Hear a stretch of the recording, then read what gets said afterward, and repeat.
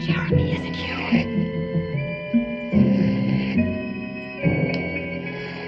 Jeremy, why don't you speak?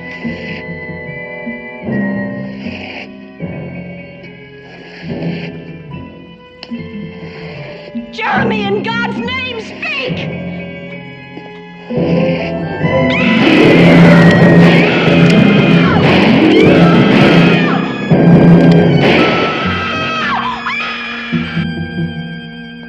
Don't be alarmed. The woman who just screamed is perfectly quiet now, as sure as my name is Boris Karloff. You see, she's been dead for nearly 100 years. Her bed is empty, and whatever it was that frightened her so seems to be gone. Seems to be. But I can tell you this much. That bed won't be empty much longer, and other screams will soon be heard. Whose? Perhaps yours, or those who will join us here. Mr. Rip Torn. Miss Patricia Barry. Mr. Richard Anderson. And, well, it seems the rest of our cast cannot be raised. They're dead, you know. But spend a night with us in the Purple Room, if you dare. Let me assure you, my friends, this is a thriller.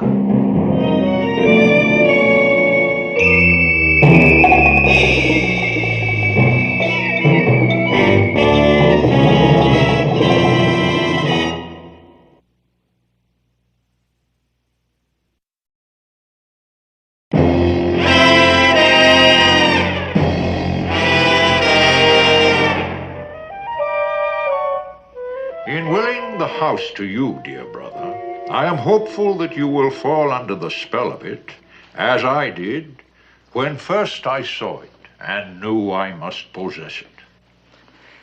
Well, I'm sorry I'll have to disappoint him there. My only interest in that property is to dispose of it as soon as possible for a profit. You haven't heard the terms. Should you decide, after one night under the roof of Black Oak, that you do not choose to take up residence there, the estate will pass to our beloved cousin Rachel Judson and her husband Oliver, who have been my guests, confidants, and faithful companions during these years of my life at Black Oak, and who cherish it as I do. Just a minute. Does that mean I can't sell the house? After a period of 1 year's residence, you will be free to dispose of the estate in any manner you see fit. But I believe that by that time, only death would part you from it, as it has finally parted me from Black Oak. You recognize your brother's signature, of course. Yes, but I don't understand. You say that I have to live in the house for 1 year before I can sell it, right? Mm-hmm. But you also say I have to decide if I will live in it after only one night. Your brother felt that one night would be sufficient to make your decision. He wanted you to feel as he felt about the place. You see, he fell in love with Black Oak at first sight. But some people are repelled by their first impressions of it. Well, it'll take a lot to repel me. I happen to know that that property is in the middle of an area to be developed by Moreland Enterprises. I'll sit it out a year if I have to. Then I take it you'll be leaving for Baton Rouge within a week or so. Well, I'll leave tonight. There's nothing to keep me here.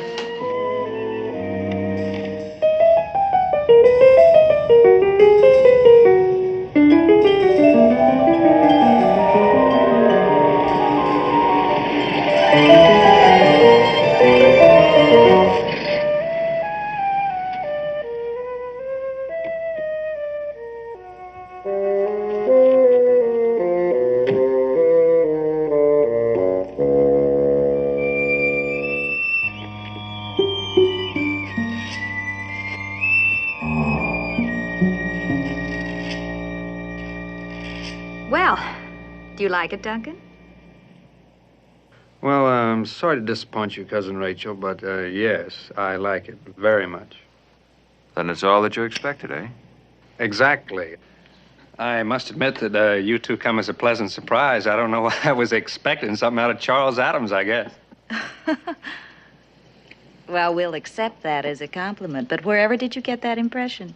Well, when Everett bought the house, he described it to me in a letter, and then later he wrote me that you two were staying here, and I suppose I simply extended the description of the house to include you. Well, we're not quite that old. I'll get the bags. Well, when Everett bought the... Unless, of course, you'll change your mind and spend the Oh, night. no, I'm here. I might as well get it over with. You make it sound as if you think it's going to be an ordeal. Well, now, let's be honest, Cousin Rachel. You know, those stories you were telling me down from the station weren't exactly meant to reassure me. Oh, come now, Duncan. Well, look, all of that is part of the fun of having an old house. It's history, it's secrets, all those ghosts. You inherit those with I a know. house. I mean, of course, neither one of you would have any idea of attempting to scare me out before the morning. Well, now, why would we do a thing like that? Well, Oliver, I just happen to have a nasty mind, and I can't help remembering that if I decide not to stay here, that the place will belong to you.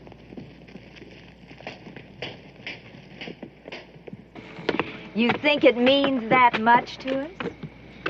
Well, it'd mean that much to me to hold on to it. You know, this place is going to be worth a lot of money in the next couple of years, as you both know.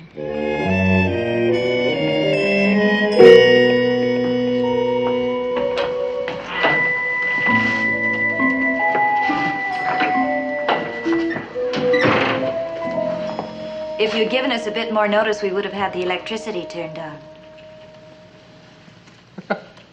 Uh-huh. Oh, you don't believe us?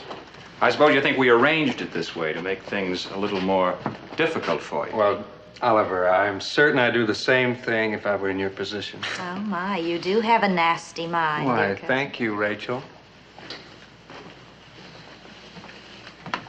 Well, it doesn't matter. I can explore this place in the morning. All I need now is a room. This way. We closed the house after Everett's death. I'm afraid the only bed that's made up is in the purple room. Of course, you wouldn't like that one. Oh, is that a challenge? The purple room, by all means. Duncan, there's nothing that you have to prove here. It's very easy to change the bedding from one room to the other. Well, listen, I don't want to put you to any trouble, and I'm certain it'd be much more difficult for you if I didn't stay in the purple room.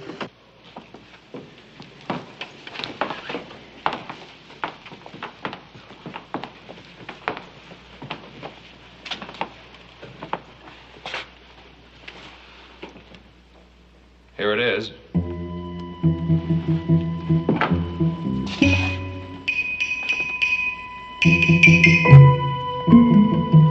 Welcome home. After you.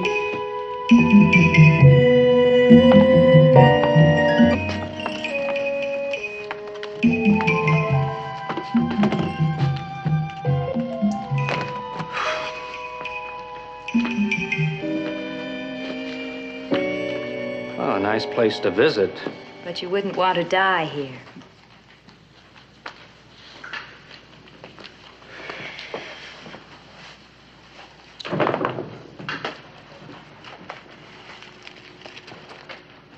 Will you hold that just a moment? Oh, sure. I still don't have any matches. Oh, perhaps you'd like to borrow my lighter. Oh, no, the can will be fine until I go to bed, and then, well, I never smoke before breakfast, and I never sleep with the lights on. You mean you're actually going to sleep here? Well, if you don't keep me awake. Well, we told you we can't spend the night. Oh, yes, that's right. You did tell me that, didn't you? You excuse me just a moment, please?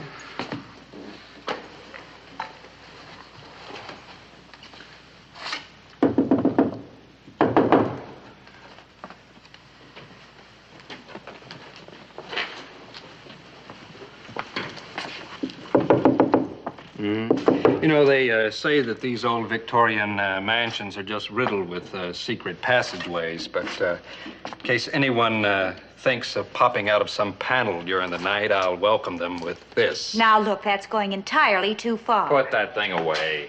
Well, I think it's only fair that any ghost within sound of my voice should be advised of my intention. My good fellow, if what is haunting this house is something human, you'll be doing a favor to everyone in the district if you put a few bullets in it. If not... If not what, Oliver? If not, you've done everything you can to announce your antagonism, your lack of sympathy to them. At the outset, you've been smug and provocative. I'm not afraid of dying if they're not. Would you please stop waving that thing around? Oh, I'm sorry. I just didn't want you to be concerned over me. And will you please tell any ghosts you happen to meet on the way out? Ghosts only appear to those who are fool enough to believe in them. And those who are fool enough not to. Any other words of comfort in parting? Well, at least let's all part as friends. Let's have a drink. I would love a drink. So would I. We can drink to the success of the living over the dead.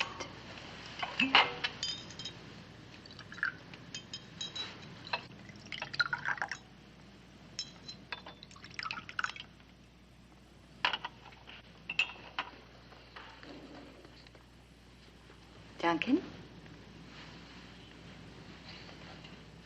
Oliver? Cheers. Just a moment. If you don't mind, let's exchange glasses. You think we were trying to drug you? Well, I just can't help judging others by myself, and I'm sure if I were you that I'd slip something in the drink to slow the reflexes and stimulate the imagination. Come on, Oliver. Humor him. Now?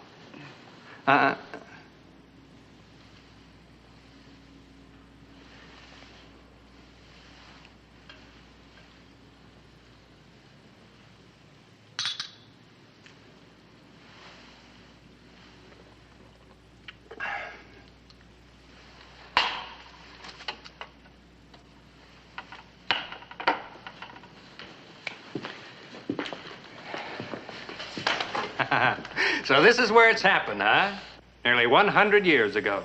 If you believe it, it started right in that bed. What's your version, Oliver? That was their bed. Captain Jeremy Ransom and his wife Caroline. His bride of only 7 days. They were alone in the house, as people on a honeymoon prefer to be. But in the middle of the night, Caroline awoke, hearing the sound of footsteps on the floor below. Caroline was terrified. But Jeremy, hardened by years of war, didn't know the meaning of fear. If a prowler had gotten in, he'd throw him out bodily. He started for the door. Caroline begged him not to leave her there alone. So Jeremy stopped, and then he went to the mantel and took down his pistol, loaded it, and put it into her hands. If the fellow should slip past him, penetrate the bedroom, Jeremy told her to shoot and shoot to kill. And then he went out to the stairs. He took no light to warn the prowler and started down the stairs slowly, searching. There in the bed, Caroline waited, clutching the gun. She waited, till she wanted to scream. Instead, she hardly breathed. She heard nothing, nothing at all. She just waited. She began to pray. And then she heard it. The footsteps again, coming up the stairs. But they weren't his footsteps, not her husband's, not Jeremy's. They shuffled, dragged, groped, fumbled, coming closer, closer, reaching the door. started in. She couldn't see who or what it was moving toward her out of the dark. Her fingers tightened on the gun. She cried out, "Jeremy, is it you?" There was no answer. So she fired, point blank, again and again at the shape. She heard a moan, then a fall. And she lit the candle. And then she began to scream. And scream. And scream. Is that the punchline?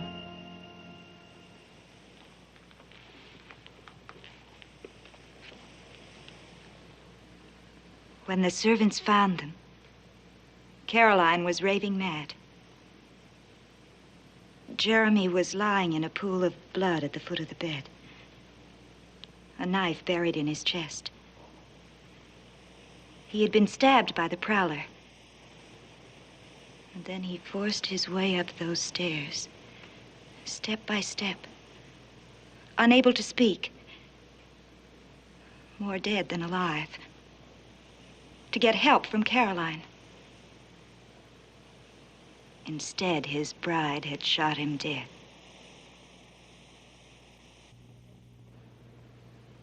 She never regained her sanity. Well, it's no joke to lose a husband like that, especially one you like. It's all in the old newspaper files in Baton Rouge. Perhaps you'd like to check on it in the morning. Oh, why wait till morning? Won't I be able to check it out tonight with old Captain Jeremy himself? Or do you think maybe he's going to take the night off? You know, after all he's been through, maybe he's going to be a bit gun-shy. Duncan, I have had enough of your smirky superiority and bad manners. You can believe what you like. This place is all yours. And everything it contains. Let's go, Rachel. And, you'd better lock this. Keeps out the draft.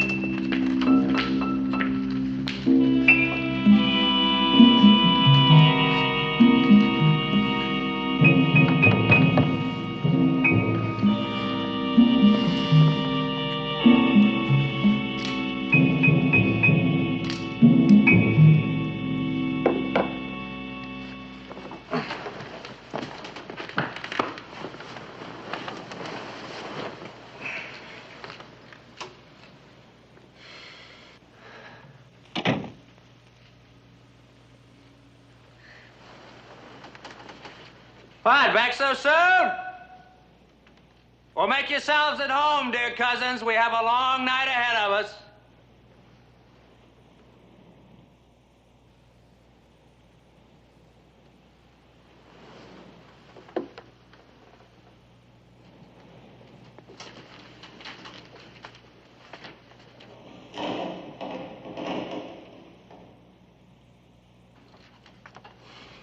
Now, what would brave Captain Jeremy have done, huh? Oh, yes, started down the stairs to investigate? Well, not me. I've had a long trip. I'm going to get some sleep. I'm sorry.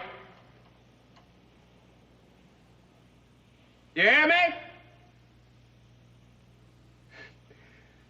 Listen, why don't you just give it up and forget it? I'm going to be here for the night. I'm going to get some sleep. Oh, come on, knock it off. That sort of thing went out with bustles and buggy whips.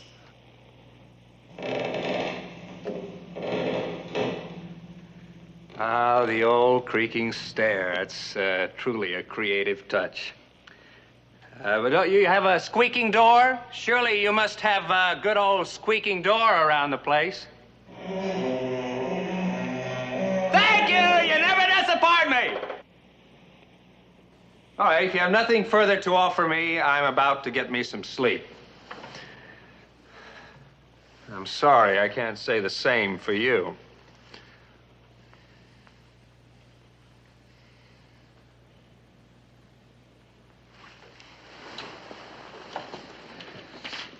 First, one little more nightcap. Sure you won't join me? No? Pity.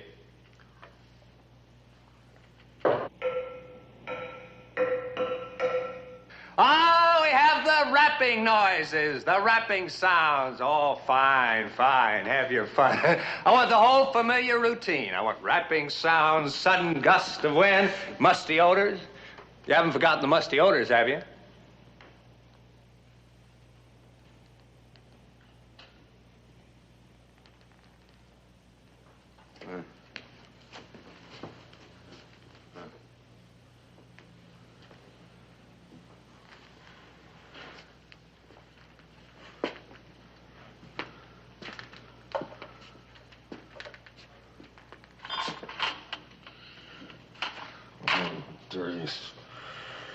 Hey, you did put something in that drink, didn't you?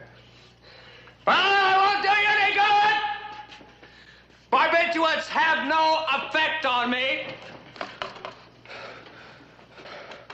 No effect at all.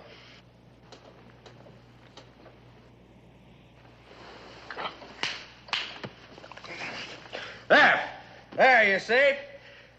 I'm better. I told you it wouldn't work. Even Novocaine doesn't do the job on me. Unless I let it. It is simply a matter of willpower. Now, either you let it or you don't let it.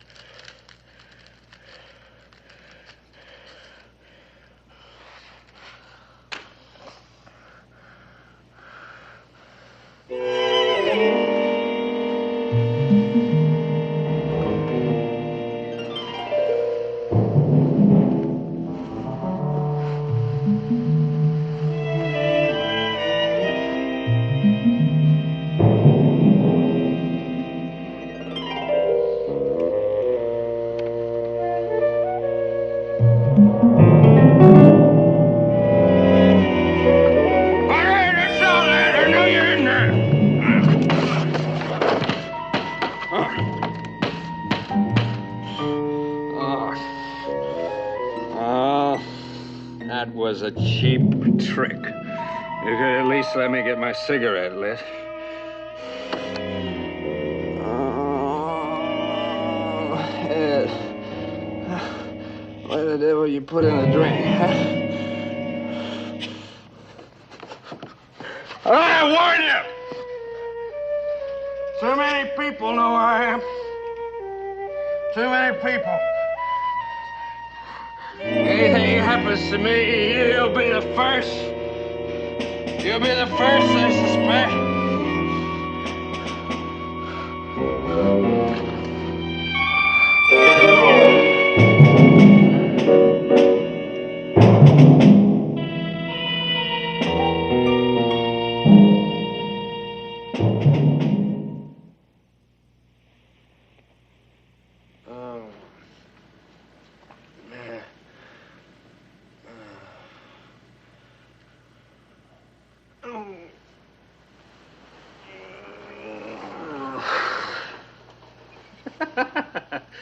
Oh, what a head.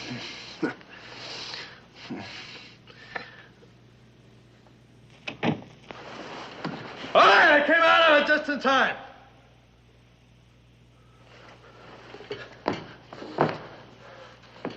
Oh. All right, you didn't have to pick the lock, you know. I would have let you in. Why didn't you knock, huh?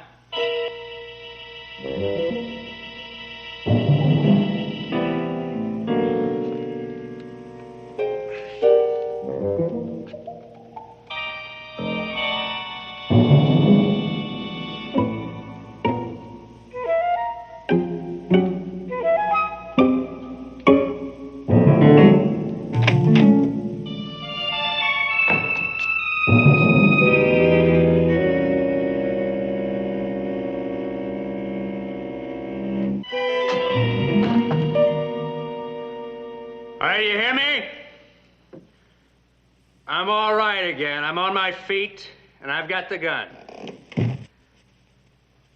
All right, that's enough. That's enough! Do you hear me?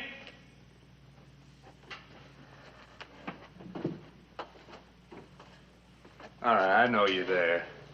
But I want to tell you, I have stopped thinking this is funny. I'm not very amused.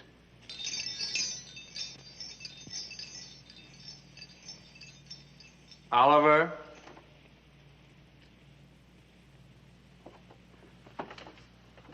All right, Rachel. All right, whatever you are, Jeremy, Caroline. All right, look at this gun. You see it? Yeah, you can see it. Don't you think I won't use it. All right, Oliver, Jeremy, Rachel, Caroline. I'm going to shoot the first thing that moves, animal, vegetable, mineral, or what have you. All right. All right.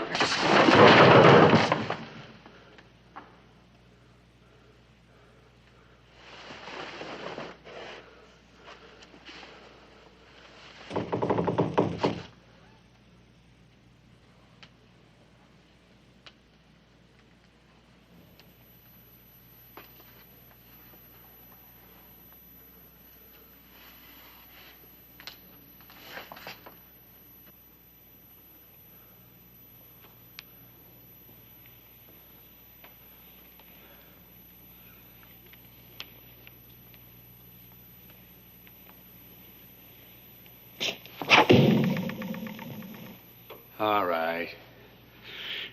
That does it. From now on, I take no responsibility for what happens.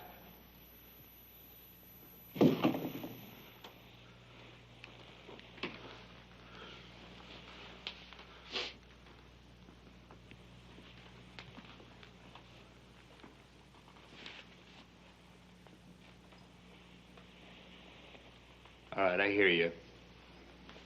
I hear you over there.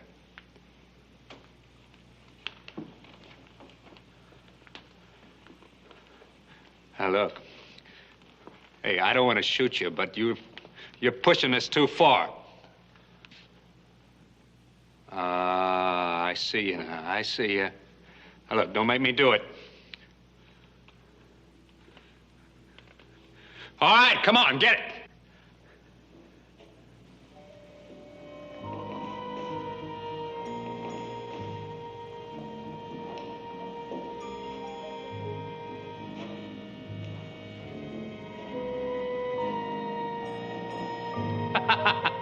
Oh, give me credit. I figured you right, didn't I, Oliver? It is Cousin Oliver, isn't it? Well, of course it has to be. I mean, Rachel wouldn't be caught dead in that nightgown. What is that? A knife in your chest? Huh? That's very clever. That's a very clever idea for a tie pin. I might merchandise that.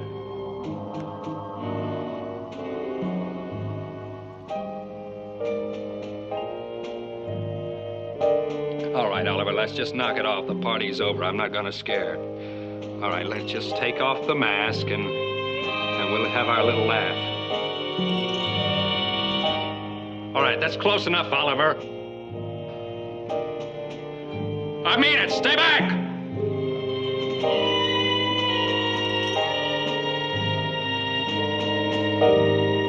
Rachel, call him off. Listen, if you're here, listen, use your head. I'm not afraid of your comic opera ghost, but I am afraid I'm going to have to kill him. I'll kill him.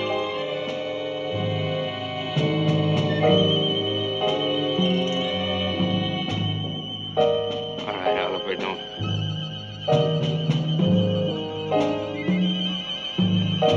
Look, Oliver. Jeremy. No, stop it. I mean what I say. Look. If you think I'm gonna let you put those hands on me, you just... All right, what are they? What do you got there, some kind of glove? Oh, stop it. Please, stop it.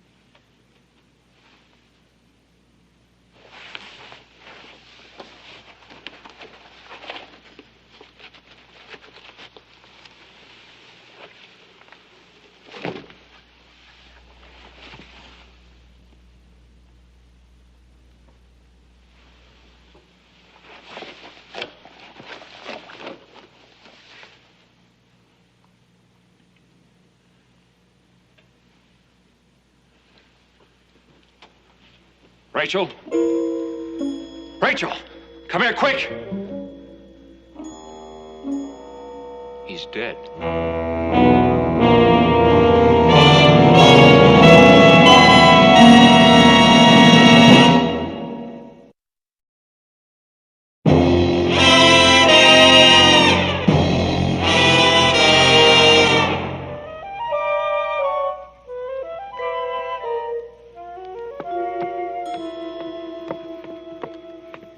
His cigarettes. I'll bet you forgot his cigarettes. I did not. I put them in his pocket.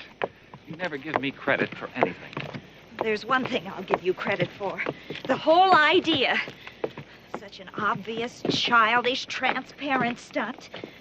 Well, even Duncan saw straight through it before it even got off the ground. Oh, yes? Well, if he was so smart, why did he have a heart attack? Why didn't you tell us you had a weak heart? He didn't know. Don't talk to him like that. Gives me the creeps. No, don't put him in the luggage.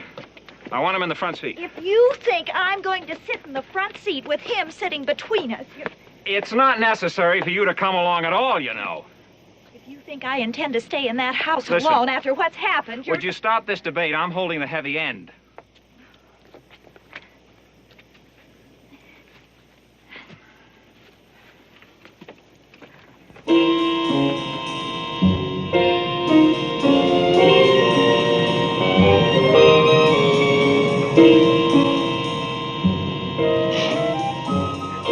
Get out. No need to get your feet wet.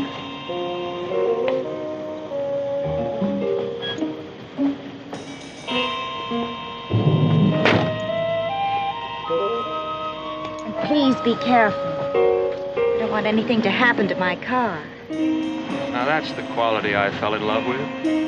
Tenderness.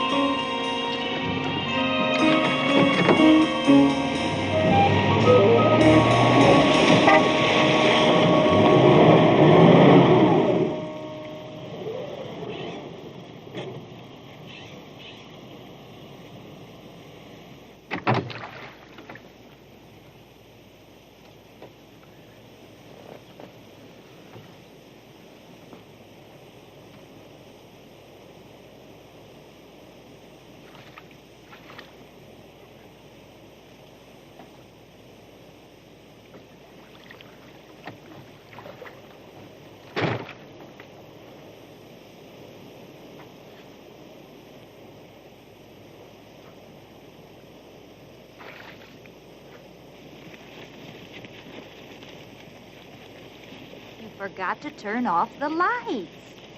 My dear girl, if a man has a heart attack while driving to Baton Rouge and runs off the road in a dead condition, he'd hardly consider turning off the lights just to keep your battery from running down.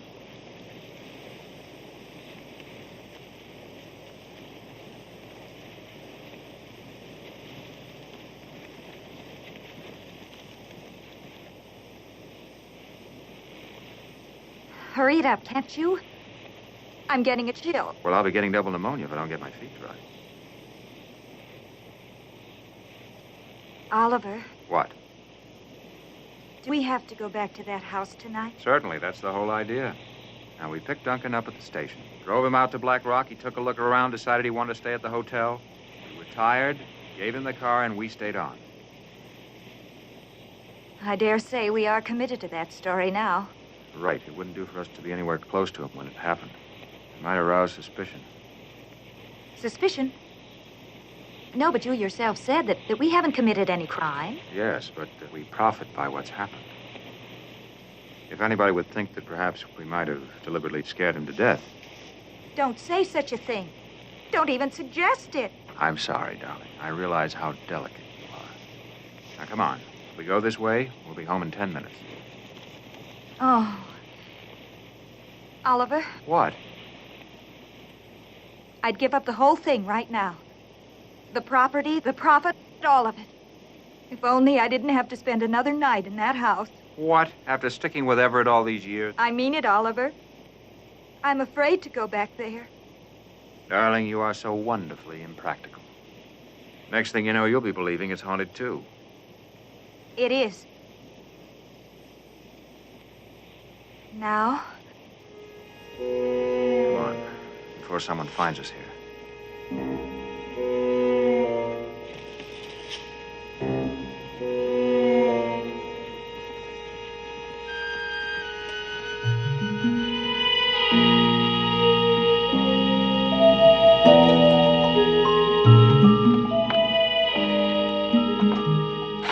Now, will you stop all this nonsense? We know this house inside out. If there are any ghosts knocking about, I'm sure we'd have stirred one up before tonight. Before tonight, we never did anything to stir one up. Well, that's a fine, enlightened statement. Oliver. What? Oliver, please, I know I'm being foolish and female, but please humor me. We've always felt the same about things before. Don't you feel something different tonight? Of course I do. We've been through a harrowing experience. It went far beyond anything we intended. But it's over and it's finished and that's the end of it. No, I never gave any more credence to that story about Jeremy Ransom and what's her name, Carolyn, any more than you did. Not until tonight. But when I was waiting downstairs, watching Duncan, and you in that silly outfit, I swear I was almost as frightened as he was. I always knew that I should have been on the stage. No, Oliver. No, it wasn't you. Or him. It was if somebody else was in that room. Some other presence. Didn't you feel it at all? Of course. I was scared stiff. But not of the bullets. I knew I'd switched them to blanks after he passed out. But what I was really afraid of was that he'd figure that out and come after me with a fireplace poker or something. Then you didn't feel it. As if Jeremy Ransom and Caroline were in that room, backing you up, egging you on. The man had a stroke, a heart attack. There's no way in the world that we can be blamed for this. There are no signs of violence in the body, no stab wounds, no bullet wounds. You sound so cold-blooded. Well, you're making my blood cold with this infernal... Oliver, please. Please, let's not quarrel. Not tonight. Not tonight of all nights. I'm sorry. We're all on edge. Everything will look different in daylight. Yes. I guess there isn't anything to do now, but wait. Wait for the daylight.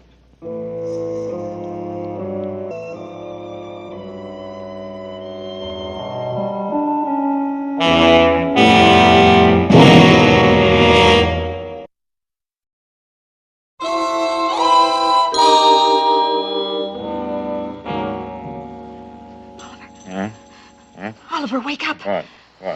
Huh? Wake up. Oh, Rachel, what now? Listen.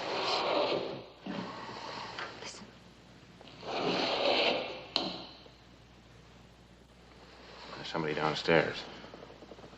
Or something. Oh, don't be a fool, Rachel.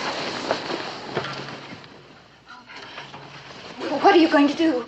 I'm going downstairs to find out who's sulking about. Don't you know?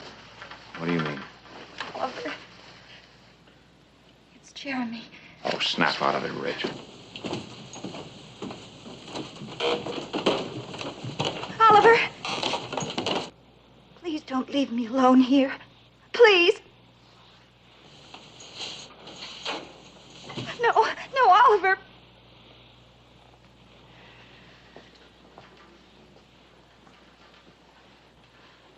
Now, you hold on to this.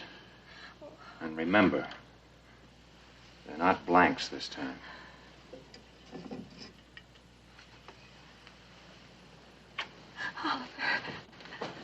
Oliver, please don't go down there. Please, please don't.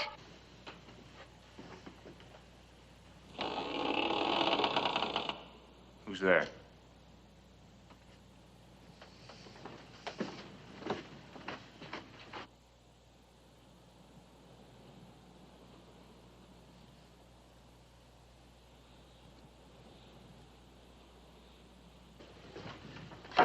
What do you want? Who are you?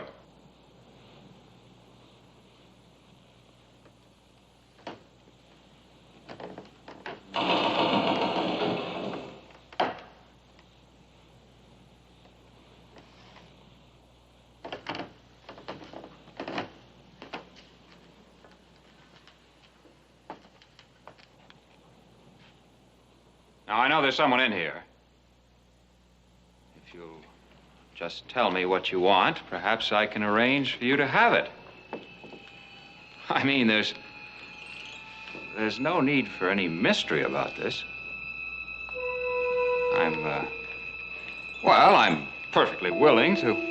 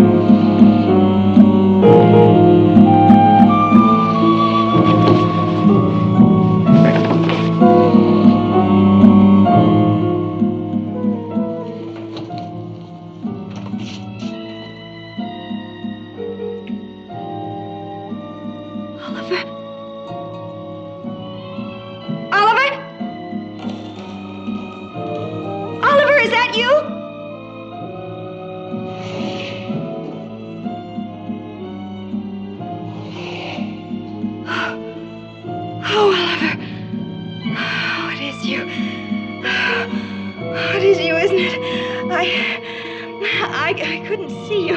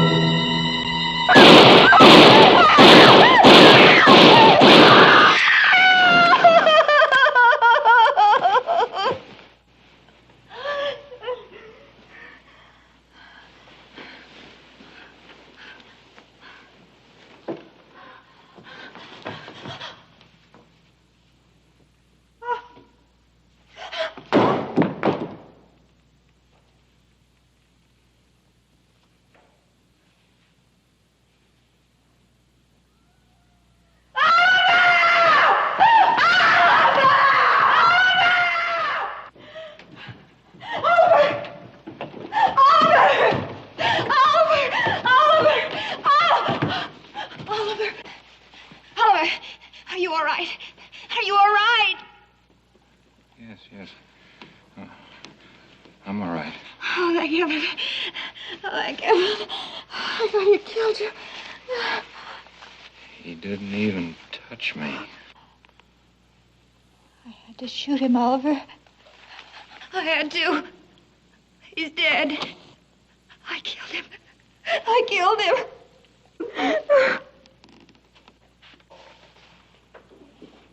Judson? That you, Mr. Judson? Ma'am? Are you all right? Where did you come from? Well, we heard the shots. How did you get here so soon? We found your wagon, ma'am, down by the bayou with some stranger in it. Fellow said his name was Ransom, Jeremy Ransom. Was out of his head. Said someone was trying to kill him and his wife.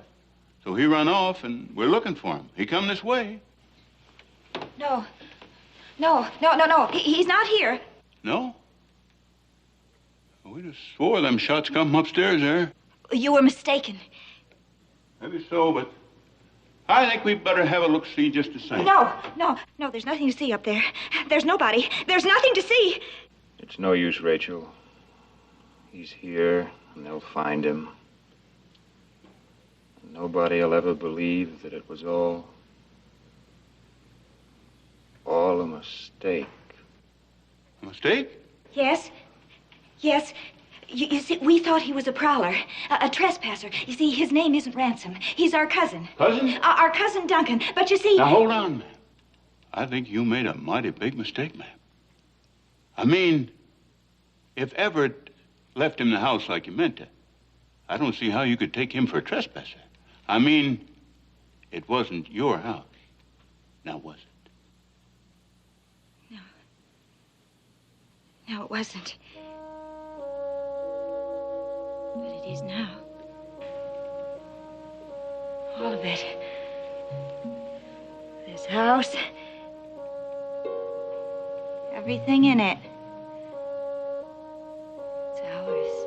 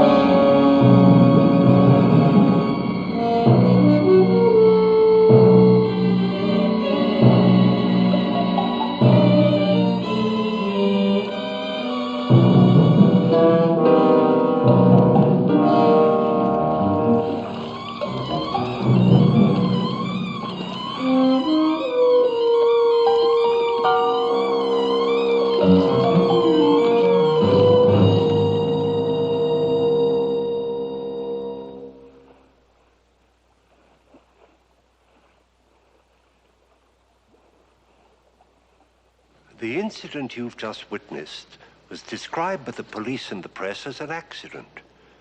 Which, of course, it wasn't, just as sure as my name is Boris Karloff.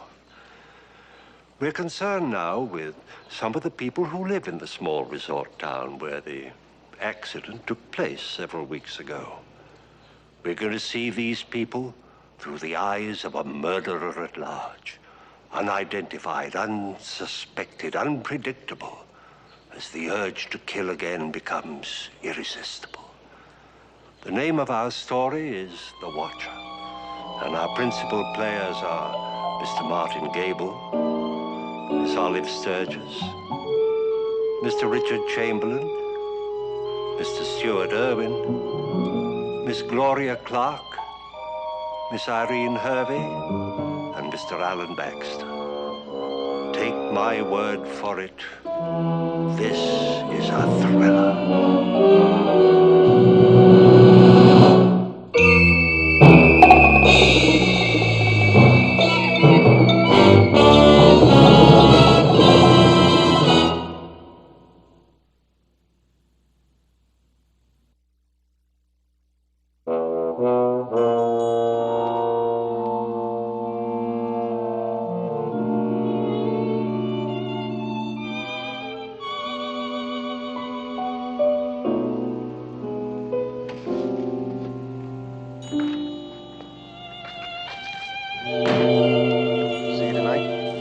and stop me.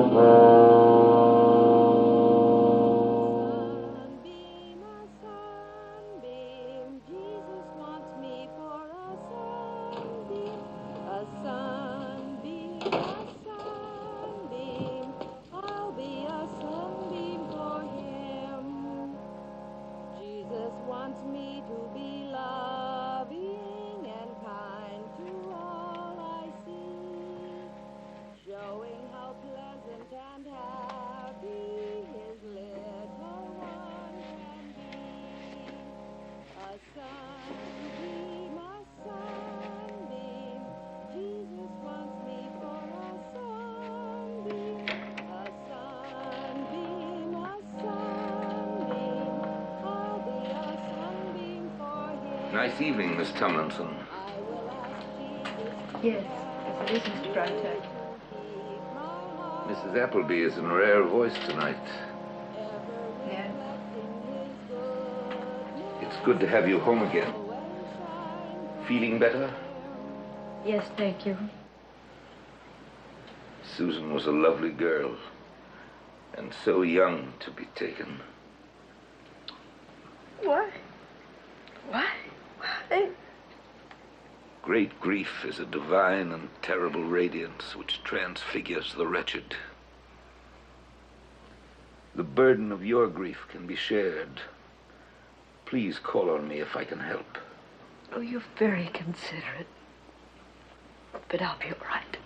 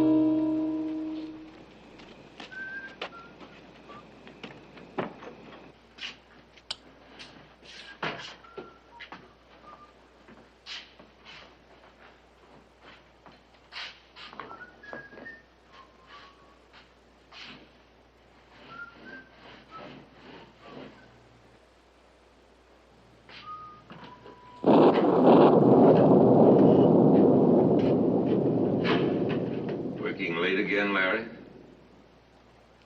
Yeah. Keeping these old helps in the water is a full-time job, I imagine. Mm-hmm. Your aunt's fortunate having you to work for her. Somebody's got to take care of this place. She's a widow, and these boats in her house are all she's got. Yes, but most boys your age would rather be out roaming the streets. You're to be commended, Larry. Believe me. I'm a teacher. I know something about boys. I know how they squander their time. You want something, Mr. Freitag? I make you nervous watching you work? Nobody makes me nervous. How old are you, Larry? 20? Graduate from high school? Sure. Plan to continue your education? Go on to college? I hadn't given it much thought. You were seeing quite a lot of Miss Tomlinson's young sister before she was drowned. Well, Susie used to hang around here a lot, if that's what you mean, but I wasn't dating her. Well, she was a nice kid, but she was always underfoot. She all the time pestering me. I know. I'd rather not talk about it, Mr. Freitag. Do you mind? I suppose a good-looking young man like you doesn't have any trouble finding feminine companionship. I hadn't thought much about it. Must be a problem for you. I mean, avoiding unwelcome attentions. I can take care of myself. I'm sorry, Larry. I didn't mean to pry. I'd really like to help you. Thanks, but I'm doing all right. An older man can sometimes help keep a boy straight. Life is full of dark paths. It's so easy at your age to lose the way. Many temptations come our way. But if we refuse to learn from our mistakes, if we make them a way of life... You sound just like my Aunt Eunice. I'm trying to be your friend, Larry. Look, Mr. Freitag, I'm doing all right. If I ever need your advice, well, I know where I can find you.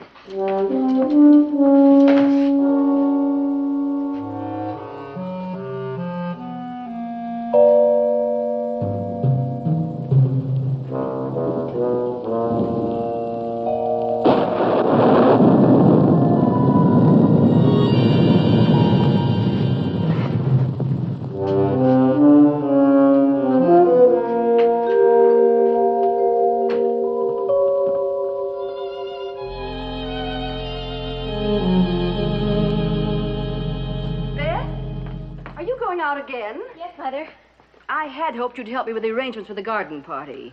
There's a great deal to do before tomorrow night. Well, I'm sorry, Mother. It's time you assumed some social responsibility, Beth. Why? You have enough for both of us. Don't be insolent, young lady. I'm sorry. You should be. You should also be sorry for the way you look. Oh, Beth, won't you even try? You have a closet full of dresses, and I never see you in anything but blue jeans. You're almost 21. It's time you started behaving like a lady. Oh, Mother, let's not have another scene. Where are you going? To Shirley's. All right, run along. But we'll have a long talk tomorrow. It's a date.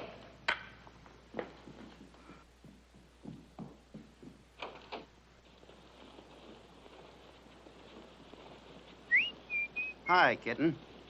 Uncle Florian, what are you doing out of bed? All right, let's have it. Hmm? You know what the doctor said. Give it to me. Ah, petticoat tyranny. Just because she gave you a bad time, you have to ruin my evening. That's right. We petted women are a perverse lot.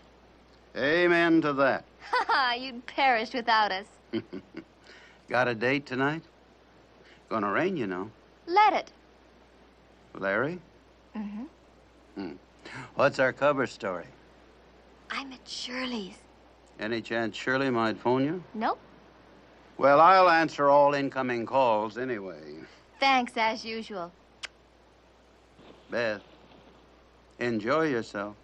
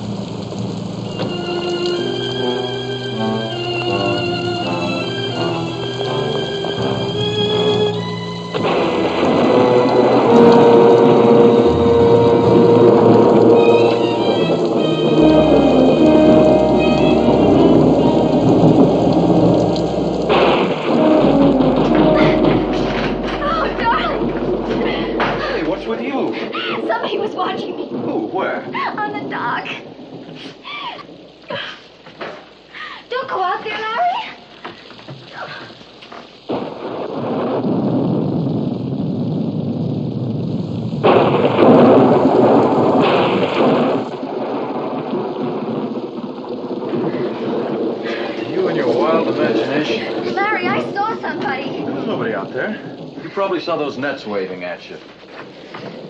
Well, looks like we have soggy donuts with our job, huh? You are a ninny. Guilty conscience, I guess. Oh, Larry, if my mother had any inkling, it'd kill her. Hey, we haven't said hello yet. Larry, it's doing something to me. Sneaking off to meet you here and telling lies. How about it, huh? Huh?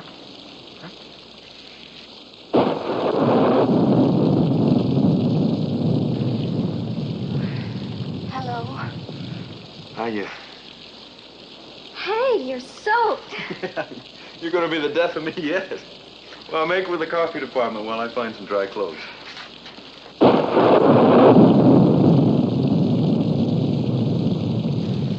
You remember that high school teacher I told you was renting from Vita Tomlinson? You never told me about any teacher. Didn't I? No? Slipped my mind, I guess. Well, what about it? His name's Freitag. He was questioning me tonight. About what? Oh, how old I am. Do I plan to go to college? Stuff like that. Teacher I told you was...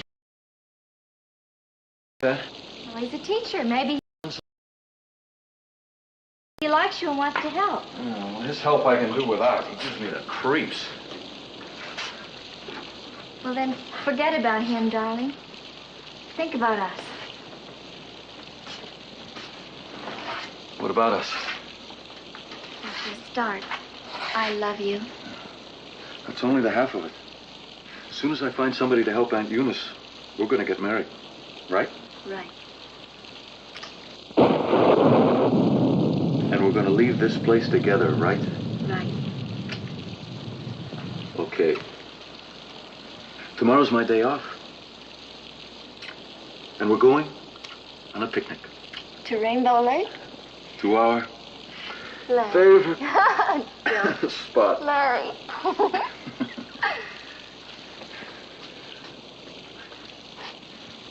O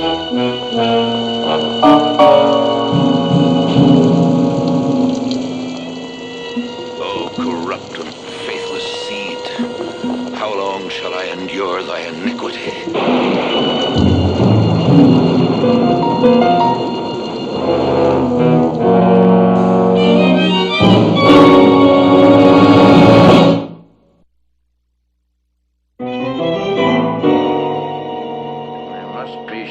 Before I kill again. What does he mean again? You haven't had a murder here since Prohibition. What about Toby Cantwell? 4 people saw Opal Johnson shoot him. I mean an unsolved murder. Oh. Unless maybe he's talking about Susie Tomlinson. Now, you know the coroner ruled that an accident. I didn't buy that then. I don't buy it now. Look, you're hired to keep the peace, not to stir up more trouble. Bill, we try to solve crimes, not cover them up. This is a summer resort. The tourist trade here keeps the natives alive all winter. And no elected official is going to hand down a verdict that's going to scare off the tourists, especially if not a single shred of evidence.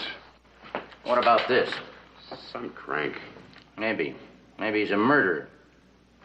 Only a psycho could write a letter like this. Someone who reads his own corruption into everything he sees. Look, Al, if this letter's on the level, you got a sitting duck out there, and before you know it, he'll be a dead duck. You wouldn't want that to happen, would you? Of course not. All right. And why don't you let me nose around a little, ask a few questions, okay? All right, all right. Phil, keep this to yourself. No leak to the newspapers, no nothing. Unless you're sure, okay?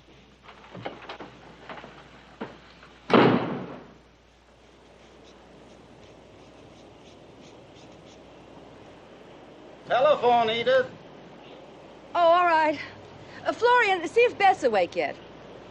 Beth.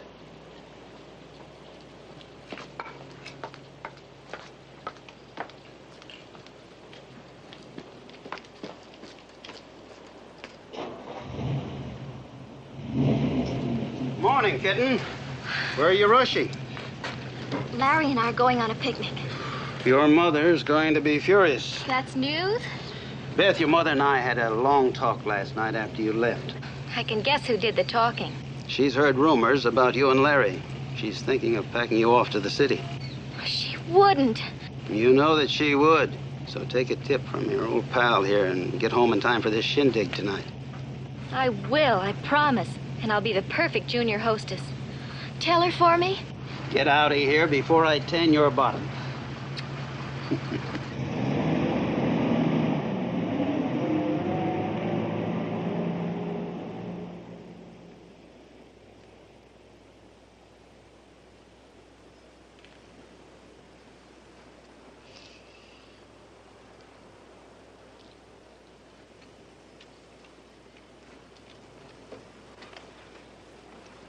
I heard you had a breakdown after it happened.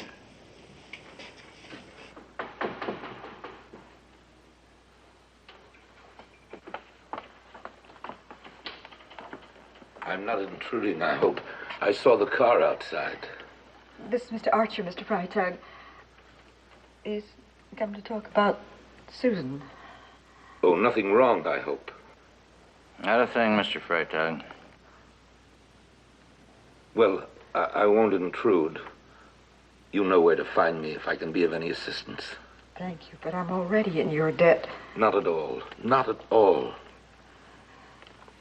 Good day, sir.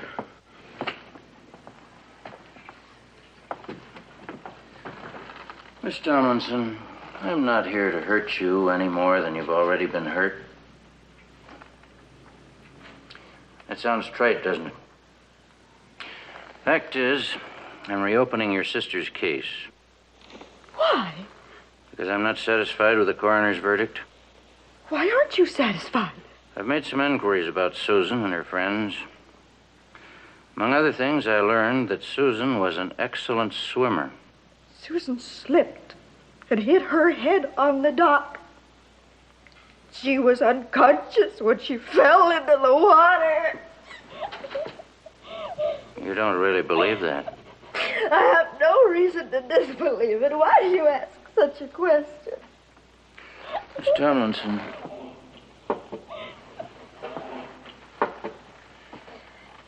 Did Susan have any close friends that you were concerned about? Susan had lots of nice friends. I mean boyfriends. Just what are you suggesting? I understand you kept a pretty tight rein on her. Maybe too tight? Young girl needs close supervision. And you gave her close supervision. Very close. And so, she reacted quite naturally. She rebelled. She had dates behind your back. It's not true. She spent quite a lot of time down at the boathouse with Larry Carter, for one. I don't wish to discuss it.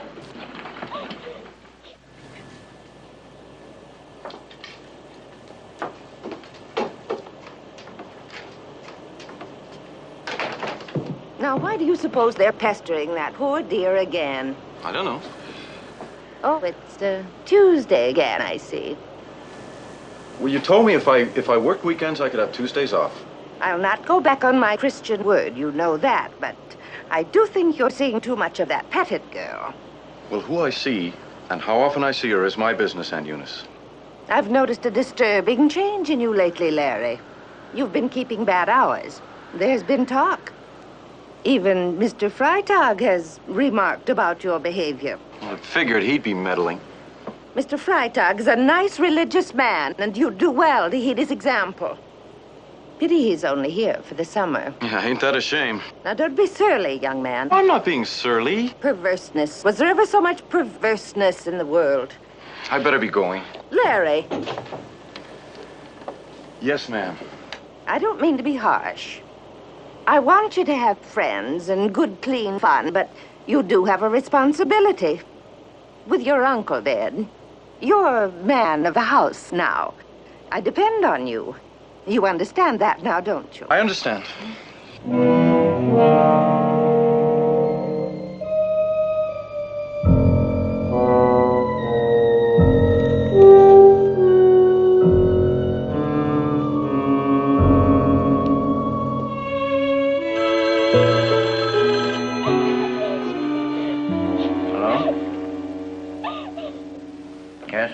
Well, you better get with it. Another letter just came in. Special delivery. Go ahead. It was mailed last night or either early this morning. It's unsigned.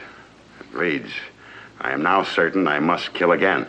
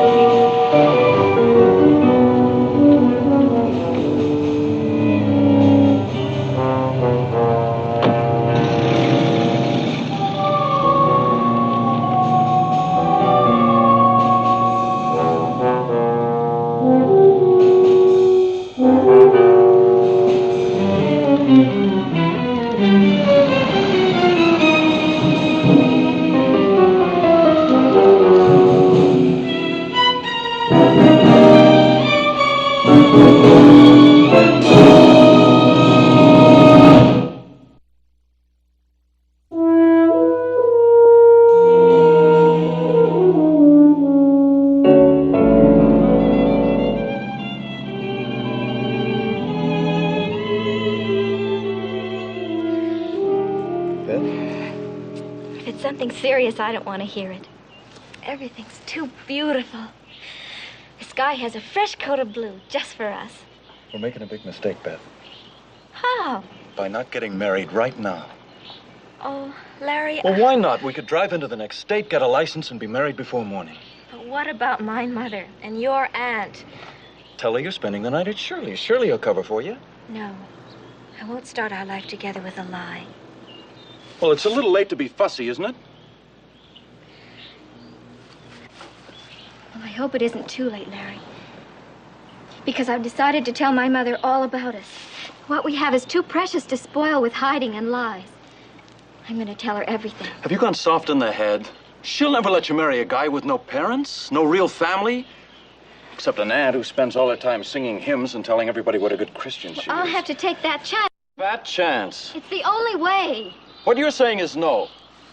Okay, it's no, and that's the end of it.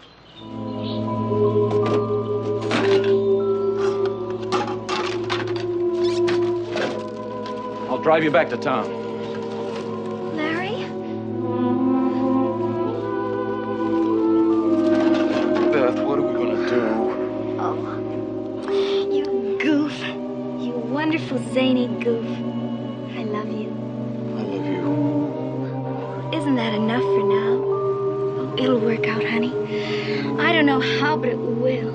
It will. It's funny, but I don't care much right now. Just as long as I don't lose you. Just you try and lose me.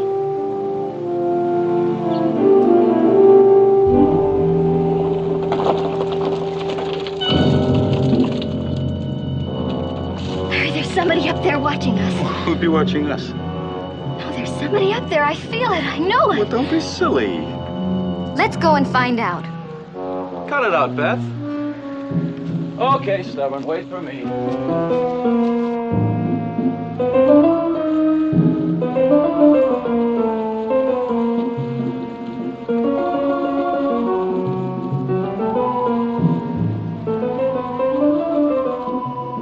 Nothing.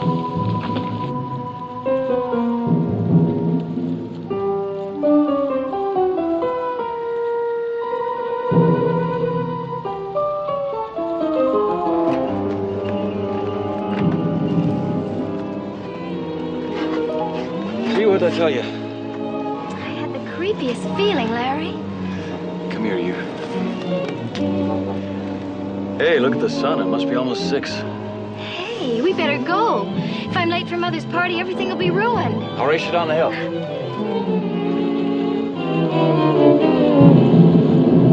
Ow! Are you all right? Larry, my ankle. Oh,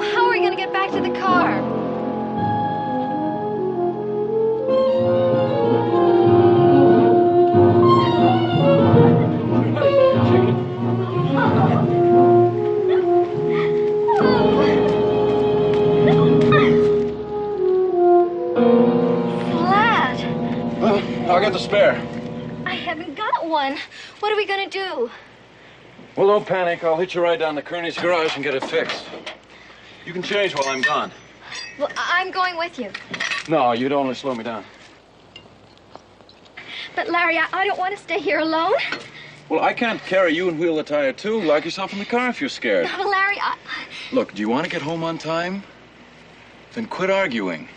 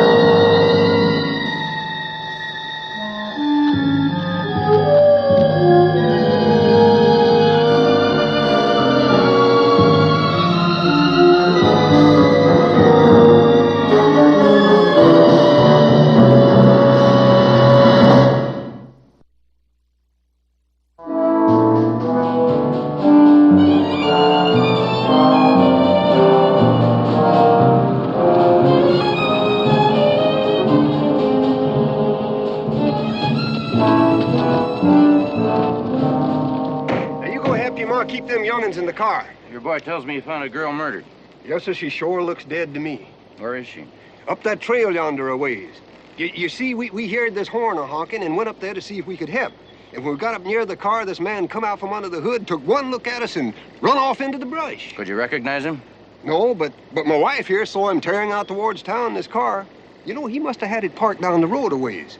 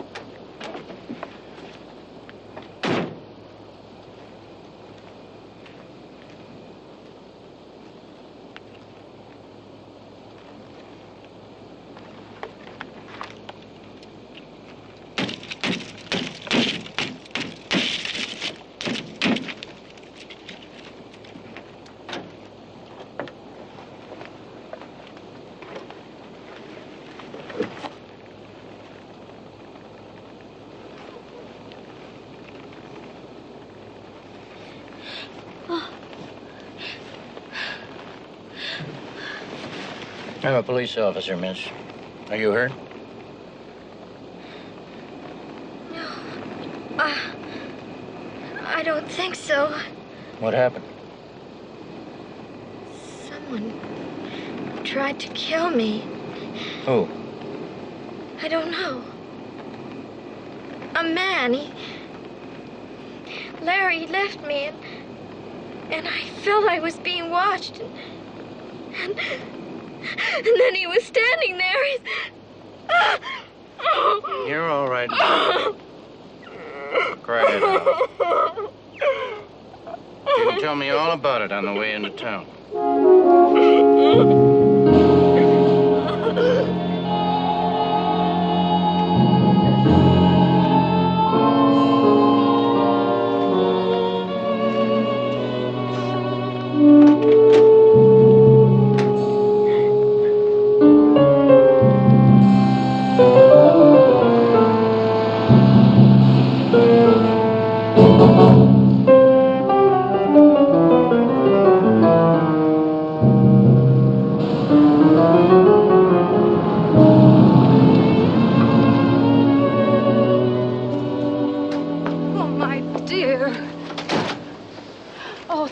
You're all right. I'm sorry I spoiled your party, Mother. Your uncle and I have telephoned everybody. We've told them you had an automobile accident. That's all they need to ever know. But something's happened to Larry, and they won't tell me what. I'll drop back later to talk to your daughter, Mrs. Pettit. Good night. Oh, officer, there's to be no talk about where my daughter was found. Sheriff Matthews and I have discussed it. Do you understand?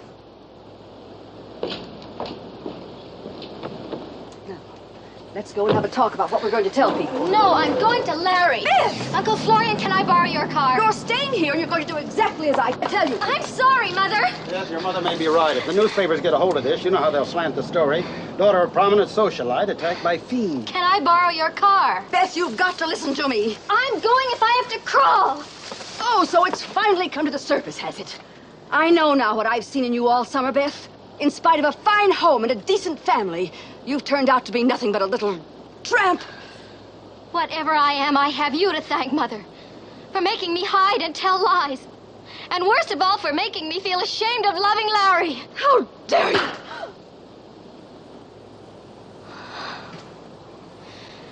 And thanks for that, too. Beth, wait. I'll drive you.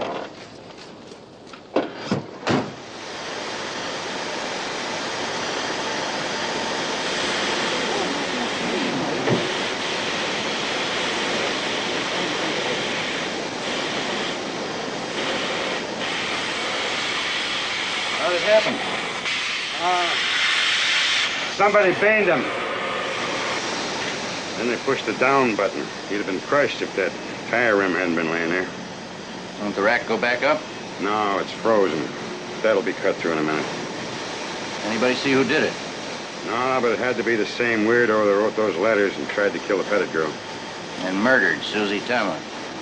Well, there's a connection, that's for sure. How much longer, Sheriff? It'll be a few minutes yet, Doctor. You think you can revive him, Doctor? You'll have to wait with your questions. Until when? Until tonight, maybe. The Portville Hospital is sending an ambulance. Meanwhile, we'll take him to his home. How bad is that head injury? I can't tell till I see the x-rays.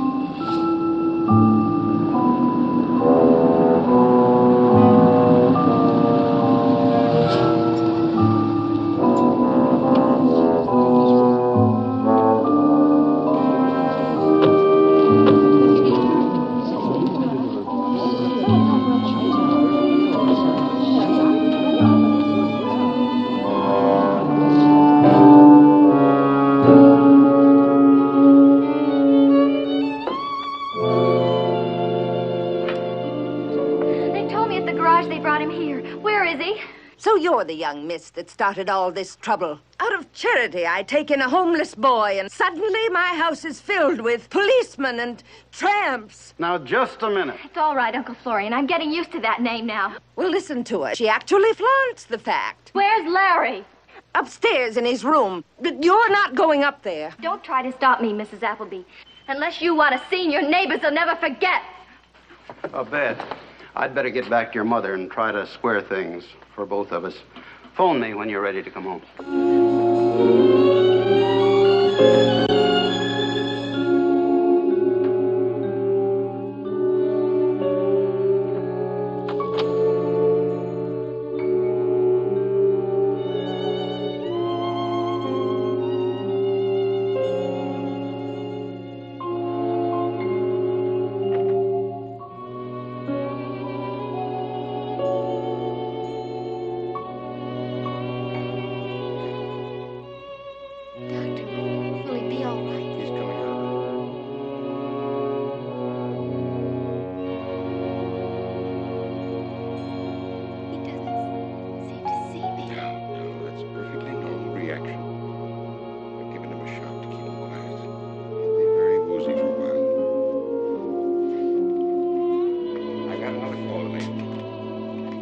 I'll be back before the ambulance arrives.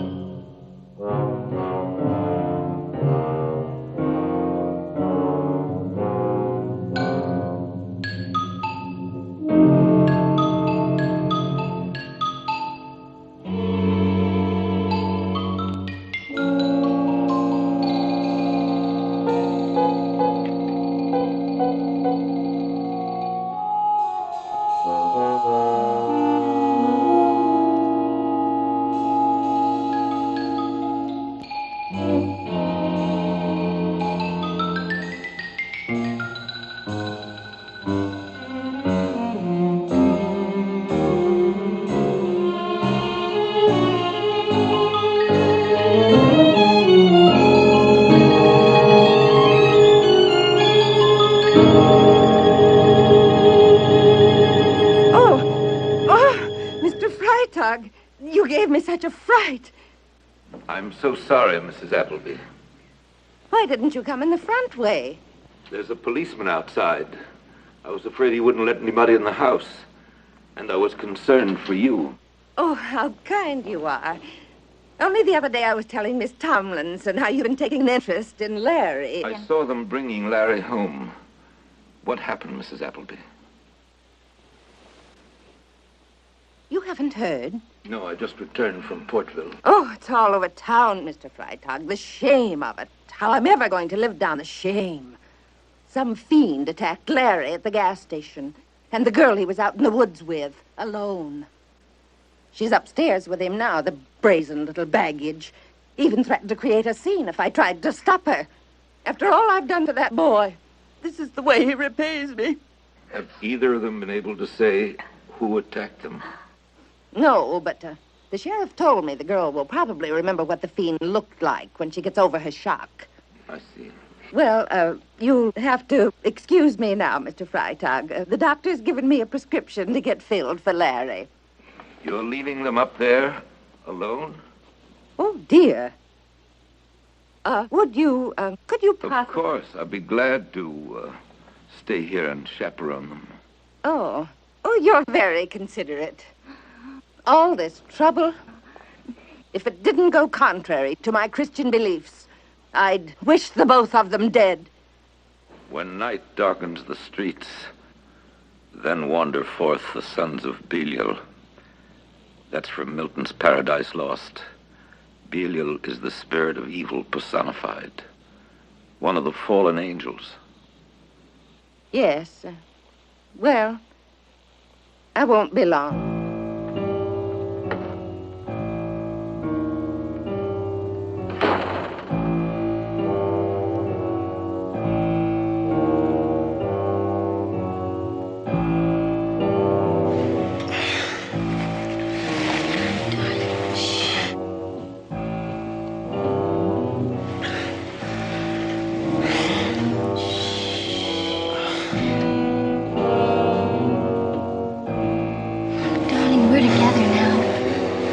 Nothing will ever come between us again.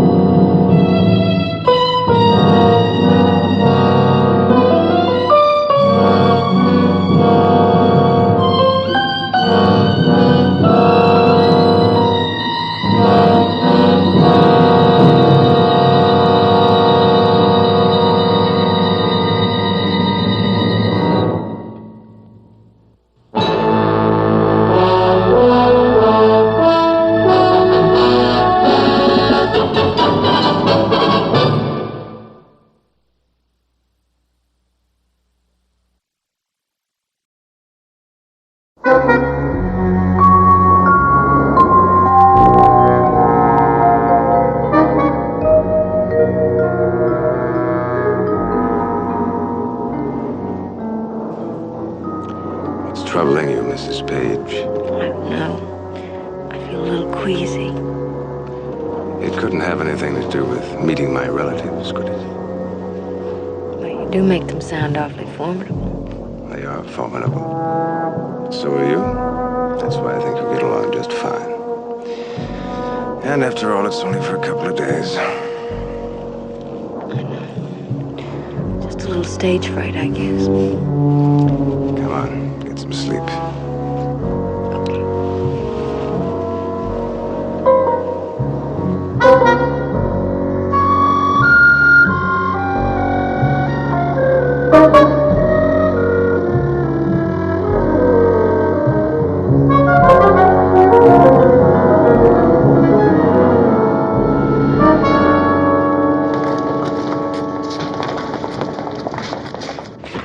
Sleepy? I'm not used to sitting up in a plane all night. Well, as soon as we get to Pasadena, you can catch a nap. Only, why don't you wait over there? This will take a few minutes. Okay, dear.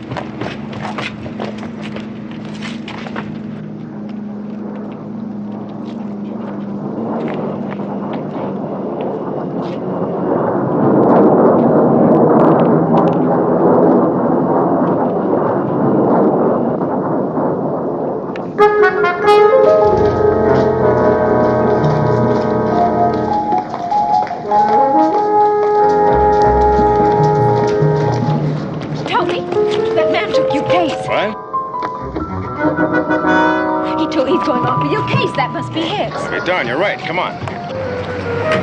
Hey, mister! Hey, taxi!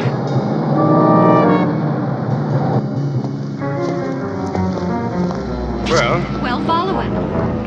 No, darling, it's not so tragic. I'm sure we'll find something in his case that'll tell us where to reach him. I don't know. I hope so.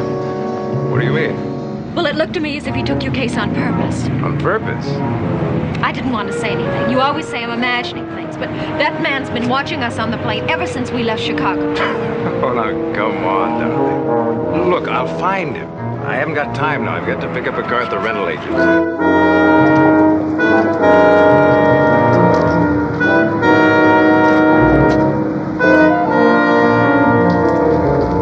Attaché case, a classical ingredient in tales of cloak and dagger. Well, was the young lady correct? Was it switched on purpose? Well, as sure as my name is Boris Karloff, the contents of that case will soon trap these two young people in a web of terror. Alice, the bewildered bride, doesn't yet know that her husband's life will depend upon her silence. She'll become a girl with a secret. That's the name of our story. Our principal players are Miss Fay Bainter, Mr. Paul Hartman, Miss Myrna Fahey, Mr. Rhodes Reason, Miss Cloris Leachman, and Mr. Harry Ellaby. We assure you, my friends, this is a thriller.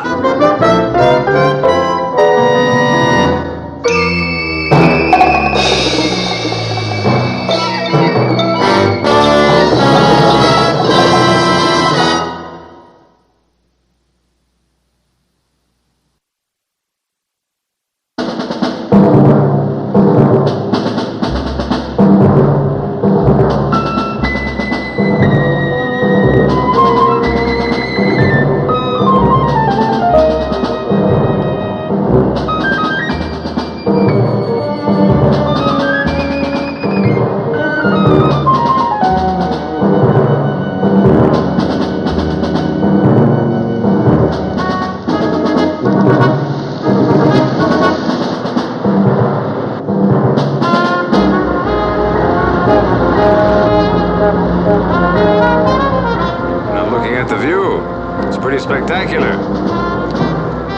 I'm so sleepy, dear. Okay, the view will keep. Go to sleep, baby. Wake me when we get close. I will.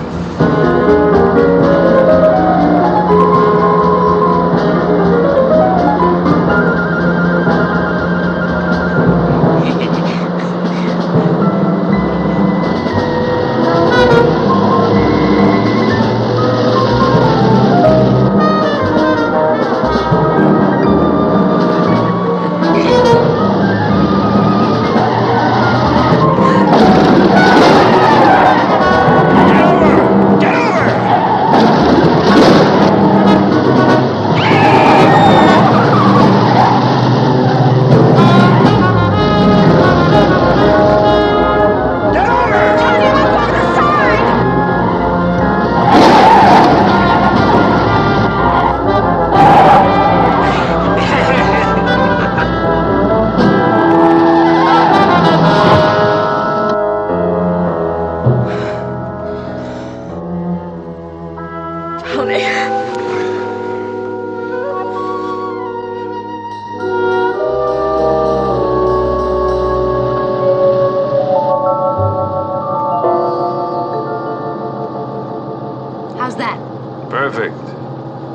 even look. They'd love you without any lipstick. Tony, I'm still shaking. Horrible man. Alice, promise me you won't mention it to my family. There's no sense in upsetting them. I won't.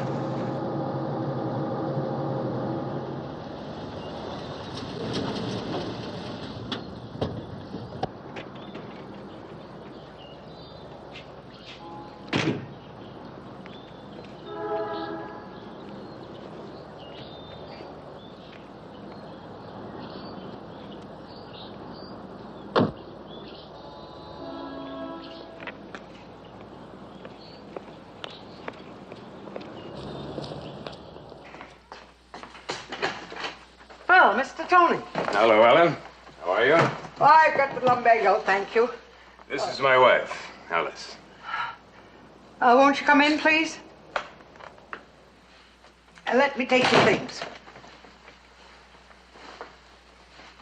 I'll tell Mrs. Redfern you're here. Thank you. My dear, we're very happy to see you. Won't you sit down?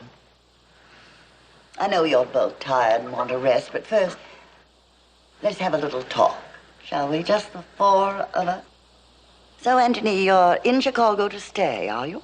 Yes, that's right. A job, an apartment, and a wife. Are you a Chicagoan, Alice? No, I come from Indiana. A small town. But I was working in Chicago.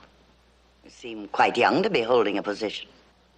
We could hardly call typing a position. You live alone in Chicago? Well, I was going to college there. I was working to help pay for my education. Then I met Tony. So there went everything. Education, career. Your parents, they still live in Indiana? Yes, my dad owns a drugstore, Hanson's drugstore in Boulder Creek. They're quite well, I trust. Oh, yes, very well. I'm very happy about my marrying Tony. Alice, Yes, ma'am. I'm very happy that you were the instrument of Tony's salvation. He's a reckless boy, but basically honorable. He should give you no serious worries. Thank you. Ellen, will you show Mr. and Mrs. Page their room, please? Yes, Miss Redfern. We'll be dining at 6:45.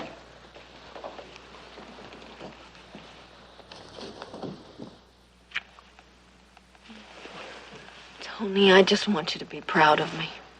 I am proud of you. Now, why don't you take a nap? By the time you wake up, I'll be back. Back? Where are you going? Well, it's my fault. We forgot to get something for Gran. I'll go with you. No, you get your sleep. There's Uncle Greg and Cousin Bee coming up, remember? And, darling, please wear those earrings I gave you tonight, for Gran's sake. But I'll be back. Back?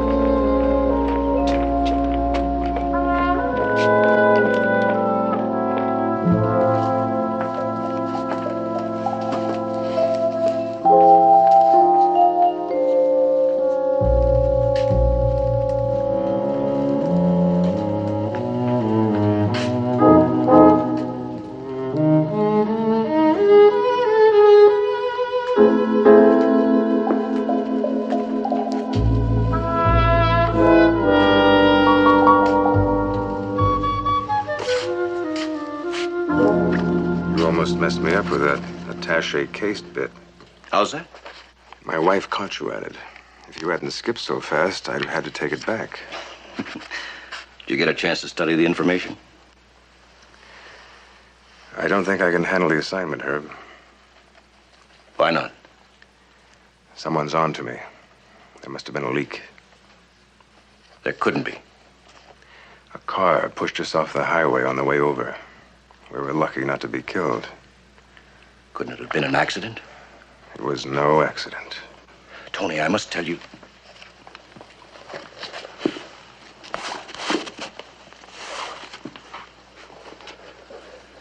Tony, you're the only man for this particular job. Now, let me fill you in on the facts. Then you can make up your mind.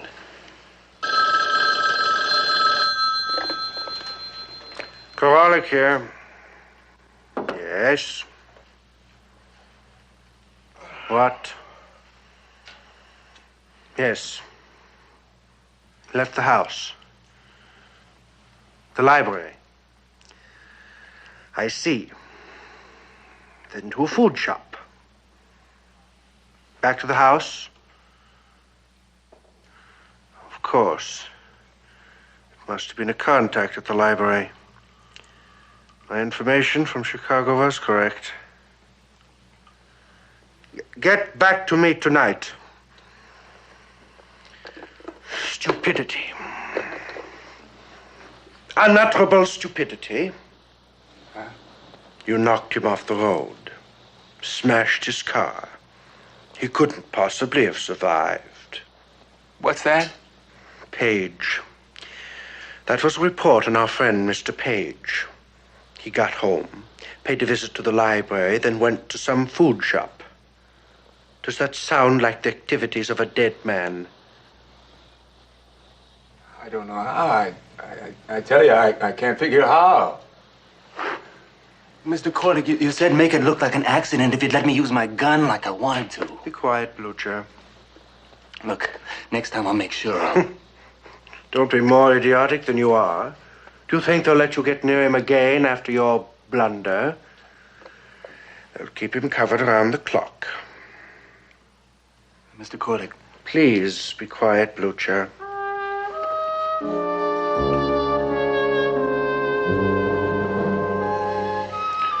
Have to work this out.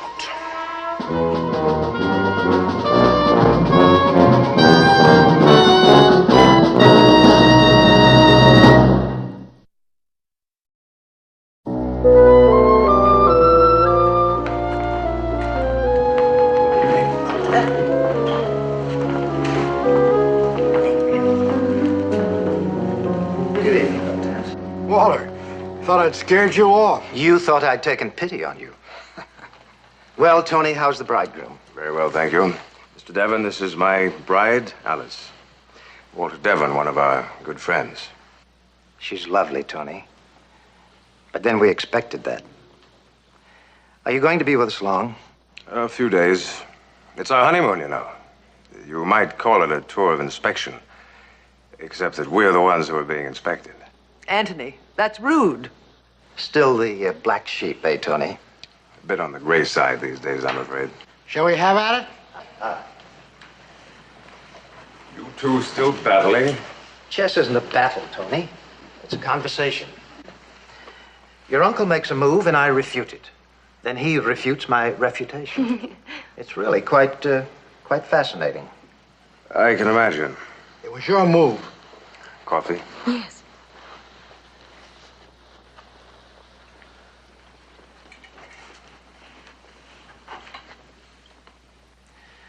Beatrice, would you please play something for us? Will you listen? Why, of course.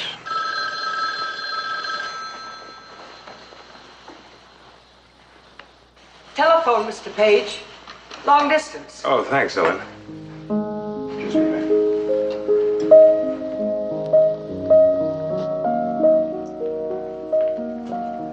Oh, I'm sorry to hear that, sir. Broken in 2 places. Oh, that's bad.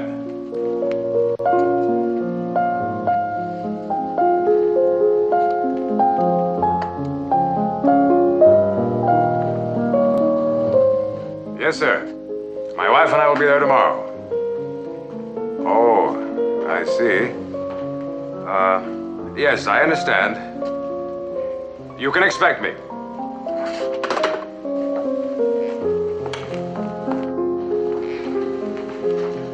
Well, that does it. Something wrong, darling? Just a messed up honeymoon, that's all. I have to leave in the morning. Tony, will you please explain what you're talking about? That was my boss, Mr. Delgado. He broke his leg in 2 places. Seems to think he's marooned at his cabin. Very unfortunate. I'll have to fly directly to Minneapolis and then get a boat. I'll go with you. I'm sorry, darling, but Mr. Delgado said there isn't room at the cabin. Well, then, why not leave your Alice in our care? Thank you very much, but I think it'd be better if I went home and waited for Tony there. Now, look, darling, I don't want you alone in Chicago. I want to know that you're safe and sound. Well, then it's settled. You'll stay here with us. Unless, of course, she might be more comfortable somewhere else. No, it isn't that at all. Thank you. I'd be very happy to stay. Good girl.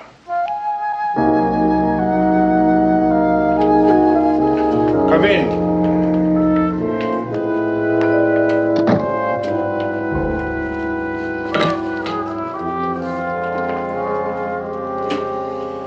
Well?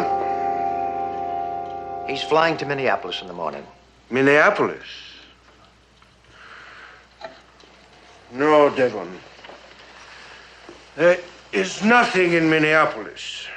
That's what he told his family. His employer had an accident near Minneapolis. He received a telephone call to fly there tomorrow. It makes no sense. Granted, he is flying somewhere tomorrow. What we have to find out is where. I can't very well ask him. Devon, I don't think you realize the importance of your finding out what Page is doing. If he succeeds, our whole operation will go down the drain. But you may be wrong. He may not be working for them. In my business, I can't afford to be wrong. I've paid you a great deal of money during the past 6 months to stay close to the family and find out just what Page is doing. I have received very little for my money. I have told you whatever there was to find out. Then you'd better find out a little more, Devon, and quickly. You'd better find out where he really is going tomorrow. I'll do what I can. You'll find out.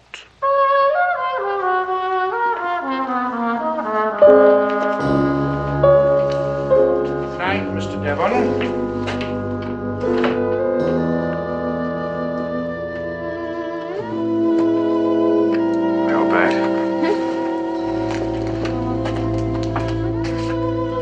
Be all right, aren't you, darling? Mm-hmm. Of course.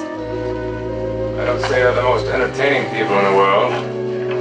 After all, you don't have to stay around if you don't want to. You could go over and visit the Rubens.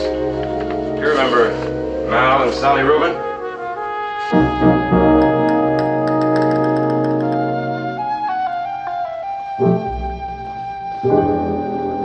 You're not going to Minneapolis at all, are you? You're going to Mexico City. Alice, You were going to Mexico and you weren't even going to tell me. You lied to me, Tony. Alice, be quiet.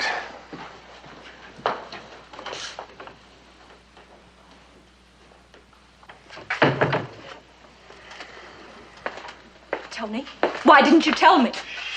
Get your voice down. Now, let's forget it. I can't forget it, Tony. You've got to explain. There's nothing to explain now. I was going to Mexico. Why couldn't you tell me, Tony? Why did you lie?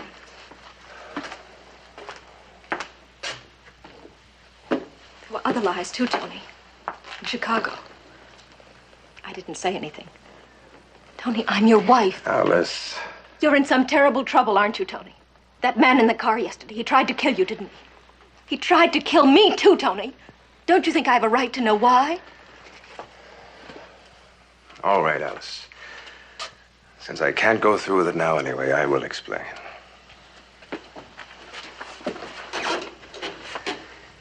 My work in the building business, that's not my real job. I mean, I work at it, but it's really a cover for more important work. Are you a government agent?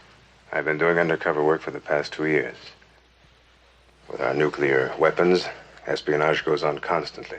There's a group of people, some in New York, Chicago, Washington, and some right here, who deal in secret information. Deal in it? For money, big money. Whatever they can get their hands on, they sell to whatever enemy government will pay for it. I made contact with them in Chicago and pretended to be one of them. I fed them unimportant secrets. Information about supposedly new ideas and missiles, just enough so they trusted me. Now, we were never able to pinpoint the man in charge of the operation. But now we think he's right here in Pasadena. Why would he be here? The university. There's a lot of nuclear planning going on here. This Mexican trip, I was picked because I'd already made contact with one of their couriers there. And we figured that through him, I'd have been able to find out who was the #1 man here. Then my job would have been finished. What do you mean, would have been? I can't do it now, darling, now that you know. You think it's very important? Very, but... Then you've got to see it through. I can't. If you were to make one slip, if you were to let anyone know I went to Mexico instead of Minnesota, I'd be dead. And I mean dead. Tony, I can keep a secret. It's more than just a secret. It means you'd have to tell lies and keep lying to the family, to everyone, and not break even under the worst kind of pressure. My life would really be in your hands. Tony, don't you love me enough to trust me? Of course I do, darling. Even with my life. Hurry up. I miss your plane.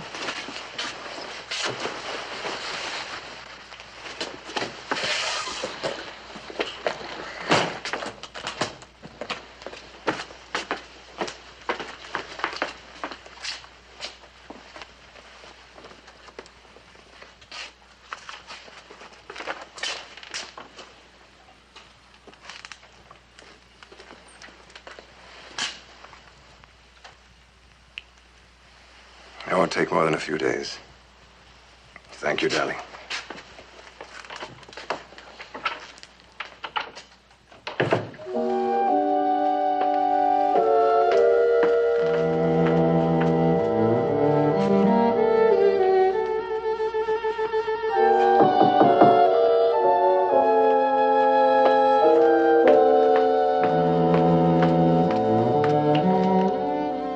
Yes? Don't mind if I clean up a little, do you? Oh, of course not. Sure's a good-looking man, your husband. Thank you. Just imagine you two only married a few days and him off to Mexico City.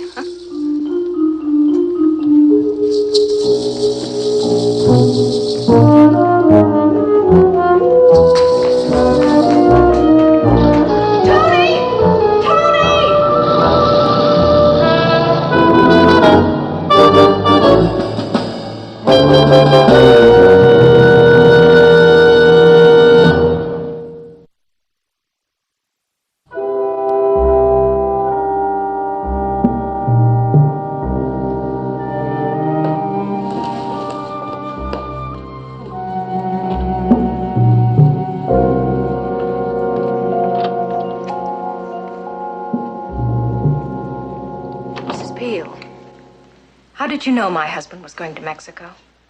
You was talking real loud. Couldn't help it here. Mrs. Peel, my husband's on business. He might make a lot of money. It's important that people think he's going to Minnesota. It's oil wells. I'd appreciate it if you'd not mention my husband's trip to anyone. Whatever you say, Miss Page. Say, you know you got a lot of pretty jewelry over here? You know, I like jewelry. Gives a person class. These earrings, they go just beautiful on me, don't you think? Those are... Just beautiful. Yes, you're right, they are. Take them. You mean it? But I want you to promise me that you won't say anything to anybody about what you've heard. Oh, I promise. Us users are tight-fisted and tight-lipped. You know that.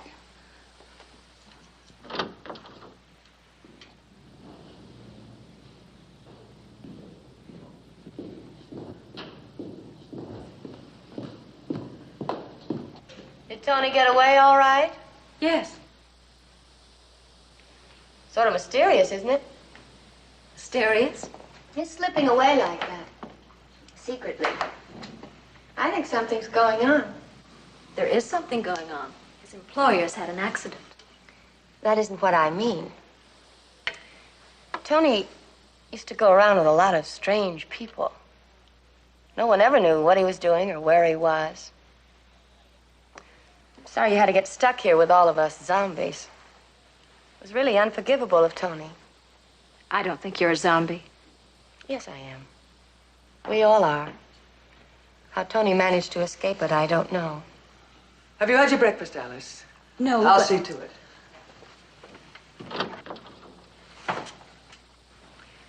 B, what kind of a man is Mr. Devon? I don't know. Alice, will you follow me, please? Of course.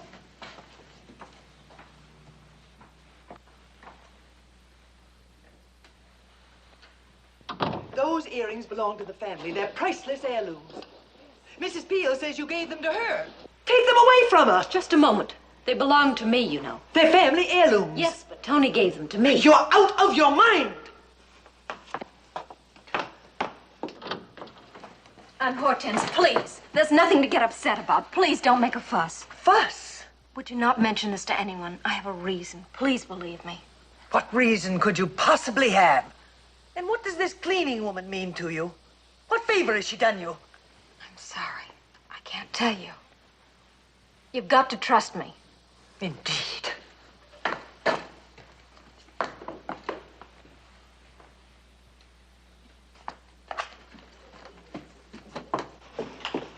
Mrs. Peel, how could you? How could I what? Wear them in here. You knew what would happen. Look, I'm a human being. I figure I can wear whatever I want, where I want. She don't scare me, that Hortense, not one little bit. Just because she's got a big house and a big mouth, she... Mrs. Peel, will you please take off those earrings and give them to me?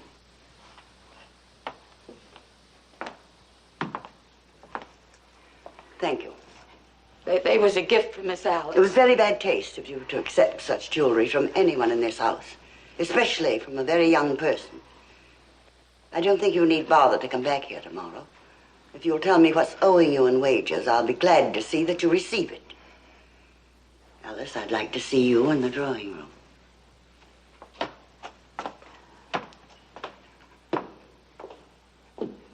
You see that? You see that? Now I'm out of a job. And for what? A mistake you made. I didn't make it. You did. Well, you just wait till that Duchess finds out a few things about her precious grandson. Mrs. Peel, you made a promise to me. Yeah, and you see where it got me, huh?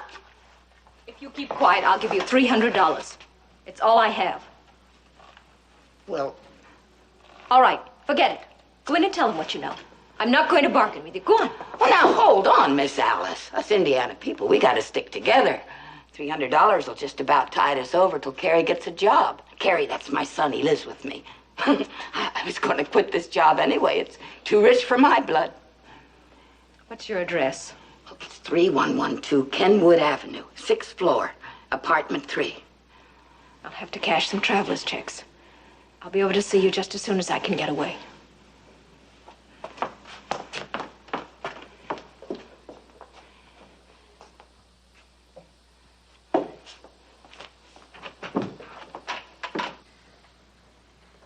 Please understand, Alice, this is a conversation, not a lecture. Why did you give these earrings to Mrs. Peel? She admired them. I didn't realize they were so valuable. Monetary value is the least important consideration. In our family, we cherish tradition, memories. I'm sorry, Mrs. Redfern. Sorry, Gregory. Oh, no, not again. I'm afraid so.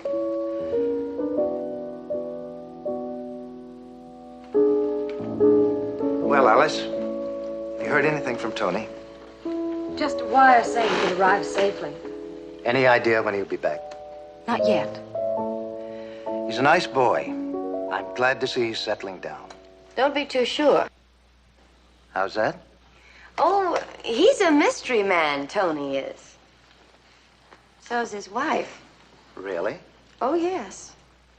She's got a secret. Haven't you, Alice? A secret you paid Mrs. Peel not to tell? Oh, for heaven's sake, she's in one of her silly moods again. It's true, though. That's why she gave away that priceless set of earrings. It's a plot. It was an odd thing to do, Alice. I'm afraid you're all talking a bit over my head. What was an odd thing to do? Alice gave away some of the family jewels to Mrs. Peel. Got her fired, too. Oh? My theory is that it's blackmail. Where are you going, Alice? Out for some fresh air. What you really mean is you're going out because you can't stand us. You're very rude, Cousin Bee, but I suppose that comes naturally to you. Alice. You're all rude. What is this, another tradition in this house? Oh, we've got her where she lives. It is blackmail. Alice. Let her go, Gregory. This is quite incredible. Quite incredible indeed. Well, if you ask me... No one is asking you anything, Beatrice. You stirred up quite enough trouble as it is. And you think this secret has something to do with her husband's trip? It looks that way to me. What could be so important that she'd want to pay off Mrs. Peel? It's possible she knows where Paige is going. Do you have this Mrs. Peel's address? Yes, I do. I'll put Blucher on it at once.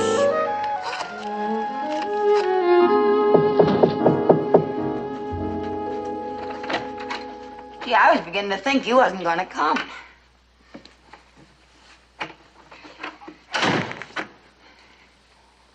Well, you brought it with you. Yes.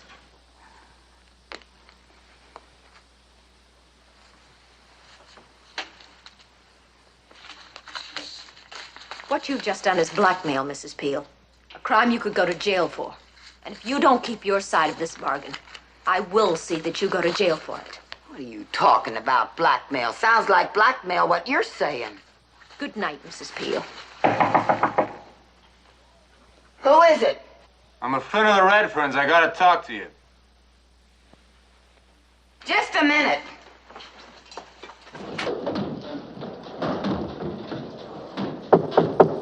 Well, hold on.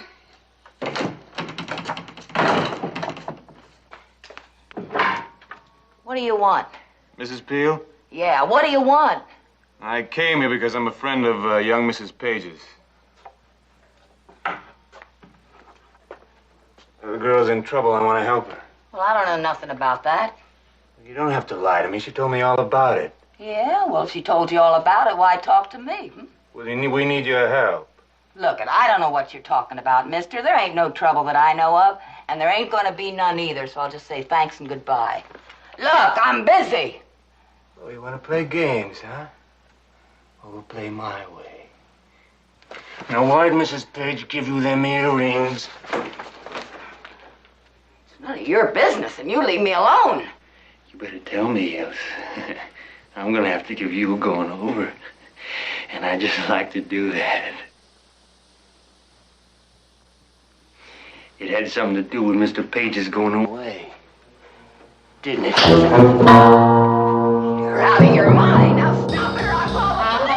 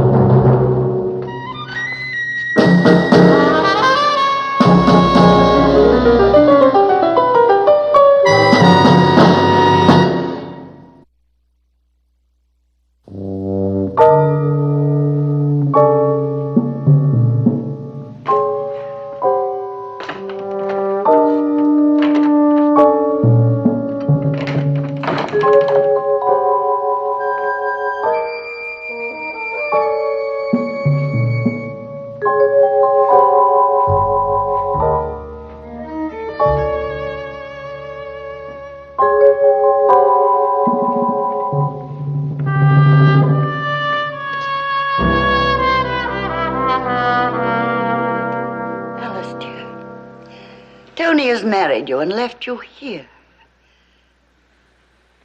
Won't you tell me what it is? No, I'm sorry, I can't. You admit there is something. Yes, I admit that much. Very well. I won't press you any further. May I go now? Of course, child, of course.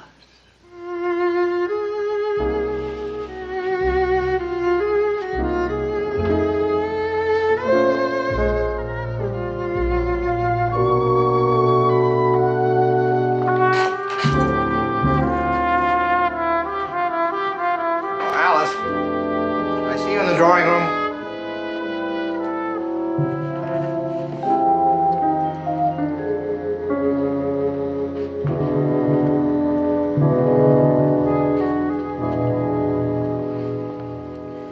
Sit down.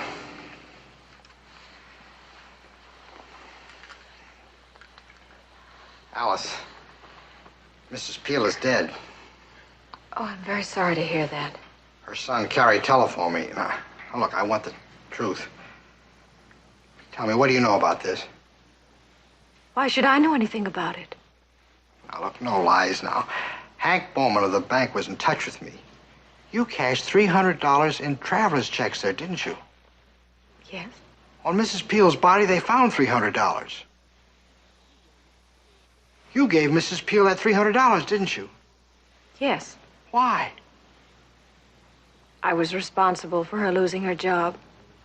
When she needed money to get started someplace else, I felt I should be helpful if I could.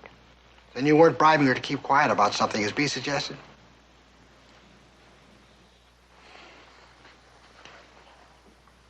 Were you there when Mrs. Peel died? No. But you were there sometime. Yes. Tell me exactly what happened. I took a cab to her place. I went upstairs, I gave her the money, and I left. That's all. Now listen, Alice, that cab driver who drove you to Mrs. Peel's, if he should start putting all these things together, well, we could all be in serious trouble. He could describe you. He knows what time he drove you there. Can you tell me this? Who knows what time you left? Do you realize what I'm saying? This is a murder case. Alice, did you do it? Did you kill Mrs. Peel? Do you think that I did? Never mind what I think. Just answer the question. No, I didn't kill Mrs. Peel. You can't be any help to the police at all. I didn't see anybody there but Mrs. Peel. But the money, the earrings in the first place. Alice, what's behind all this? I told you. No, you haven't. I'm sorry. May I leave?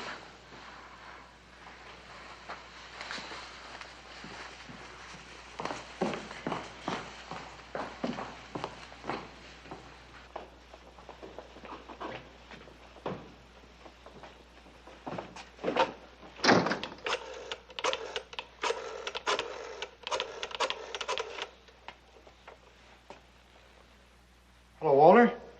Oh, I'm glad I caught you in. This is Greg. I'm sorry we're late. Something came up. Let's talk about it after dinner, shall we? Talk about what? What's going on? First Alice has secrets, now you two. Everybody has secrets. Please, Beatrice, this doesn't really concern you. Then whom does it concern? Alice? Why should you be so concerned about Alice? Always Alice. Ever since she got here, you... B, that'll be enough. Just a moment, Greg. Alice is my grandson's wife. If this concerns her, I wish to hear it. We'd rather hope to spare you, Mrs. Redfern. But your Mrs. Peel is dead. Go on, Walter. Apparently, she was pushed down a flight of stairs by someone. I think possibly you, Alice, might know who that person is. Alice, I think you'd better explain. I've told you all I can. I will not be questioned further. Please excuse me. You can't just walk out. Can't I? If Alice knows anything, she must tell the police. Must? 5 will get you 10, she won't. Oh, the disgrace. Gregory, you have to make Alice tell you what she knows before it gets into the paper. You'll all be in the papers unless we get the truth. How do you get the truth out of that girl? I tried. You're not going to like my proposal, but it's the only way I know to handle this. You're going to send a tray up to Alice, aren't you? Surely. I happen to know that Beatrice takes sedatives from time to time and that they're tasteless. Isn't that right, Beatrice? I think it ought to be possible to put enough into her food, oh, no, not enough to harm her in any way, simply to permit me to take her tonight to a friend who I think can be induced to help us. He's, well, a sort of doctor. You sure it wouldn't harm her? Of course. My friend would give her a bit of sodium pentothal. She'd wake up feeling fresh and, well, you know, nowadays, secrets are extracted as painlessly as teeth. B, give me the sedatives. B, come on, I know you've got them. They're in your pocket. Beatrice, do as you've been told. But, Mother, it isn't fair. It isn't right. You can't take her mind from her. The sedatives.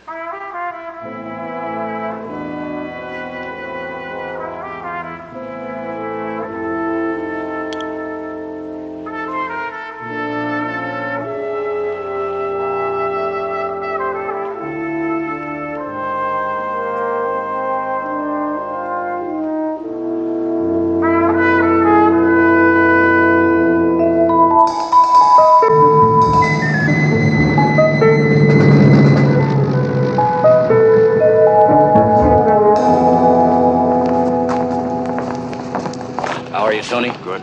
Say, tell me about Alice. Is she all right?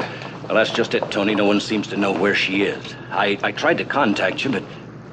But what? Get it out. She disappeared from your grandmother's house last Thursday around 7:15. Seems she's mixed up in a homicide. What the devil are you talking about? Well, the old woman at the house, Mrs. Peel, the cleaning woman. Yes. She was killed. The police think that Alice might be a witness. So where is she? We just don't know. You better phone the old man. You phone him. Tell him I've got enough to nail our friend Devon and his boss. But first I've got to find Alice. Give me the keys to your car.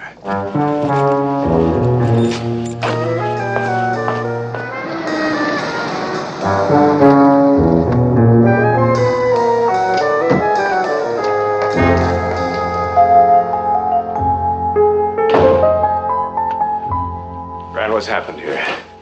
Where's Alice? Don't worry, Tony. She kept your secret. I don't care about that. I just want to know where she is. They were going to drug her to force her to tell the truth. They? Who's they? Walter Devon. It was his idea, of course. And Gregory. And the others. I couldn't allow that to happen in my house. I went up to Alice's room to warn her. I gave her some money. Where is she? Where they can't find her. In a drugstore in Los Angeles. She worked in her father's drugstore in Indiana. Remember?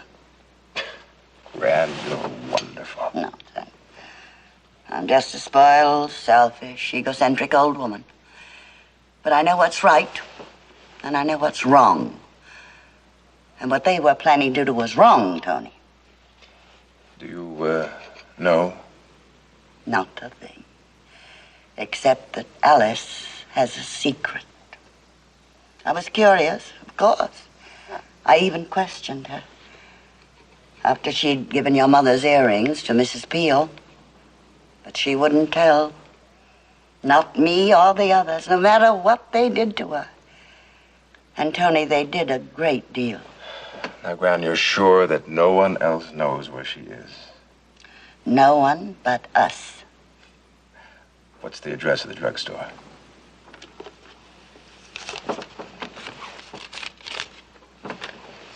Tony, this is serious, isn't it? Yes.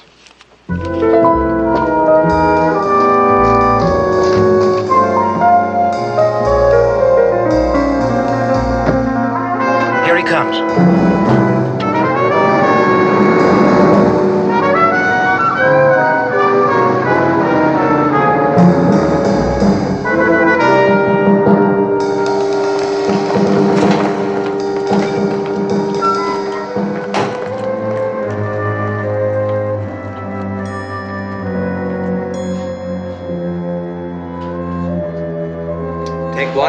hours. Mr. Ziegler? Yes? I'm looking for my wife, Alice Page. We have an Alice Hanson. That's her. Is she here? In the stockroom. Alice? Alice? Tony! Oh, Tony, thank God you're safe. Are you all right? Oh, I am now. Tony, I was so worried, not hearing, not knowing what was happening. It's all over now, darling. I'm so glad. Rand told me what happened. I'm proud of you. The way you kept my secret. She said... Yes, Tony. She kept it too well. Lock it. Too bad you double-crossed Karlik, Tony. Now we're going to have to kill you. Tell your friend to put the gun away, Devon.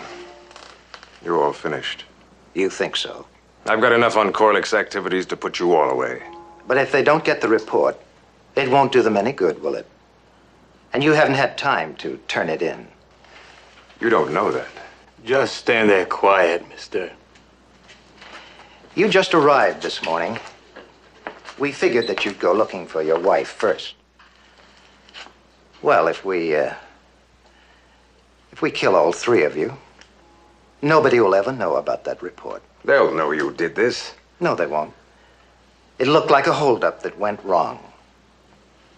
All right. Take care of the girl first.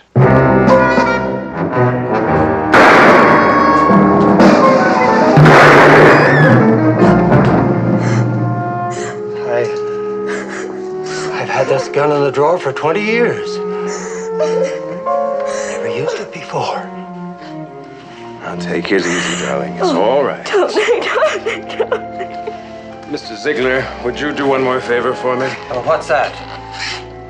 Fix my wife a tranquilizer while I call the police.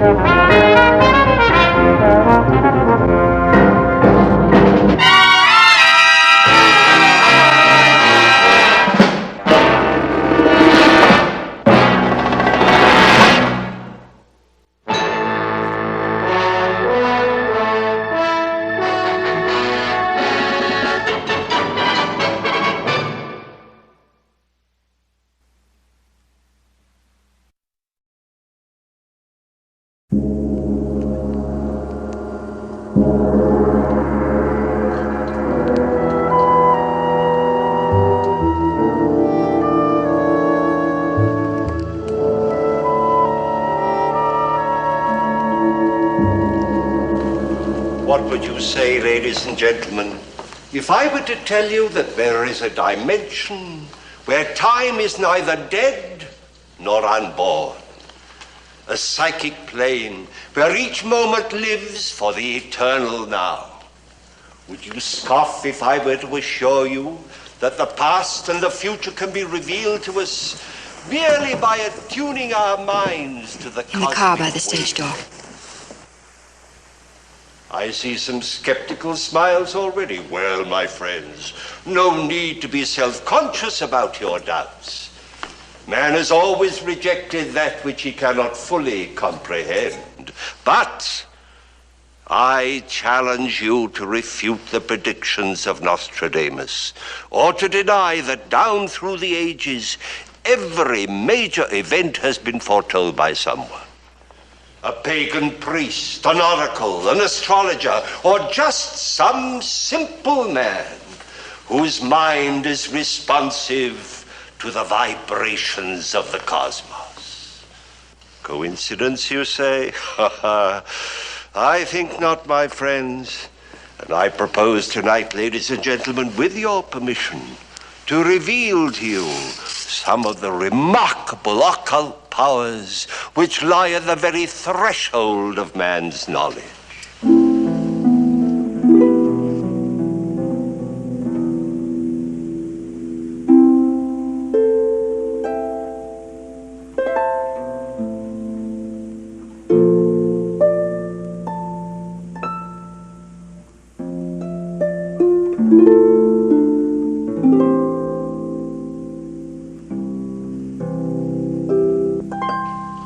Occult powers?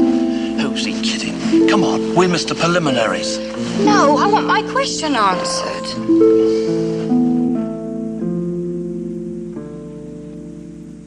A young woman in the audience wishes to know if her engagement ring is genuine.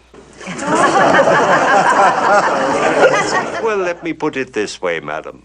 Your diamond is as genuine as your fiancé's offer of marriage. He ain't got to make a four-flusher out of me. Hey, you up there. I paid 200 quid for that ring she's wearing, and I can prove it, see? £200, sir. Well, in that case, your marriage to the young lady should be 200 times prospered. That is, if your arithmetic is correct. All right, smart Alec.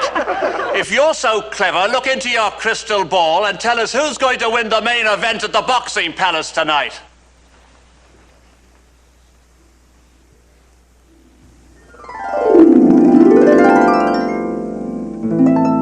The main event at the Boxing Palace tonight. Ah, sir, there you have me. You see, it is quite obvious that neither the spectators nor the fighters will exert enough mental pressure to have the slightest effect upon the psychic plane. Pray do not misunderstand me, ladies and gentlemen. I have no desire to demean the ancient and honorable profession of prize fighting, which has always been... always...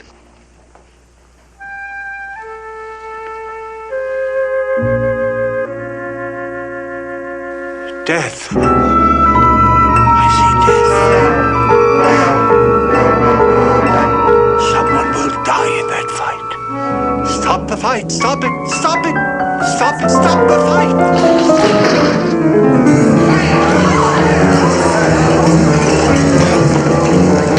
Close the curtain.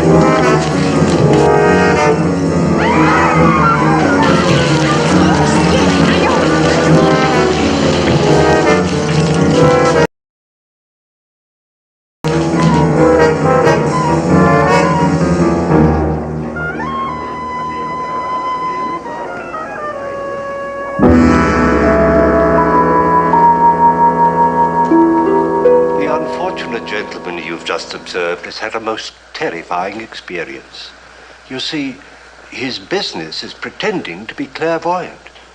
But the glimpse he just had into the future was true, as sure as my name is Boris Karloff. Imagine, if you will, the plight of a man who finds his premonitions concerning those he loves coming true in the most horrible and violent ways.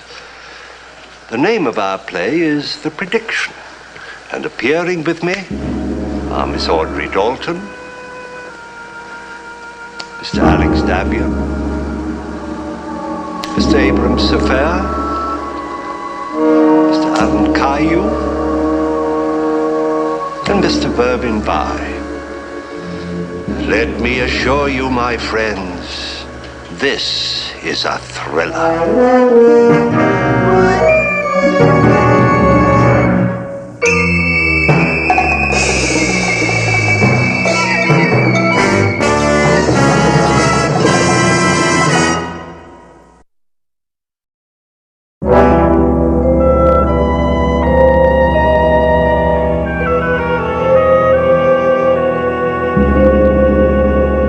That was a nice little scene you just played. What are you trying to do? Get us fired? Leave him alone. I'll let him alone. I'll pull you right out of his tired old act. Oh, stop it. Can't you see he's ill? Go away. You show some respect for your father, young lady. Noreen, I frightened you. I'm sorry. You had a nasty fall, Clay. Just lie still. What? No. I was kept to that boxing arena. You're going to your dressing room to lie down. Let me alone. Give me a hand, boys. I'm all right, I said. No, let me alone. I've got to go. I'm all right, I tell you. Come on, you've created enough disturbance. Let me alone. I'm all right. Hold him, Charles. You're weak in the head. But don't be a fool. I saw a man being killed. I saw it happen. Yeah, we all saw it. Terrible, wasn't it? Burton, I'm not out of my head. That boxer, his name is Tommy Timms, will die in the ring unless I stop that fight. Come on, we'll talk it over in your dressing room. Phone for a doctor. You don't believe me? Well, sure I believe you. And I'm going right over to the arena and tell Tommy's manager. You know his manager? He ought to. He's lost enough money back in Gunnar Gogan's tired fighters. Burton, go to him and say to him that... No, We'll both go after you've had a little rest. No, that boy will die in the ring unless I stop that fight. Dad, I think Clay really means it. All right. I'll go over and tell Tommy's manager. Don't fail me, Burton. Look, go to your dressing room and lie down and leave everything to me, right? Right.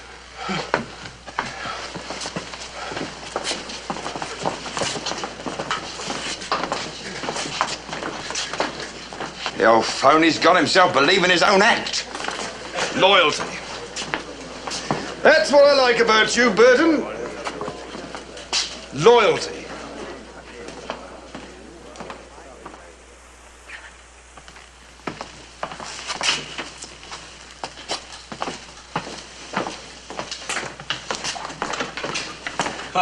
It never fails. Every time I leave the theater, something happens. I tried to tell him that Ern was dangerous, but he wouldn't listen. Now I'm going to have trouble with the fire inspector. All right, how is he, Noreen? The doctor says it isn't serious. That's all I need. Business is terrible. Now my star attraction is laid up. Gus, I said he'd be all right. I'm going to see for myself. Later. You've got something to do, remember? You think we should do that now? What's more important than ever? He's shaken, he's frightened. He needs to know how we really feel about him. Give me 20 minutes, huh? Everything should be ready in the kitchen. If it isn't, I'll fire the whole staff. Maybe I should already. They're leading me into bankruptcy.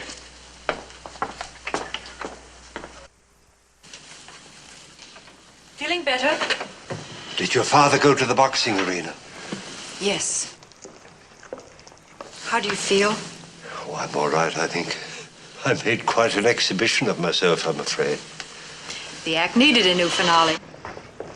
Gus will be furious. Gus will be Gus. Noreen, I never made any pretense about the act. It's entertainment, nothing else.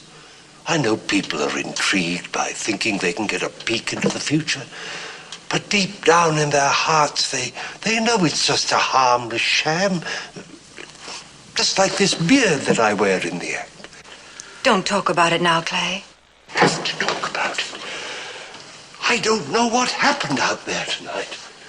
Was it self-hypnosis or something else, something beyond my control? I don't follow boxing events. How did I know the name of that fighter? You probably saw it on a billboard or read it in the newspapers. You forgot it until that man in the audience mentioned boxing, and then your imagination did the rest. I wonder. I know. You're just tired. You've often said yourself, and I quote, "A suggestion presented to a fatigued mind can sometimes have alarming results," unquote. Do I really sound as pompous as all that? You sound perfect, always. Now, you finish taking off your makeup, and I'm going to go repair my lipstick. I'll be back for you in a jiffy. Where are we going? Look into your crystal ball, Mr. Mace. It's all there. In the dimension where time is neither dead nor unborn, but where each moment lives in the eternal now. Get out of here. He's a jolly good fellow. He's a jolly good fellow. He's a jolly good fellow. Which nobody can deny. Well, all I can say is this is one day I will never forget, and for more than one reason. What you gonna give us for an encore, Clay? Set fire to a stage manager, Charlie. Oh, Noreen, have I got to cut your beautiful cake? Well, here goes. There. No, but seriously, a mere thank you is quite inadequate for what I really feel. What can I say? I say everybody have a good time on Kaskastopoulos. Everybody have a good time. And Nori, music, please. And please, people, don't break up the place too much.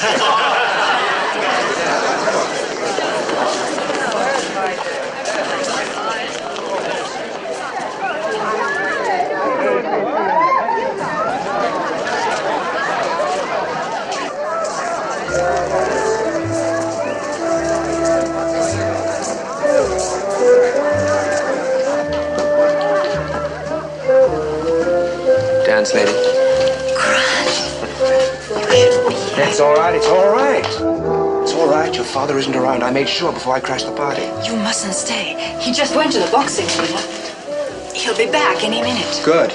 Then I can have it out with him. It won't do any good. He'll just make it impossible for me to see you. Why? I'm not such a bad catch. I'm reasonably presentable. I may even have a future of sorts for the right girl to keep my house and have my kid. Oh, Grant, please. Noreen, I'm tired of having to dodge your father. I want to marry you. And I want to say yes, but... I know. If you ever got the courage to lead a life of your own, your father would have to find another meal ticket. Don't ever say that again. It's true, and you know it. You'd better leave.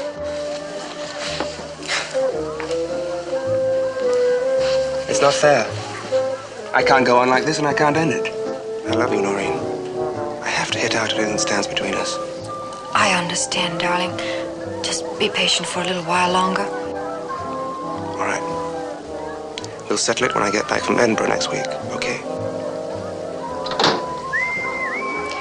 Grant, please leave. All right, I'll go. But this is the last time I run for cover.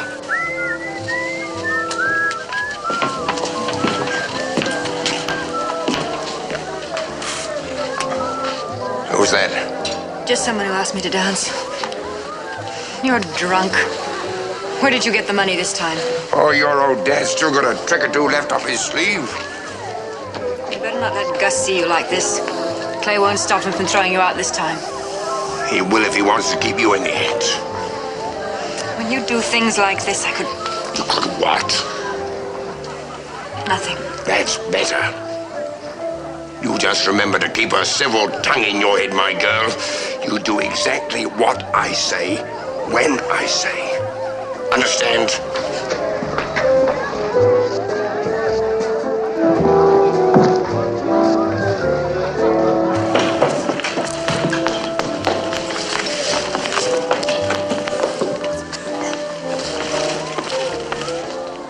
Noreen, you're crying. What happened?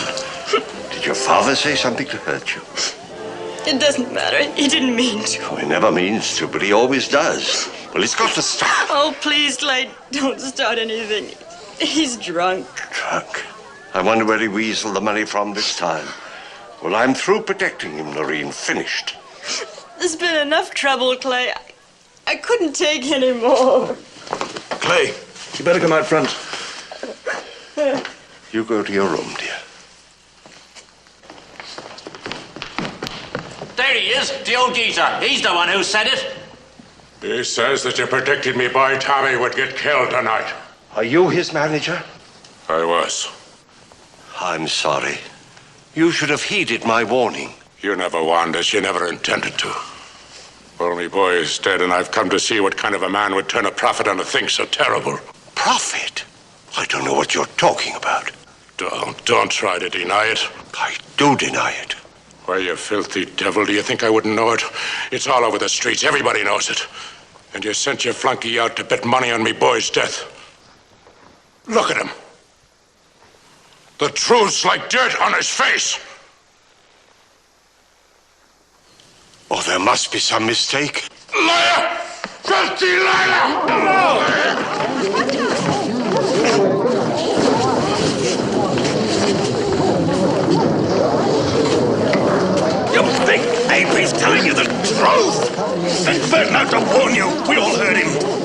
Burton? Where is Burton? I'll find him. Charlie, why did you tell him? Why not? Don't you see? A man as distraught as he is isn't responsible for his actions. If he finds Burton... I just hope I'm there. How about that, eh? Yeah, some of this stuff's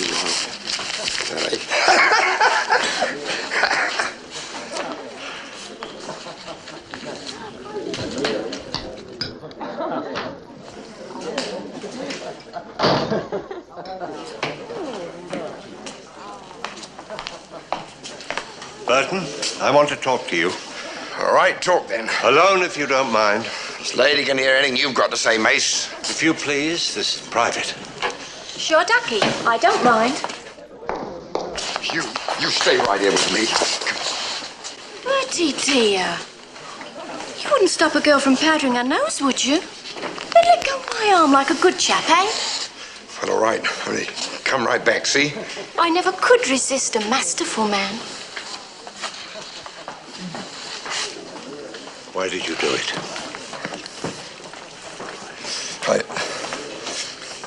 I tried to get to the gunner. I tried to warn him, like you said, but the copper on the door wouldn't let me into the fighter's locker room. You're lying. I'm telling you what happened. How much did you win? Well, nothing. You can't bet on the fights when you're broke. Well, all right, I made a few quid. £100. Well, all right. So what's wrong with someone trying to get a bit of good out of your hunch? They wouldn't let me see the gunner, so I did the next best thing. All right, I didn't kill the boy. If anyone's to blame, it's you. Well, all right, you think what you ruddy well like. But I'm warning you, if you tell my daughter, if you don't stop trying to undermine me, I'll what? You'll see, Mr. Hired Mate. Come on, let's get out of here.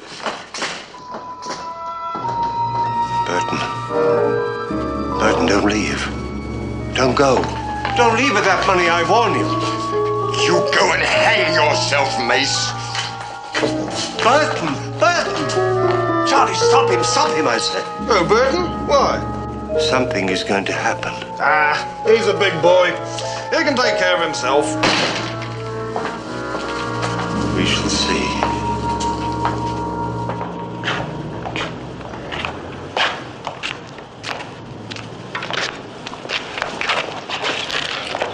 How about a little kiss, eh? Aren't you the forceful one, though? Well, it can't do any harm, can it, eh? Not it on the street, Dax. A girl's got to mind her reputation. Reputation? Well, that's a fine one. It's not that I grudge you a kiss, Bertie. It's just I do like a little privacy. There's a cosy hole. Well, what are we waiting for, eh? Come on, then.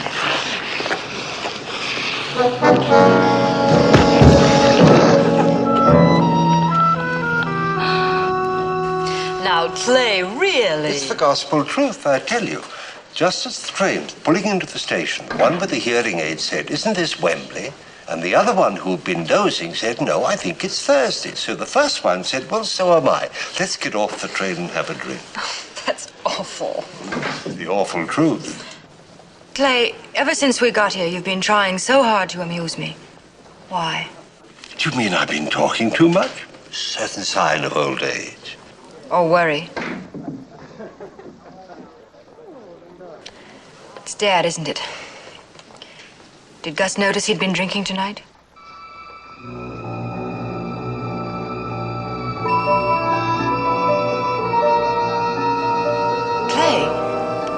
Clay, what's the matter?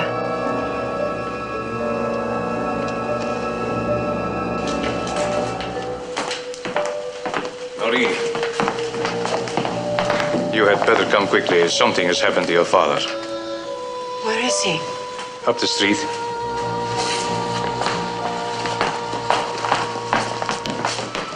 Aren't you coming? There's nothing I can do. I know what's happened. Wait, wait.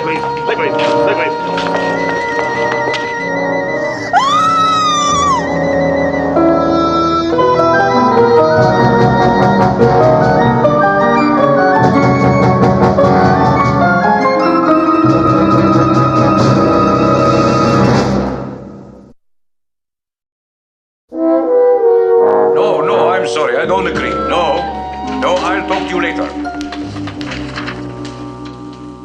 Clay! Where have you been all night? I've searched, I've phoned, I was even going to have the river dragged. Why, how was I to know that you weren't going to do something crazy, huh? After your warning to Burton and what happened in that alley? Well, I was worried, Clay. You know how I am. But you're all right now. You're going to be sensible, I'm sure. I've been walking the streets all night, Gus, trying to understand this thing that has happened to me. To me, of all people. There's only one answer. Now, you need a change of pace. Why not rework the act? Dream up some new stunts. Well, I didn't find the answer, but the thought kept growing on me. Maybe I was responsible for Burton's death. Nonsense. It was Gunner Gogan. The police have already arrested him. Gogan is innocent, but I wonder if I am. Stop it, Clay. You're not playing to an audience here. Gus, did I foresee Burton's death, or did I will it to happen? I could have had a motive. You know there was always friction between us because of the way he treated Noreen. Maybe I wanted him dead. You think you're the only one who hated his guts? That's no kind of logic. I must go to the police. Gogan is innocent. No, that's not clever. The newspapers will get hold of the story. You'll be hounded by every crackpot who wants to peer into his future. Burton was lured into that alley by a woman, Helen Tate.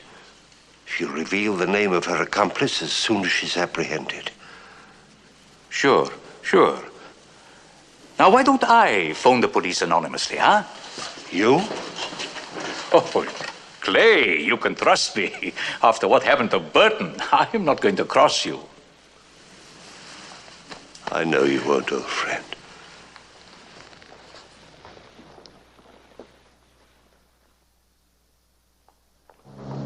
Taxi, lady.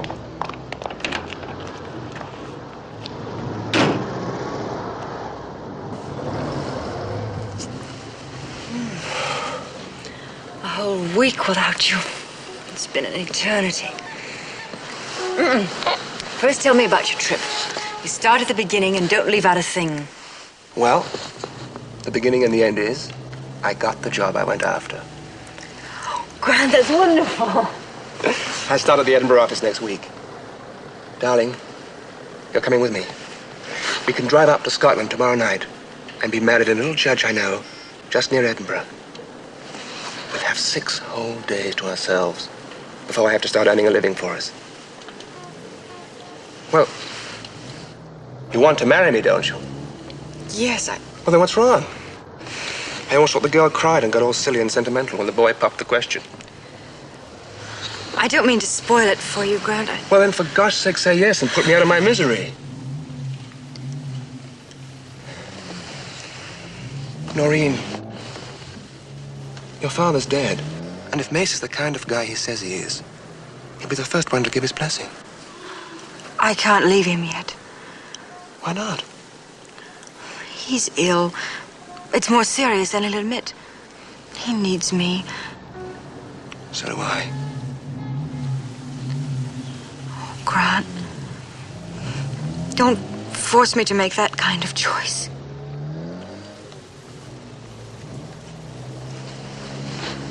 Listen, Noreen. If Mace is really sick, he shouldn't be working. He needs a rest, a forced vacation if necessary. He could break in a new partner while he's resting. Noreen, you just can't say no.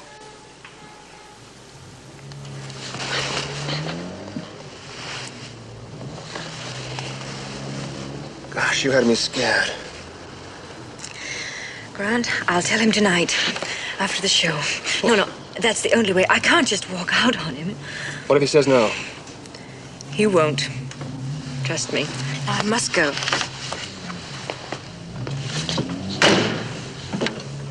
You know something? What? You're going to be a very shrewish wife. Do you want to back out? Haven't got the sense.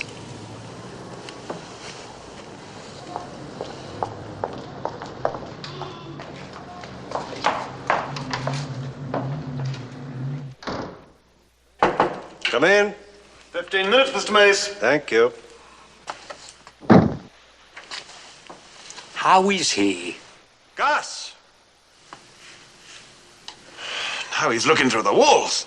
You'd keep that kind of talk for yourself. Look, he's been spooking up the place ever since Burton got it. Everybody's getting jumpy. You better do something, Gus. Gus! I'll talk to you later. How are you feeling tonight, Clay? Oh, I'm all right, thanks. Ah, that's fine. We got a big house tonight. A champagne and caviar crowd. You will put a little extra schmaltz into the act, won't you? Well, I don't mean you should make any predictions. Yeah, well, I must get out front. Gus. Yes? Do you know a man named Harcourt? Harcourt, no. You will. Don't cross the stage to meet him. Sure. I'll remember.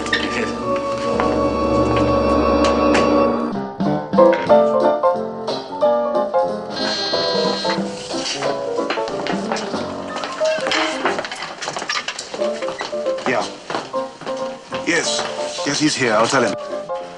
Yeah. Gus. Shh, Gus. Somebody in your office wants to see you. Fella named Harcourt. Who? Harcourt? What's wrong, Gus? Gus! Yes, Clay.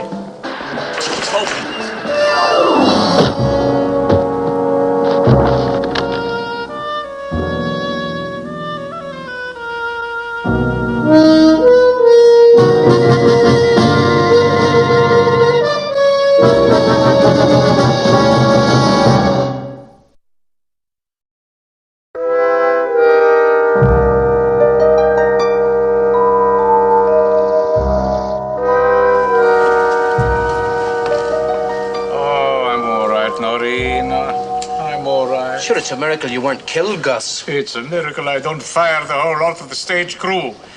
Who did that rigging off stage? Don't blame the crew for what happened, Gus. Clear out, all of you. Go on. Clear out. There are customers out in front. Charlie, put the next act on. That's you, Clay. Oh.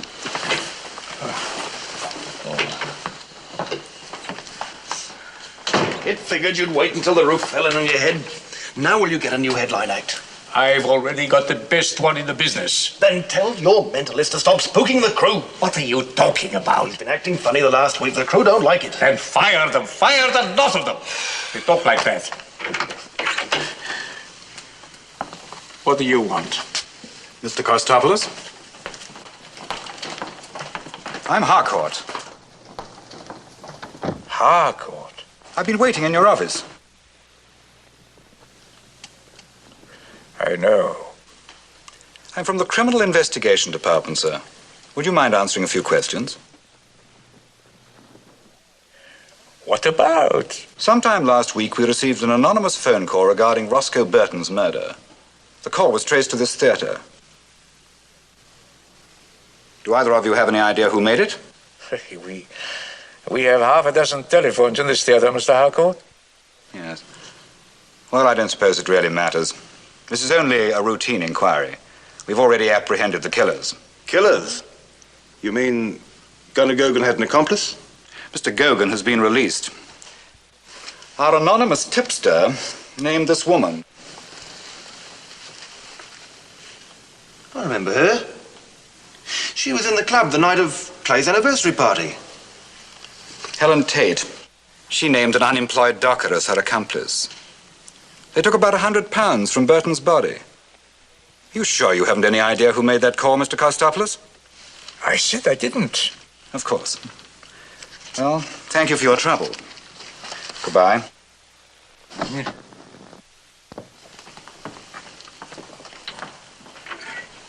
All right, Gus. Now tell me that Mace didn't make that call. I say he didn't. You keep your mouth shut about that. We have enough trouble already. To reveal to you some of the remarkable occult powers that lie at the very threshold of man's knowledge.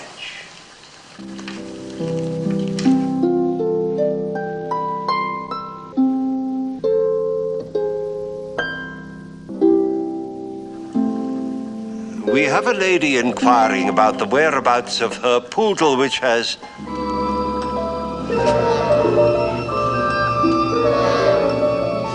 He's off again. Let me get the curtain. His mind is a little blank. He'll be all right. There is a young man in the audience named Dudley. Grant Dudley.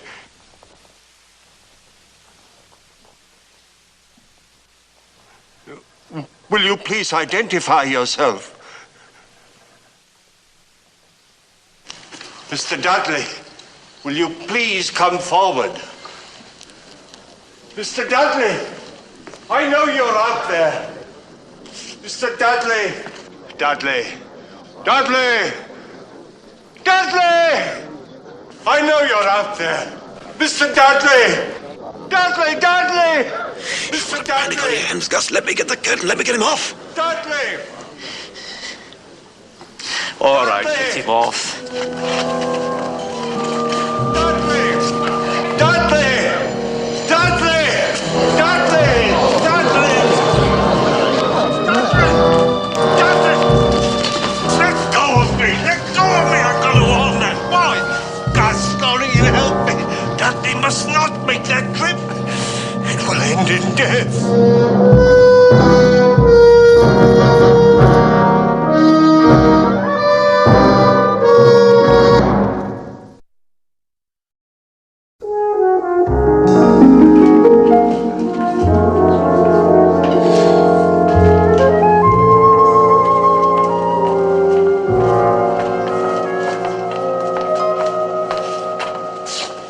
I got your message.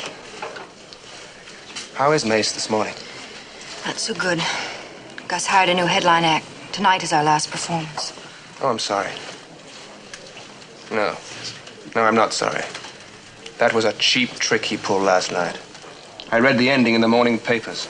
Grant, that wasn't a trick. Oh, come off it, Noreen. He's no better than your father was. He'll do anything to stop you from leaving him. Including getting sacked?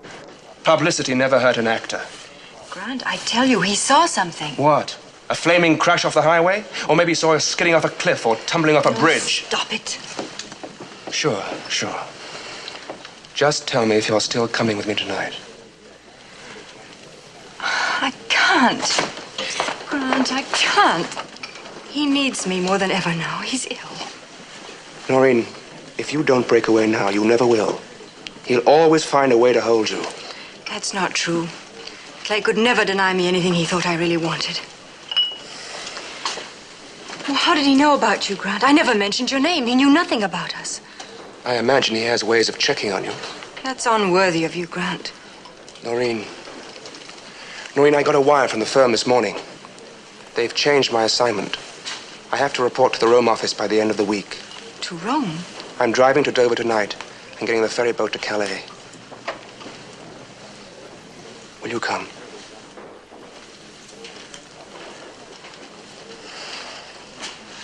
Wait here.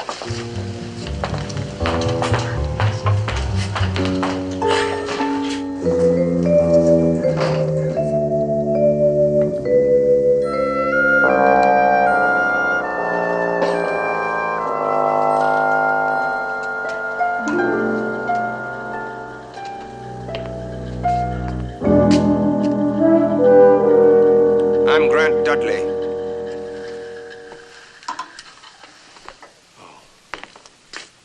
Noreen says you don't know about us. I don't believe it. I want to marry her, and I want you to say it's all right. You love each other? Yes. Then you must marry. You mean she has your blessing? My dear young man, I have no right to withhold my consent to anything Noreen wants to do. Then tell her that prediction you made last night was, shall we say, a mistake. can't do that. Oh. So that's it. You won't stop her from doing anything she wants. You'll just keep her brainwashed so that you can do her thinking. Well, I'm taking her with me tonight, Mace. Prediction or no prediction. Then you must accept the consequences. I'll accept anything that happens. Just don't try any more of your cheap tricks. Dudley,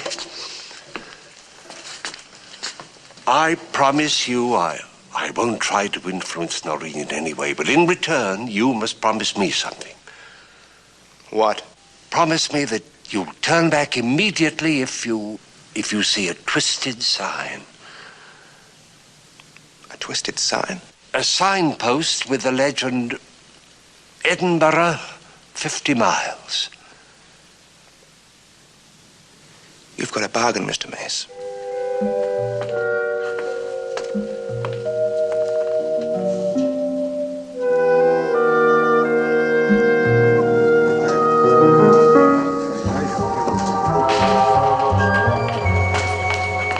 It's all settled.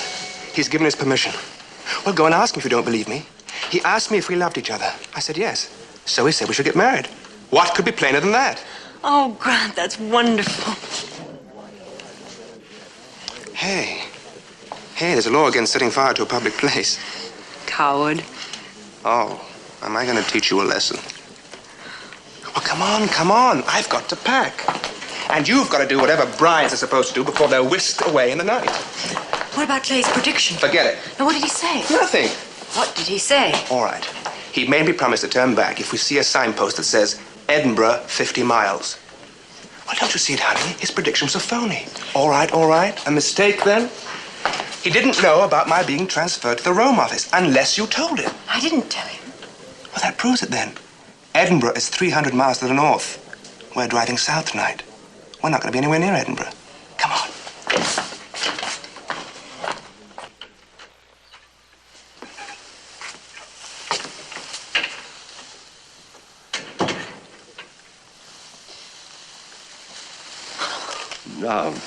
Now. Tears on your wedding day? Oh, Noreen is a fine young man. I like him. He's a fighter. He certainly gave me a taste of his determination this morning. Clay. Now, I don't want to hear any sentimental nonsense about your not wanting to leave me. My plans for the future don't include you, you know. As a matter of fact, I'm delighted to get you off my hands. But, Clay, what will you do? Take a long rest. Learn about a lot of things, perhaps. All day long, I've been torturing myself. Afraid you'd think me terribly ungrateful. Clay, I've been such a coward. I was so afraid to tell you about Grant. Afraid you'd think I loved you less. 5 minutes, Mr. Mace.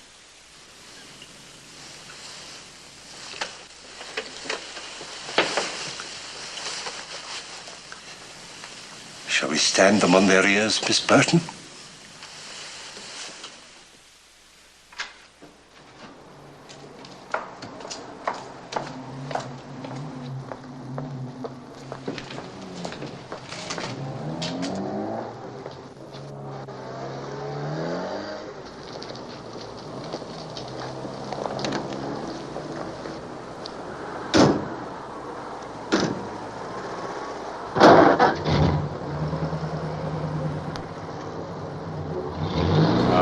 It's not right, Clay. We should have had a party for Noreen. Lots of presents and the cake. I know what you're going to say. Wedding parties are invented by caterers. All right, I admit it. All the same, it would have been decent to give her a nice send-off. What's the matter, Clay? You okay? I'd like to borrow your car. What for, Clay? Can I have it or not? Well, sure. I'll drive you anywhere you want to go. Yes. You're meant to be there. Huh? Where? Get your raincoat. Raincoat? What? There isn't a cloud in the sky. I'll meet you out front. Hurry.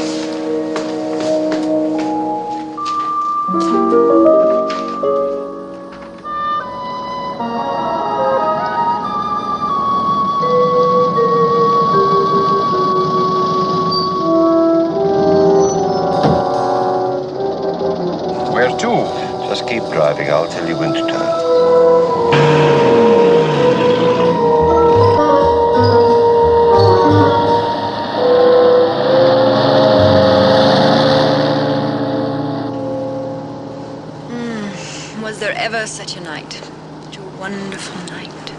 What did Mace do to you before you left the theater?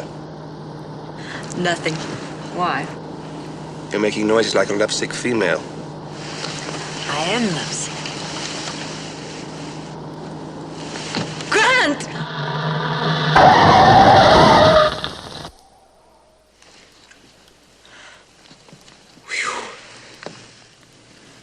That was a close one. Hey, you look as though you're going to pass out. Grant, maybe we shouldn't go on. There's still time to go back to London Airport and get a plane. We're driving. Mace isn't going to spoil our first night together. I'm sorry. I didn't mean to snap at you. Tell you what. The first time we see a sign that says Edinburgh 50 miles, I'll turn around so fast you'll think you're in a revolving door. Okay? Okay.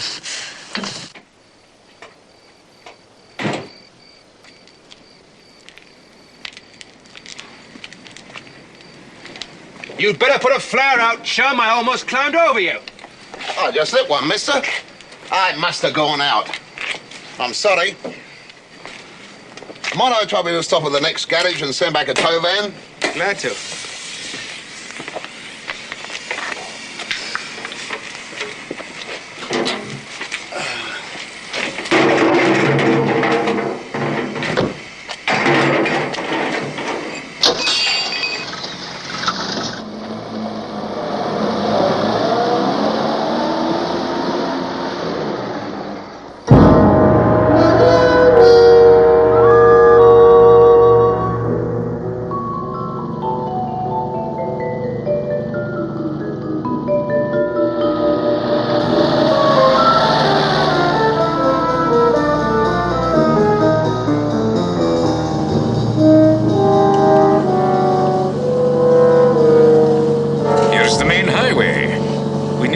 Since getting here. Now maybe you'll tell me why. Stop here.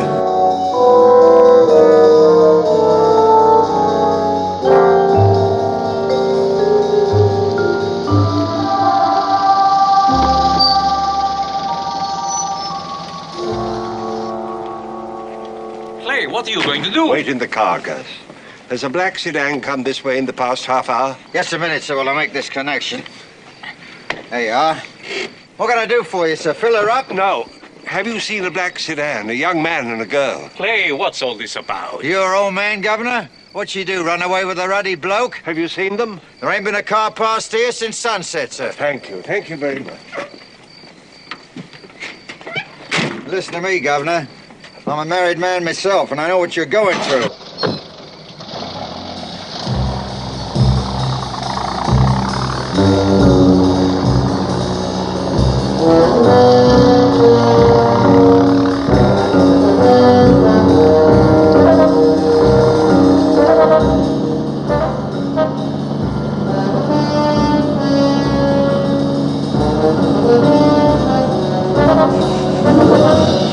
Slow down.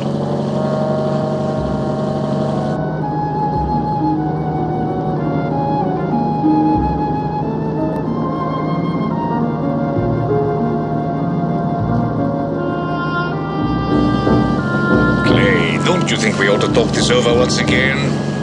After all, Grant and Noreen have a right to a life of their own. Stop here.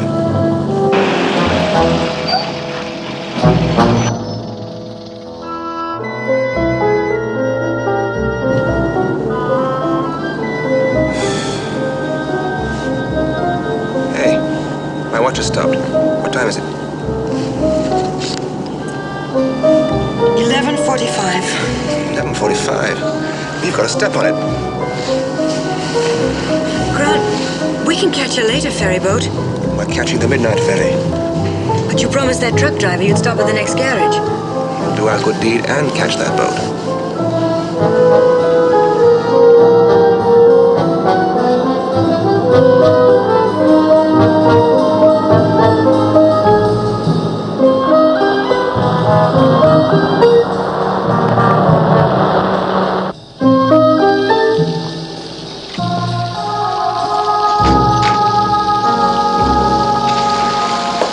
About the raincoat, Clay? That's it. I've had enough. Now get back in the car.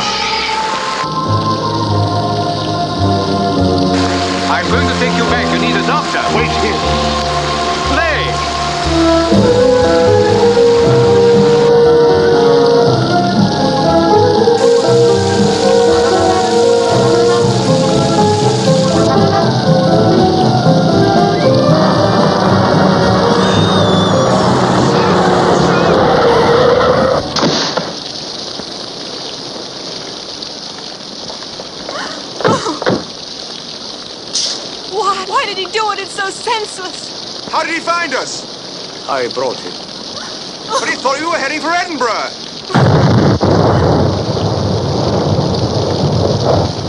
The petrol station.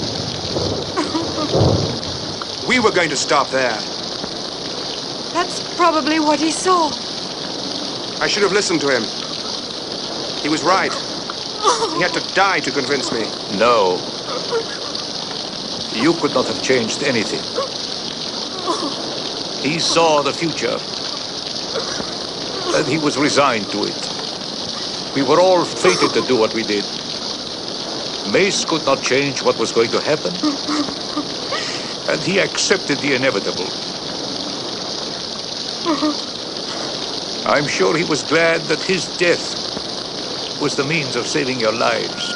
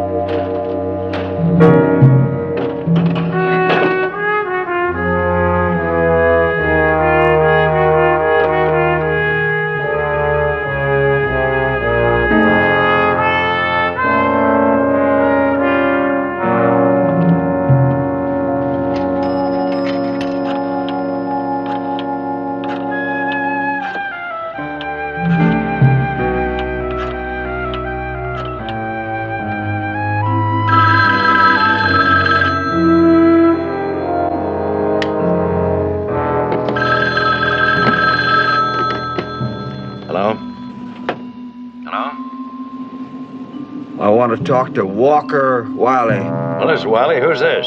You know what time it is, Mr. Wiley? Yes, it's 5 o'clock in the morning. Did you wake me up to tell me what time it is? No, Mr. Wiley. I called to tell you your time is up. You're not fit to live. You'll never live to be mayor. You'll never live to see tomorrow. Wait a minute. Who is this? Hello.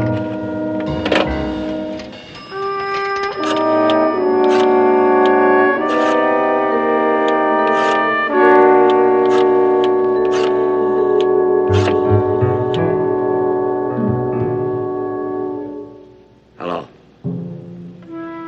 Herald Dispatch. Give me the city editor. I got a story for you, and get it straight. Walker Wiley will never live to be mayor. He won't live to see tomorrow.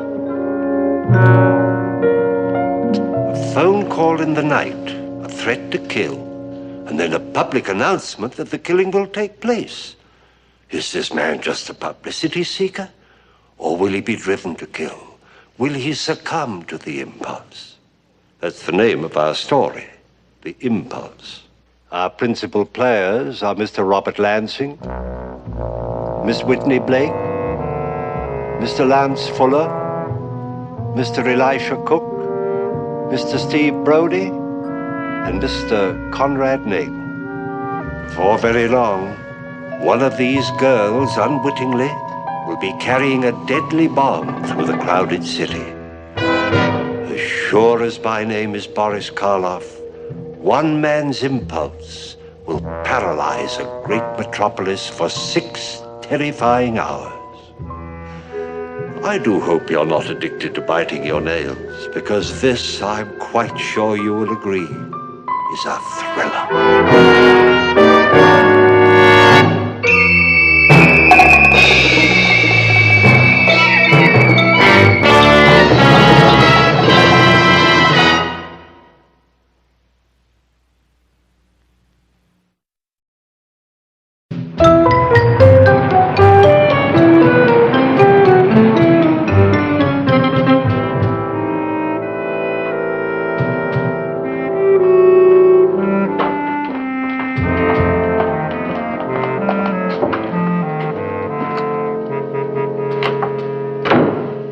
Mr. Wiley, Lieutenant Rome, Sergeant Hannigan, Police Special Squad. Mr. Wiley said when you came, you should go right in.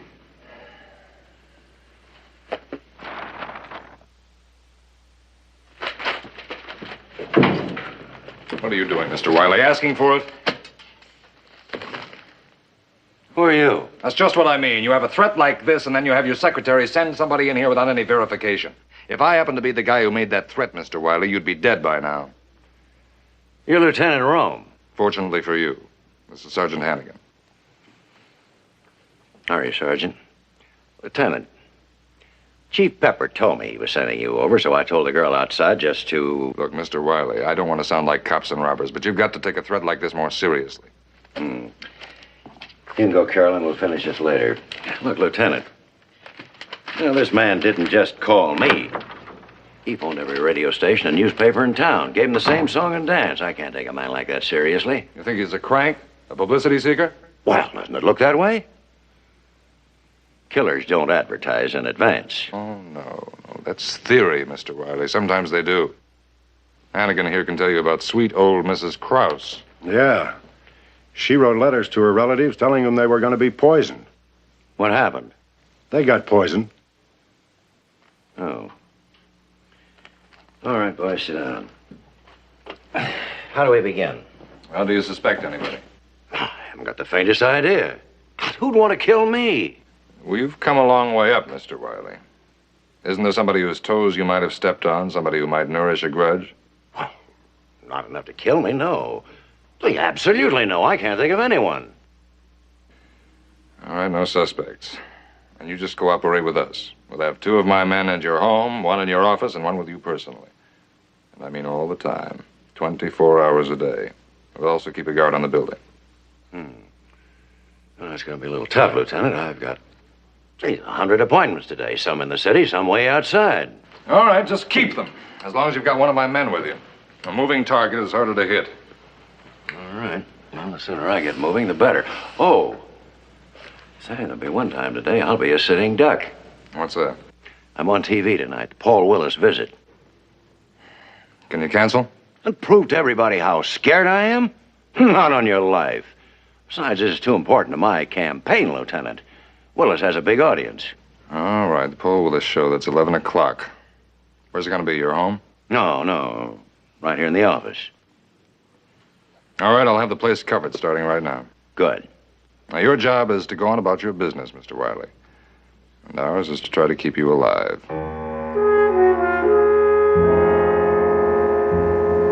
as of 4 o'clock this afternoon, the leading story is still the anonymous threat against the life of Walker Wiley, Commissioner of Water and Power, prominent businessman, and candidate for the mayoralty of our city.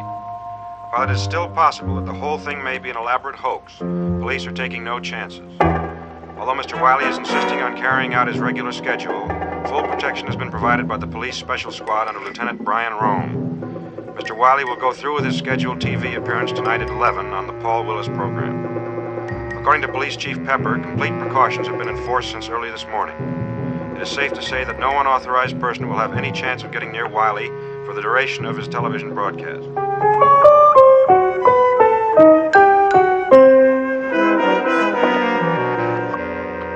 What a hassle. I hope His Honor doesn't make a habit of this TV bit.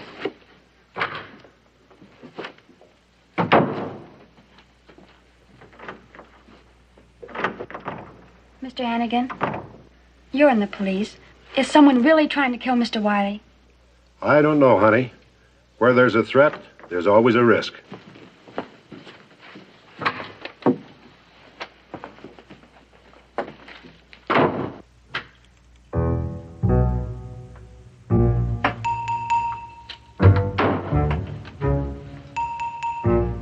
They told me to change the light bulbs in Mr. Wiley's office for the TV program.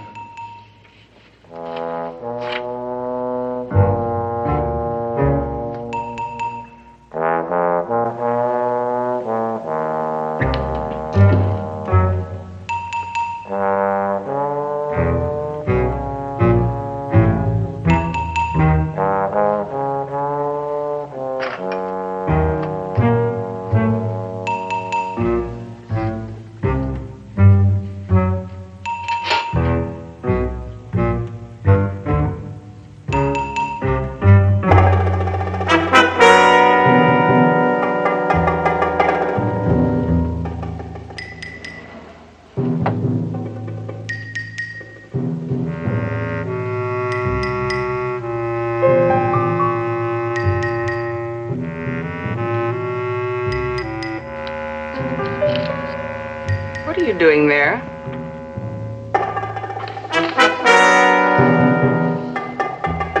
They told me to change the light bulbs. What did you just take out of that drawer? I've never seen you before. You don't belong here. Hannigan! Hannigan!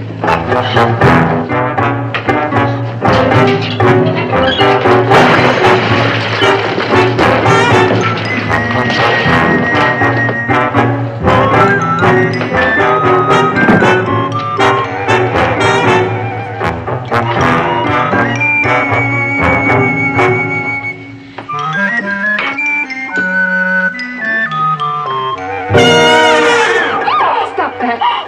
Help Hannigan. Hello? Hello. Emergency. Get me to building superintendent's office.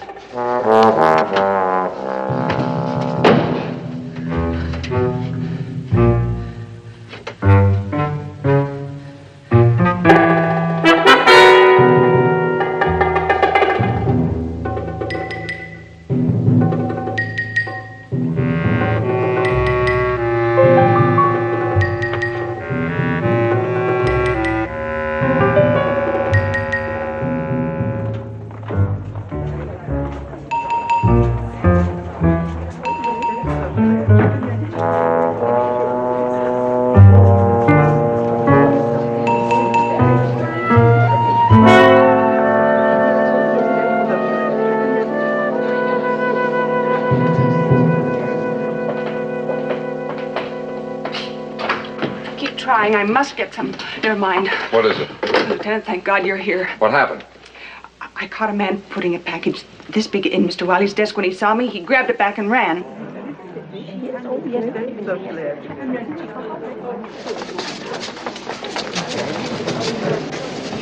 Very well indeed. You can't mistake him. Those maintenance coveralls are white. Excuse me.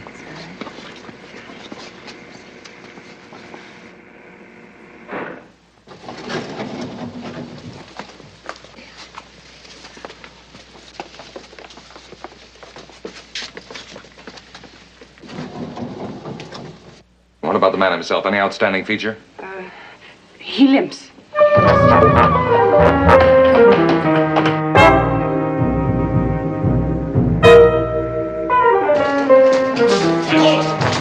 Stand back. All right, take it down. Police special. Come on, let's go.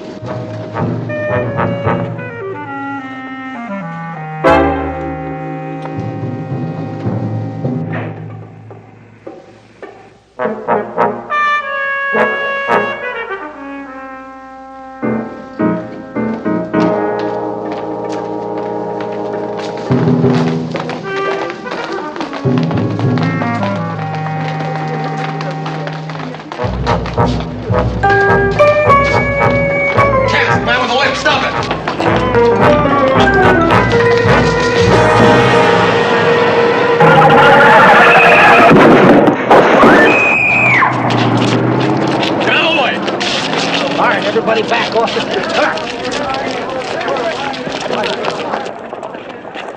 I want that package you tried to put in Wiley's office. It's a bomb, isn't it?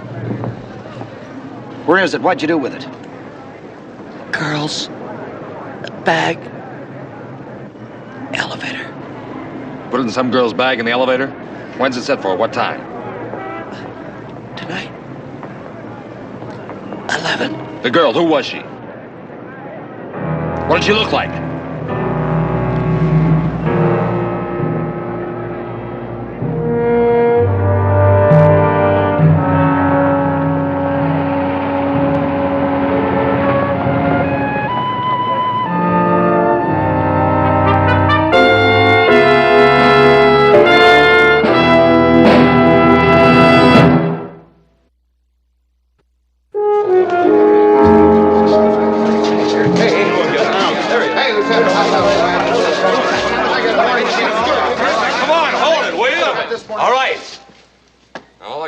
This bomb, meant for Wiley, was slipped into some girl's bag in the elevator this afternoon.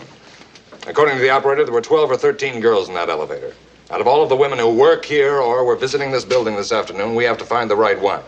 As far as we know, the bomb is set for 11 o'clock. That means we have 5 hours to find the girl, so let me go do it, will you? I can't figure it out here.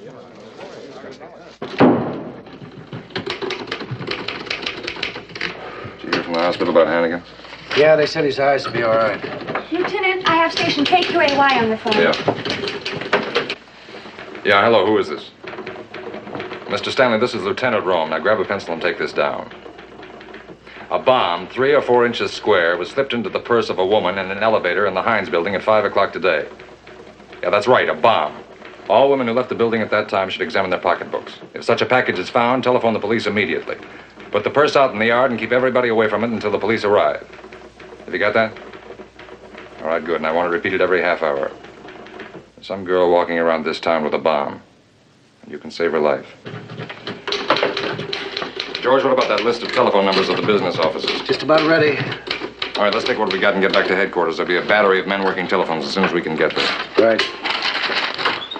Oh, Lieutenant. That right what I just heard? Man with a bomb got chased out of here, slipped the bomb in some girl's purse, and then got himself killed by a truck. That right? That's right. Brundage, you're off, Mr. Wiley. You go on back. According to his driver's license, the man's name was Harry Elser. You ever hear of him? Elser. No, doesn't mean a thing. Well, that certainly takes me off the hook, Lieutenant. Fine.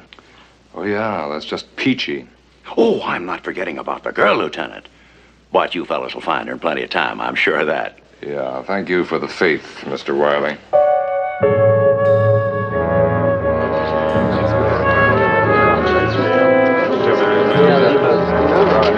Come on, knock it off.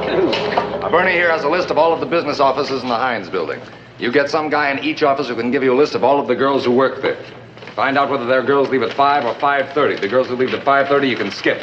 Now, the girls who leave at 5, you start contacting. If there are no phones, get their names and addresses to Bernie. He'll relay them to men in the squad cars. Also, find out what women visitors left the offices at about 5 o'clock. A woman with a bomb in her purse may be somebody who doesn't even work in the building but was just visiting. All right, now get on the phone.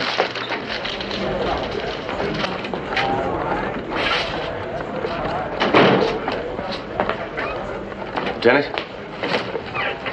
Yeah. What did the bomb experts tell you? Well, they say with the type of bomb you described, it isn't strong enough to knock over a building or anything, but it could kill maybe 12 or 15 people in a group. Could it contain a timing device? No, not a clock anyway. It's too small for that. But it could contain a chemical timing device. They say the OSS during the war had a incendiary pencil. They had a timing device in it that was accurate up to a half an hour. What time is this thing supposed to go? 11 o'clock. Figure maybe a half hour before or a little later. With this type of bomb, they say if it gets shaken up and all, it could go at any time. It's good to know. Hey, George. George, we're not going to do any good here. Let's drive out to Elsa's and see what we can find out, all right? All right. Bernie, if anybody wants me, get me in the car.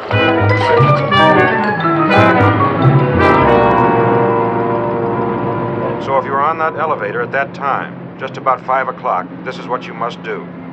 Do not touch your handbag. Telephone the police immediately at City 1-2000. Repeat, City 1-2000. I seem to be on the job. Seems like I should have been this afternoon. You're blaming yourself worse than usual on this one. How come? I had one of my lousy hunches. Went over to Wiley's house. I thought maybe the bomber might pull the switch and show up there. If it hadn't been for that, I would have been in Wiley's office, and some girl wouldn't be walking around with a loaded bag. What do you think we'll find at Elsa's? I get some specific information on what kind of a bomb it was. Get the whole town in an uproar, we might find out it's a false alarm. Possible. Could be he's an amateur and he bungled it so the thing won't even go off. Just don't bet on it. Those visitors are what bug me. We can miss one of them easy. Yeah. All right, so she doesn't turn on her radio, she doesn't turn on her TV. She doesn't look in her purse. So we can't help her. And just like that. Just like that, George. Some innocent girl blown to pieces, and I had to have one of my lousy hunches. You take these things too personal, Brian. You know, I've noticed lately you take it on yourself for every case we work on. What's with you? Maybe I just don't live right, huh? You sure don't. It's been 6 years since Amy passed away. I'll bet you haven't been out with a woman in that whole time. Come off it. All right, Amy was the greatest. But life goes on, a guy's got to keep punching. Look at Jenny and me. When we lost a little girl, I thought the whole world had been kicked right out from underneath me. We had to pick up the pieces and keep going on. Now, we got the new little one, and everything's great again.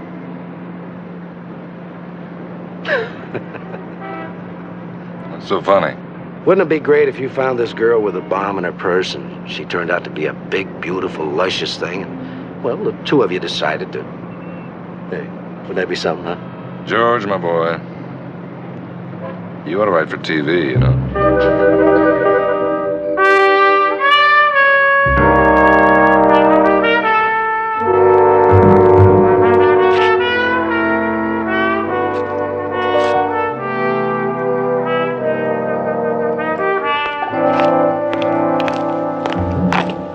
Neighbors know anything? Nothing much. The lady says he lived alone, kept pretty much to himself. What did he work at? Nothing lately. She said he was some kind of an engineer with a water and power company. Got fired about 2 years ago. That's it. That's it. Motive. Wiley, Water and Power Commissioner. He probably blamed him for losing his job. Huh? All right, I'll look over the house. You check the garage. All right.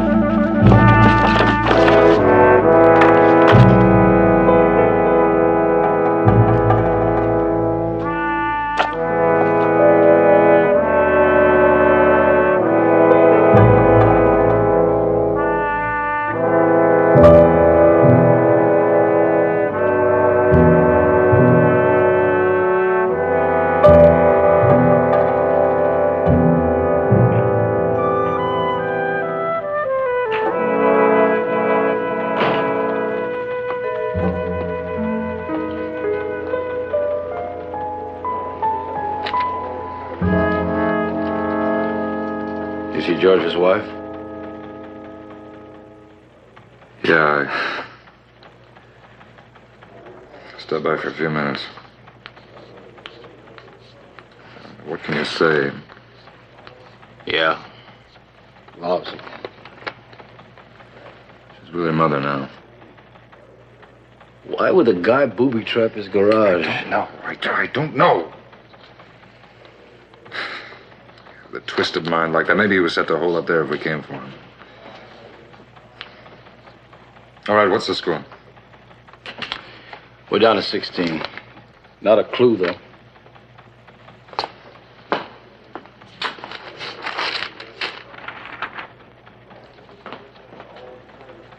Hi, Lieutenant. Nary a bomb, nary a bomb. So here's 5 names you can cross right off your list. I wish you could have seen some of the things I took out of those women's handbags. You wouldn't believe it. Hey, that's perfume. Lieutenant, I think you better write me a note so my wife won't clobber me. You know, sometimes, son, you just kill me, you know that. Hey, what's the matter with him? I never saw him act that way before.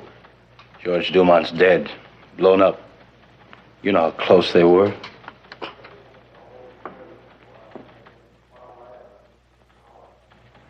All right, what's with this first one, Kimball? She's a commercial artist. An agency in the building handles her stuff. Never mind the biography. Why can't you reach her? Sorry. No answer from her phone. No one home when I sent a car. But I got some more stuff from the agency. 10 to 1, she'd be dining out with her boyfriend. That's a Robert Larrymore of Northern Lithograph. His favorite restaurants are Ma's Errands and Angelo's, and the Seventh Heaven if he's in a dancing mood. Okay, that's nice work. Now, what about Delquist? She was a name on an appointment pad in this Rogers office for 4:30 this afternoon. The Hines Building super phoned it in. This Rogers is a young architect. No secretary, and he can't be located. I'd leave Brundage in charge from here on, and you and I better do the legwork. Okay, starting when? Starting right now. I'll take numbers 1 and 2, you take 3 and 4. Keep in constant touch with me on your car radio. Right. Bernie. Yep. Listen, the experts checked over this garage. This stuff is the latest and high explosive. And don't just be careful. You be very, very careful. Okay.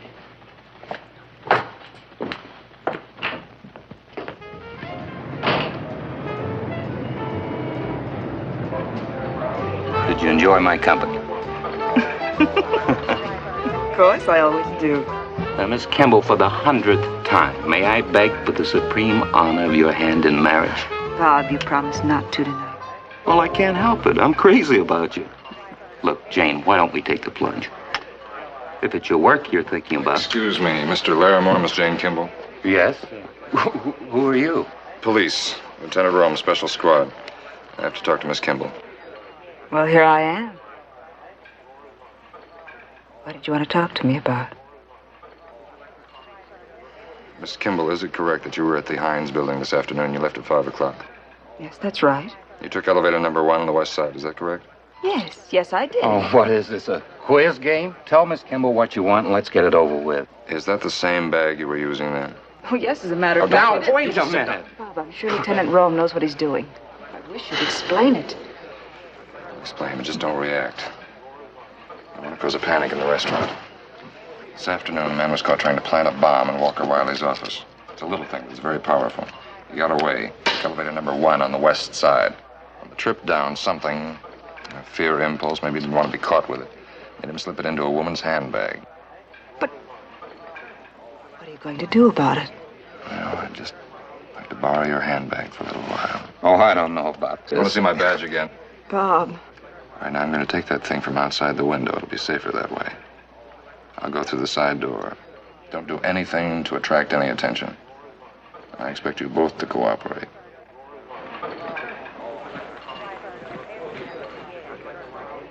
He is on the level. We could be killed at almost any moment.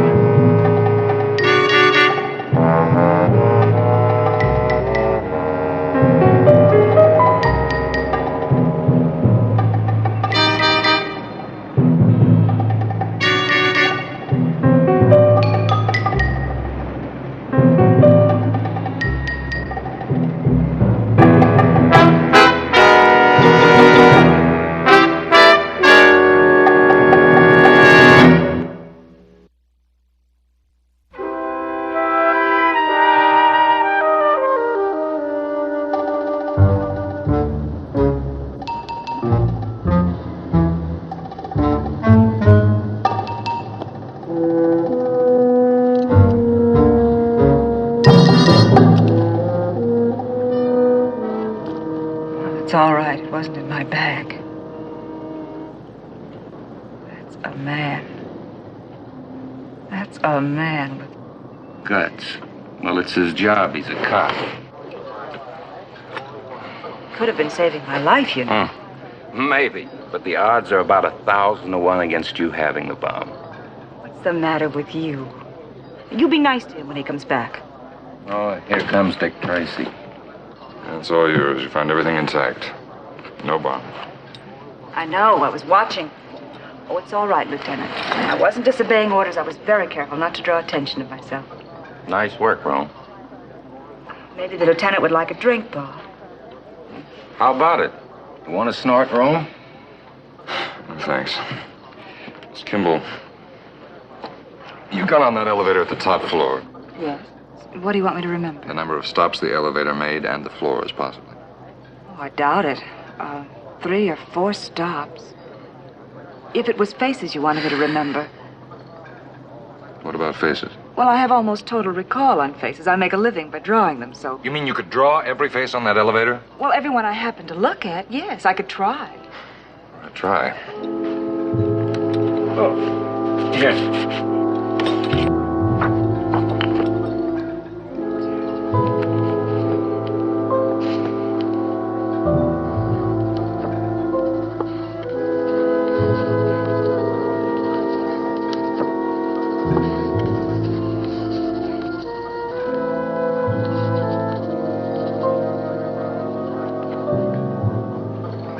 There's 3. It's the man. That's Elser. Man with the bomb? He was standing right next to me. Think of the poor girl who really has it, walking around not knowing. You'll find her, won't you? Let's keep that thought. I only have an hour and a half at the outside. Take this if I may. Thank you very much, Miss Kimball. Good night, Mr. Brown. Lots of luck, Rome. Oh, I wonder where the waiter is.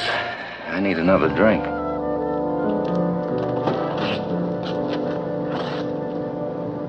Rome. Strike out Jane Kimball. Anything from Bernie? Yeah. There's 2 more canceled out. He's looking after number 5. We ought to be getting closer, huh? Yeah, further away. I'm going after the Dahlquist woman now.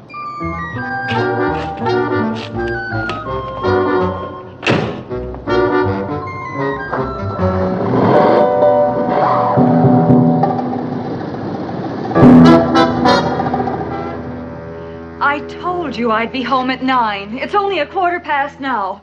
Why all the questions? What were you doing between 4 and 6 this afternoon?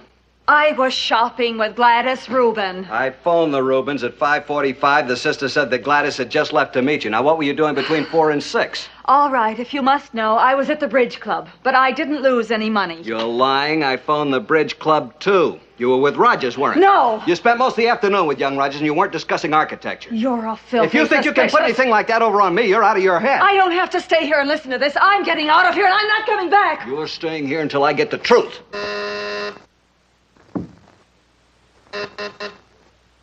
Who's there? Dahlquist?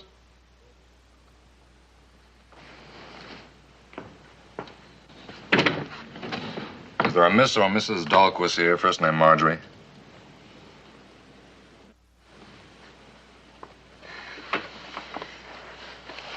I'm Mrs. Marjorie Dahlquist. What do you want? Police Special Squad, Lieutenant Rome. Well, what is it? Something about my car? I haven't done anything wrong. Oh, it's nothing like that, Mrs. Dahlquist. We need your help. It's urgent. Yes? Were you visiting the Hines building this afternoon, and did you leave about 5 o'clock? What right do you have to question me? Mrs. Dahlquist, this is a matter of people's lives, maybe yours.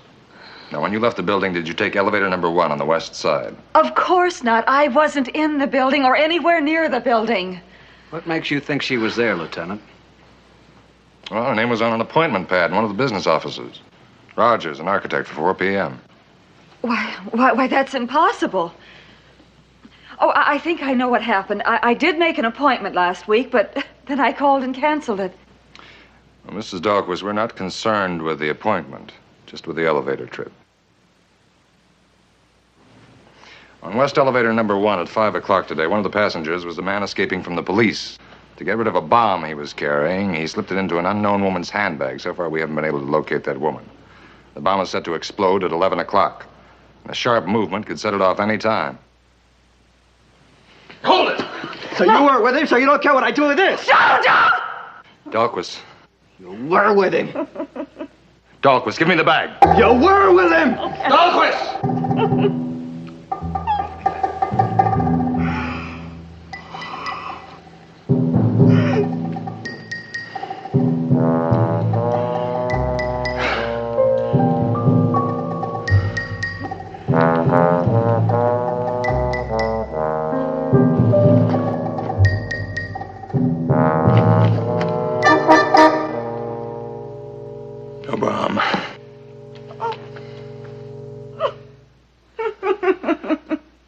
It's okay, Mr. Dahlquist. Yeah. It's fine.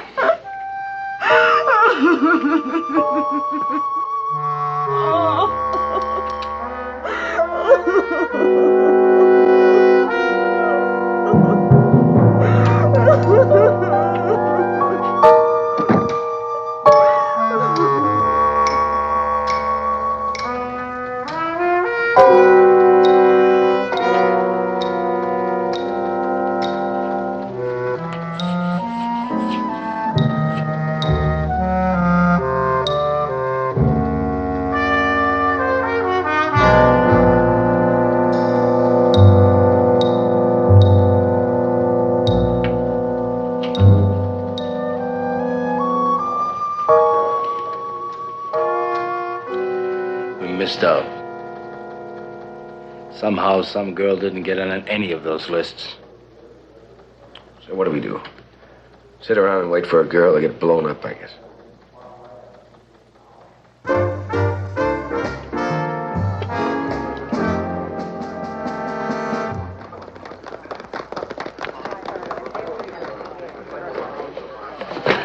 Now you can call your mother. And don't say I don't look after you. You're wonderful. Hello, will you get Pleasant 88866 for me, please? You know something? You look beautiful even when you're phoning. All right, thank you. I'll try again later. Mother of mine, I never know where she is.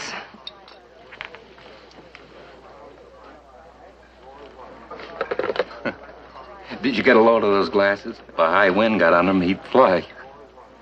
Glasses. Glasses? That girl. Bob, I've just thought of something. I've got to call Lieutenant Rome at once. Might be terribly important. Here. Take a look at this. See if you recognize either one of those two women's faces. Both of them were on the elevator. Yeah, that's Mrs. Hauser, the last one I got. The other one's one of my first lot. Special squad. Yeah, sure, he's ready. Just a minute. Jane Kimball for you says it's urgent. Hello, Miss Kimball. Lieutenant, did you find the girl yet? No, why? Well, I just remembered someone else who was in that elevator. Can you draw her face as well as you did the other two? Better. She's an easy subject. Well, then get drawing. Please. Are you still at that restaurant? All right, I'll be right over. Come on, ready.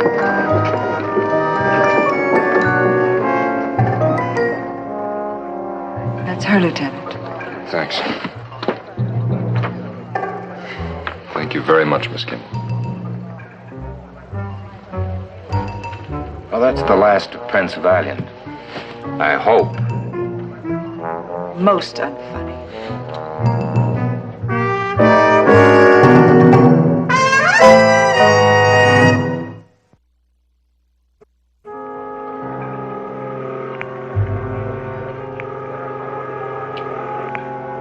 Mother?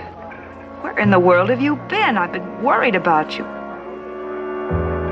Well, I was home for a few minutes at 5:30. There wasn't a sign of you. My dear, if you wouldn't talk so much, I'd be able to tell you what's happened. I'm going off with Martha Bailey for the weekend. Yes, I'll be back on Monday. Goodbye, dear. Have fun. There now, let's see. You have my suitcase, I have my coat, and... Oh, dear. Hurry, Agnes. We have a train to catch. You see, that's typical of Jamie. Such a brilliant child.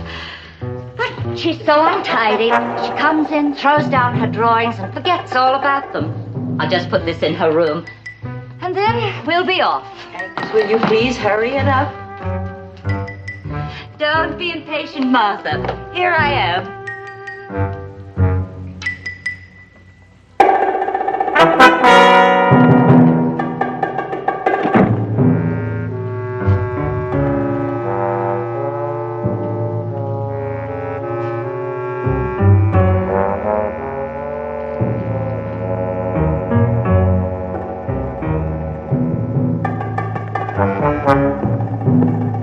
Snyder?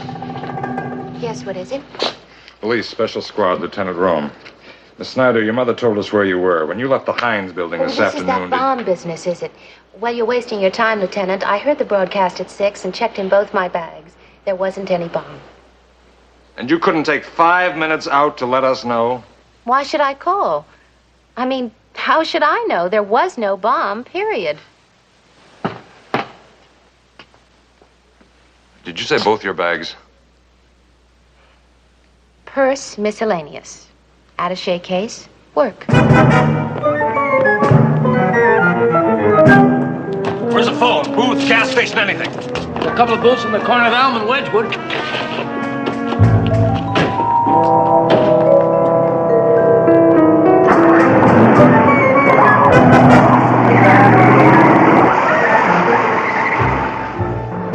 Jane Kimball, after all. How come? That's my fault. He also said girl's bag. Me, I give out handbag. I'm not smart enough to figure some girl might have another bag besides her purse. She told me she had a bunch of drawings with her.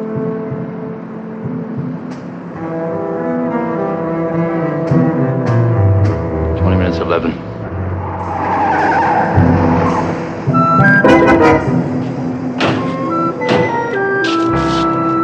Call our house numbers in there. I'll get the rest.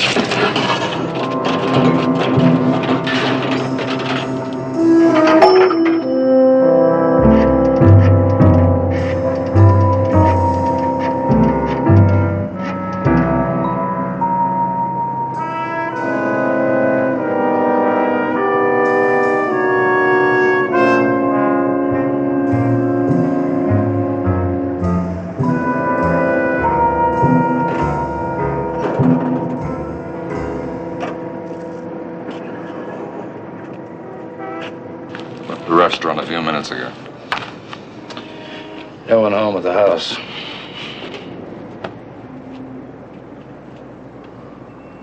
Look, you figure she's taking this other bag around with her? Might, how would I know? Maybe she dropped it off at the house before she went out. All right, that's where we'll go anyway. Let's hope she's on her way there. If not, we're sunk.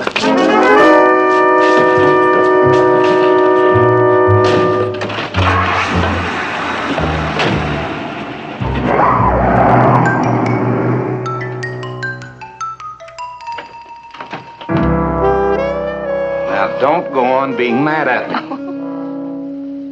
Let's just forget about it, shall we?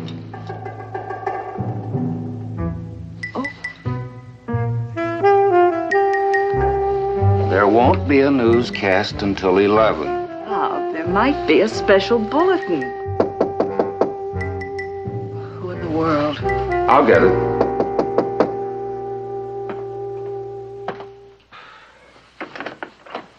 I have to see Miss Kimball right away. I'll tell her you're here. Miss Kimball. Well, Lieutenant, what? When you left your agent's office this afternoon, did you take any pictures with you? Yes, the ones he didn't want. What did you carry them in? Well, my portfolio, of course. Oh, but you said handbag. I'm stupid. Where is it now, the portfolio? Oh, well, let me think. I put it down in here. I'm sure I did. Mother must have put it away somewhere. It'll be in my room. Oh, wait a minute. Don't go in there. All right, now you just reach inside and turn on the light. You show me where it is.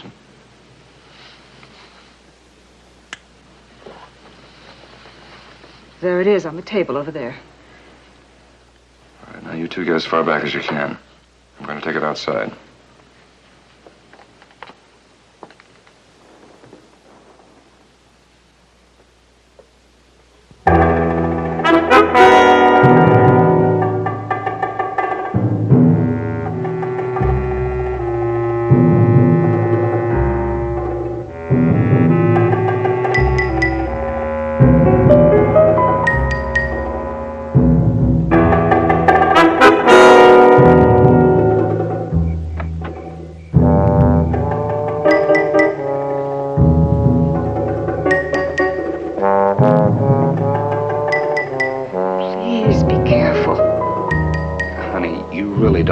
a bomb in that case of yours, do you?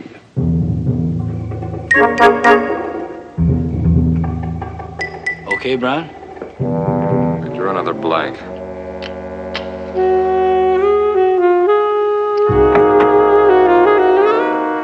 Okay, Miss Kimball, no bomb. I'm sorry to have troubled you. Lieutenant?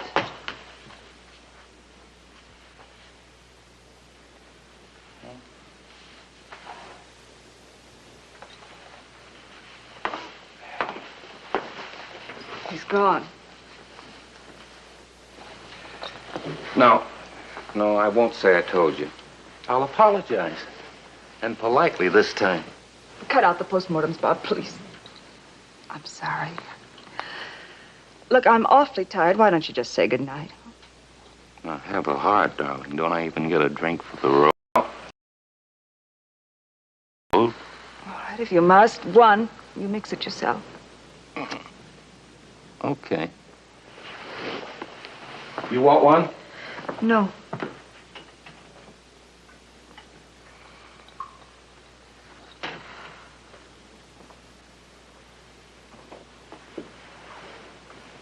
Just think of that man, Bob.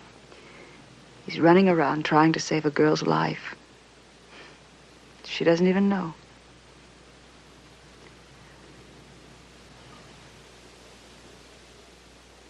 It's 11. Now I can hear that newscast. Despite my jesting, my lady, my love which I bear for you is boundless in this lowly aching heart. Bob, you clown. I know. Please, I want to hear the newscast. Come on now, Jane, let's get serious. Miss Kimball! Oh, no, not again.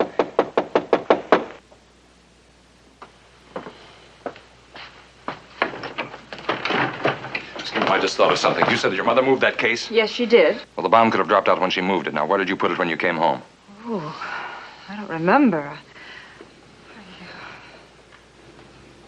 I think I put it in that chair.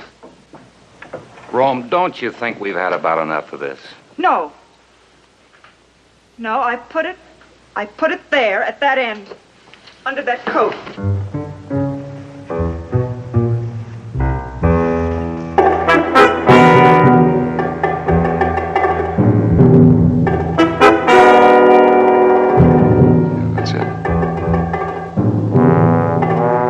That thing's gonna go off. Get out of here. Come on, move, go!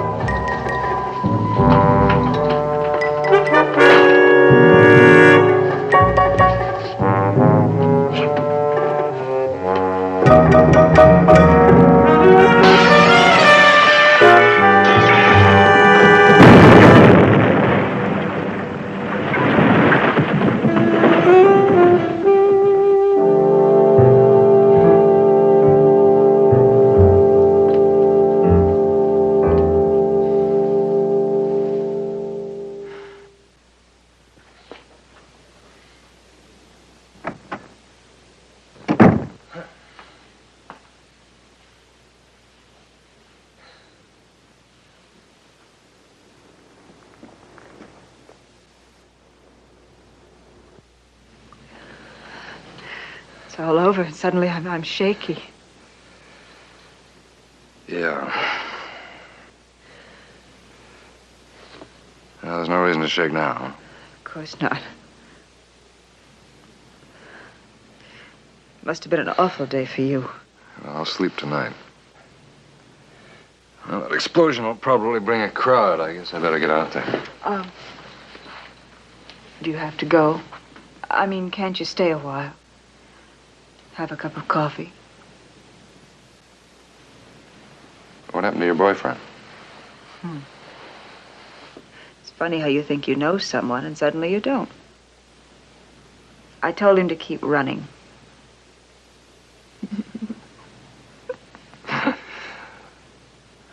Well, I guess my sergeant could take care of the crowd. Then you'll stay.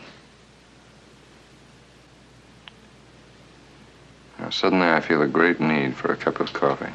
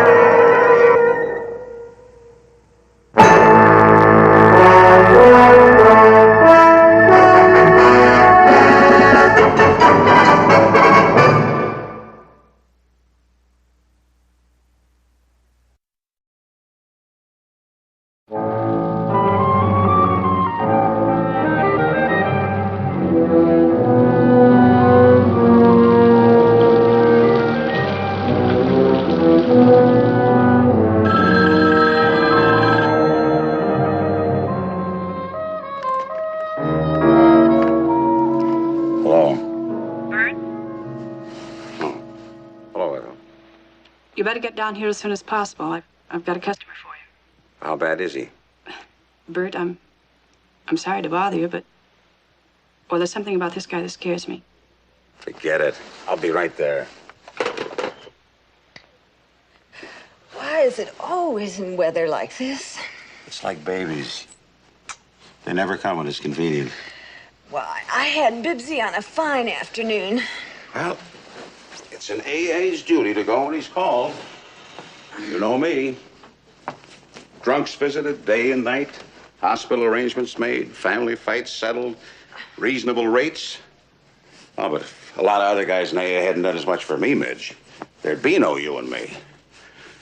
And no Bibbsy.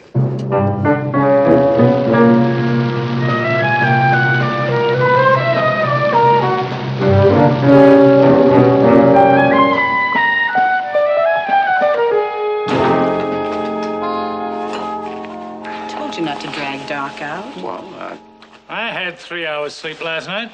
That's my quota. His name's Adams. George Adams of New Orleans. Or at least that's what it was in the register. He was plastered when he checked in. How bad, Doc? Not good.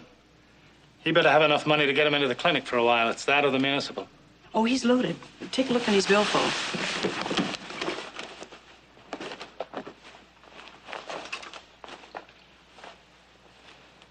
Hey, he's loaded, all right. Oh, come on, put it down. That makes me nervous.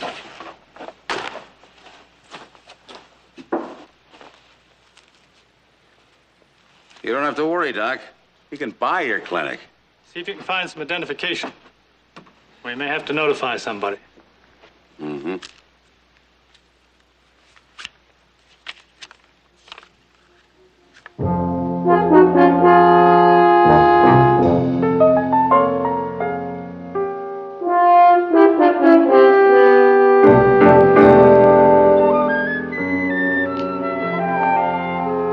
Our friend is in big trouble because his name is Bert Lewis.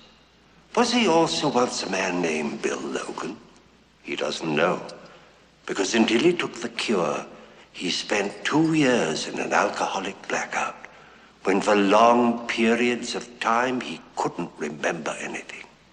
Did he do something at that time for which a man with a gun has come to get him? He doesn't know. All at once, his big blackout has caught up with him. That's the name of our story, The Big Blackout.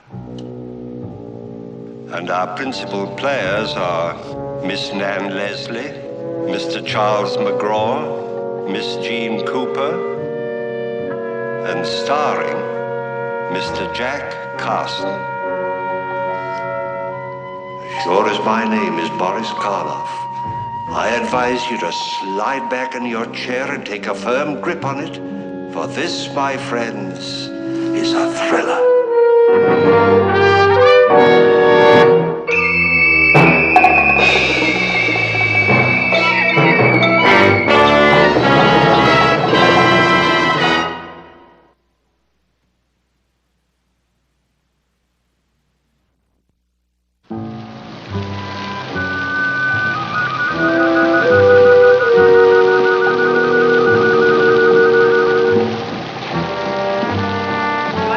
Coffee with me till the ambulance gets here.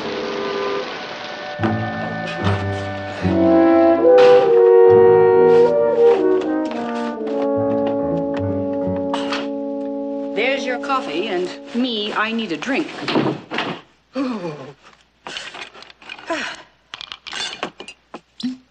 You sure this won't bother you? No, go ahead. You look tensed up. Well, I'm always this way when I see a guy like that. I know how he's going to feel in the morning. Is that all? What else should there be?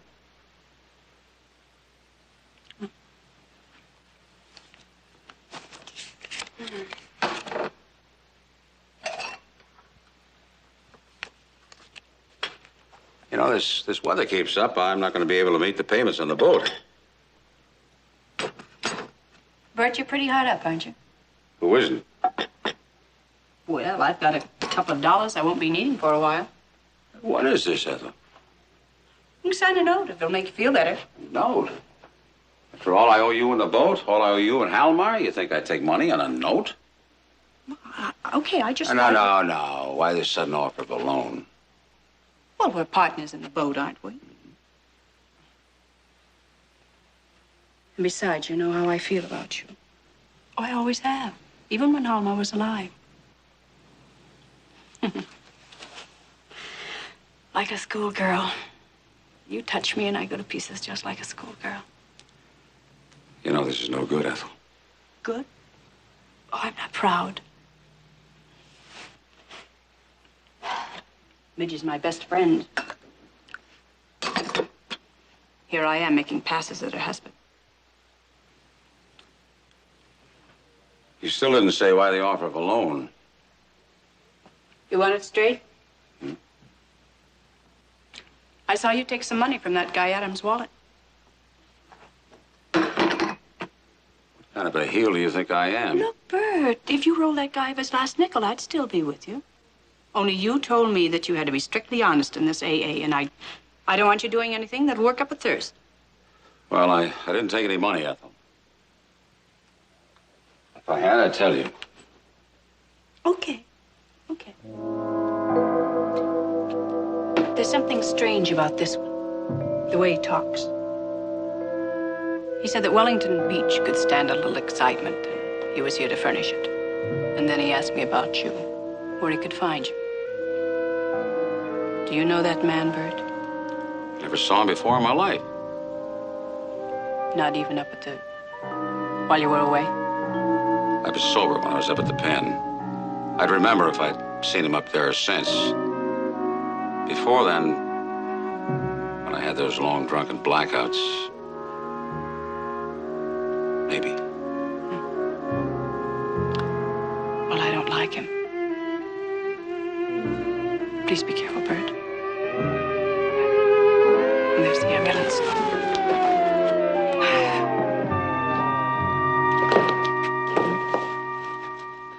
Bert, what happened?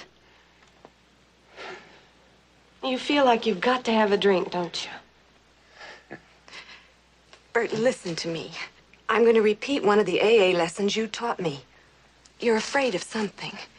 If you keep fear locked up inside of you, it's going to make you try to fight it by drinking. But you can't hide from fear, darling. When the alcohol wears off, you'll still be frightened. You've got to face it. You've got to bring it out in the open.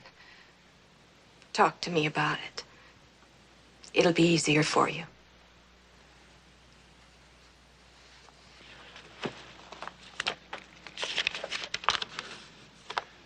I found this in Adam's wallet.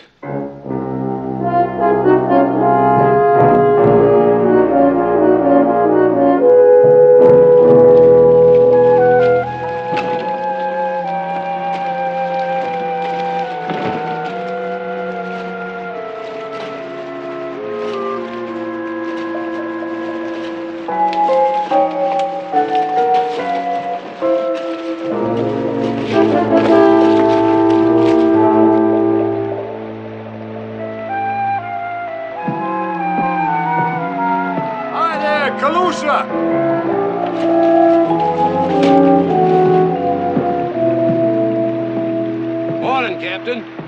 It's a nice boat you got here. Thank you. Paul Hawkins, Canada, Alberta, Texas.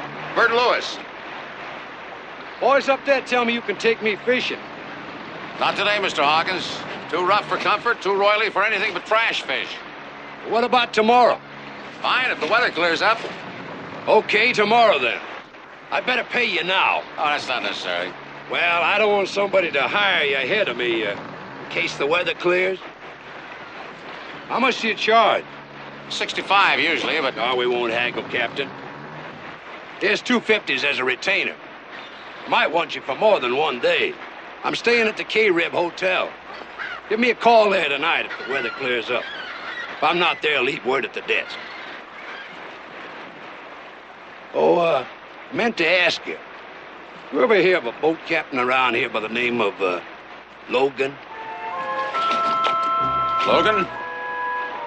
Bill Logan. Oh, there's no Logan sails out of Wellington Beach. There's a Lonigan sails out of Clearwater. No. Logan.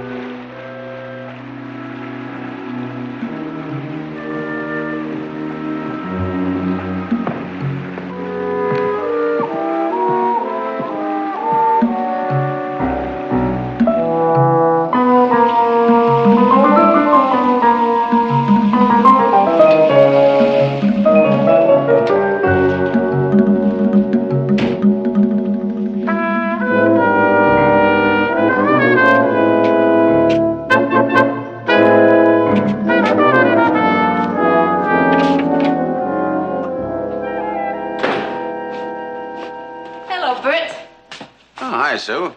Making the round of your parishioners? Just one particular one. A fellow named Adams. He was brought in this morning. That one. From the Paradise Motel? Doc put him in the back room. Well, that's him. Bert, bad shape. Doc Malloy gave strict orders he wasn't to see anybody till tomorrow. Oh, well, the doc didn't mean me. We made that call together. I just want to see him for a minute. There's something I want to ask him. That, Bert. Tomorrow. He's had a sedative. Yeah, but Sue, I just... Look, tell you what, honey. As long as you're here, why don't you go see old Charlie? Charlie? Is he in again? You know Charlie Pringle. He can't stay away from me long. I'm his secret passion. Sure. Go on, talk to him, honey. Nobody ever talks to old Charlie. Well, not today, Sue.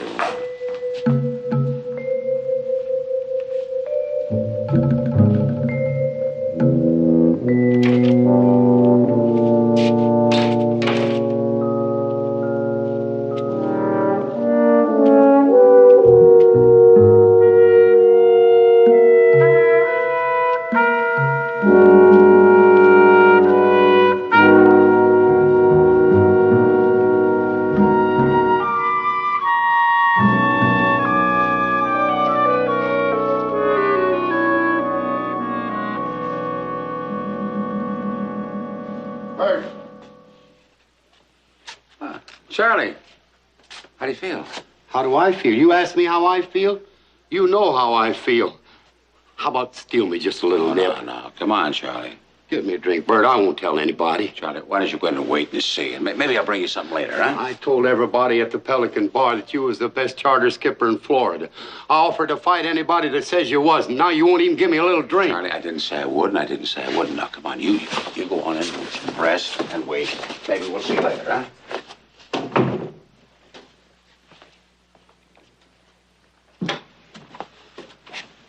Mr. Adams. Adams, I've got to talk to you. Adam. He's dead.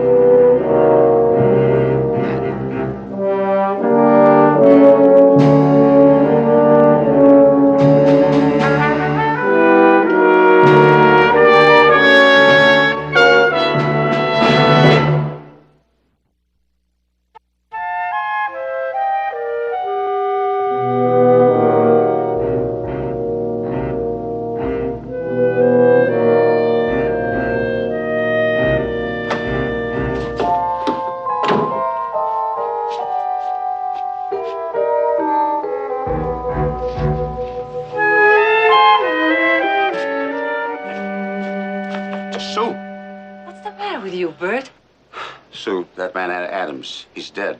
Murdered. Back there in his room. Shot in the head. I just saw him. Did you go back there after I told you you couldn't? Yeah. And he was dead. You better come inside. You mean to tell me that you never saw this Adams guy before? Like I told you, I don't remember. Supposing I told you that we found letters on him from you. Then I'd say that you made a mistake. Officer? Never mind that officer bull. You rolled Adams for this $100 that we found on you. Isn't that what you went to the clinic for? Come on, Lewis. We're not going to stand around here all day and play games. I got that money for a charter. Man name of Hawkins, he's at the Carib Hotel. Call him. I'll call him when it suits me. Didn't the nurse at the clinic tell you not to see Adams? Then you did? Now look, Wrights. You made that paraffin test. If you found any powder stains in my hand, book me for murder. If you didn't, like I know you didn't, you know I didn't do it no matter how much you wish I had. So why don't you go find your murderers instead of wasting time with me? Right? Boy, am I glad to see you. You're free on bond. I just fixed it. Here's the receipt. Oh, isn't this just dandy? We can't do enough, can we, for the sweet, innocent ex-con? Nothing but the best. I understand there are no charges against this man, so, let's go, Bert. Don't go far, Mr. Lewis. I won't.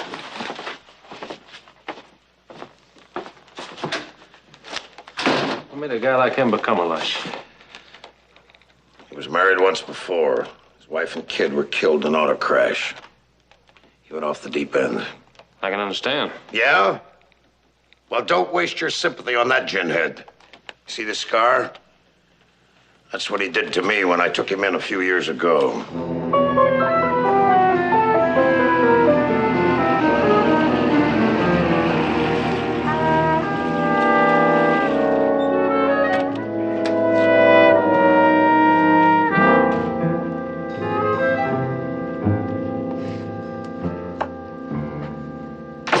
Where's Bebsy? She's taking her nap. Ethel's here. She came as soon as she heard. Hi, Ethel. Hi, Bert. Pretty bad day, huh? Rights give you a rough time? Could have been worse. Did they give you anything to eat? Not exactly a banquet. I'll fix you a sandwich. Good. How's your drink, Ethel? Listen, don't bother fixing me another one. Now that Bert told me, I think I'll take off. What happened? Somebody shot Adams at the clinic. I found him. They held me for questioning. Doc came up with a bail, so here I am. Why'd they hurry to see the guy? I guess Well- you felt responsible for him, didn't you? Yeah, sort of. Here. Well, I wish I'd only called somebody else last night, but I got in the habit of dialing you when I needed help with the drunk, so. He's glad to do it. Listen, I've got to go. Midge, give me a call if you need me for anything, any kind of help, like, babysitting, anything. Thanks a million, Ethel. You've Okay. been wonderful. I'll see you, Bert. So long, Ethel. Bye-bye, Midge. Bye. Bert. Baby. Hey. I got a charter. Look. Real money? Yeah. It's real money. Oh, baby, there's nothing to worry about. Well. Nice and cozy. What are you doing here, Fisher? This is my old pal, Bert Lewis from State Penn. You see what I tell you? There was no trouble finding him. What do you want? My friend here. He's got something to ask you. He wants to know how are things with Bill Logan. And if I was you, I'd tell him. Because my friend here, he's not a very nice guy when he gets sore. That's a real nice girl you got there, Lewis. You touch her and I'll kill you.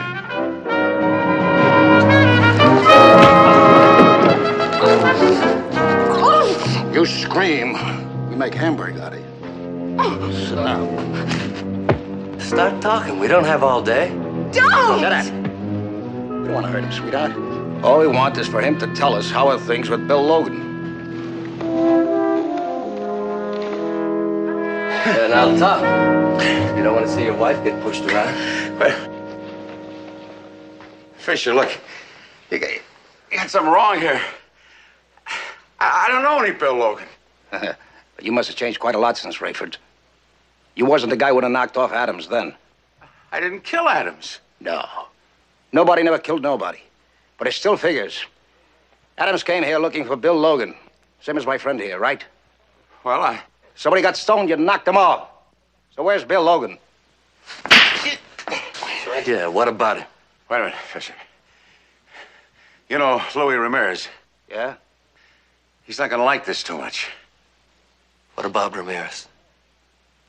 I don't know. He was pretty close to him at the pen. You think he's got a call on Louis? I'll show you what I think. I think he's stalling us until... Hold it. They're coming here. Get out the back way. We'll be seeing you, pal.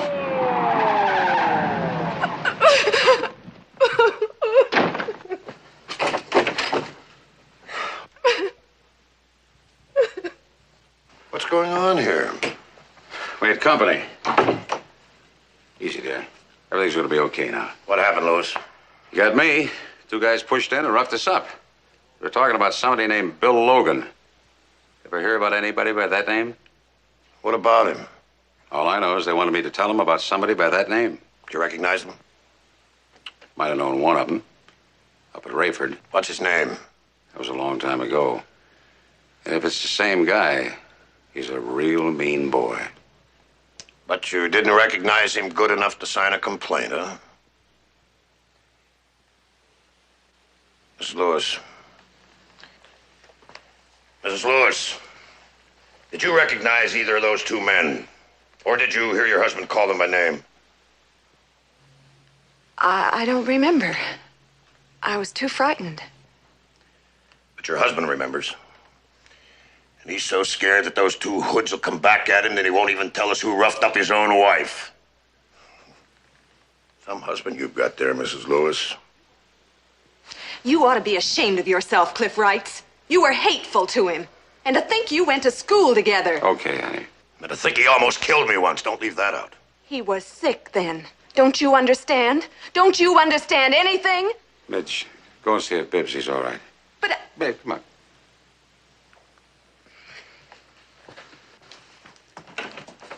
We found the gun that killed Adams. Bruton, show him.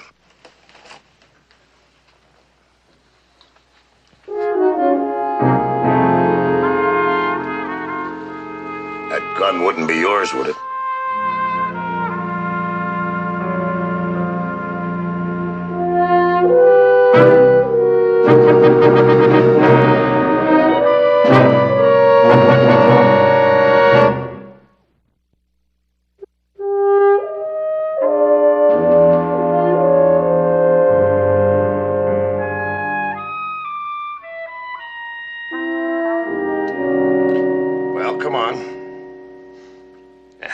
Trying to remember.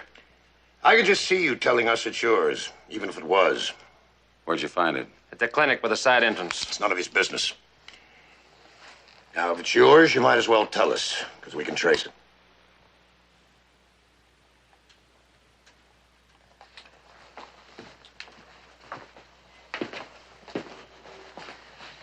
You still won't tell us who beat you up, huh?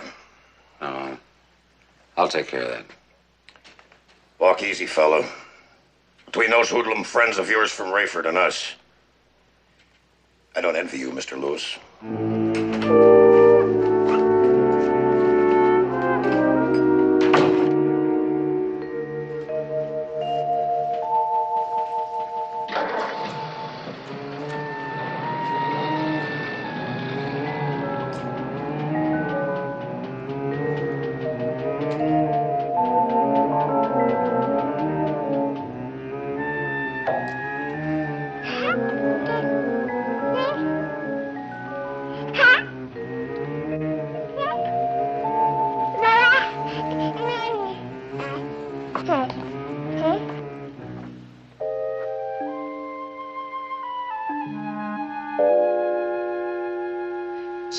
She's famished.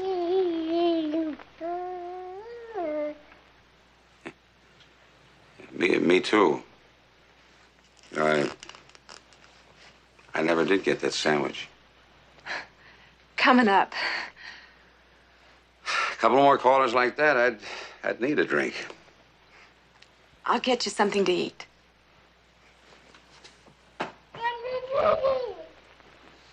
Bibbsy, you sure picked yourself a prize of an old man.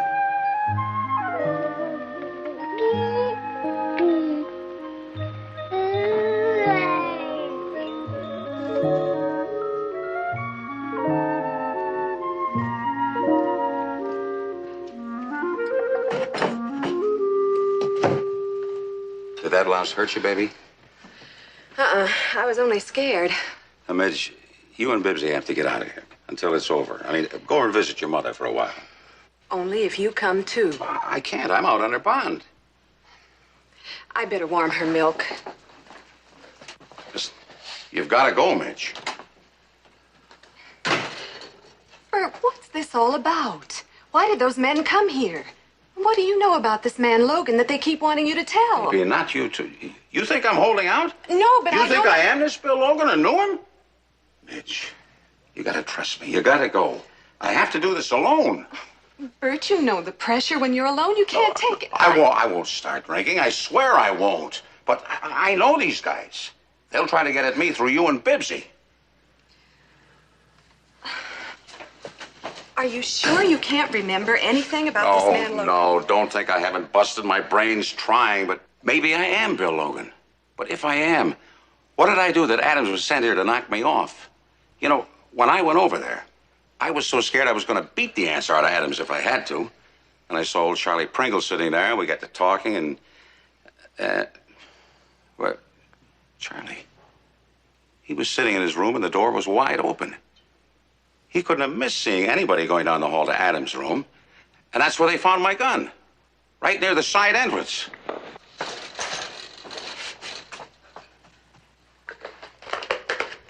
Your gun? Yeah, my gun. It was my gun that killed Adams. Oh, Bert. Wrights doesn't know it yet. Somebody swiped it off the boat. And hello, Sunset Clinic? Can you bring Charlie Pringle to the phone right away? It's important. Oh, he did, huh? Well, thanks. Yeah, thanks anyway. Charlie's gone. He just up and left the clinic. Usually hangs out at the Pelican Bar. Oh, darling, don't go there, please. You haven't been there since you stopped I have drinking. to talk to him. I have to find out if he saw anybody. Listen, you call your mother. Pack a bag. Bert, I've been thinking. Why don't Bibbsy and I go to Ethel's? We'll be safe there, and I'll be close if you need me. Need you? I always need you, Midge, but Okay. I'll drop you at the Paradise, then go see if I can find Charlie.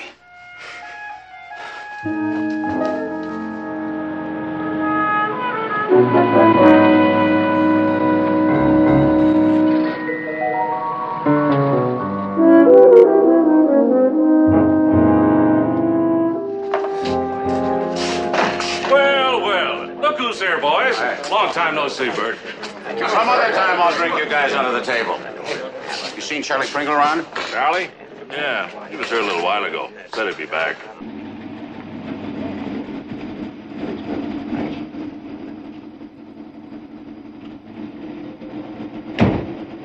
He had to see somebody about some big deal.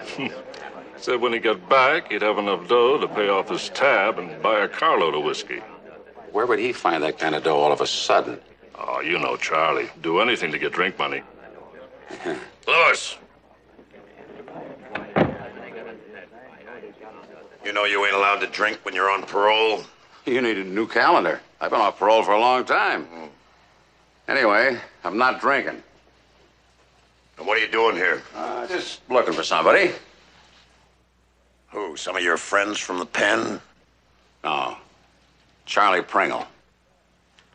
Oh, is that a fact? Yeah. So why would you be looking for Charlie Pringle? Well, maybe I'd get him before he got loaded and got himself into trouble. You're a mite late, Louis. He got himself into trouble. Charlie Pringle's dead.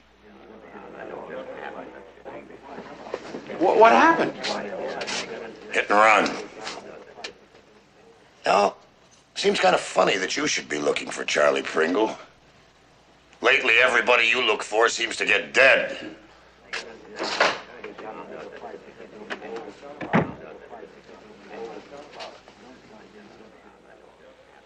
Was Charlie loaded when he left here? Loaded? Yeah. I wouldn't let him have any more on the cuff. He was cold sober. That's what I thought.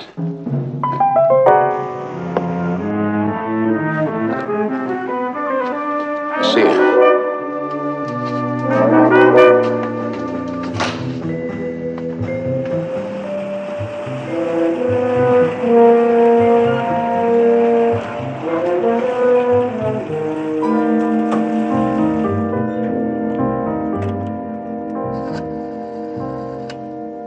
Operator, Tampa 48101. Wellington Beach 387. Hello? Hello, Mrs. Ramirez? You don't know me, but my name is Bert Lewis. I'm over here at Wellington Beach, and it's very important that I get in touch with your brother-in-law, Louis, as soon as possible. Yeah, well, I think he will, ma'am. You see, he told me to get in touch with him right away if I ever needed him. That's right. My name is Bert Lewis, Wellington Beach 387. Yeah, I knew him when we lived in the same place 5 years ago. Mm-hmm. Thank you, ma'am.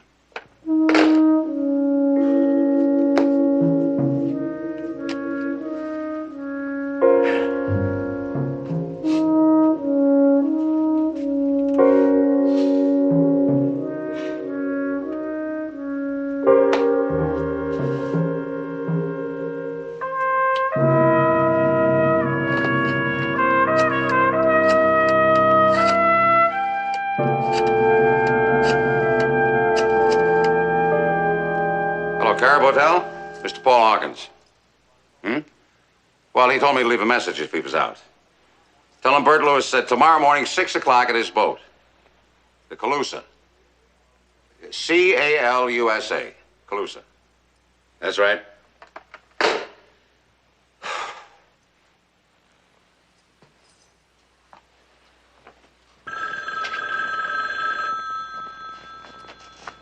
Hello? Yeah, Louie. Yeah, well, look, I didn't know if you really meant it when you told me to get in touch with you if I was ever in trouble, but just took a chance. You are in trouble, my friend? Big trouble, Louie. I got to find out something about a guy who called himself Bill Logan a few years ago. Some people sent a hood named Adams down here to get Logan, and somebody got him. Yeah. I hear that you have something to do with that, huh? No, I didn't, Louie. The cops think I did, but I didn't.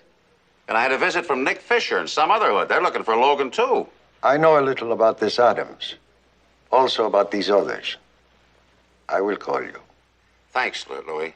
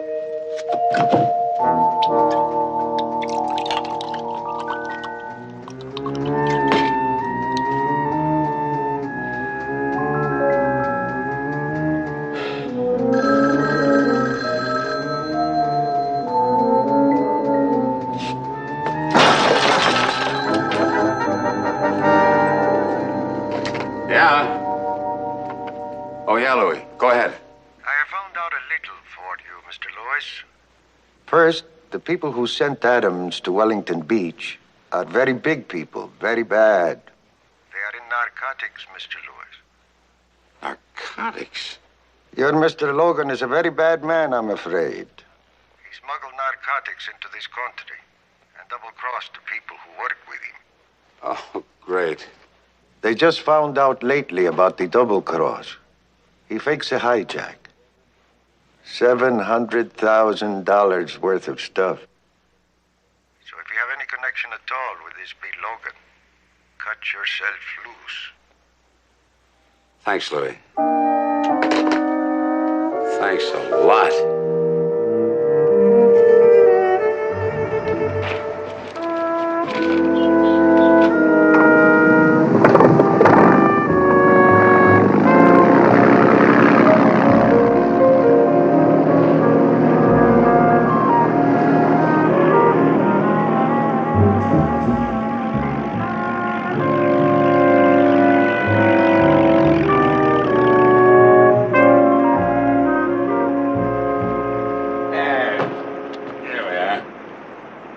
This is real nice. Sure hope we get some fish. You know, Captain, I ain't really a fisherman. Captain, I wonder if you gave any thought to what I asked you about yesterday about that man named Logan. Yeah, I asked. Nobody by the name of Logan sails out of Wellington Beach. Well, this was a few years back. You can tell me to mind my own business if you want to, but just why do you want to find this Logan? He killed my son. You know this for certain, do you? Roy got mixed up in some kind of a racket working on Logan's boat. When he tried to quit, they killed him. I guess Logan thought he knew too much. Well, maybe you got Logan mixed up with something somebody else did. I never gave up hope of finding that rat. You know, I even had agencies working on it. I got a report last week that Logan was running a charter boat down here in these waters, using a phony name. But if Logan's using a phony name... I'll know him when I see him. How's that? Roy sent his mother a snapshot of the boat he was working on with Logan. Now, that louse didn't know his face was in the picture. He came out as plain as a portrait. Have you got that picture with you, Mr. Hawkins? Well, no, I ain't, son. I'm mighty careful of that picture. I put it in the key rib safe. Does he look anything like me? Like you? Nah. Nah, he's a big blonde buzzard. You know, I like you, Lewis. I trust you. I want you to help me find him. Sure will, Mr. Hawkins, but first I think you ought to give me a look at that picture. Yeah, well, maybe I better. K6 KID, calling Calusa. That's us.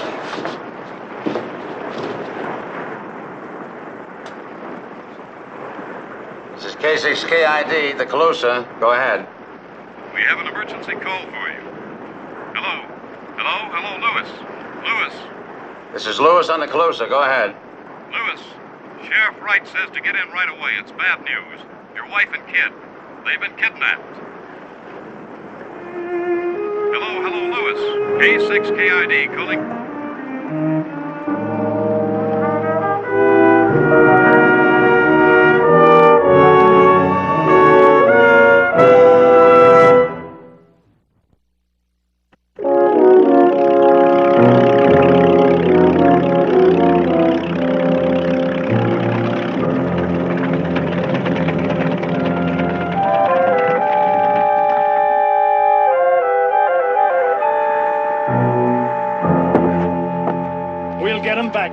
What happened? Bert, 4 guys walked into the Paradise Motel this morning and beat up Ethel and took your wife and kid.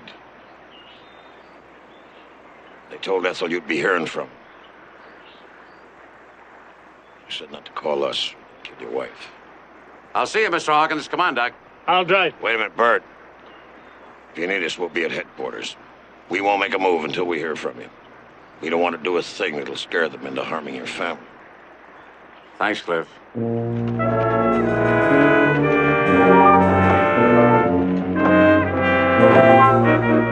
think whoever killed Adams killed old Charlie?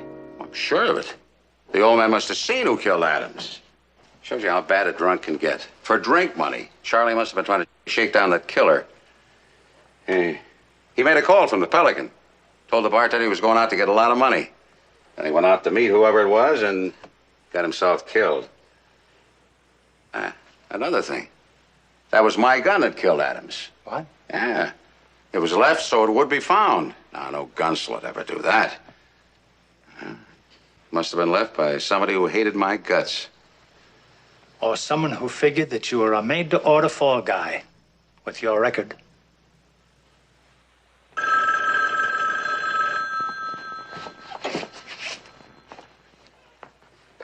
Hello? Yeah, this is Lewis. Oh, Doc Malloy's with me. Now listen. You drive down to the old racetrack. Drive past the track exactly 1 mile. Then you park. You sit there till you hear what to do next. Got that straight? Okay, I got it.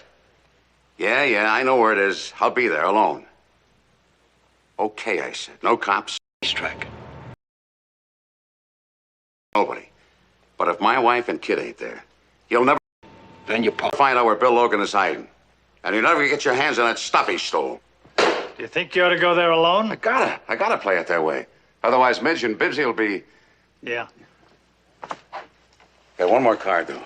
I want to make one stop first at the Carib Hotel and see Hawkins.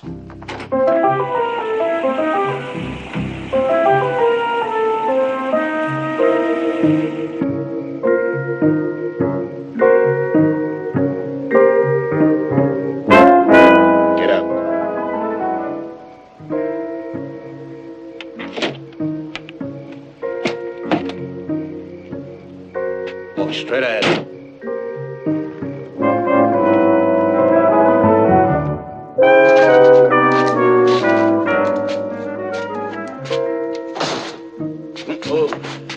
Okay, Lewis, talk to us. Tell us about Logan. Tell us about that stuff he hijacked. I want to see my wife and kid before I say anything. Suppose we already took care of them. What are you going to do about it? Then you just did yourself out of what's left of $700,000 worth of H. Okay, bring him in.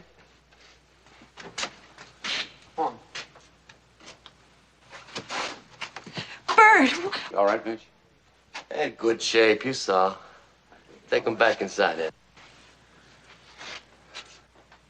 Come on, sit down. Now start talking, Louis. All right, but I got something I want to show you. It's in my pocket. Okay? Yeah, go ahead. Is that the man you're looking for? Yeah, that's him. That's Logan. Where is he? Well, that man's dead. 3 years. His real name is Halmar Bangstrom. Ethel's husband. Ethel? You mean that dame at the motel? Yeah. You guys been looking for a dead man. You were taken in by his widow.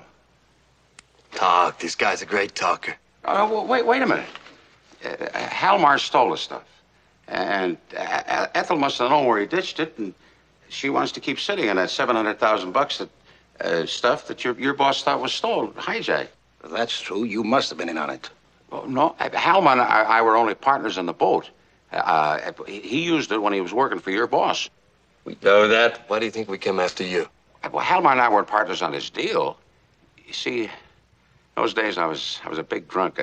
That's how Ethel was able to get me jammed up in it. How do you know all this? Did she tell you? I didn't know it until I got that picture from a guy named Hawkins. And I recognized Halmar, and I sort of all fell into place.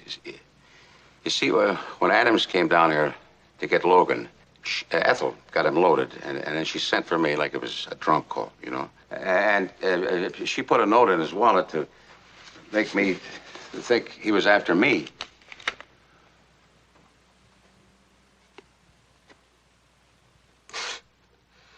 You were sucker enough to fall for this?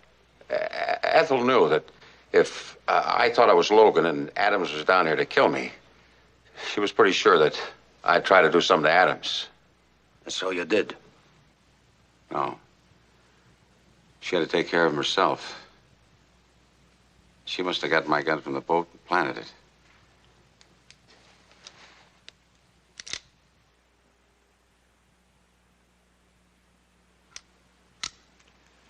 Well, I guess we go talk to the dame.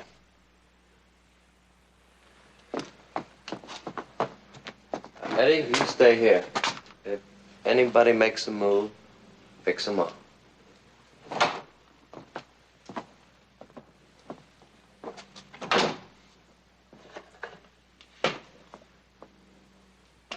Give me a break, huh? I didn't do nothing. You heard what happened. Sure. I'll tell them to let you and your wife live, so you can tell the cops who we are and what we look like. We wouldn't talk. Why should we talk? What good would it do us? Look, I don't like the sheriff anymore.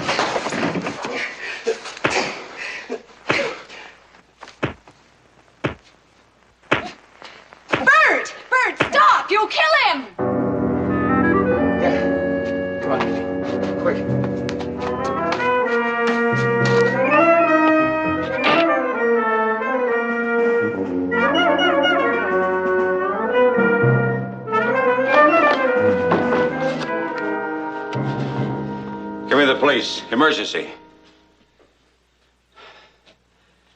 Hello, police? Give me Sheriff Wrights. Oh, Cliff, get down to the Paradise Motel. The Hoods have gone there to get Ethel.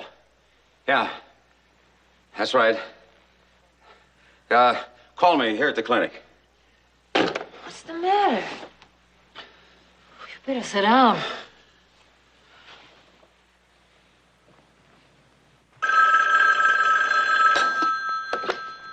Sunset Clinic. Yeah, it's for you, Brutus. Sheriff. Hello, Cliff.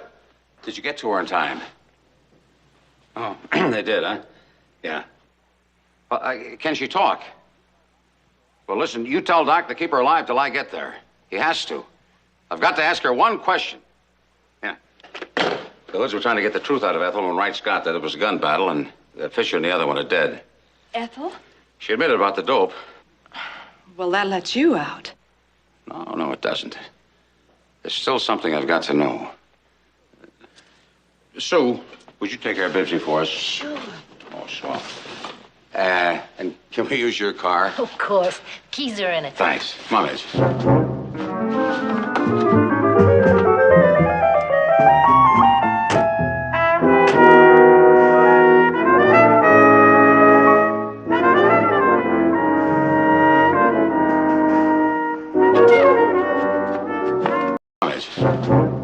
Can I talk to her?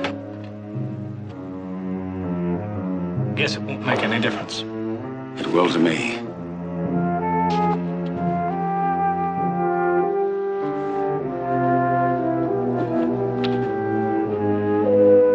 Ethel? Midge? Did you know that I was carrying a torch for your husband? Ethel, there's something you've got to tell me. Sure. When I was on the juice, was I ever mixed up in that dope racket with Halmar? At any time? I've got to know. You never had the brains or the guts to get mixed up in a deal like that. Thank you, Ethel.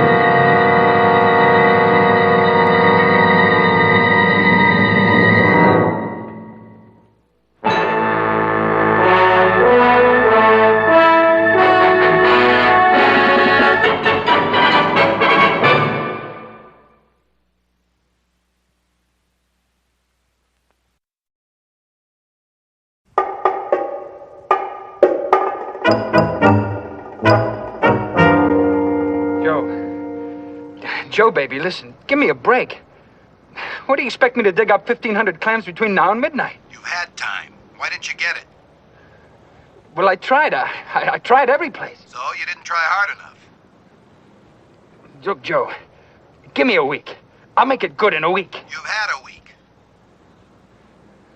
I know I've had a week already, but Joe, look. Okay, get it. By tomorrow night. Sure. Sure, Joe. Tomorrow night. My place.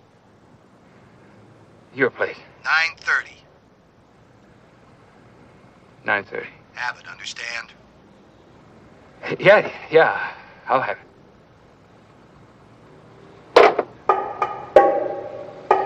I'm home.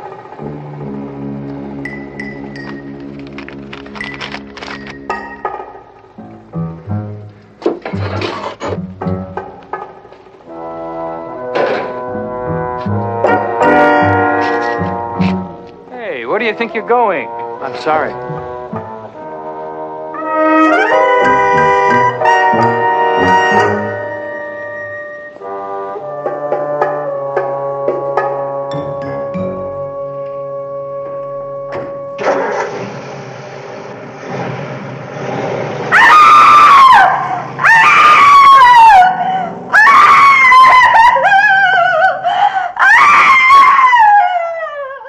A compulsive killer of women stalks a town. This man has seen the killer. He doesn't know it yet, but as sure as my name is Boris Karloff, he will meet the killer again and will recognize him. You or I would turn him in, but this man uses the murderer for a most bizarre purpose.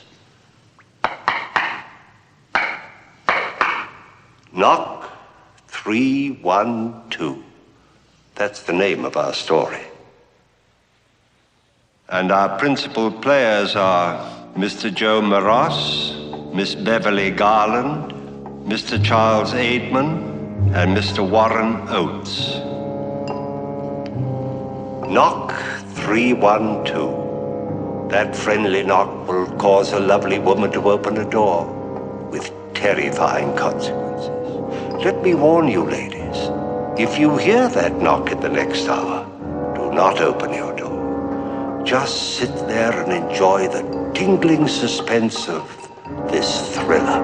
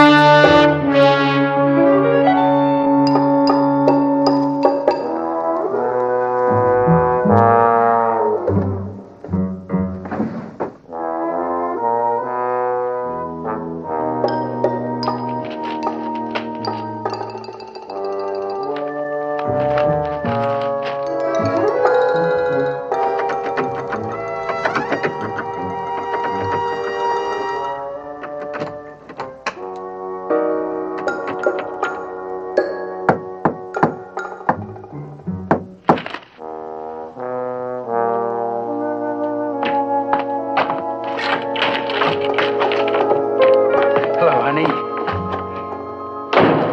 After 5. Where have you been? All last night, all today?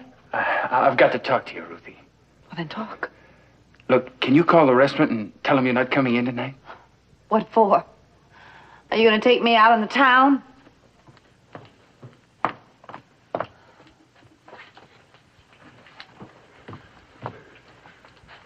Ruthie, all last night and all the day, I've been trying to get that money. You've got to help me out, Ruthie. I told you, Ray, over and over, I can't. You mean you won't? You've got that savings account of yours, $4,000. Yes, that's right. I've got it right here. That's my money, Ray. I worked hard for it for years. Now, you're not going to get any of it, not anymore. Well, am I your husband or what? I don't know. You tell me. Night after night, one bar to another, you're never home. I'm a liquor salesman. How do you expect me to sell liquor if I don't go into bars? Is that why you owe those men $1,500 because you sell? Oh, no. You're gambling. In the back room of those bars. The poker, the horse races, the dice, night after night after night.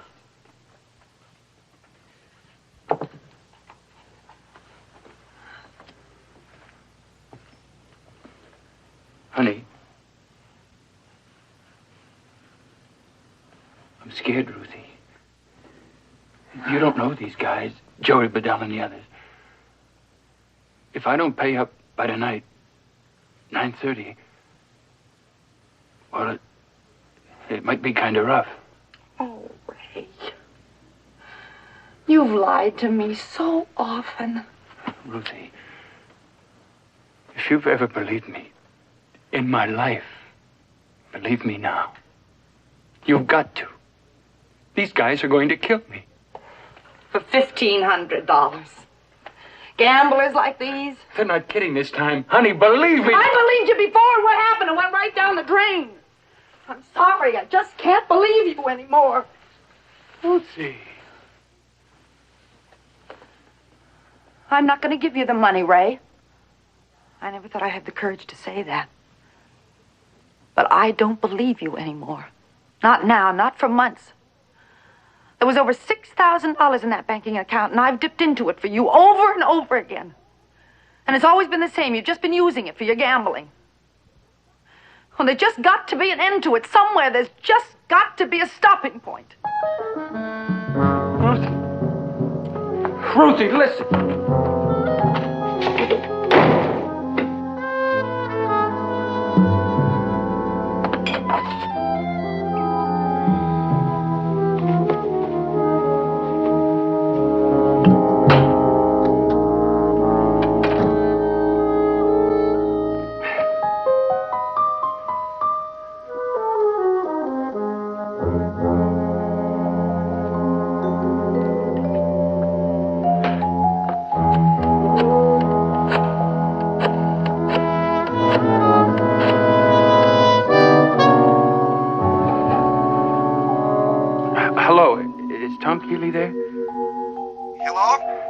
Hello, Tom, you old galoot. Long time no see. Who is this?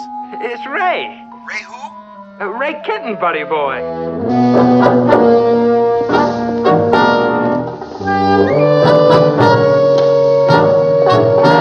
Benny! Oh, Benny, you scared me. What are you doing here? Well, I had to wait for you, Mrs. Kenton, but I didn't want anybody to see me. You had to wait for me? What for, Benny? The police. You got to take me to them. Oh, Benny. You got to take me to them, Mrs. Kenton. Is it because of the newspapers today? You got to turn me in. You got to tell them who I really am. If you tell them, they'll believe you. Come on, Benny, let's go over here and sit down. Oh, business is great. But they're a couple of days late, and I was wondering if you could see your way clear to, How much do you need? 1,500. Oh, I can't make it to the bank by 3. Yeah, but this is Friday. The banks are open till 6. Look, Ray, I can't. You understand. Yeah. Sure. I hope you don't mind. Well, no, of course not. No problem. I just thought I'd take a little pressure off the old valve, you know? You understand, of course. I hope you don't mind. No problem. Give my love to Julie. And the lousy, rotten kids. Benny, listen, every time this has happened, you try to turn yourself in, and it's never you. It's like somebody trying to punish themselves for something they didn't do. But I did. 4 women. The newspapers said the woman had dark hair under her fingernails. There's been 4 women, and each one of them has been attacked at night, right? Now, what time do you get to your newsstand at night? 6. And what time do you leave? 2. Well, you see, I know that, the police know it, Mr. Kenton knows it, and 100 other men who buy their newspapers from you. Every time one of these killings have happened, Benny, you've been at your newsstand. Have you talked to Dr. Masterson lately? Why not? You won't believe that I'm the one that did it. I don't think he likes me. You like me, Benny? Oh, yeah. I wouldn't let nothing happen to you, Mrs. Kenton. Well, then believe me, you couldn't hurt anybody. You just don't have it in you. Benny, I've got to go. I'm going to be late for work. Goodbye, Ben. Hiya, Ruthie. A little early. Come in. Oh, Ruth. How come you're so early? It's nowhere near 6 o'clock. I want to talk to you for a minute. Sure, sure.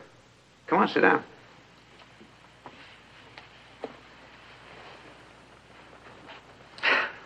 It's Ray. Same trouble? Money? I turned him down again, but this time I'm not so sure I should have. Why not? Well, there was something about him, something genuinely scared. He said the men he owes this to will hurt him in some way if he doesn't pay the money. This Joe Bedell. Do you want to give him the money? I don't know. I just don't want him hurt. You're a very loyal person, Ruth. Maybe it's just that I don't like to admit that I'm licked, George. After all, I've been married to Ray for 8 years, and 8 years. And I've just seen him go down and down, down. Somehow I just can't help blaming myself. It's like somewhere I've done something wrong, failed him somehow. It's like a man who's drowning and keeps calling for help, and you just don't hear him. Well, all I want is a little help in advance on your orders. $1,500 worth? I'll make it good. I don't like it, Ray. You're in some kind of a jam. Whatever it is, I don't want any part of it. I'm sorry. Okay. Sure, Charlie. Thanks anyway. On the house, Ray. You don't have to buy me any drinks.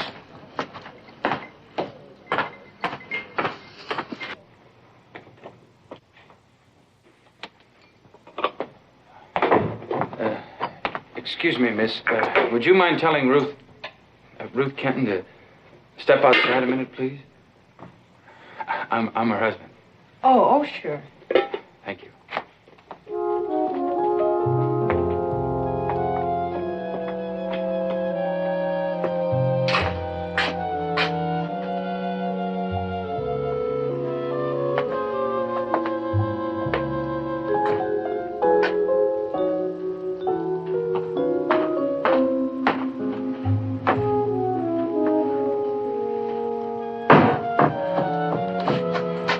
Hello, Ray.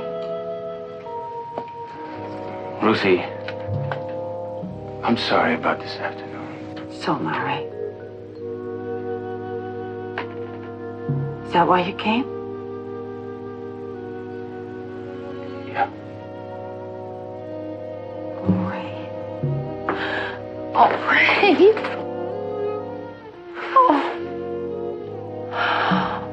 Oh, I wanted this so much. Me too, honey. Just hold me. Hold me. It's been so long. We're silly. Oh, so silly. Fighting the way we do and tearing into each other. Yeah. It's just this money thing. That's the only thing between us. If I didn't have that on my mind... Oh, Ruthie. Remember how it used to be. If it weren't for this one thing, it could be like that again. I promise. Ray, tell me one thing. Just one thing. Do you love me? Why? Wait a minute. I want you to think first. Think of this year and the last 2 years. Think of all the mean things I've said and done, and then tell me. Do you, Ray? I worship you. Oh.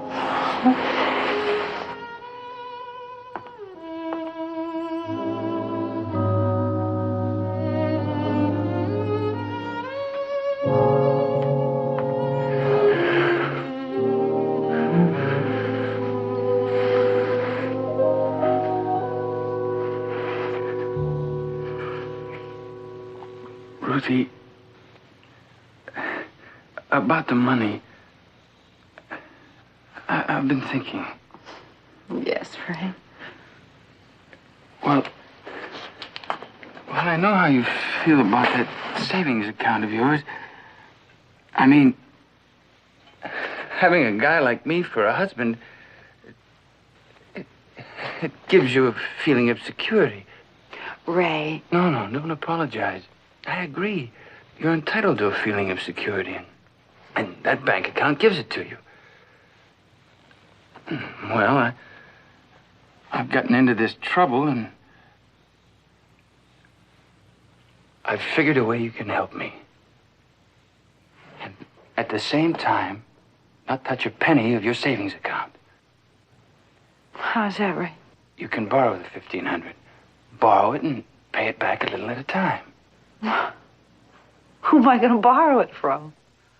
George. I can't do a thing like that, Ray. Well, why not? He's stuck on you. We both know that. You ask him and he'll give it. He'd give you anything you'd ask for. No. Now, I need it, Ruth. Those men will kill me. Look, I'm not going to give it to you now or ever from him. You've got to help me, Ruth. Look, you didn't come here to tell me you were sorry. You were just pretending, using me the way you always do. Now, let me go. You're going to help me, do you understand? Stop it! You're going to ask George!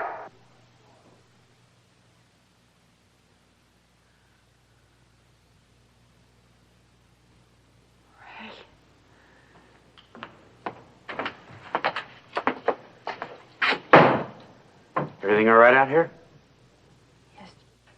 George, Ray just came to say goodbye.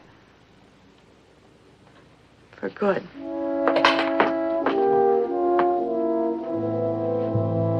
I'm sorry, Ray. I know this can't be very easy on either one of you. Good night, Ray.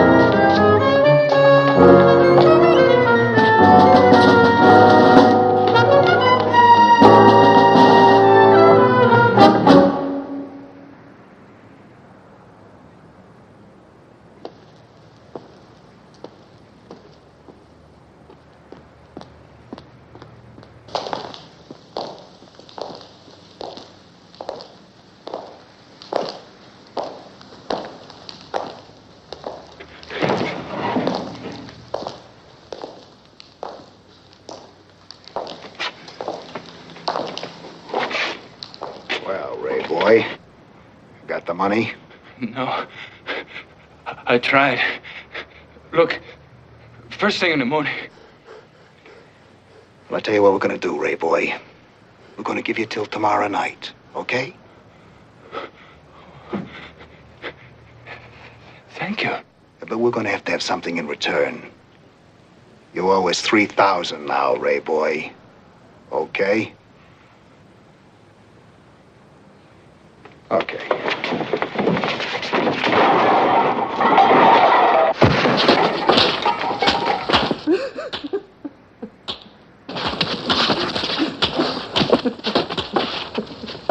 That's enough.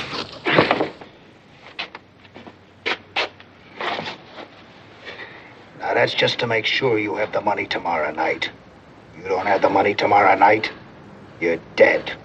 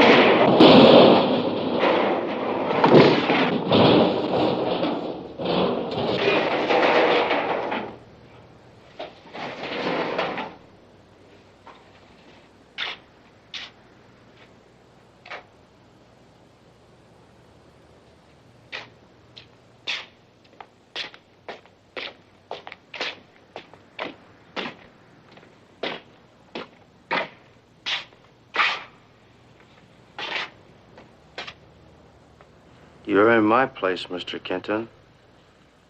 I found you in an alley. Down there.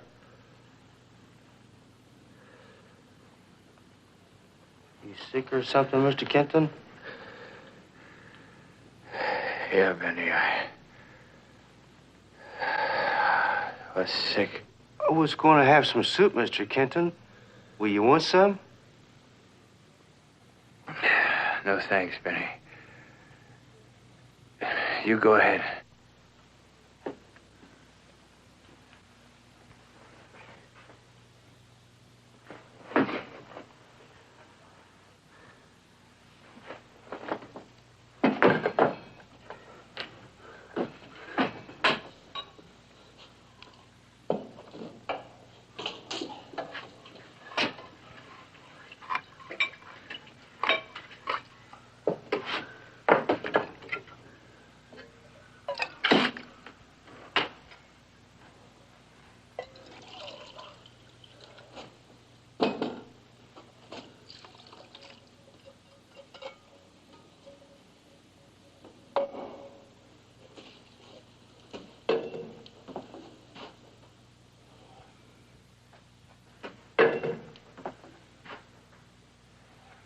Benny, you should stop collecting these things. What things? These stories about the guy who's been going around harming women, killing them. I have to, Mr. Kenton. Why? I just have to. I like to read about myself. But, Benny, you are not that man. Oh, sure I am. The only trouble is, I don't remember it when I'm doing it. It's only afterwards, when I read in the papers, that I know I've done it again. Benny, the times you've gone down to the police station and confessed, they made you talk to a doctor, didn't they? Oh, sure. The last time I told Mrs. Kenton about that. And you haven't seen him since? No. He won't believe me neither. Oh, look, Mr. Kenton. Did you read the newspaper? No. I've been too busy all day, Benny. Well, it happened last night, about 11 o'clock. See here, at the corner of First and Bower.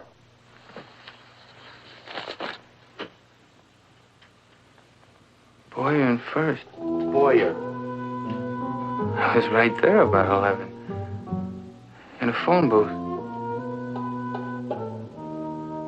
That guy that bumped into me.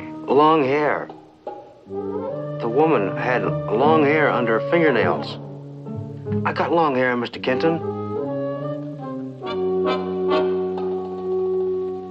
So do a lot of people, Benny. Your soup's hot. Oh. I guess I'd better be going, Benny. Thanks for the help. You sure you want to stay for some soup, Mr. Kenton? It's got pieces of chicken in it. No, thanks, Benny. Benny, if I were you, I think I'd go see that police doctor again. Good night, Benny. So long. Doctors. What do doctors know? Nothing.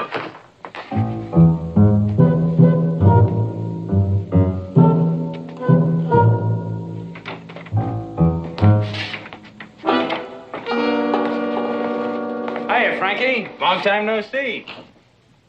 Sorry. Frank's not here anymore. Oh. Where's he working now? Frank came in to a little dough. His old man passed on. Well, look, he and I used to be real good buddies. You know where I can reach him tonight? Call information in Honolulu. Frank's moved to Honolulu.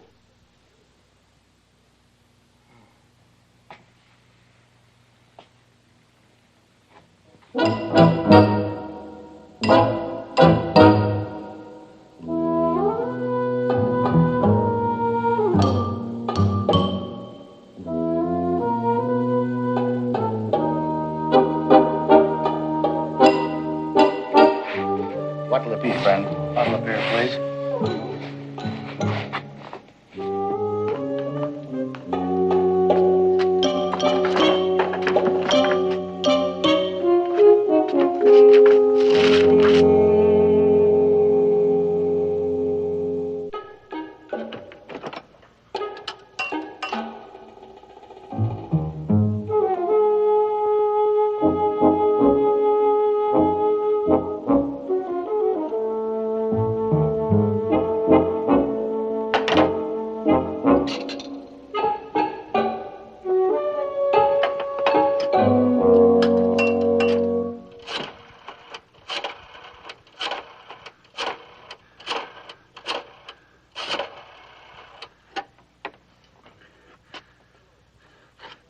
Hello, is Joe Bedell there? Who's this?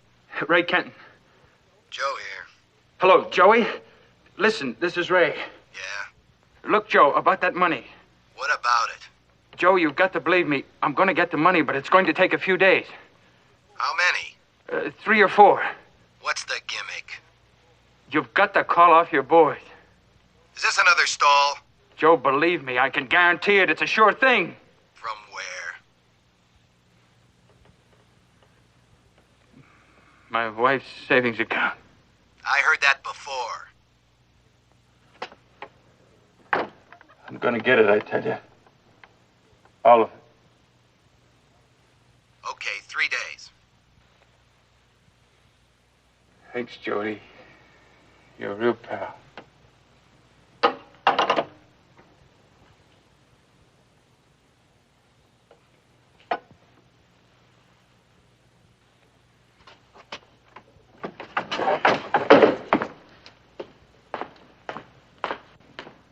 Let me have a beer, bartender. Draft.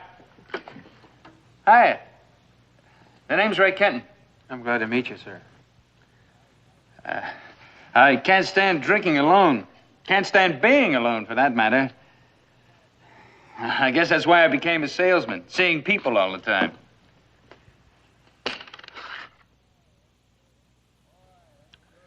Boy, that sure hits the spot.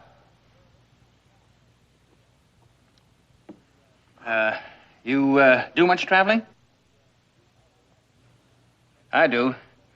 That's one of the nice things about my kind of work. You move around, you see the country. Like tonight, for instance, I'm meeting my boss in 45 minutes. Are you married?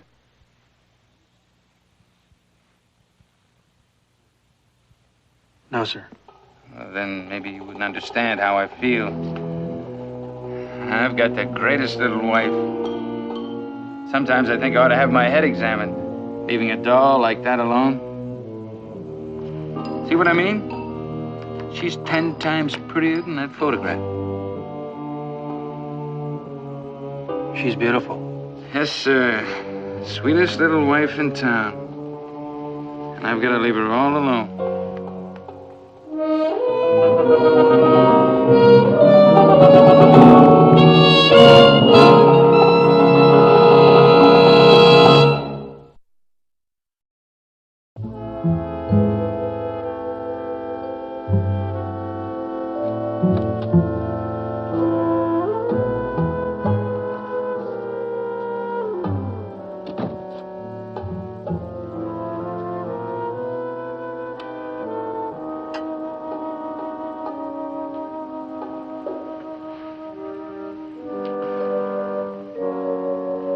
How you feeling?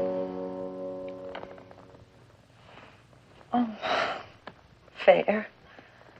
In a little while, I'll take you home. It was silly for me to get so upset. George, I hate to keep bothering you with my troubles, but it is nice to have somebody nearby. I wish I could make things a lot easier for you.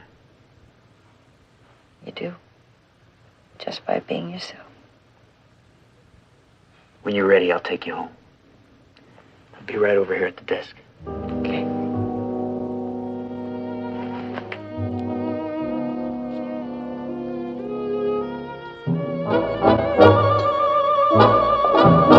Boy, it's things like that make a guy worry.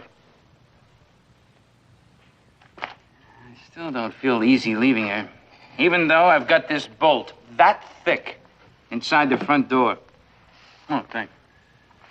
Huh? Pumps. You know, it's kind of clever, this signal we have. You see, when I come home unexpected, there's this signal we have, so Ruthie will know it's me and opens up.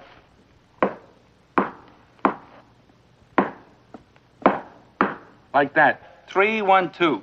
And she said to me, "You can't forget that one. It's our address. 312 Covington." And you know what happened the first time I tried it?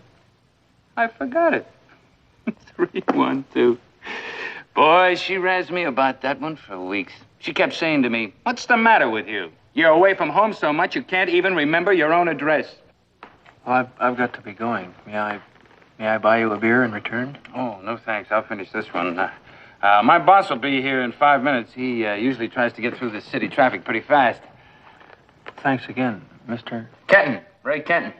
Sure, bud. See you around, maybe.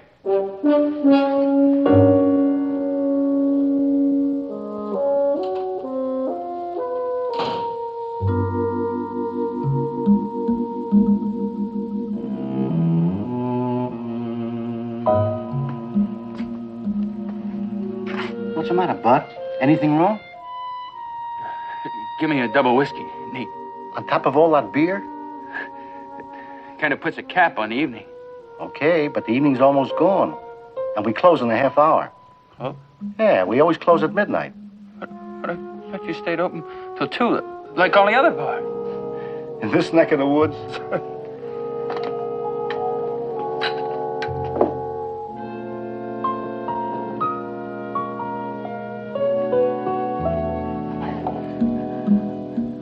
I gotta have an alibi. I gotta be somewhere with my people.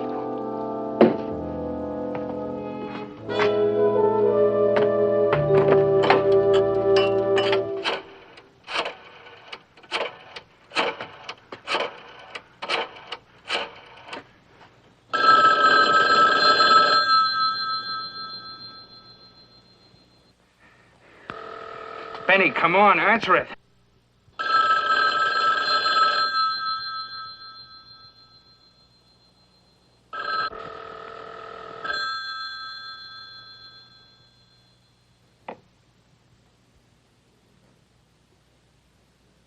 Hello? Benny, listen, this is Mr. Kenton. Look, I've been thinking it over about your being that guy. What guy? The one who's been doing the killings. Now, I think you better go down to the police station and confess again. Can you get down there in 15 minutes? Yeah, sure, Mr. Kenton. But they don't believe me. Now, look. Copy down this number. GU31... No. G. No, G. GU31127. Oh, GU31127. That's right. Now, when you get down there, tell them to call me here right away, and I'll come down. I'll make them believe you're the one. Now, read that number back to me. Okay. GU31127. That's right. Now, are you sure you can make it down there in 15 minutes? Be sure you do. And tell them to call me here right away, before this place closes up. You understand? Yeah, Mr. Kent. Okay.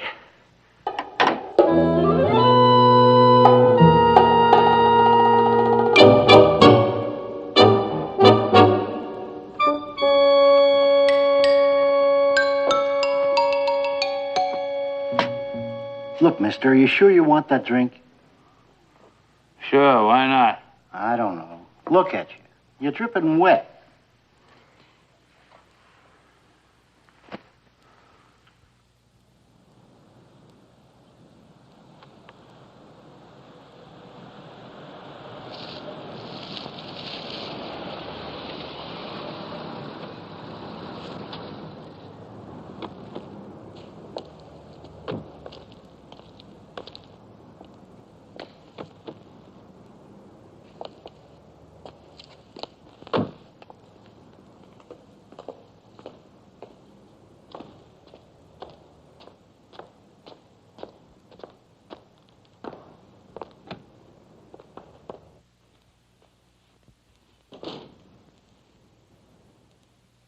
Ruth,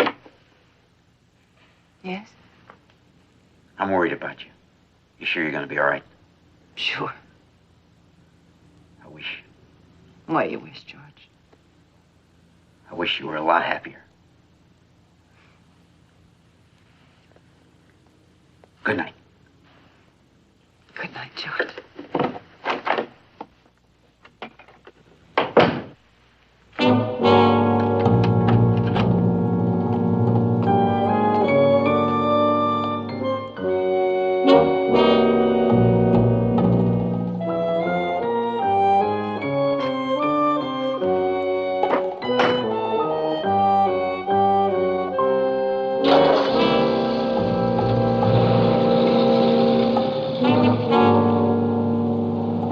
Just one more. Besides, I'm waiting for a phone call. We've got 10 minutes. Okay, it's your funeral.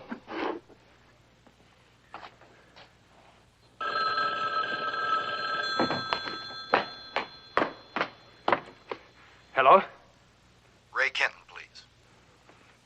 This is Ray Kenton. This is the police had to call you. Oh, well, I've been expecting your call. I knew Benny was coming down. Could you come down and verify this? Sure, I could come right down. Sorry to trouble you. No trouble at all. My wife and I are very fond of Benny. That was my call. I gotta go. Don't you want this? No, thanks. Keep the change. Brother, of all the kooks.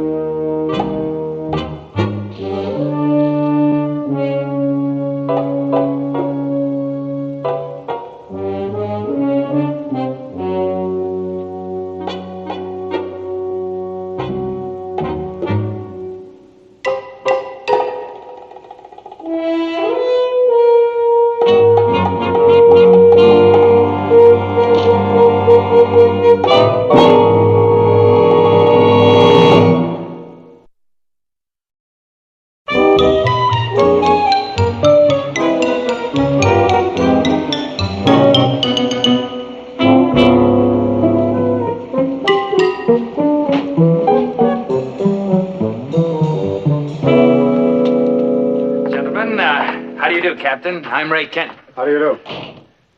Hello, Benny. What's the matter? Up to your old tricks again? He's a great kidder. Aren't you, Benny? They won't believe me, Mr. Kenton. They won't, Benny? No. You said you could prove it to them. Mr. Kenton, he's a friend of mine. Aren't you, Mr. Kenton? Mr. Kenton, go ahead and tell him. Go on, tell him how I did it last night. Go ahead. Well, why don't you tell him, Benny? Okay. Well, it was this house on Boyer Street. And I hid there in an alley in the dark there. What time was it, Benny?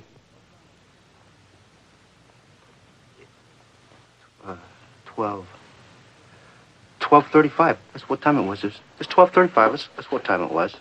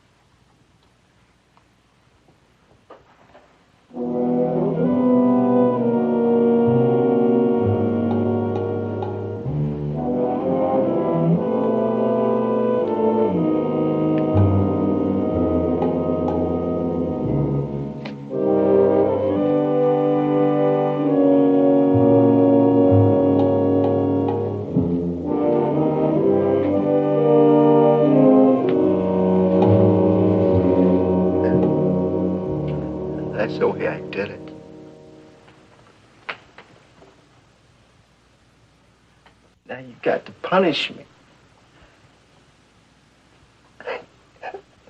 You got to punish me. He's never been this bad before. He believes it. It was what I was afraid of.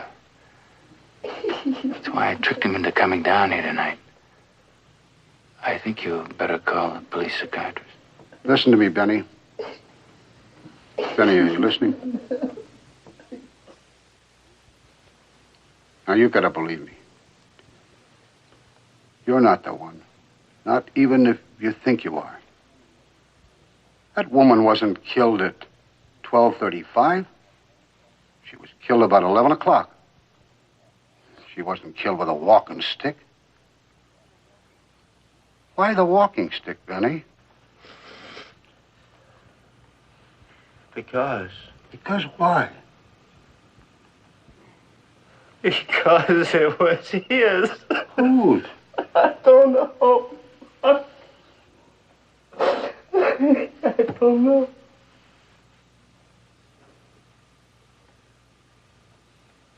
And I took it. And I hit her. And hit her. And I hit her. And I killed her.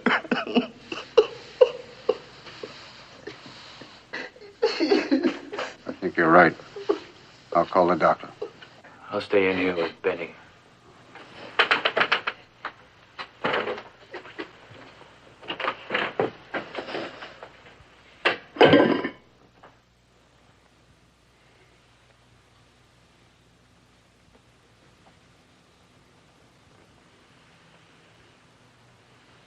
You promise me, Mr. Kenton, you was my friend. You said you was going to help me. Listen, this is the best thing for you. You lied to me. For your own good. Now calm down. I did it. I did it. I did it. I killed her. Shut up. That woman was strangled to death with a silk stocking.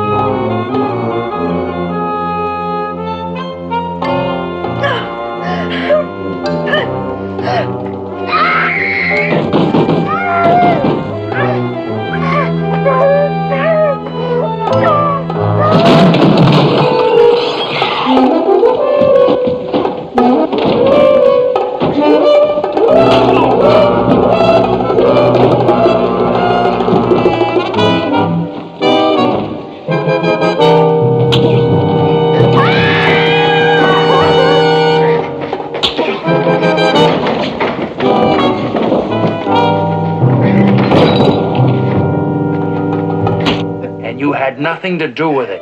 Now will you shut up?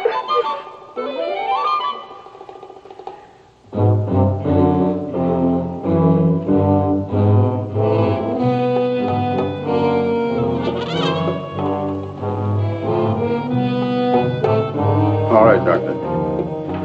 No, he's all right. Perfectly harmless. You know how Benny is.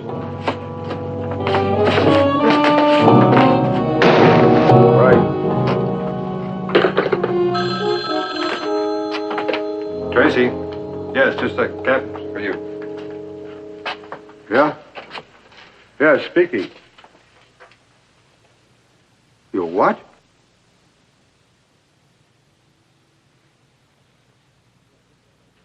Yeah, just a second. Lee, check with Lieutenant Klein. Take a squad car over to 312 Covington. Apartment 1. George Meekus, you know the fellow who runs the restaurant? He thinks he's got the guy we've been looking for. Hello, George. Who is the woman? Mrs. Kenton. Well, we've got Kenton here now. No, just Benny again. Is she all right? Yeah. Sure. I'll tell him. Thanks, George. Well, if that don't beat all.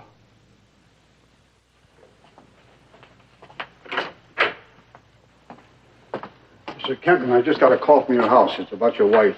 Now, there's no need to be...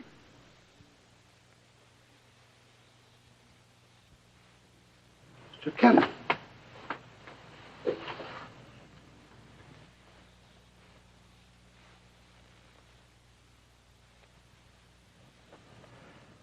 Now I bet you believe me.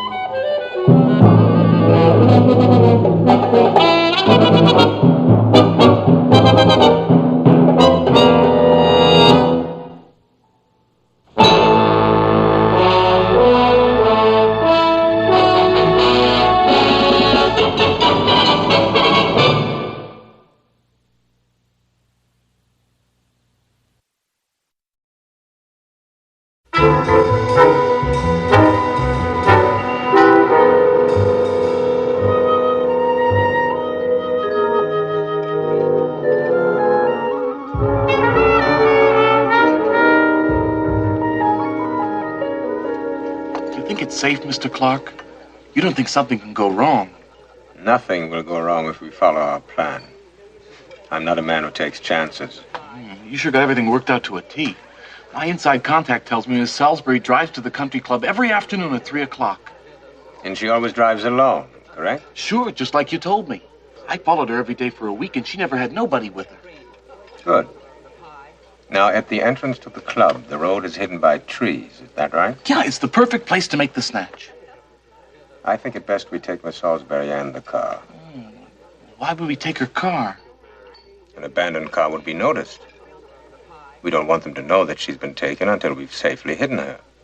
Well, I've been thinking over what you said about the ransom, and I think we ought to raise the ante. This Salisbury guy is loaded.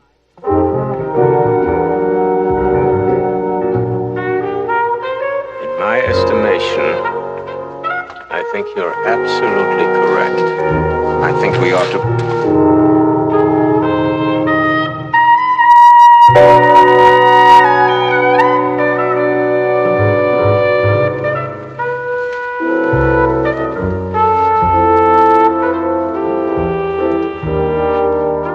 The departing eavesdropper is Sam Lynch. The conversation that he's just overheard will change his life abruptly. It may even finish it. These two men, Mr. Clark, so-called, he hasn't used his real name in years, and his good friend, Mr. Baby Hoffman, take their work quite seriously. As you will have overheard, their current enterprise concerns the kidnapping and murder of the very beautiful Miss Kay Salisbury. Mr. Clark and Mr. Hoffman know that Mr. Lynch has overheard them, and Mr. Lynch knows that they know that he knows. Mr. Lynch also knows that if he talks, No one will believe him and he will be murdered. And if he doesn't talk, Miss Salisbury will be murdered. This is the predicament of the man in the middle. That's the name of our story, based on a prize-winning novel by Charlotte Armstrong. Our principal players are Mr. Mort Saul, Miss Sue Randall, Mr. Frank Albertson, and Mr. Werner Klemperer. As sure as my name is Boris Karloff, eavesdropping can be very dangerous. You will agree fervently as you enjoy this thriller.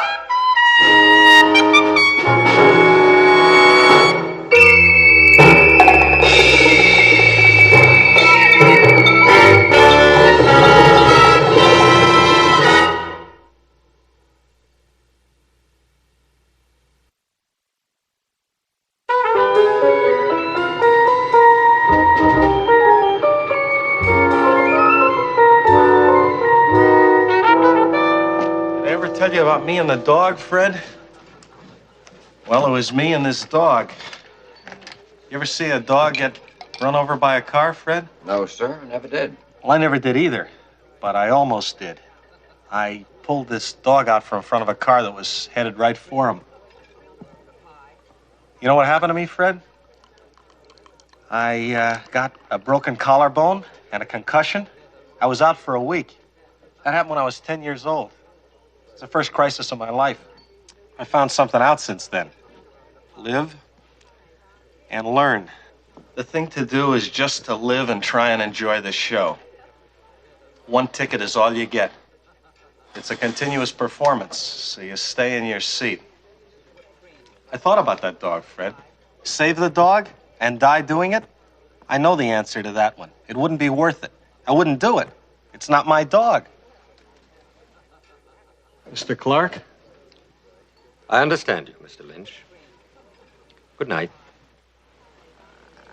Sometimes it's a lousy show, Fred, but you stay in your seat. Because once you leave, you don't get another ticket. Those are the rules. You know what I mean, Fred? I guess that's some kind of philosophy. Yeah, philosophy is a way to live. Put that in my tab, will you? Sam, here, let an expert. When you got the wolf at Sam, old buddy, you gotta learn to roll with him. One thing I don't have is a hangover, Eddie. Don't fight it, Sam. Keep relaxed. Keep your head down, your elbows loose, and your eye on the ball. Sam, about that matter. Well, you get some Ludus soon enough. Thanks. You're a pal, Sam. And I wouldn't think of putting the arm on you again, but...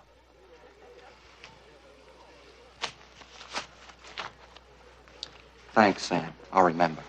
Sure.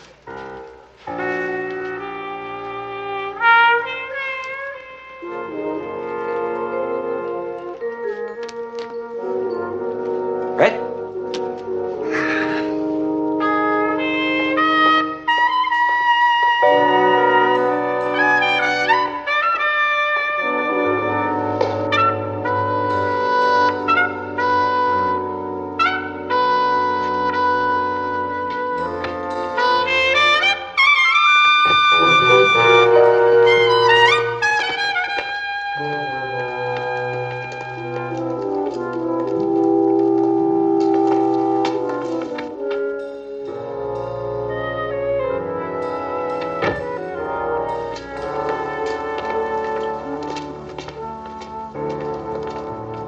This is the way it has to end, Scaletti. You're evil. You've got to die. It's the only way I'd finally be rid of you. Good, good. That's it. Just right. You liked it? Oh, it's perfect. Now let me get it down before we go any further. Okay. This is how it has to end, Scaletti. You're evil. Should it be evil or vile? Vile, that's more in character. Hi, Larry. Bud, how's it progressing? With us, it's progressing. Where have you been? Yeah, well, I'm 10 minutes late. What, are you gonna make a federal case out of it? How does it look? Well, Larry's got some terrific ideas on the underworld piece. Let me read it to you. That one's in the bag. What we should be working on is the dramatic sketch for the guest star. I was hoping you'd come up with some ideas. I've been thinking about it all day. I got a couple ideas. Of course, Larry didn't like him, but, well, we at least ought to kick him around. Go on, tell him. Well, this Hollywood star comes to town for a personal, see? Now, on the train, she meets this dark, handsome guy. Good? All right, she goes overboard for this guy. And by the time they get to New York, she's head over heels.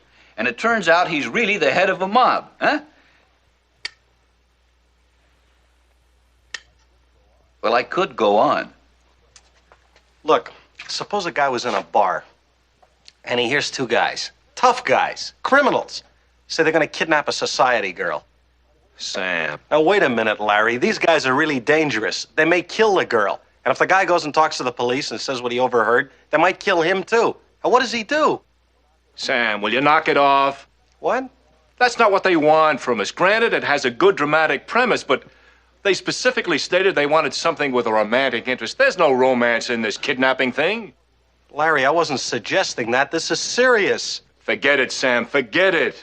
Now, let's stick with Buddy's idea about the Hollywood star and the handsome gang lord. Sam, will you pay attention? Yeah, it sounds very promising. All right, let's get on with it. Now, this Hollywood star gets on the plane, and as she's getting train. Train, I think's better. Gives them more time together, huh? Yeah, you're right. This Hollywood star gets on the train. And as she's getting on the train, she... Now, do you think it's better to have her bump into the gang lord now, or should we wait until he's coming out of the compartment? Out of the compartment. He's looking for the manicurist.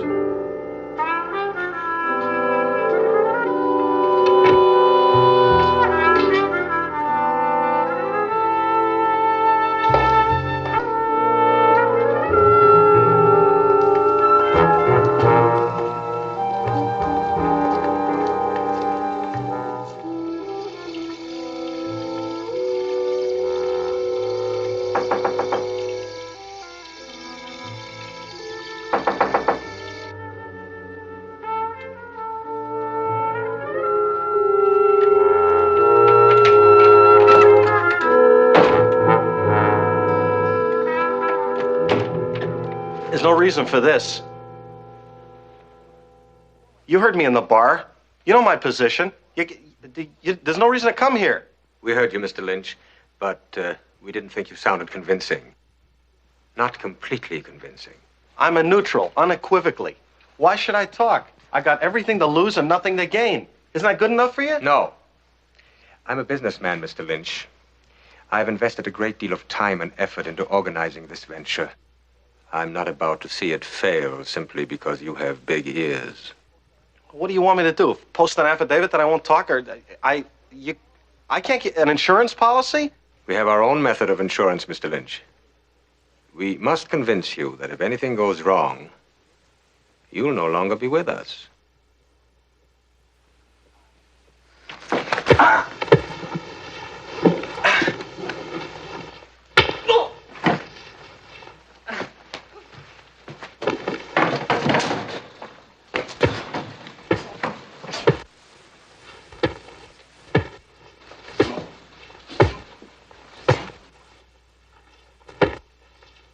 Enough.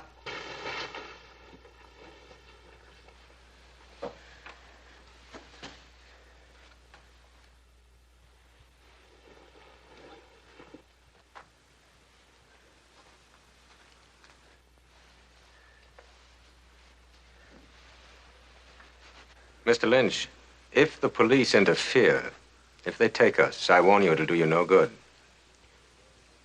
We have arranged for some associates of ours to finish with you. You understand.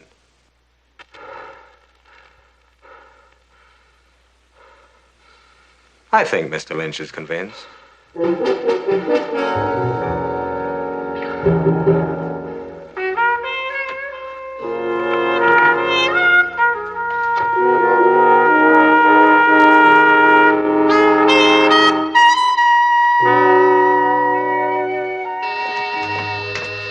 It's all right, Miss Salisbury. Oh, I'll get it, Basil. It's probably Mr. Dulane. Mr. Dulane's here already. He's in with your father. Oh? Hello.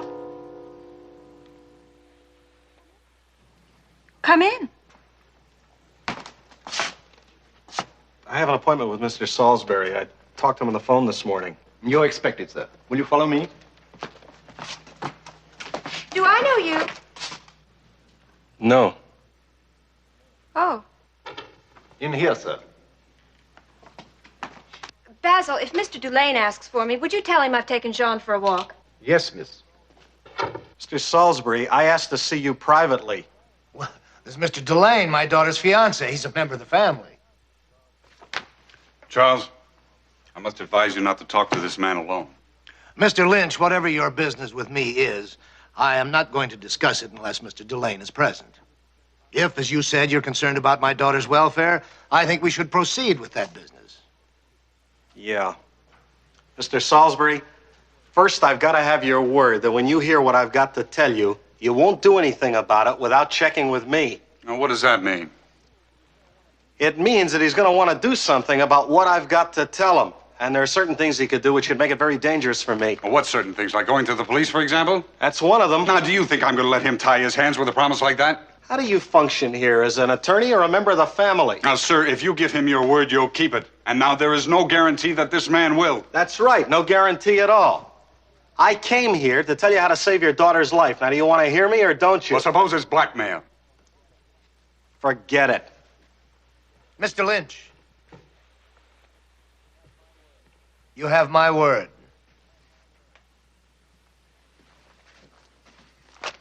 Unless you do something about it right away, your daughter's going to be kidnapped and maybe murdered.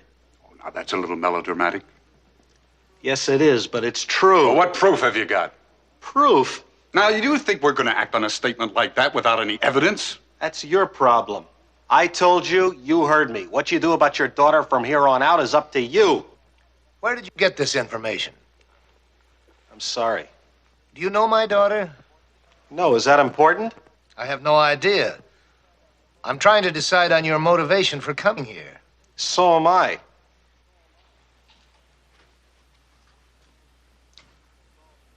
Mr. Salisbury, you remember during the war, the conscientious objectors, the pacifists, the draft board used to throw one question at them. What would you do if you saw a maniac about to attack somebody? It's a moral question, and it interests me. I know what I'd do.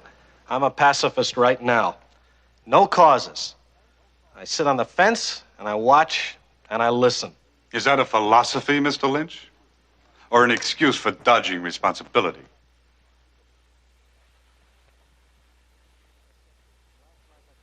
Last night, that question came up in a very practical way.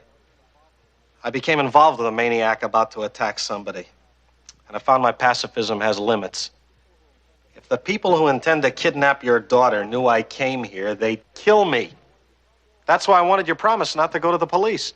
The police can't act without evidence. They'd question me and I wouldn't talk, so they'd hold me. Then whether your daughter was kidnapped or not, the instant I was released, I'd be killed. Well, what do you suggest, short of going to the police? Send her to Europe. Why Europe? South America, then. But get her out of the country, huh? Well, thank you very much for your information, Mr. Lynch. I'll consider it. You don't have time to consider it. It was very kind of you to come, and if you'll leave your address, I'll have my secretary send you a check for your trouble. Is that why you think I came here? For a check?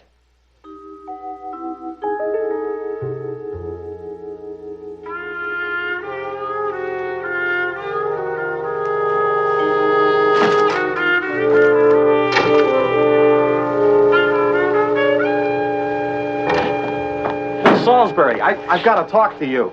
Why? Because you're in trouble. Not that I know of, but I think you are. You don't know how much. There's all kinds of trouble. It goes on all the time. Violence is almost a casual thing. You don't understand that, do you? I read the newspapers. That's violence once removed. I tried to get through to your father, but no one listens. Nobody listens. You've got to listen. I don't know what you're talking about, but I'm sure that you mean well. Mean well? Get in the world, will you? Please take your hand off my arm. I asked you to take your hand off my arm. See that man in the doorway? In back of you. Look at him. Yes, I see him. You recognize him? Yes. Well, who is he? Lenore's boyfriend. Get in the car. What? Get in the car.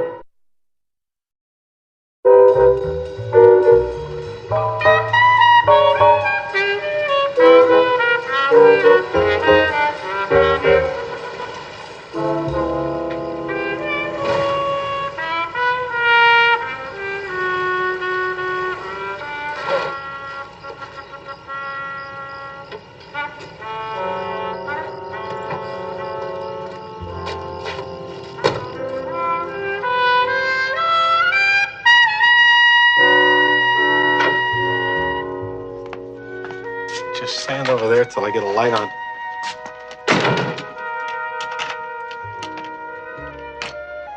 Some people think this is a vacation.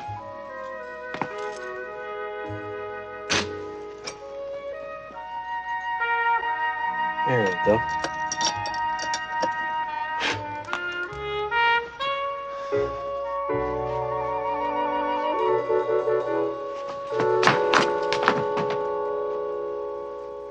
The nearest neighbor is 8.5 miles away. Why don't you sit down? Be comfortable. Why am I here? I've been trying to tell you all the way up I know, here. and I don't understand what you're talking about. I never heard of you till yesterday. Your picture's all over the paper. I was in this bar. I heard these two guys say they were going to kidnap you. Two guys? Bad people. I was very logical about it. I went to see your father. I tried to spell it out to him, but he wouldn't listen to me. That's when I saw you on the street. But why did you push me into your car? Because one of them is your maid's boyfriend, that's why. One of the guys in the bar? Yeah.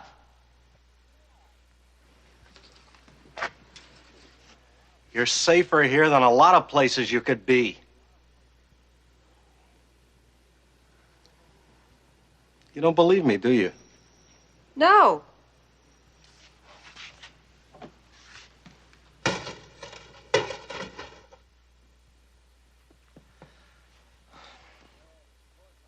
Yes, of course I'll wait. Charles, I don't care how many private detectives you hire. This belongs to the police. I will call in the police when Kay is back. You can't wait that long. Alan, I don't know much about kidnapping, but I know one thing. There's no percentage in the kidnappers committing murder unless there's so much pressure put on them, they get panicky. Now, I don't know whether they're watching this house or not. They may be. But I am not going to have them see the police coming and going. Kay is my daughter, and I'm handling this situation. Yes, I'm listening. Well, Milton, I want as much as I can get from you. 50,000, even 100,000, whatever you can let me have. I'll explain just as soon as I'm through here. Small bills, 10s, 20s, old money. And I want it sent over by messenger within half an hour, if that's possible. Well, thank you. Oh, Milton, this is a confidential matter, and your discretion is important. Exactly. Martha, there's no easy way to tell you this. We're not certain yet, but we have good reason to believe that Kay has been kidnapped.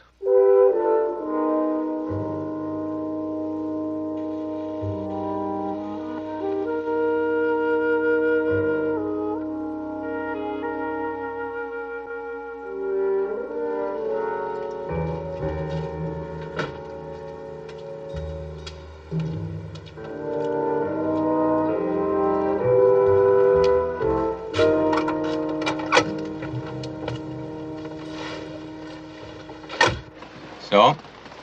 It don't figure. She disappeared. What does that mean? Walked out of the house and disappeared. That's interesting. Disappears into places unknown. Now tell me exactly what that maid told you. She tells me the girl is gone. She tells me the girl just disappeared. Why do you figure she did that? I don't know. Maybe she's got cold feet with the marriage coming up. Is that your idea or theirs? That's my idea. They telephone the police? No. It's a most interesting situation. Drive. Where? Just drive.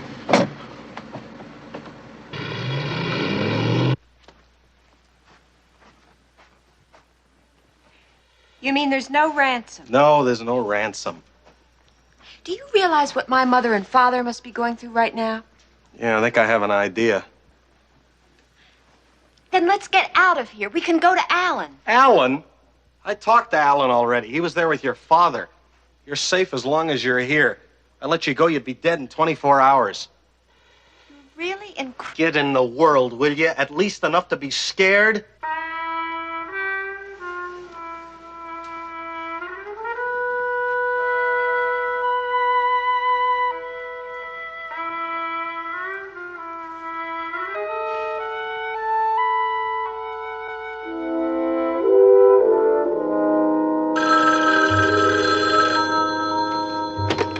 Hello. Mr. Salisbury, Yes? get us 100,000 and you'll have your daughter back. Would you repeat that? $100,000 and you'll have your daughter. But I don't have that much. I assumed I would need some money, so I have about $80,000 in small bills here in the house right now. But I can't get any more this time of night. 100,000 is the price, Salisbury, not 80,000. But that's all I have here. I can get you more tomorrow, but I can't get more tonight. What about my jewels? Would you accept jewelry? My wife's jewelry. No jewelry, Mr. Salisbury, but we'll settle for the 80,000. Bring it where we tell you and bring it alone. Give me the instructions. I'll follow them. You drive to Fairvale Park. Fairvale Park. At the third traffic light after the main gate. Third traffic light. You go left on Beechwood. Left on Beechwood. And drive slowly. Drive slowly.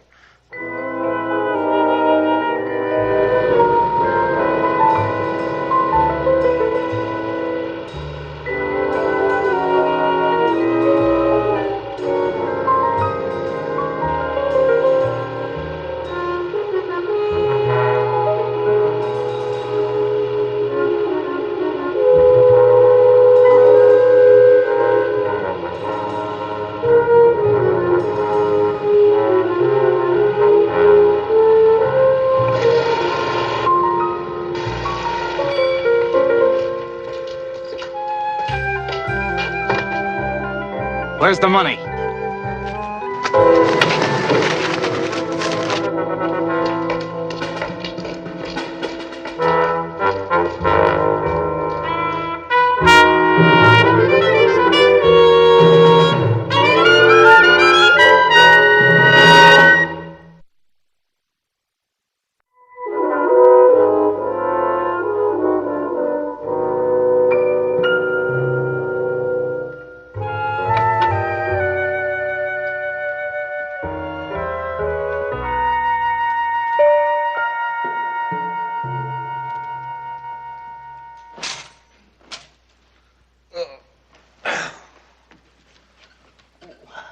What time is it?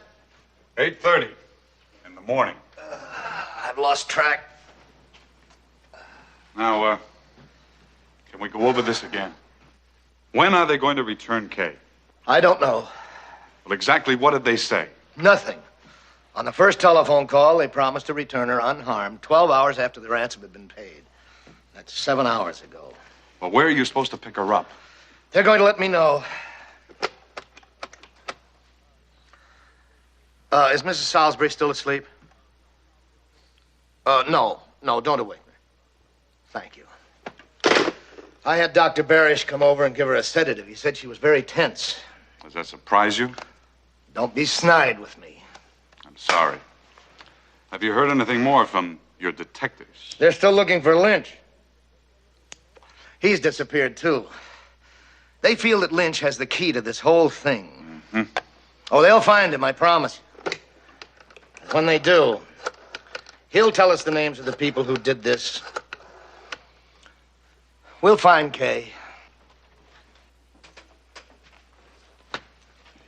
Do you have to keep going around and around?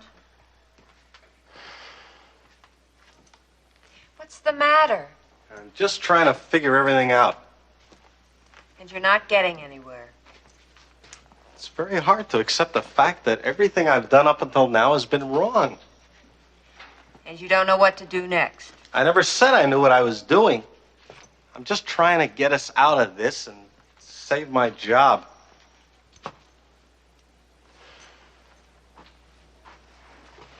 Where are you going? There's plenty of food.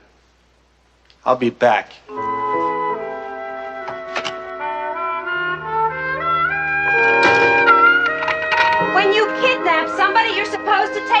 of them, Sam.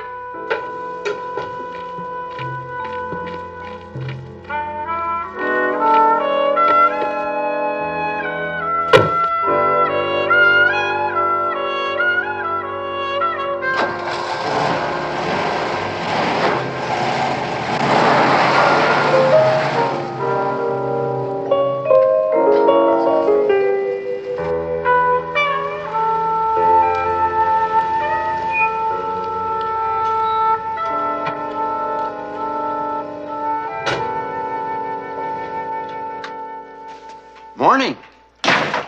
Fill that up, will you? Gotcha.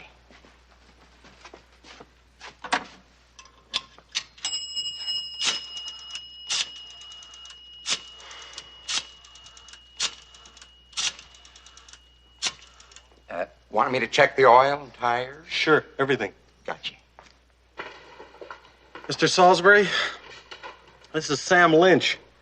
I want you to know your daughter is safe and in good health. Where is she, Mr. Lynch? It's him.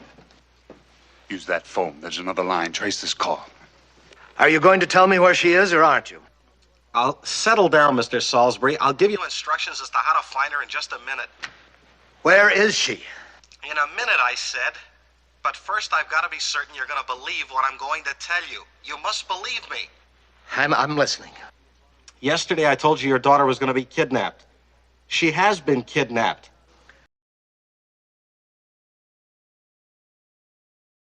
Do you think I'm not aware of that? Get to the point. Keep talking. All right. I'm in this thing now. I'm up to my neck in it. I'm going to tell you what to do. I'm going to tell you once, and then I wash my hands of it. You can do as you please. Lynch, if it's the other 20,000 you want. Oh, I don't want any other. 20,000? You heard me perfectly well, Lynch. I brought $80,000 in small bills to you or one of your associates last night, and I want my daughter returned to me. You paid? Yes, I paid immediately and in good faith. Without going to the police, I paid. One of your people called and made the arrangement. What is all this? Aren't you keeping in touch with each other? Listen to me, Mr. Salisbury. I had nothing to do with this ransom thing. I swear it. But I've got a pretty good idea who did. Why don't you get your ever-alert Mr. Dulane to check with a man named Clark? I don't know his first name, but he's got a sidekick named Baby Hoffman. And you can find him in a hurry by checking with one of your servants. Her name's Lenore. And Hoffman's her boyfriend. Please, Lynch, will you stop all this nonsense and get to the point? You still don't believe me, do you? How much do you want, Lynch? Tell me. I want my daughter back. Take it easy. In fact, forget the whole thing. I'll do it myself. And don't worry about your daughter. She's okay. You'll get her back as soon as it's safe.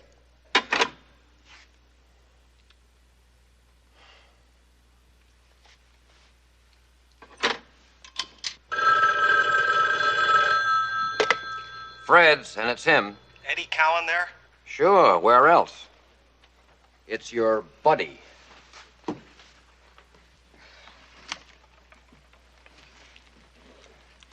Hello, Sam. Listen, Eddie, I need a favor. Any old thing, Sam. You name it, I'll take care of it.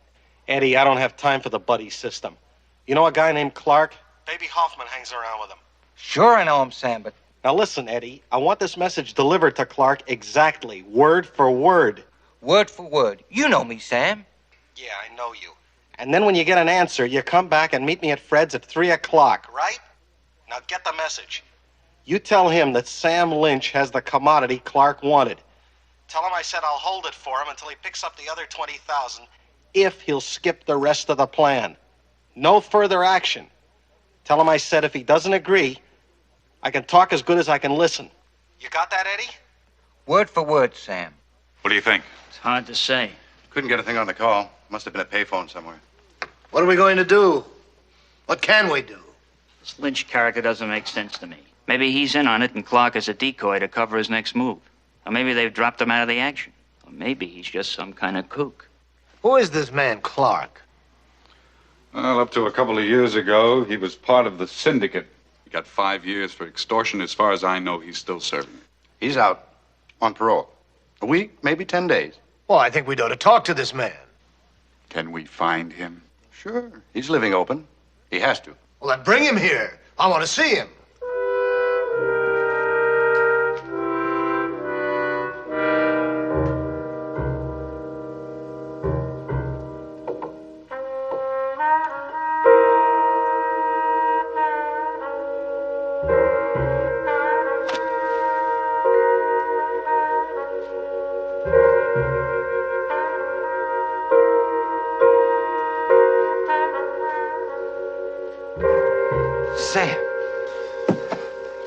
couldn't stay sober. I counted on you, Eddie. I am sober, Sam. I just had to sit down. All you had to do was deliver. I did it, Sam.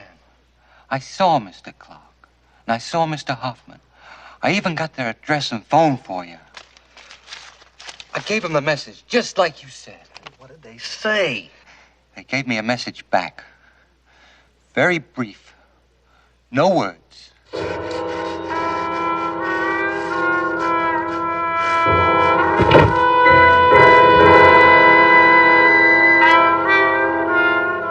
Eddie?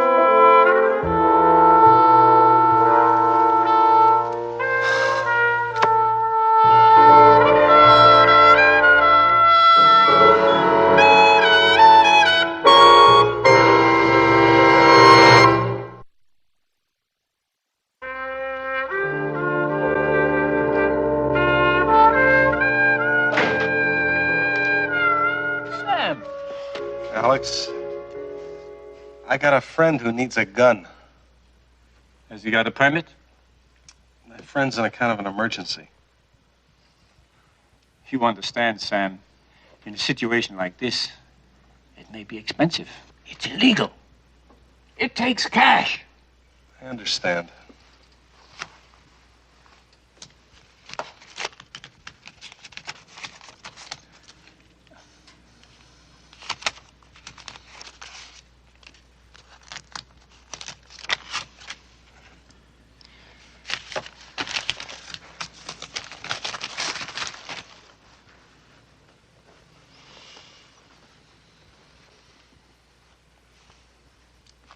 Is it loaded?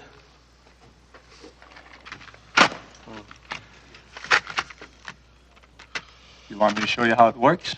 So you can explain to your friend? He's seen it in the movies. You pull the trigger. I use your phone. I got a couple of calls. Enjoy.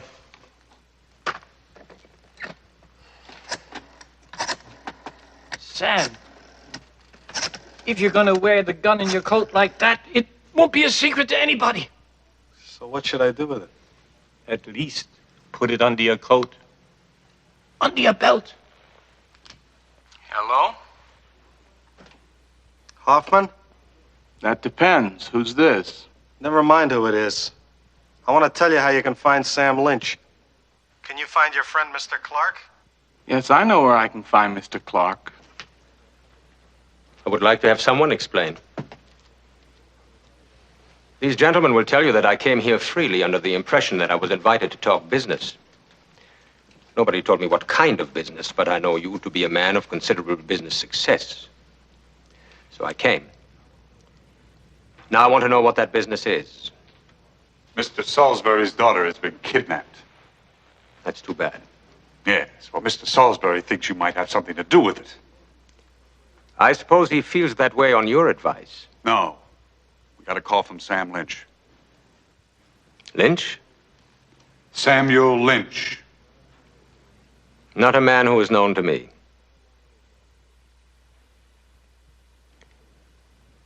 This kidnapping, when did it happen?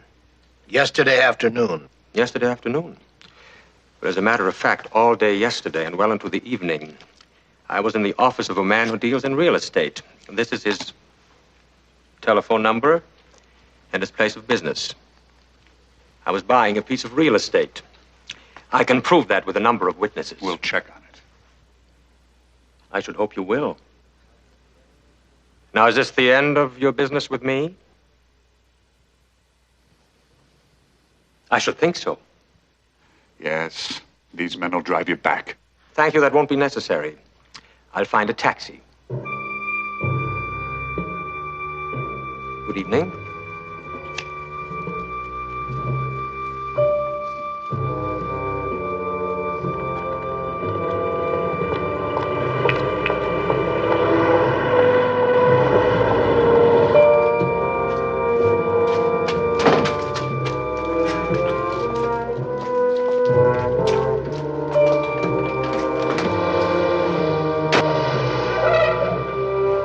Very foolish. What are you doing here? Got the word where we find Lynch. Interested? Yes, very interested.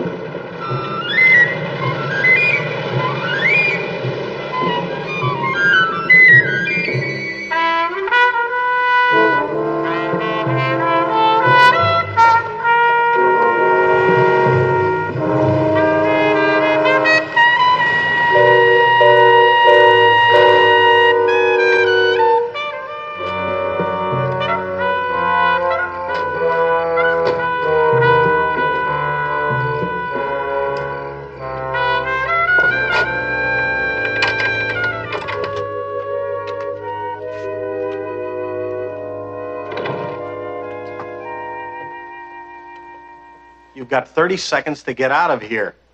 Those are the keys to my car. I want you to take it and drive home. Don't stop anywhere. Not until you tell me what this is all about. Does everything in your life have to be laid out clean and clear with neat endings? I won't go. There's the car. Follow the dirt road to the junction, turn left, and follow the signs. Bon voyage. No, not until you explain. Ow! Will you go home? You're no gentleman. There's no other way to communicate with you. You have to leave. All right. All right, I'll leave. I'm sorry if I hurt you.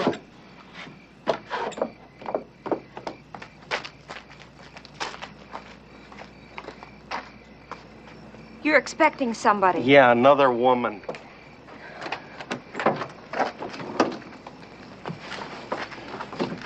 Sam, please tell me what this is all about. I'll tell you later.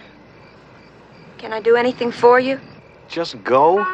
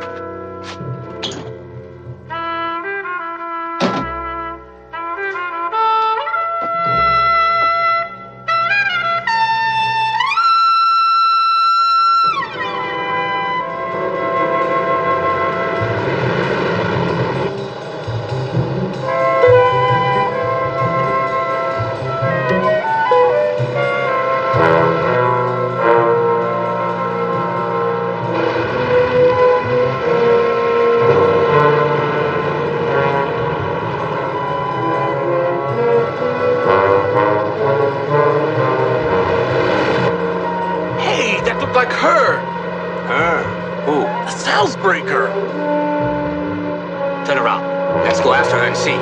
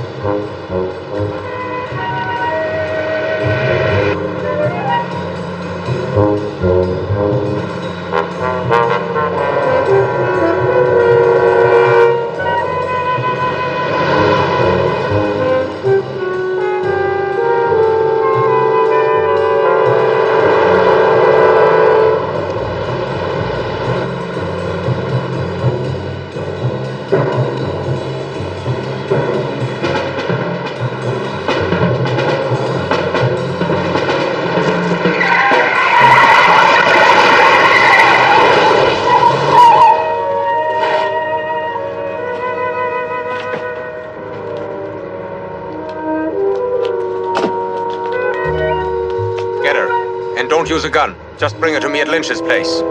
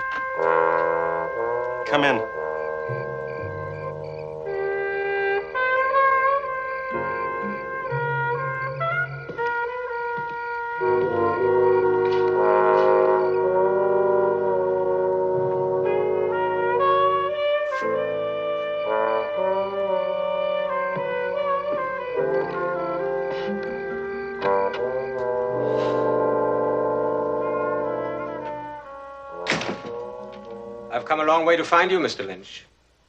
I appreciate that. I trust the directions were adequate. Yes, the directions were adequate. The girl is gone. Gone? Some time ago. Mr. Lynch, you've made me a very great deal of trouble. I don't know what got into you to take the girl, but I'm not very angry about that. The girl is only a means to get my hands on a little money I need. I have my money. On the other hand, Mr. Lynch, you draw my name into the situation, and that becomes a difficult matter because it hurts my credit and threatens my freedom. I have to get myself out of that situation. You understand? I understand. I regret having made the wrong decision about your character, Mr. Lynch. You give the impression of a man who knows how to keep his mouth closed.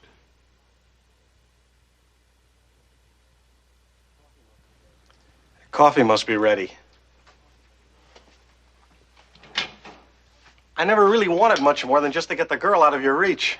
I thought if I did that, you'd have to start over again with somebody new.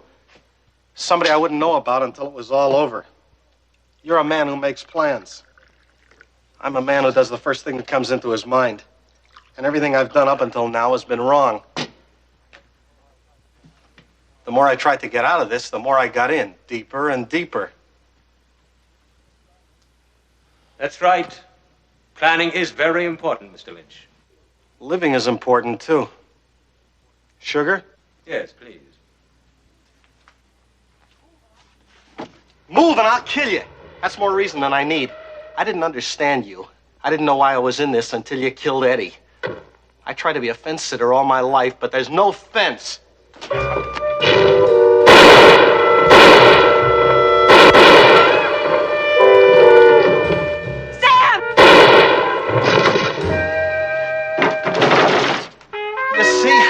You see what this is all about?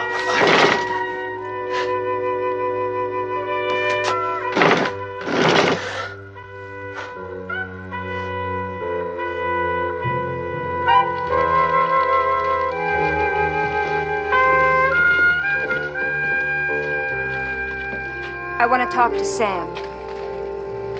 Don't you think you two have talked enough? Alan. Okay. Kay, tell him whatever money buys, he's got it. I don't think that would mean much.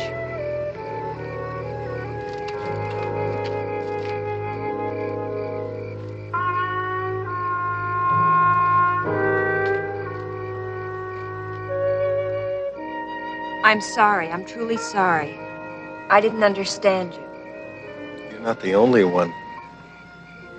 You know what I think? Tell me what you think. I think I'm glad all of this happened. Well, I don't mean to you. I mean to me. You know what I think? You're in the world now. Aren't we going somewhere? Let me know what you think of it.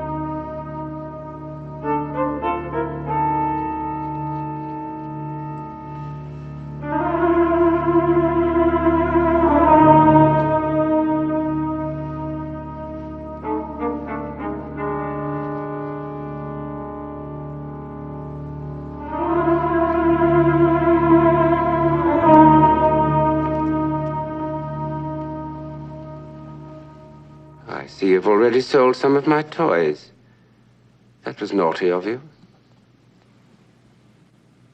I thought you were beautiful when I drew that.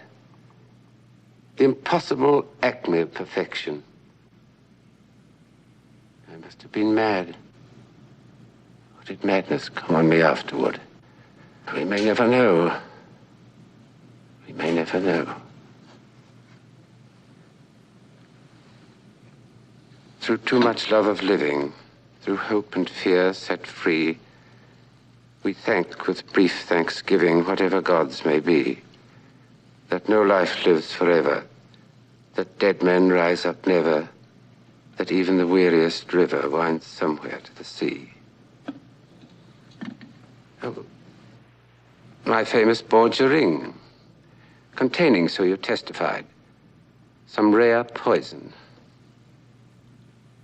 Nearly tasteless, impossible of detection.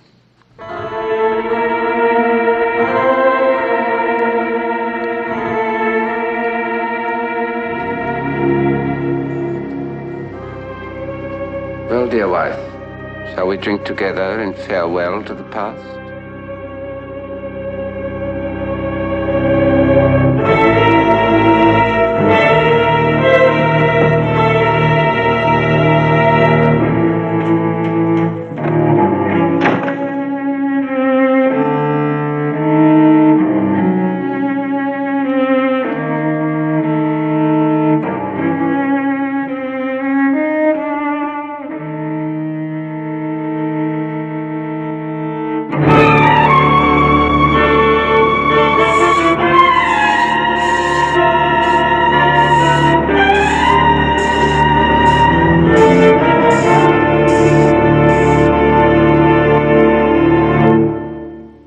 Thomas Edward Griffith, the man who made this lovely picture and then destroyed it, really lived. He was a writer, a painter, and a critic. Now, in each of these arts, he displayed talent. But his real genius lay elsewhere. We have the testimony of Charles Lamb, Charles Dickens, Oscar Wilde, and other famous witnesses. That Griffith was the master of the gentle art of murder. A dabbler in the occult and a connoisseur of the exotic, Griffith was far ahead of the medical men of his time in the lethal science of intoxication. In simpler terms, Griffith was a poisoner. That's the name of our play, The Poisoner. And among those threatened by this sinister gentleman played by Mr. Murray Matheson were his wife, played by Miss Sarah Marshall, her mother, played by Miss Brenda Forbes, her sister, played by Miss Jennifer Ray, and his uncle, played by Mr. Maurice Dalrymple.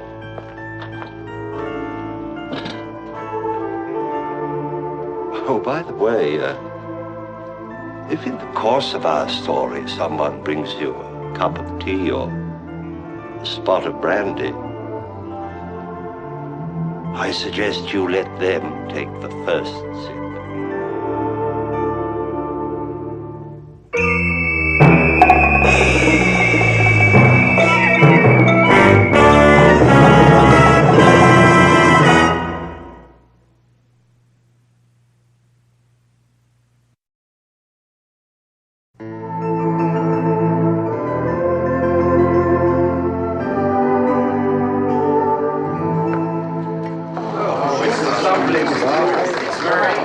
Ladies and gentlemen, may I present my bride? That is, as I see her with my heart. Thank you for disagreeing with those who say that Thomas Edward Griffith lacks only one attribute of genius, and that is talent. I agree with them.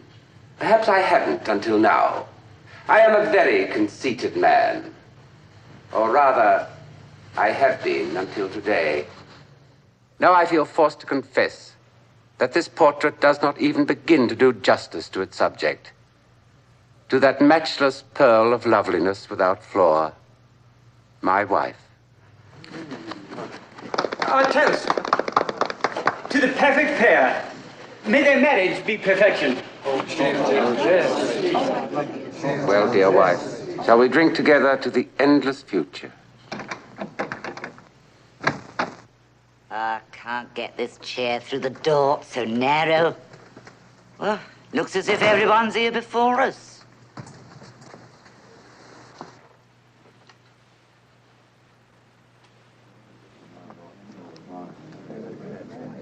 Didn't even invite us to the wedding.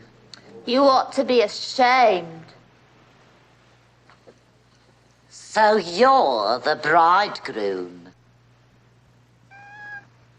Who are these people? Oh. This is my mother. And this is my sister Helen. Your mother and your sister. I think we should be going. Thank you, Mr. Larrymore.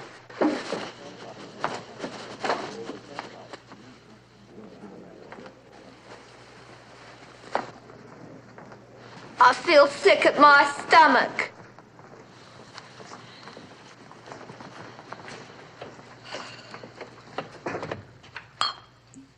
I didn't expect them until tomorrow.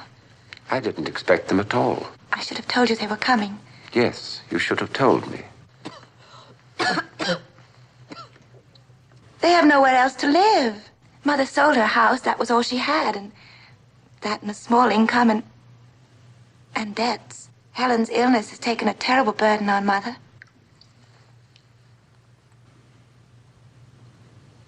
You're not even rich. I never said I was. You only pretended until you caught a husband. Get that animal out of here. It belongs to me. And so do they. Or rather, you belong to them. My perfect bride. Where are you going?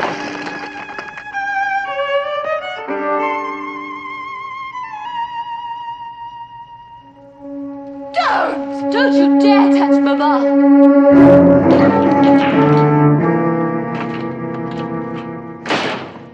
Did you see that? He was going to strike me. His own mother-in-law on his wedding day. What kind of a man did you marry anyhow? I don't know. I don't know. He's a murderer. Helen! He's a murderer. I saw it in his eyes. Oh, I'm going to faint. Take your sister upstairs and put her to bed. Take Hermione too, so she won't be underfoot. I'll wait for Mr. Thomas Edward Griffith. High and mighty Esquire. What if he doesn't come back? He'll come back. He wouldn't walk out and leave all this. Neither will we. Neither will we.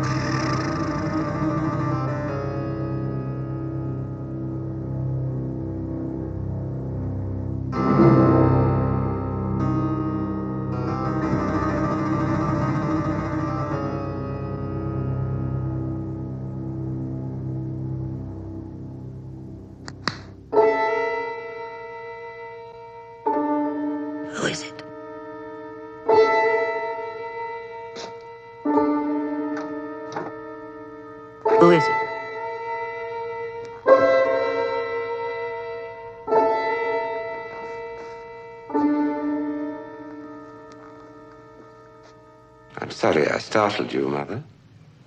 Don't call me Mother. You and your smarmy-palmy talk. I suppose that's how you landed Francis.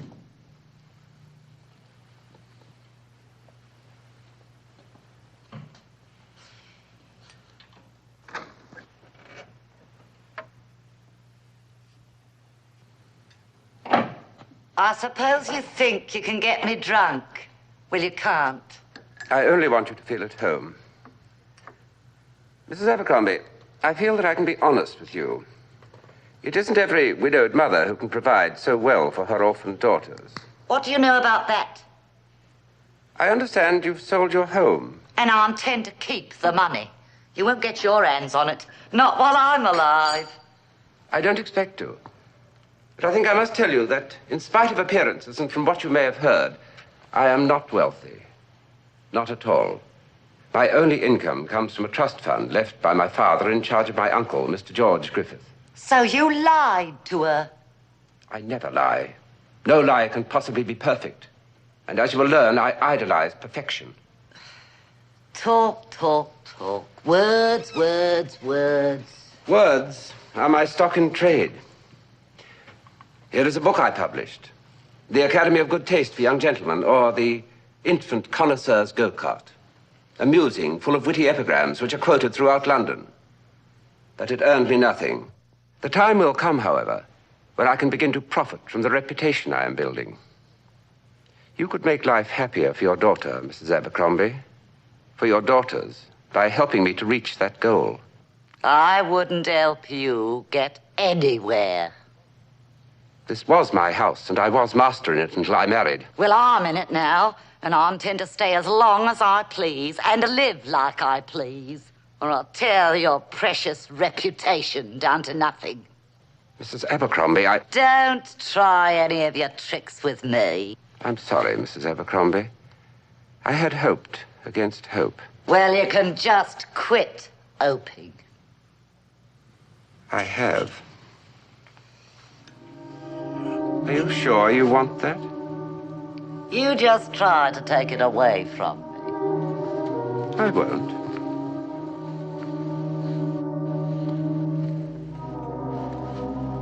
Good night, Mrs. Abercrombie. Good riddance to bad rubbish.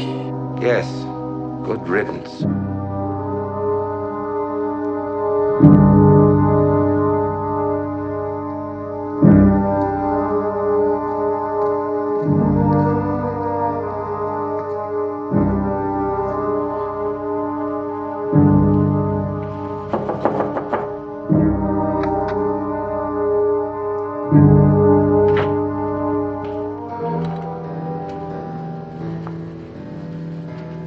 I should have told you about Mother and Helen. The moving finger writes, and having writ moves on. Nor all your piety nor wit can change or alter one half line of it. Does that mean it's all right? Everything will be all right soon.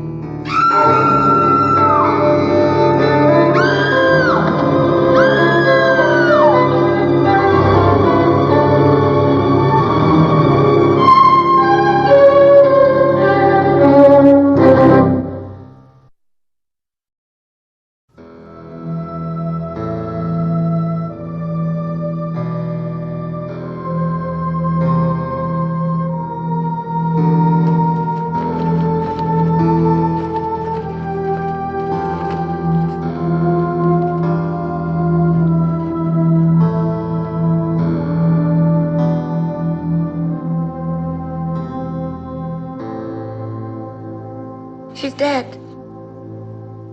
My mother is dead. She was perfectly well. We never know. One moment health, the next oblivion. As Leonardo said, the moment we are born, we begin to die.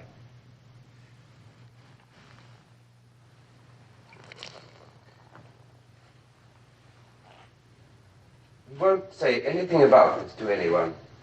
People would talk. Won't people talk anyway? I'm afraid so. Then they'll forget. As you must forget, my dear. Be thankful she died without suffering. How do you know she didn't suffer? He knows because he killed her. I saw him do it. Murderer! I was with you when she died. He murdered her! He murdered Mama! Oh, heaven be still! Heaven be still! It's a murderer!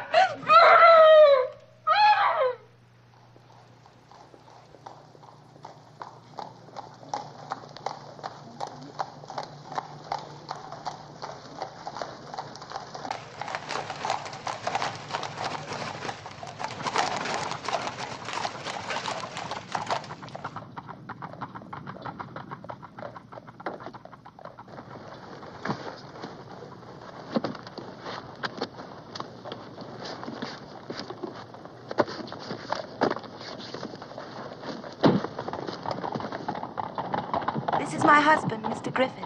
This is Mr. Proctor. He was my mother's attorney. Very kind of you to bring Mrs. Griffith home. I have some business to discuss with you, Mr. Griffith. Well, come in. Come in.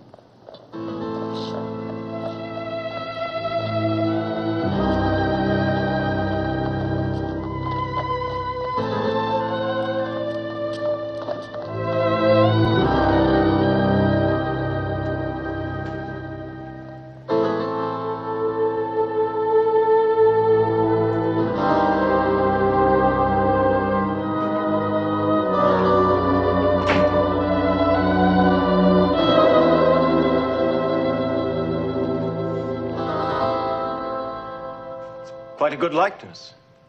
A poor thing, but mine own. You say you have some business with me, Mr. Proctor? As Mrs. Abercrombie's executor and Miss Abercrombie's legal representative, yes. Does Miss Abercrombie need a legal representative? Her mother thought so. Tell him. I'm afraid this is going to be very disappointing to you, Mr. Griffith. Why, Mr. Proctor?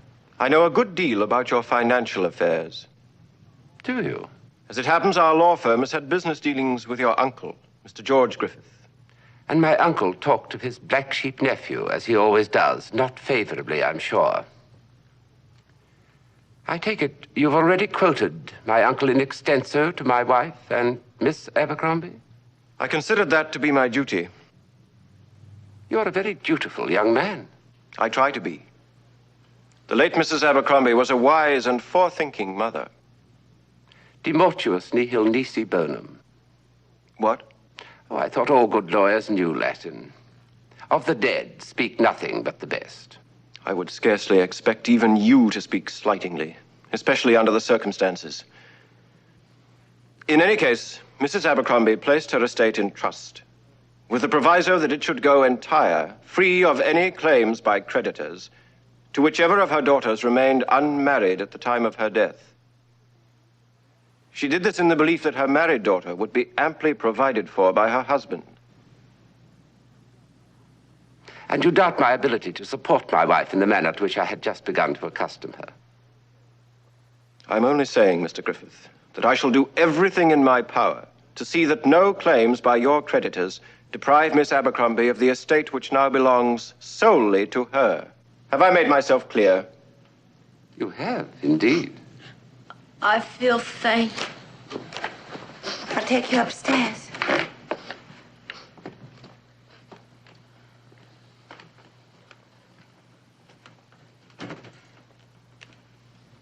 I didn't know. I really didn't know. My perfect wife.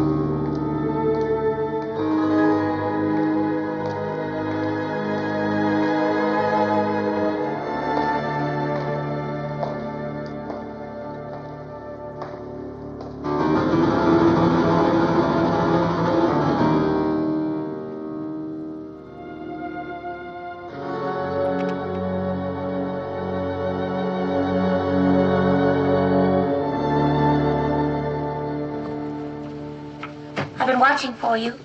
Why? Your uncle is here. Why? I thought perhaps if we could talk to him. We? I am your wife. My perfect wife.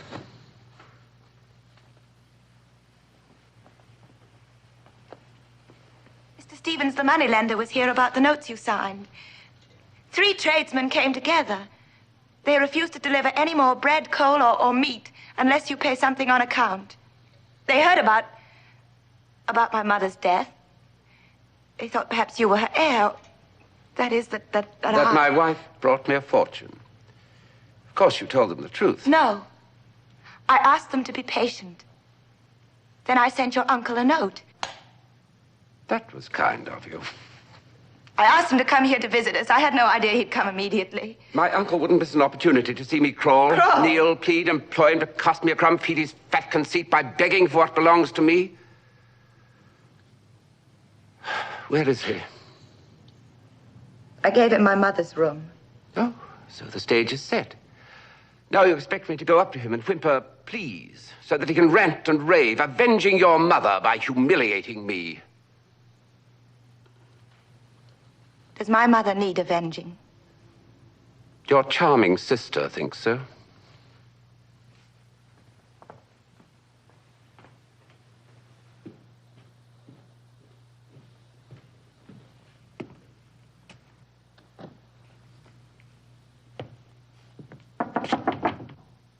Come in.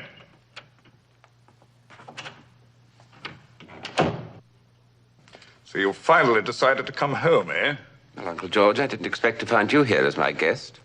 What did you expect? Creditors on your doorstep, bailiffs in your drawing room? As you know, that would be nothing new. However, the present situation is quite different from the past. You mean it's worse? Why did she marry you? She thought I was rich. I thought she was rich. We were both mistaken. So you added another pretty piece to your collection that you can't afford to pay for. Uncle George, you hold £5,200 that actually belongs to me. You have only to sign a piece of paper, and there'll be no more creditors howling at my doorstep. I shall be able to work, think, and write, as I cannot do now. When you forged my signature, that was a sample of your writing ability, I assume? I'm on to you, and I won't stand for any more of it. How much is that thing worth? More than you could possibly understand. Then get someone to buy it. Sell off the fancy-dancy this and that you've filled your house with. There must be some fools who can afford their foolishness, which you can't. Nothing in this house is for sale. Since when did beggars get to be choosers? Since when did you get to be God, with the right to judge, condemn, to doom? This is the last time I shall ask you to help me. I've told you what to do. If you don't want to do it, it's your bad luck and not mine. Are you sure, Uncle George? Are you sure? You'd better not threaten me. Otherwise, you'll never get a penny. Never is a very long time.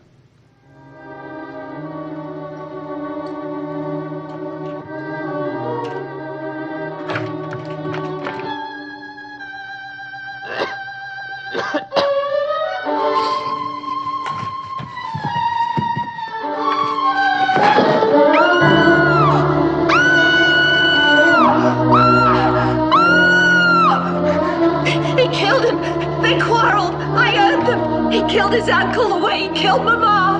Murderer! Murderer! Murderer!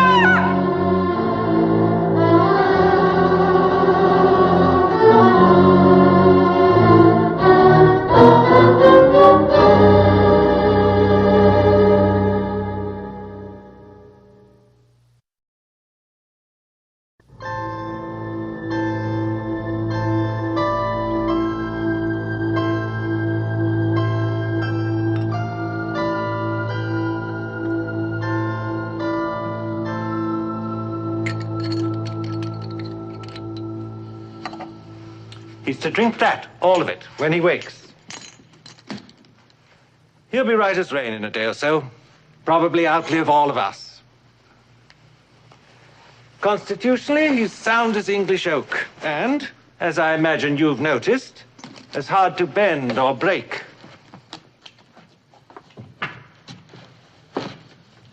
He's going to die, isn't he? Isn't he? No, dear. Just a little trouble with his heart. I'm sorry to disappoint you, Helen. Good night, Doctor. Thank you. Quite all right, Mrs. Griffith. Happy to be of service. I'll show you out, Doctor. Make sure your uncle takes his medicine. Better add a few drops of brandy to disguise the taste. Anything you say, Doctor. He's the one that's disappointed. Did you see him? He tried to murder his uncle. I know he did. I don't care what that doctor said. He tried to murder his uncle.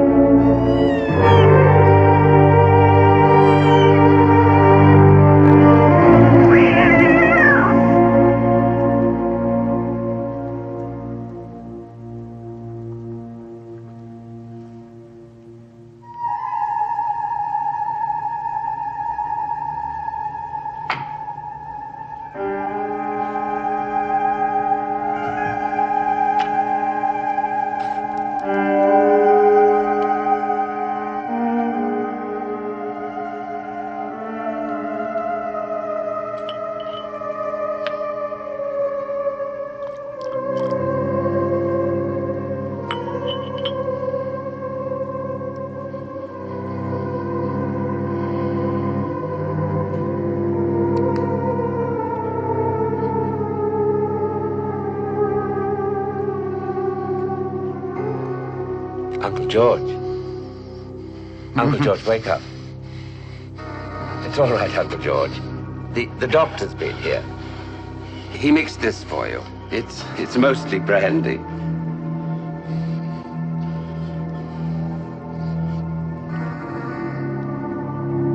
You ought to drink all of it. Doctor's orders.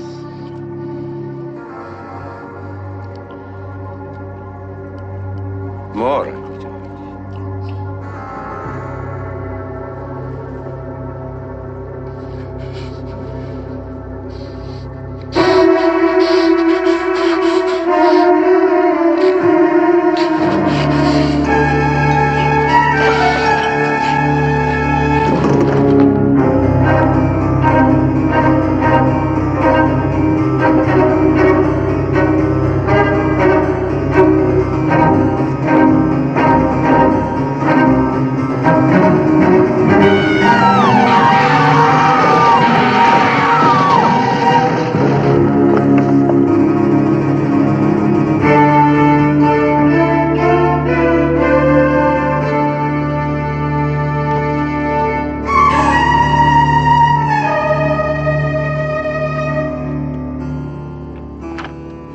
Dozed off. I thought I heard a noise.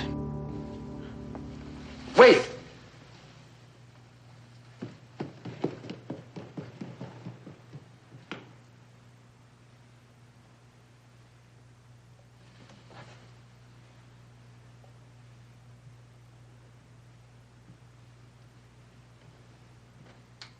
Helen should have been more careful, shouldn't she?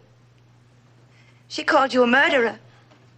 Be very wrong of me to hold her accountable for things said under the stress of shock and sorrow. The money comes to me now. You know that, of course. This is hardly the time to talk about such matters with your poor sister lying there.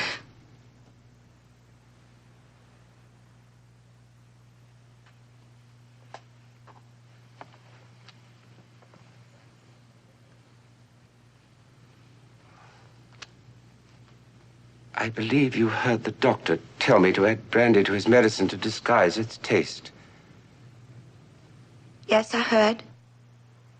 Uncle George must have waked just now while I was dozing and smelled the brandy. He loved brandy. Strange. In the same night, in almost the same moment, my uncle and your sister. But first, my mother. She loved brandy, too.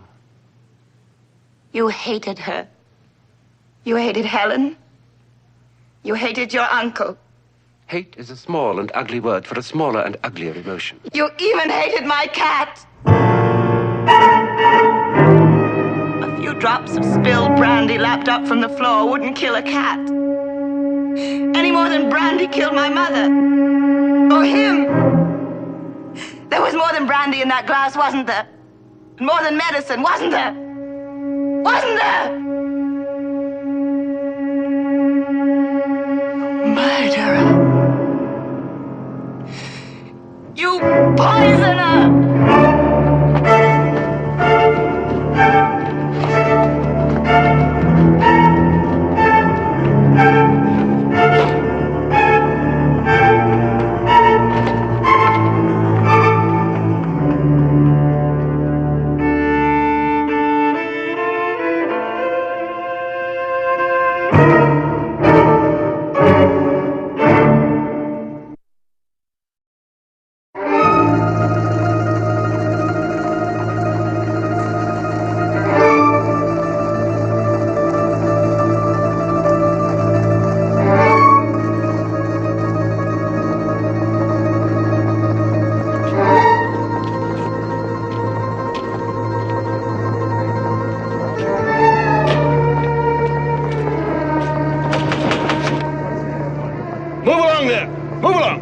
Wherever he's run to, they'll find him. You're safe from him, I promise you.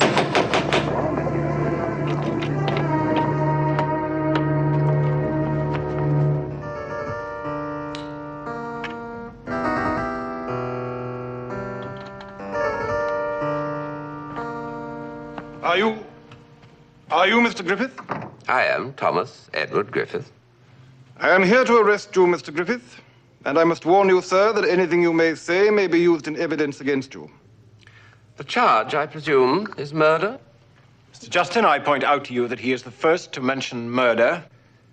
Thus proving, to Mr. Proctor's satisfaction, that a guilty conscience doth betray me. Your name is Mustin? Justin. Oh. Of the Bowbells Flying Squadron. Well, you hardly flew coming here. In fact, you kept me waiting. I sent my dear wife to fetch you hours ago. That's not true. Now, why do you suppose did I do that? She is no longer answerable to you. I believe she is still my wife, and that under English law, a wife cannot take the witness stand against her husband. There is also the fact, Mr. Proctor, that choice of an advisor and protector for my wife rests entirely with me. And I'm afraid you're not exactly the Galahad sans peur et sans reproche I choose to guard my loving, loyal wife.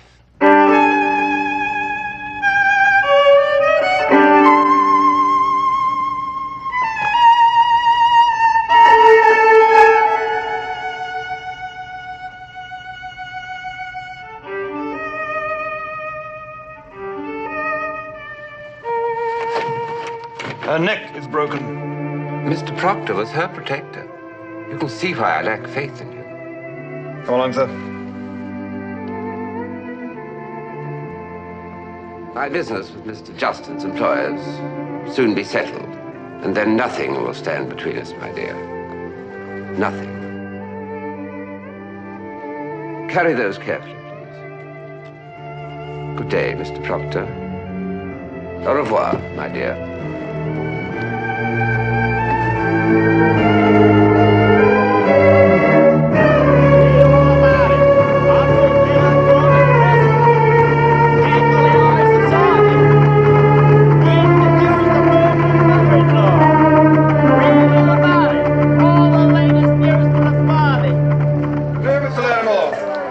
Mr. Griffith needn't be locked up in the midst of all this.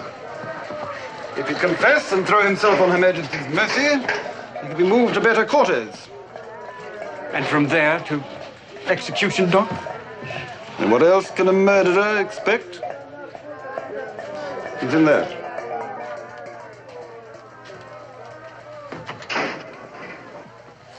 Well, Mr. Larimore?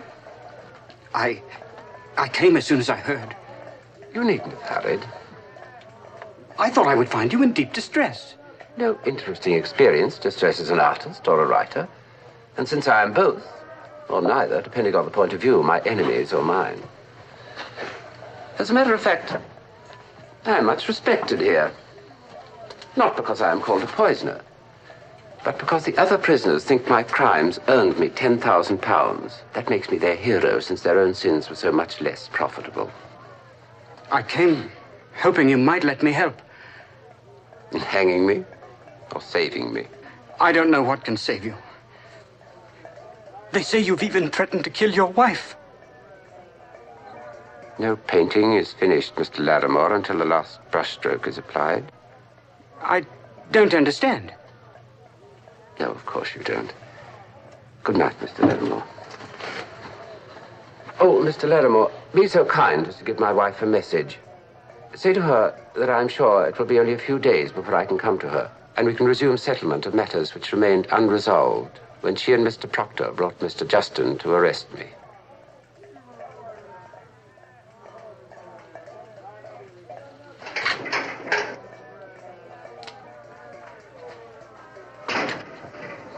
I'm still laughing, Mr. Justin. This man is a murderer. He doesn't even trouble to deny his own guilt. He rests his defense on mockery and on a crooked game of confusion and obfuscation and on a claim of reasonable doubt. What doubt can there be? When an innocent man is accused, he reacts with anger and indignation. You, Mr. Griffith, manifest only contempt and cynicism. Your attitude alone convicts you. I beg your pardon, Sir John.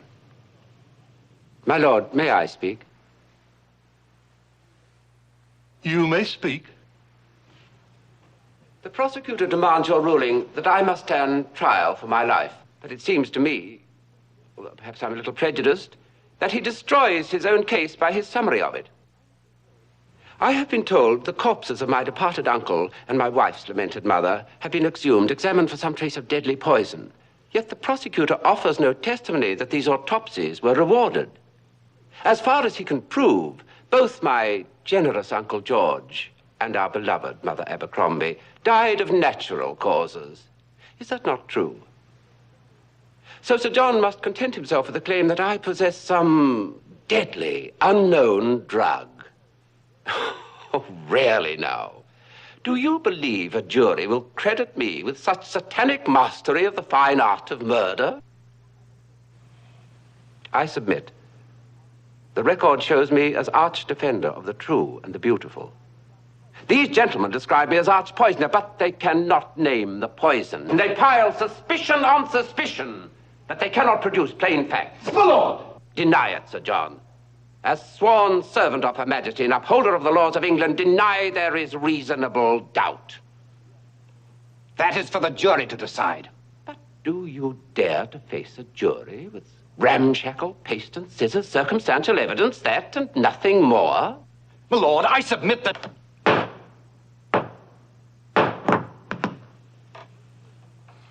The prisoner is remanded in custody pending further disposition of the issue here before us.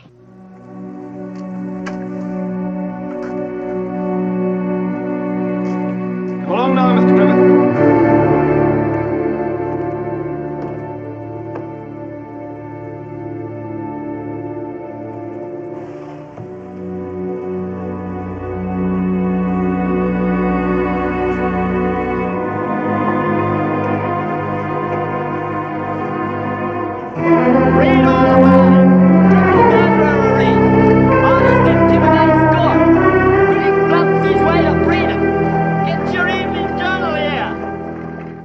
Mr. Griffith, that you've won a great victory over English law. Being free and clear by Lord Danforth's decision is hardly a defeat. It isn't over, Mr. Griffith. It can't be over. I beg to differ. There's a statute concerning double jeopardy. Having been arraigned and charged, and Her Majesty's Chief Justice having ruled there was not even sufficient evidence to place me on trial, I cannot be charged again for the same alleged crimes. All London is up in arms against you, Mr. Griffith, and I shan't consider my duty as done until you are penned and punished. The baffled bloodhound baying at the unreachable moon. What's that? A draft on my uncle's bankers, payable when I come into my inheritance. I would like you to divide it among my fellow prisoners, so that they shall have pocket money for their long voyage to the prison camp in Australia. Goodbye, Mr. Justice.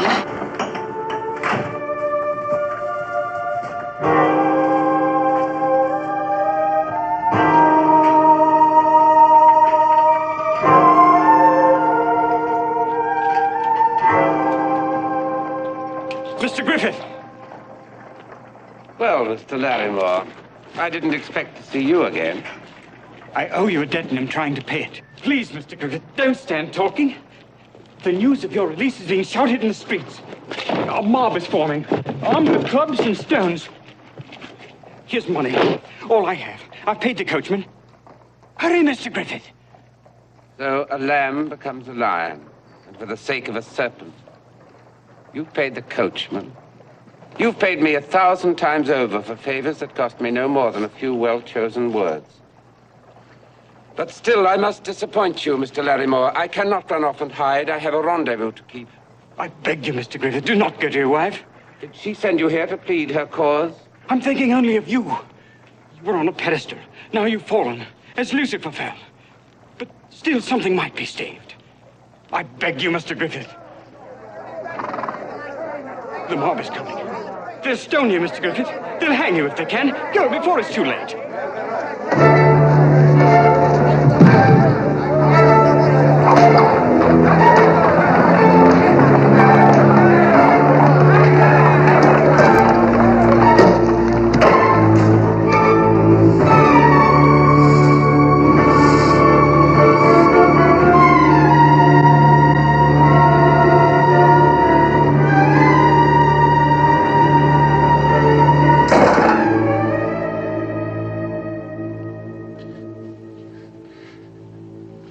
Much of living through joys. We thank with brief thanksgiving whatever gods may be.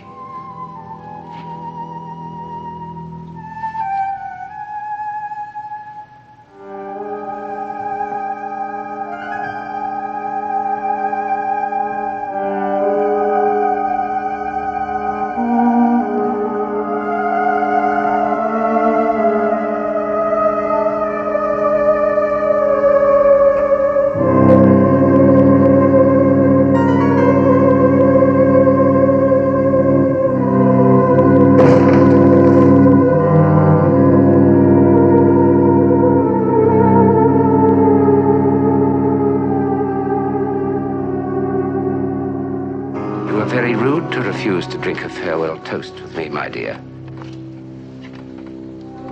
They will cry, you killed her. I will say, she chose a quick death by her own hand in preference to life with a husband she ruined when she called him Griffith the Poisoner. And another case of reasonable doubt. You have no other choice, my dear. This or unbearable agony infinitely prolonged.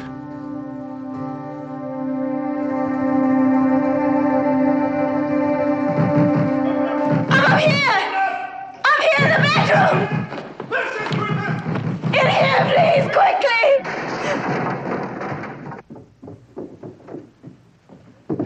I am here to arrest you, Mr. Griffith. There can be no charge against me now. Oh, you're quite wrong, Mr. Griffith. In October 1828, you completed a certain financial transaction. Monies were held for you in trust to the order of Mr. George Griffith. That's past history and buried with my uncle. No, Mr. Griffith. I have here a bank draft, which bears your uncle's signature, and which you presented for payment. Your uncle did not sign this, Mr. Griffith. It has been compared with his true signature and yours on the draft you gave me in Newgate. You forged this draft, Mr. Griffith. I robbed no one. The money was mine. If that is, I anticipated time a little. You confessed to forgery in the presence of these witnesses? Well, no matter if I do, I'm not under oath or on trial. But you will be, Mr. Griffith. You will be. And the penalty for uttering false paper under the law at which Mr. Griffith has laughed until this moment is transportation to Australia as a prisoner at hard labor in the penal colonies for life, with no possibility of parole. Of course, it's not the same thing as hanging at execution dock for murder, but for such a perfectionist as Mr. Griffith, it may be worse. It may be worse.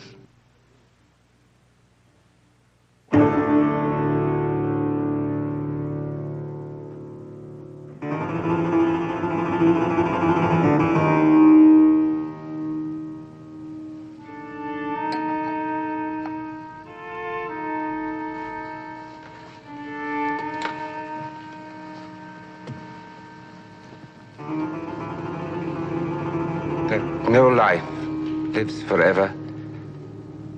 Dead men rise up never. That even the weariest river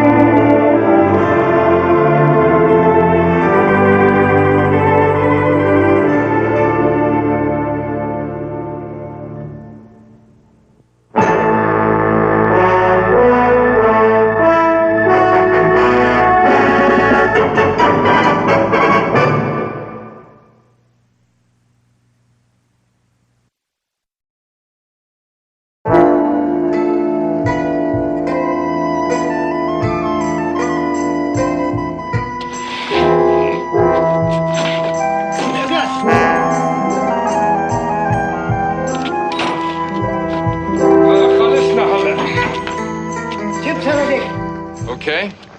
Well, that does it. Let's get out of here. Oh, one moment, Mr. Hudson. There is something more. What's that? Where's that stuff? What's in those cartons? Something very valuable. Payment to our employer, not our business.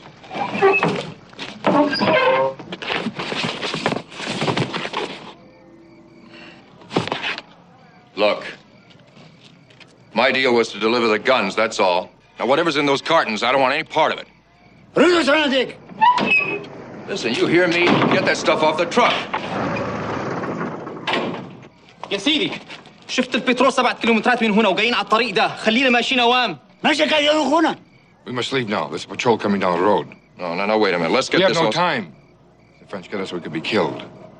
Let's get this straightened out right now.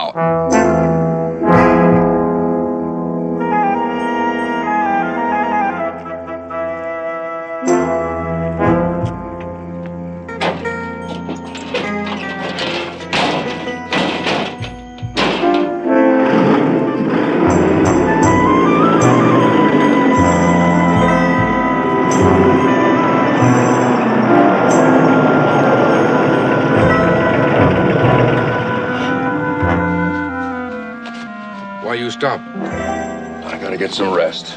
I can't even keep my eyes open. No. You rest in Tangier. What's the rush? Are those cartons? I've got a pretty good idea what's in them. I'm gonna stop at the first village we get to and call him, tell him to pick up this stuff. But I gotta get some sleep. You drive to Tangier. Well, you're not gonna pull a gun on me.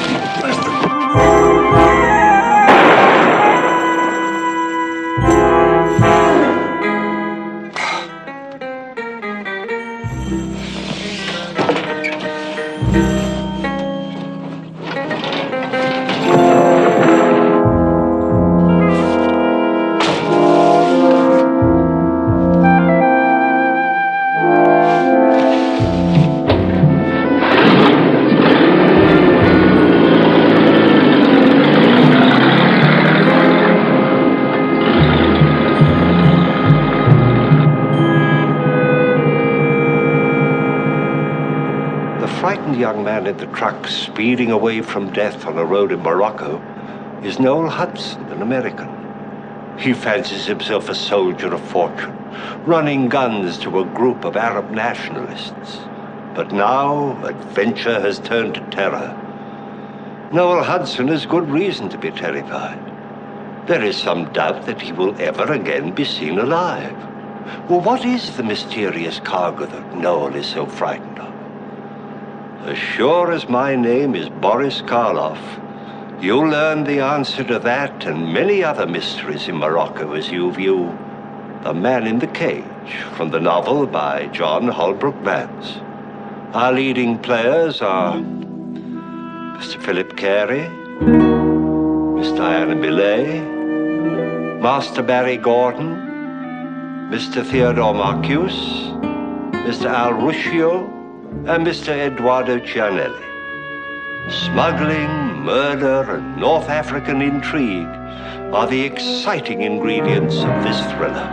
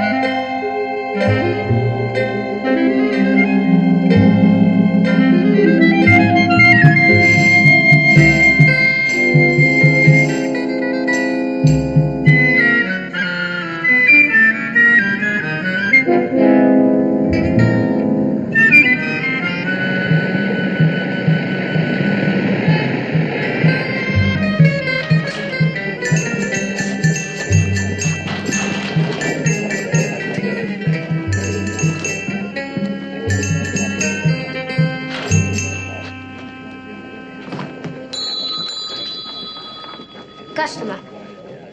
I wired a reservation. My name's Darrell Hudson. Oh, yes, Mr. Hudson. Welcome to Tangier, Mr. Hudson. Thank you. We have a very nice room for you, if you'll be so kind to register.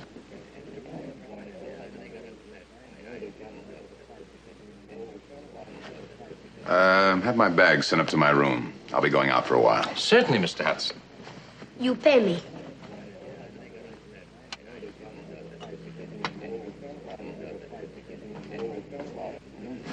Hey, mister. Yes? Mr. Hudson, are you Noel Hudson, brother? That's right. You know him? Noel and me, we like this. Noel Hudson's brother just arrived. When was the last time you saw Noel? 3 weeks. I take you to Noel's place. He live in Medina. What's the Medina? For it's same like Casbah, like a movie. Come with me to Casbah, like that. What's your name? Everybody call me Slip Slip. But come on, boss, I take you. $1. Pretty cheap, huh?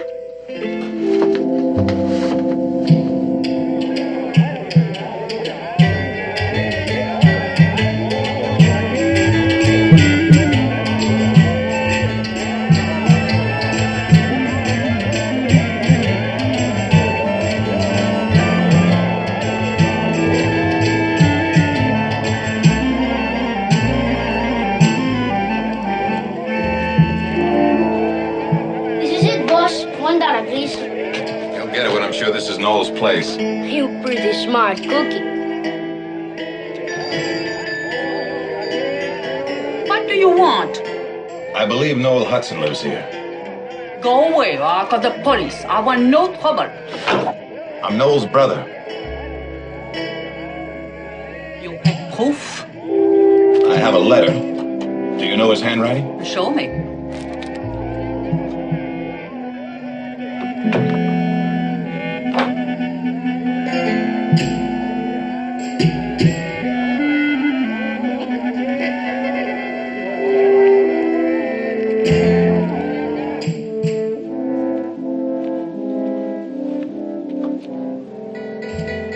You will find nothing, monsieur.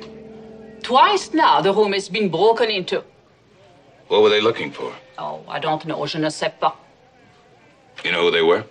I don't know. But that boy who is with you, he is a thief. Could be one of those who broke in.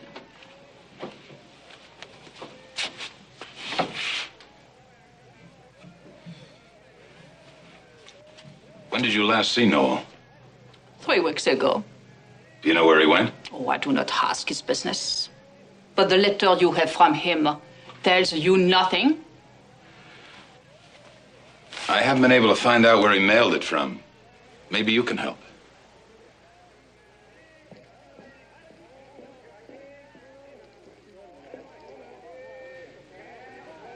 The postmark is too blurred, monsieur.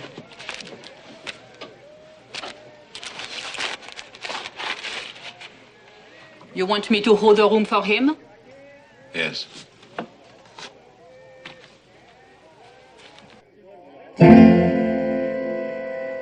You know this woman? No.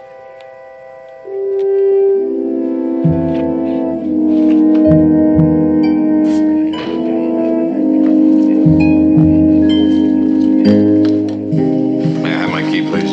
Oh, yes, sir. Just one moment, sir. Mr. McKinstry.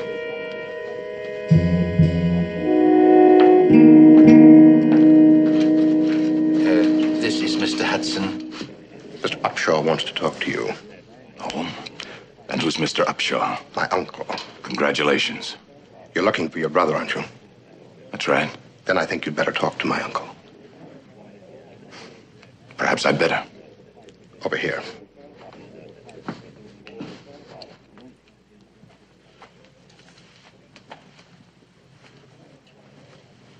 Mr. Upshaw? Mr. Hudson. Arthur Upshaw, your servant, sir. This is Duff McKinstry, my nephew, and Ellen McKinstry, my niece. Noel's brother. I must say he was better looking. Was? You have a reason to use that tense? Just the cynicism of the young, Mr. Hudson. Drink? Oh, thanks. Ellen, if you don't mind, this is men's talk. Good luck with the men, Mr. Hudson. Well, sir, sit down. Sit down.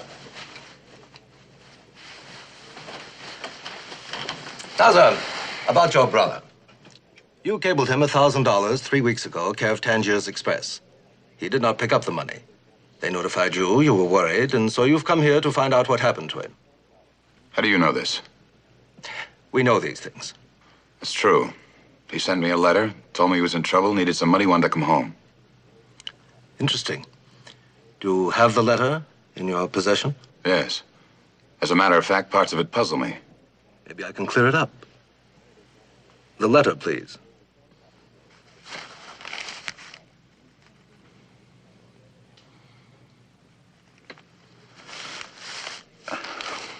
It's a personal letter. It wouldn't mean a thing to you. My uncle has a right to see it. Hold your tongue, Duff. Mr. Hudson, I believe I do have a right to see the letter. When he disappeared, Noel was in my employ. What sort of work was Noel doing for you? I had entrusted Noel to deliver a certain cargo for me. He delivered the cargo and received payment in return. And then he apparently, as you Americans say, flew the coop. Then why don't you call the police? I don't think that would be very practical. You see, the transaction was an illegal one. I'm a smuggler, sir. Still a gentleman, I hope. I gather the payment Noel received wasn't in cash. What was it? That's of no consequence. I've told you everything I know. Now I think you have an obligation to show me that letter. I'm sorry, Mr. Upshaw. I don't think so. I don't think there's anything in it that can help you. I'll be the judge of that. We're after two different things, Mr. Upshaw. You're after your payment, whatever it is. I'm after my brother, and I hope he's alive. This letter seems to be my only bargaining asset. I'll have to do this my way. Tangiers is a very dangerous city. A stranger on such a quest as yours might make a fatal error. Is that a threat, Mr. Upshaw?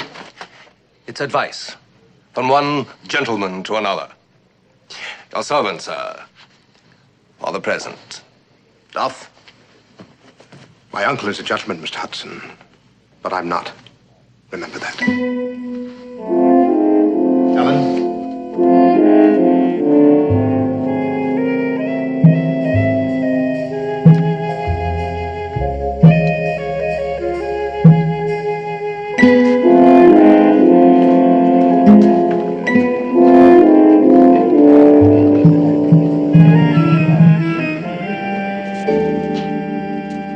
Yes, sir.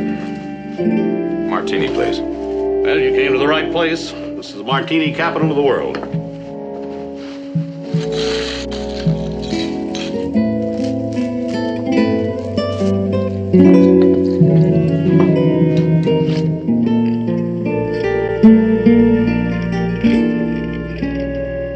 You wouldn't happen to know a Noel Hudson? Yeah, I know him. I haven't seen him in quite a while, though. You, Mr. Burnett? Nope. Mr. Burnett sells high-quality automobiles in case you need another silver-plated sports job. Not just now. I'm only in town long enough to locate my brother. You know his brother? That's right. Well, I'm glad to know you. My name is Phil Beresford. What's Noel done? I don't know. He's disappeared. Well, have you checked with Arthur Upshaw? I used to work for him. Yeah? Nothing.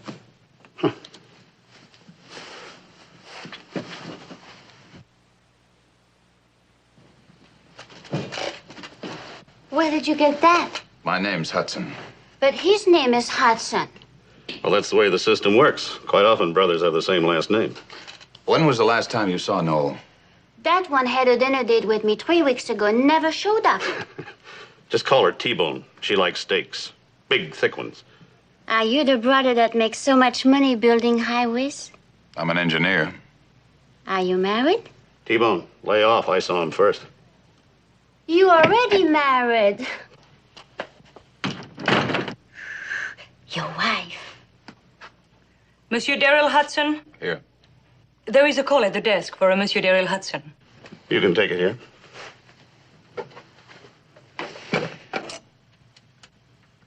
Hello, this is Daryl Hudson. Who's this? My name is not important. I have some information about your brother that might be helpful to you. Can you come right over to my hotel? That would be dangerous, Mr. Hudson.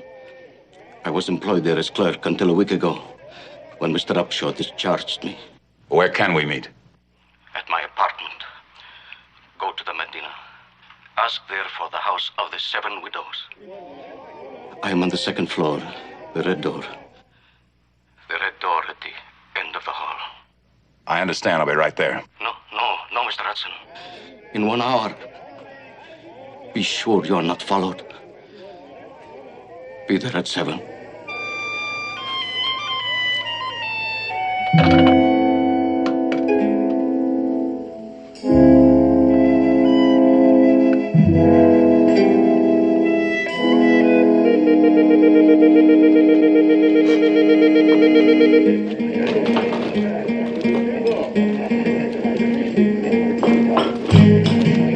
Excusez-moi. Maison Seven Widows.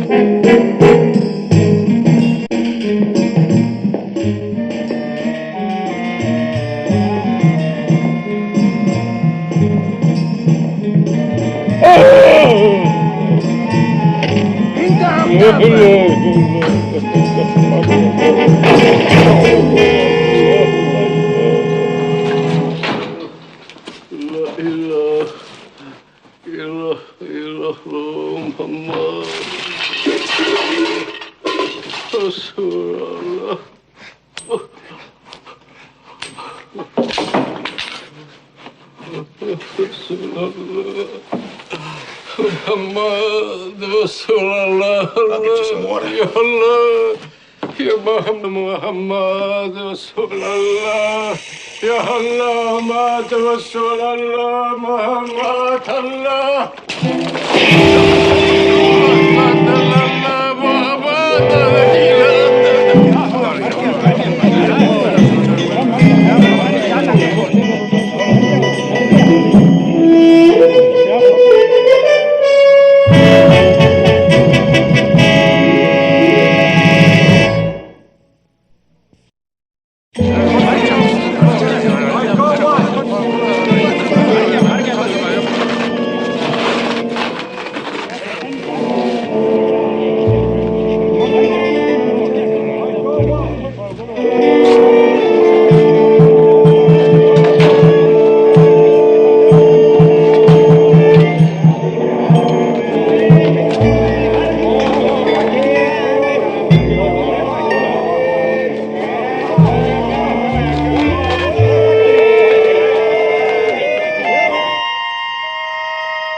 Send a drink out to my room.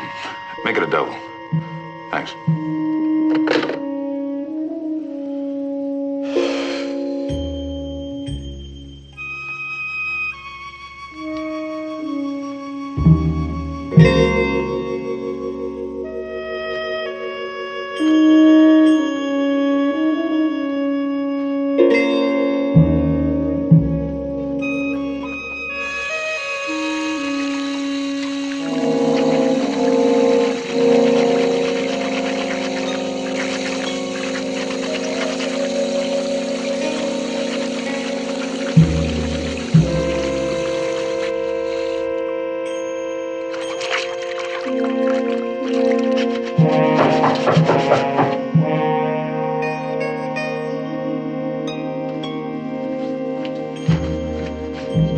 Fast, sir.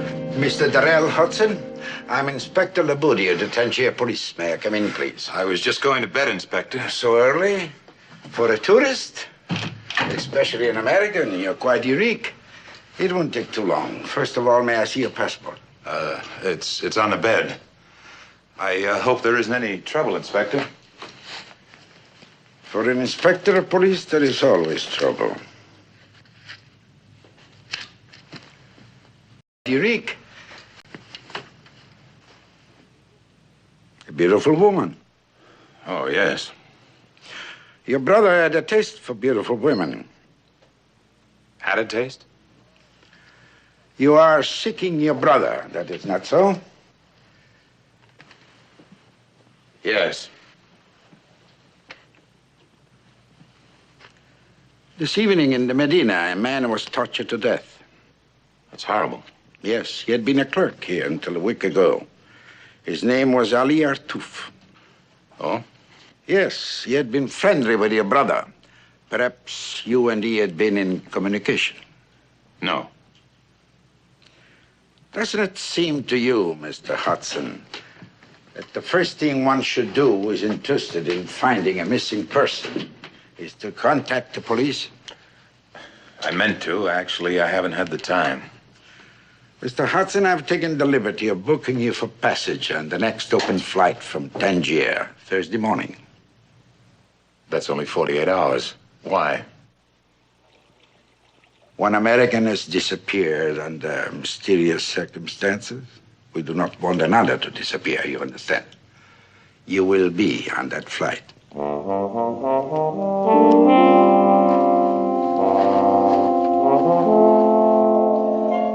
You don't have to be ashamed of doing your own laundry, Mr. Hudson.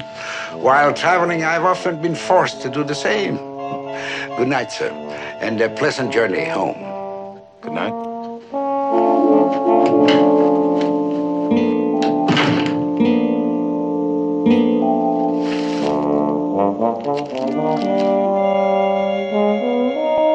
I got your message. Well, sit down. What's on your mind? I'm supposed to persuade you to give up that letter. Even to the point of using my womanly wiles. Think it might work? Not right now. Thanks, anyway. If Uncle Arthur doesn't recover the goods your brother went west with, he's bankrupt. Me along with him. Oh, you can always get a job. That's a disgusting thought. Breakfast will be ready as soon as Mr. Burdett and Mama finish their morning tete. Thank you. That's your breakfast? I'm thoroughly dissolute, to the point of being only too willing to double-cross Duff and Uncle Arthur. With your help, of course. Meaning what? The package Noel disappeared with, that Uncle Arthur was so reticent to discuss. Any idea what it is? No. Heroin, Mr. Hudson. Roughly $1 million worth of pure heroin. Noel wouldn't have anything to do with that kind of stuff. Let's work together. Give me the letter. I have a car, I speak French and Arabic, and I know my way around. We'll help each other, Excuse me, boss. I found a man who knows what is your brother. Where is he? You come. Excuse me.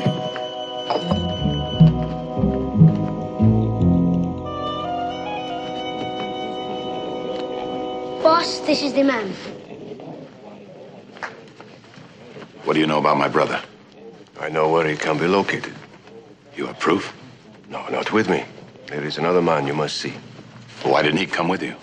He is too old. Cannot travel. Where is this man? In Tires.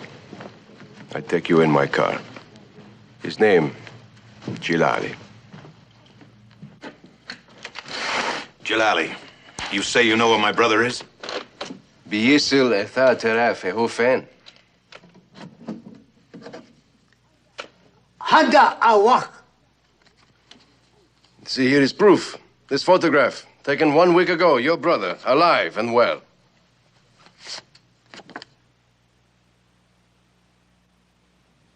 This picture was taken a year ago. You cut the girl out of it. What kind of a trick are you trying to pull? Yes, it was a trick. A foolish trick. But we do know where your brother is. The French have captured him. We know a man who can get him released. But in exchange, we must have the letter he sent you. If the French had him, I'd know about it. I should have realized all you want is that letter. Do you have the letter with you? No, and it doesn't mention your stinking heroin. Ah, then you do know. You and your brother were partners to sell it, eh? You're out of your mind. And I'm getting out of here. No, you cannot go. You're gonna stop me? Stop! You're dying! Your friend speaks enough English. Sit down. Raise your hands.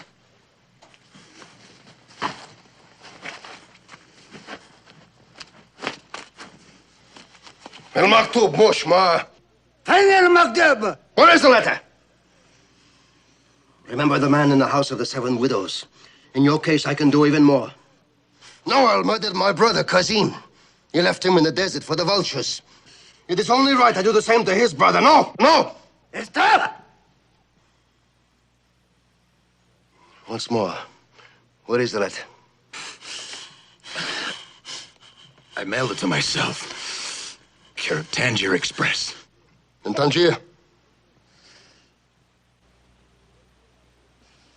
رسالة مكتوب توصل Tangier Express. عند أكتوبر.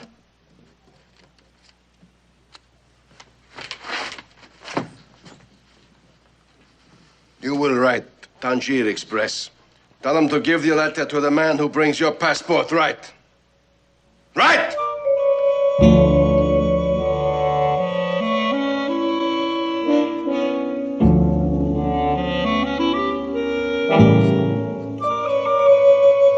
Turn around. Get in.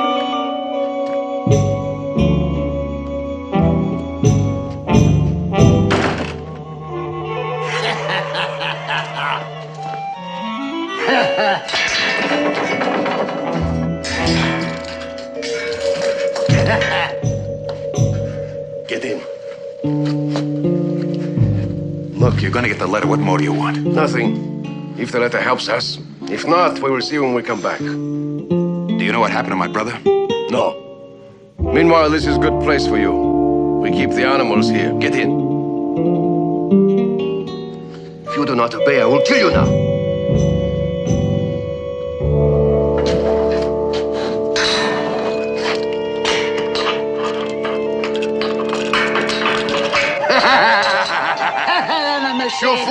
شوفوه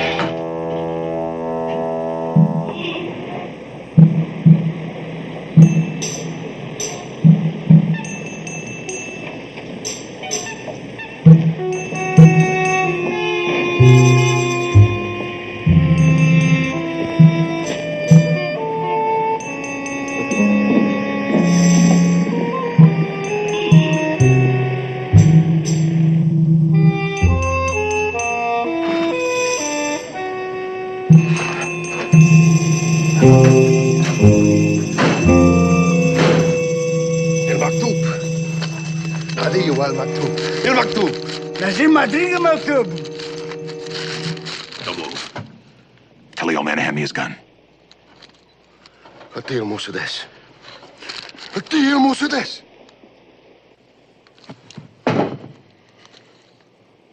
letter, passport, and wallet. Quick now.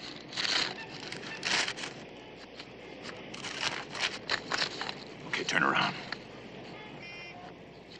This is impossible. You were in the cage. What What did he say? He said you might as well kill us. If you do not, our people will. We have failed. What do you mean, your people? Arthur Upshaw? No, you do not understand. Upshaw was to deliver us a certain number of weapons in exchange for the heroin. We only received 2 shipments out of a promised 20. The letter really means a lot to you. The letter means our lives.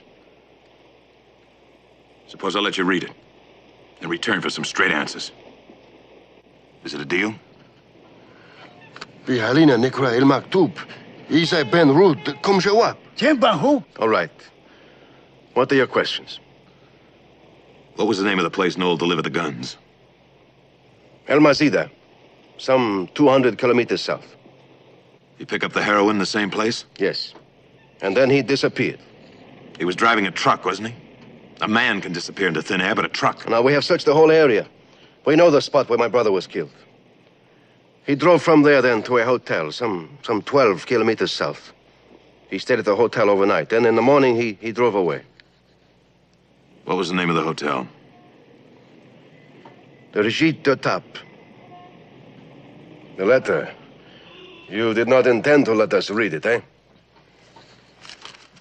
Help yourself.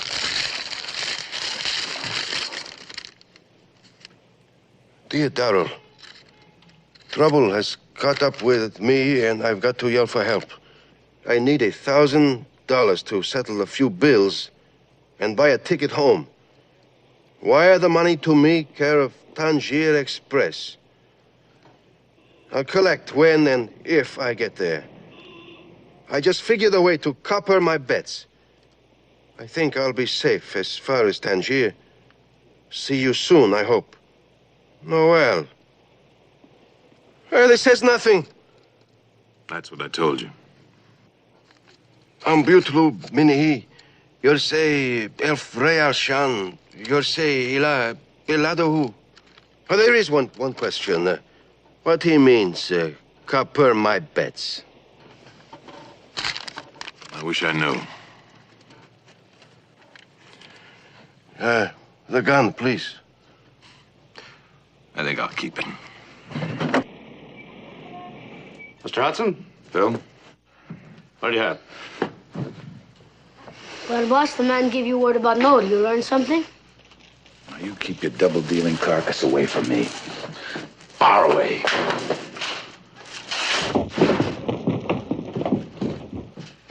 Nice going, Mr. Hudson. That little beggar's the biggest pest in town. Au revoir, vedette.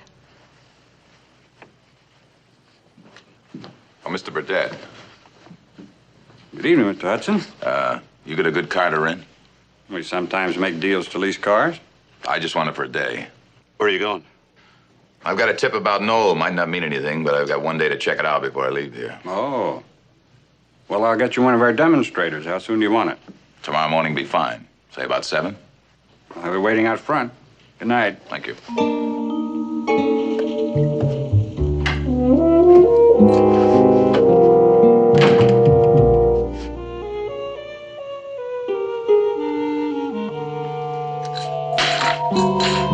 How did you get in here? I bribed the clerk. Did you go through all my stuff? I have to talk to you, Darrell. Darrell? Well, now it's those womanly wiles, huh? Uncle Arthur kicked me out. Why? Because you couldn't get me to change my mind this morning? I came here to warn you. This letter of yours has become an obsession. He'll get it if he has to kill you. Nice of you to warn me. Now what's your gimmick? Gimmick? Your angle. Everybody in this town has got a gimmick. If you'd pay for my passage to the States.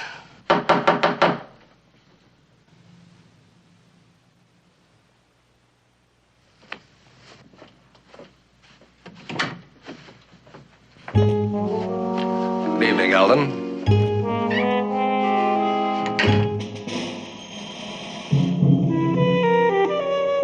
I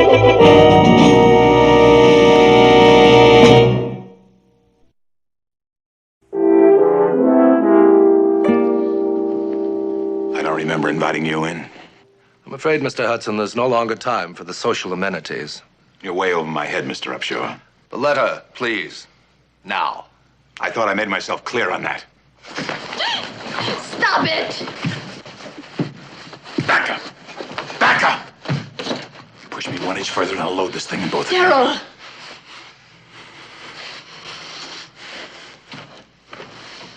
Get out. Move! You'll regret this, Mr. Hudson. You better go with him. No.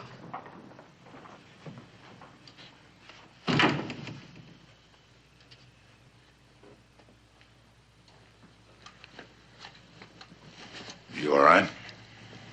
You're leaving tomorrow? I guess so. Then you're giving up. No, I found out that Noel stayed overnight at a hotel called the Giteap or something. I've arranged for a car. I'm going there in the morning. Why don't we go now? I know the place and I have a car. Why wait? We can be there in the morning. You know something? I'm beginning to like you.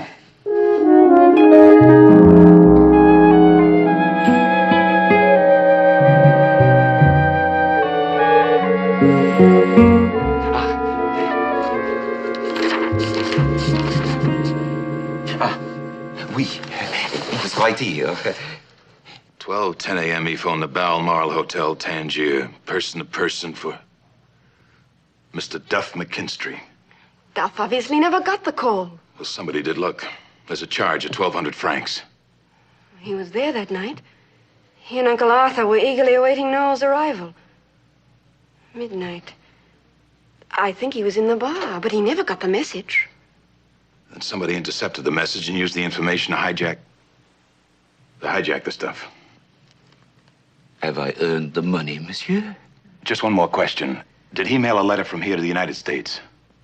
That he would do in post office. Just next door. Momo, please, do not bother. I will question the postmaster for you. Pardon.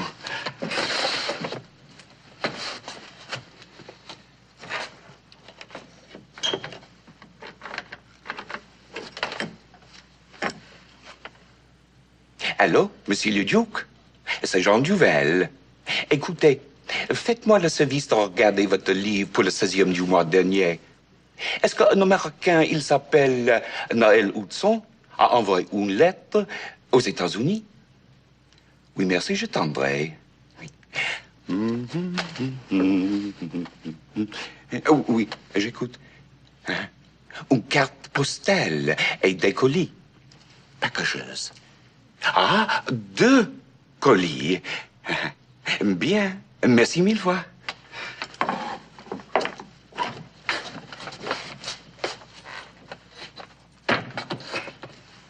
He did send the letter, monsieur. Good. Not only that, he also sent 2 heavy cardboard boxes to Tangier. Did he have the address? Mais non, contains soap powder. Not worth insuring, so no receipt. I have earned the money, monsieur. In spades, thanks. Merci 1000 fois.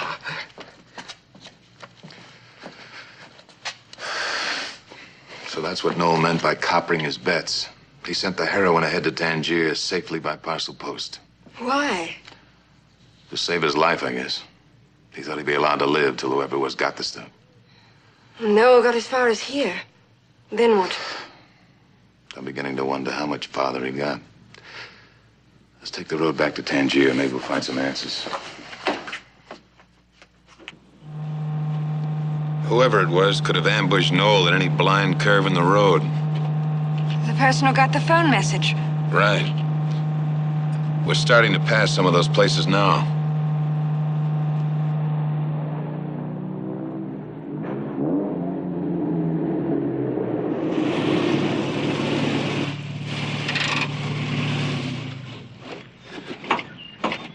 Let's see. I'm the hijacker. I sit here and wait behind that rock. Noel comes around that turn in the truck. I still think he has the stuff with him. I pick him off. And afterwards, I have to get rid of a truck.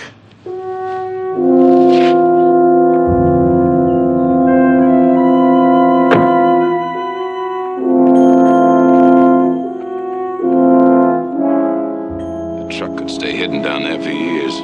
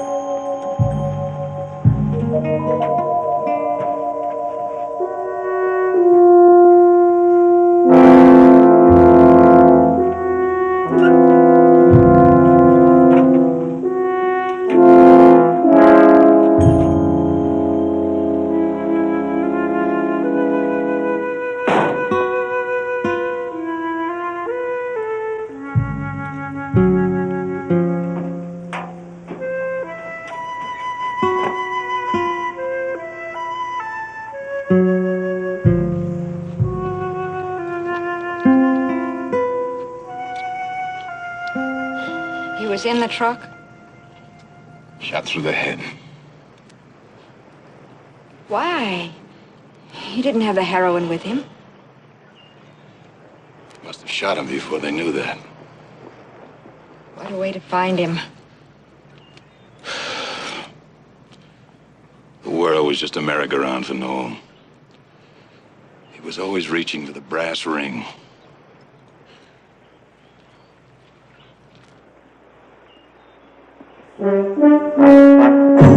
I'd swear that car followed us all the way from Tangier. Let them enjoy the ride. There's no point to it now. Still the heroin, Darrell. Where do you think he mailed it? If it was me, I'd have mailed it to myself.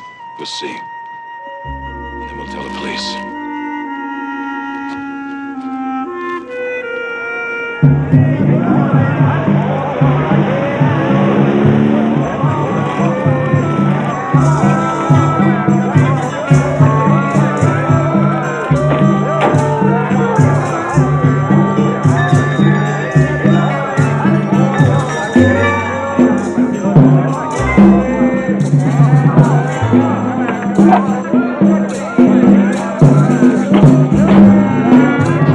Excuse, please.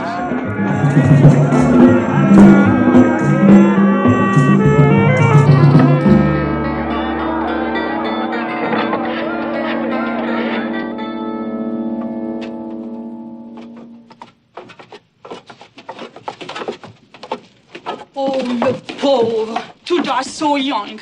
I am very sorry. The cartons are down here? But of course, they came 2 days after he left, with a letter which said to keep them but to tell nobody. This is why I did not even tell you. I was not sure.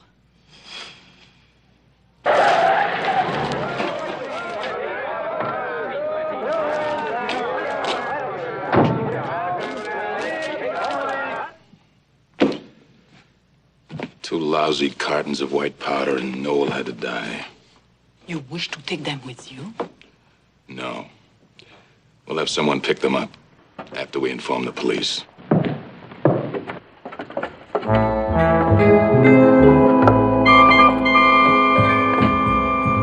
There it is. We were right. We figured if we just followed you long enough, you'd lead us to the stuff. Raise your hands.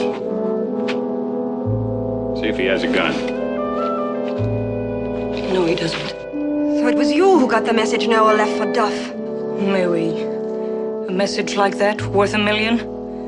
Some wanted to take advantage of it. Face the wall. All of you.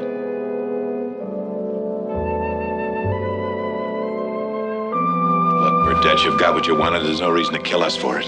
Turn around. But we can't possibly leave you here to identify us. You talk too much, Beret. Go ahead. But Dad.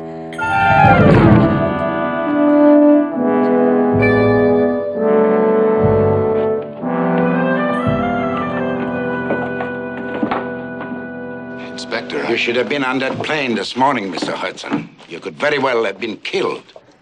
how did you know we were here? I called him. You? I thought you were working for the other side. Well, I work for them. I work for you. Also, I work for police. Now, Inspector, you owe me 900 francs. And you owe me 12, 14, 16, $22. Thanks, boss. And a fine week.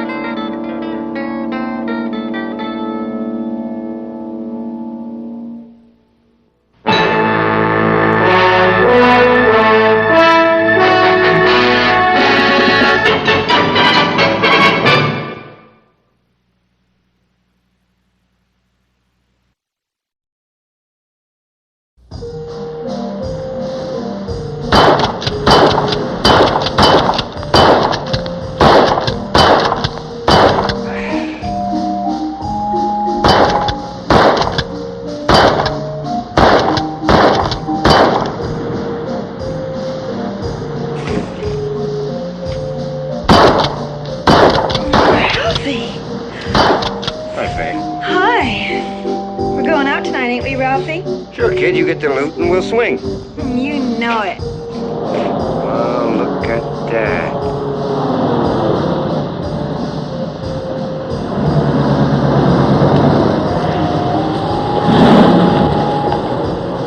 Oh, now that's class.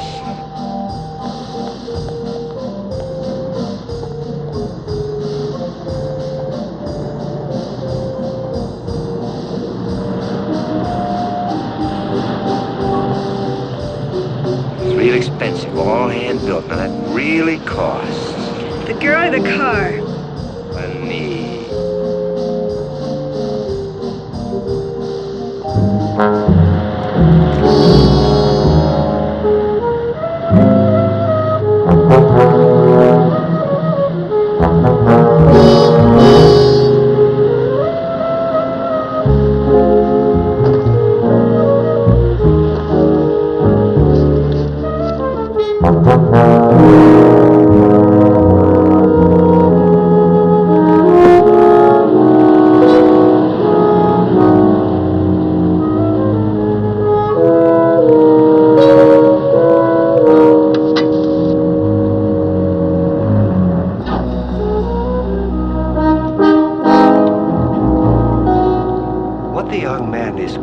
Is the rotor of her beautiful, expensive sports car, without which it will never start. A first gambit by Ralphie Teal, who feels that the world is his oyster, whose tastes are becoming very expensive, and who knows that the only way he can satisfy those tastes is for him to choose a victim. The title of tonight's story.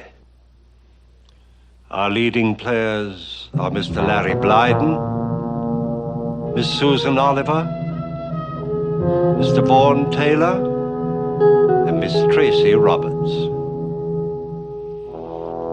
Well, as sure as my name is Boris Karloff, you'll find it puzzling to choose the victim of tonight's macabre events.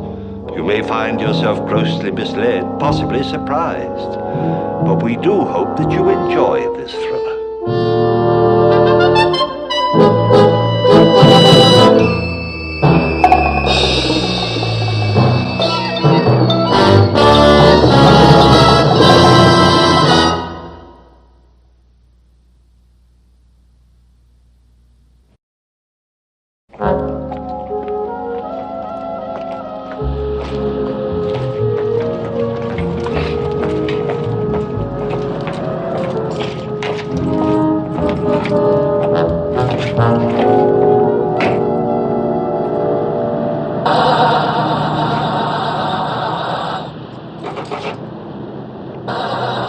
Gonna ruin your battery if you keep at it like that.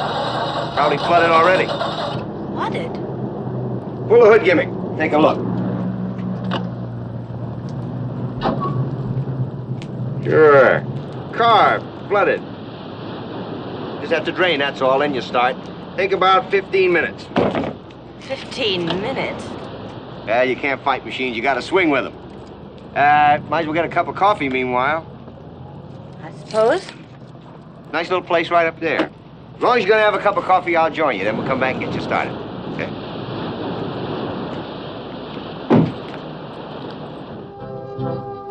Oh, I like it at the end of summer. It's not so many people on the beach, and you feel like it's all yours, and it's still warm enough to enjoy it. It's nice to be able to sit out your troubles watching the waves.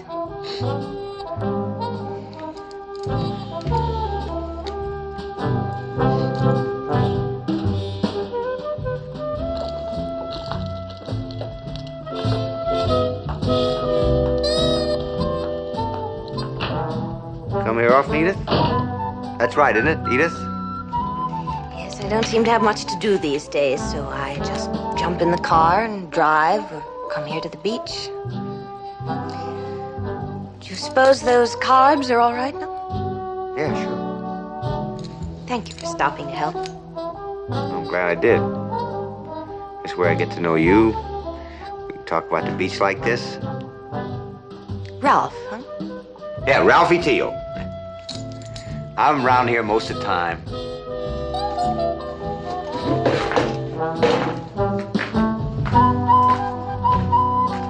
You, buddy?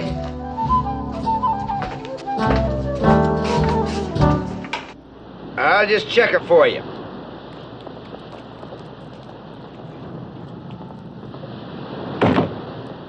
Okay. Give her a try. Thank you.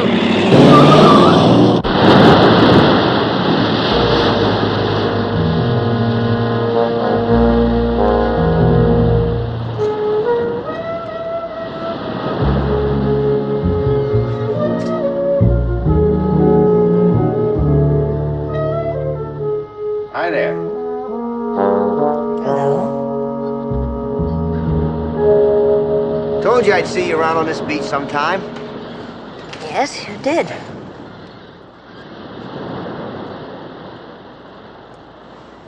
Sand. That little sand there. There's not gonna be much more sun today. Won't get any tan now. I've had enough for today. Want to see where I live? Just a few minutes from here. It's a little old shack on the beach, but it suits me fine. All right. Like I say, it's just a little old shack on the beach. It's right over there. Oh, I get by. I do a little something when I have to, but I figure why make other people rich? Just the beach, the sun, and me. That's the way I like it. I wish it could be that way for me, too. Live with your folks? At home? My uncle, my father's brother. My parents died years ago.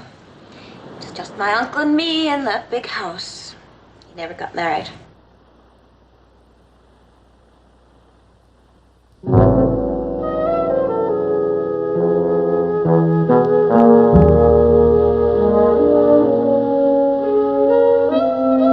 don't get along with him, huh? Well, I don't get along too well with people either. So I guess that makes us kind of a pair, huh? What business is your uncle in? Oh, all kinds. Investments, some of this and some of that. They were all in it together, my parents and Uncle Phil. Now he runs the whole thing. So has tried to lead my life for me, too. Criticize me, be proper, be this, be that. But when it comes to himself, I'm sorry. I don't mean to just go on about this. It's all right. Everybody's got troubles. You seem to understand so much.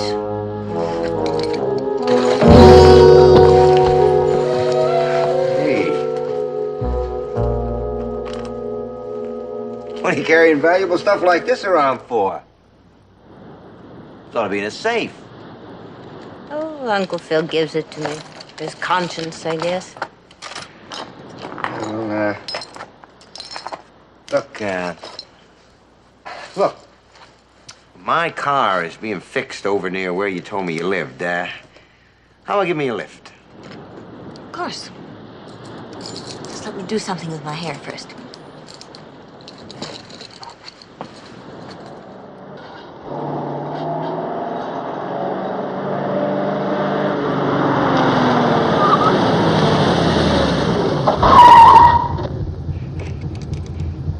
Boy, it sure handles like a dream. So, this is where you live, huh? Would you like me to drive you to your car? No, I got a few things to do first. I'll walk. Well, if you want to. Okay. I'll see you around the beach.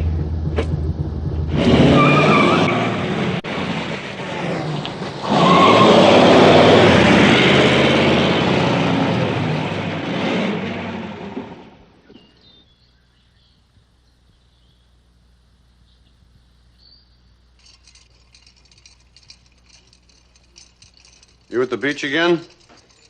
Yes? Good way to waste a day. I happen to like the beach. You're not going to meet anybody there you can marry. I don't go there for that purpose. No. You probably go there to meet the muscle boys. The big chest, no brain characters that haven't got a dime to their names. That's right. That's who I go there to see. You think you're joking. But I just might pay a visit to that beach to see what the attraction is. There's no admission charge. You're perfectly free to go. I don't know why I can't get through to you. Do you think you're above marriage or something? I've introduced you to at least 4 good prospects. Sound boys, but no, you... Leave me alone, Uncle Phil. Just leave me alone, please.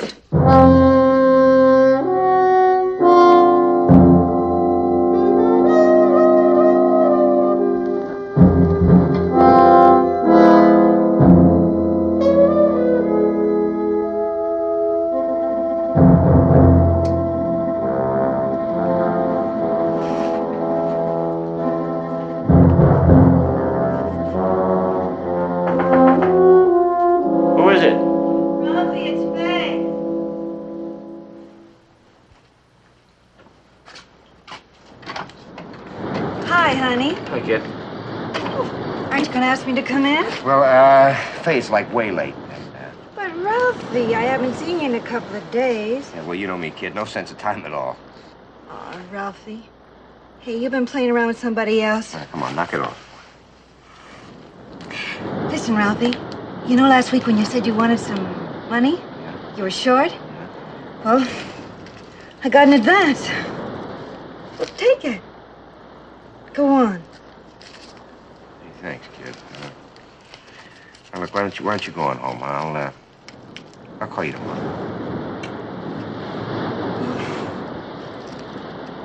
Okay, Ralphie.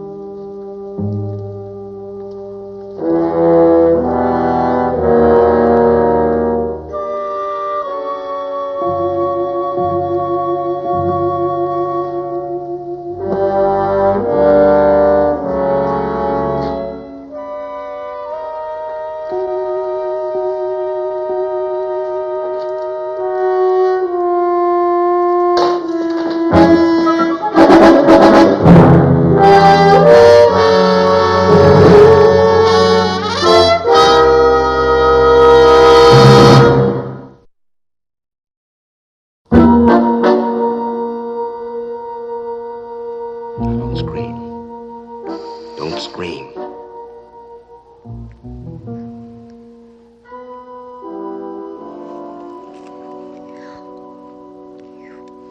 Came here to rob me. You got to know me so you could do this. That's right. I saw your money and your bracelet and your lighter, and I worked it so I could find out where you lived and get in here. Ralph. All right, now don't give me that pity bit. I don't need that. I just figured you wouldn't miss what I took so long as I didn't grab that silver spoon you were born with. Sure, that's it. I was just gonna play Robin Hood. Take from you and give to me. Ralph. And I thought... Pity bit. Okay, now look. I didn't take anything and you didn't scream. I go away, we call it quits.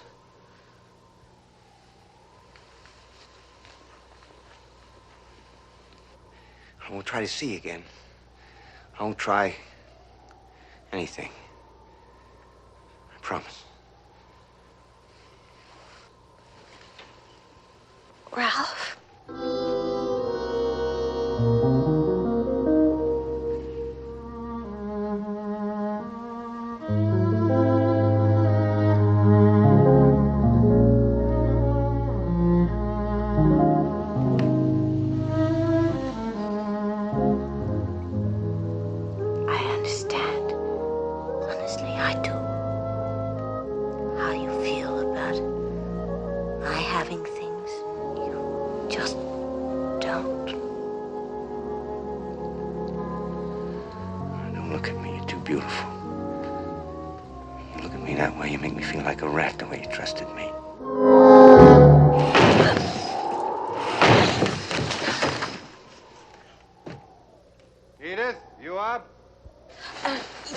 Yes. What was that? The closet door. The wind blew it. I closed it. Oh. The house is full of noises tonight. Creaks and groans. Okay.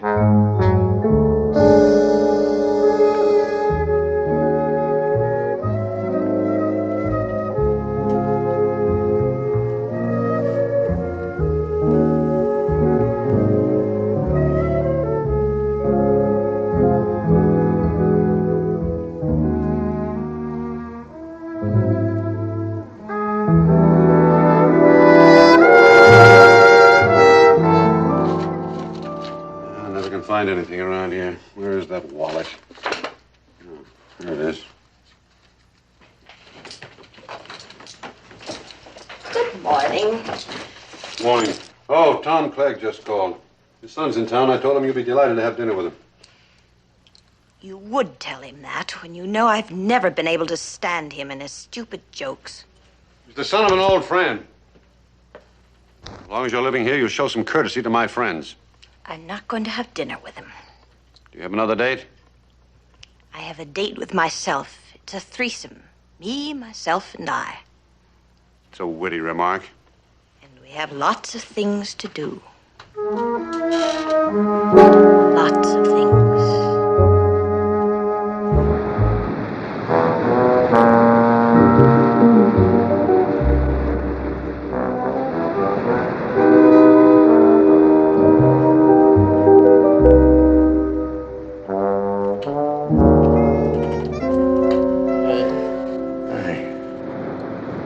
Just like mine, the one you liked.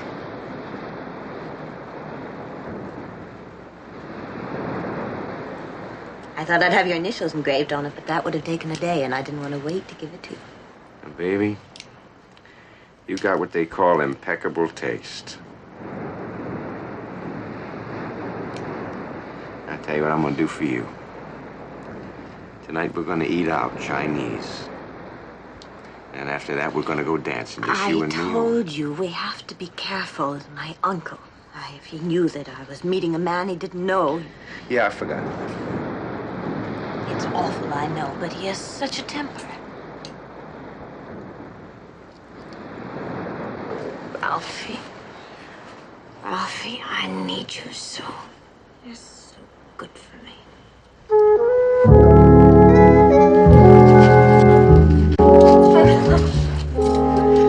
Oh, baby, I love you. Sure do love you. And you smell so expensive. I ought to, for $30 an ounce.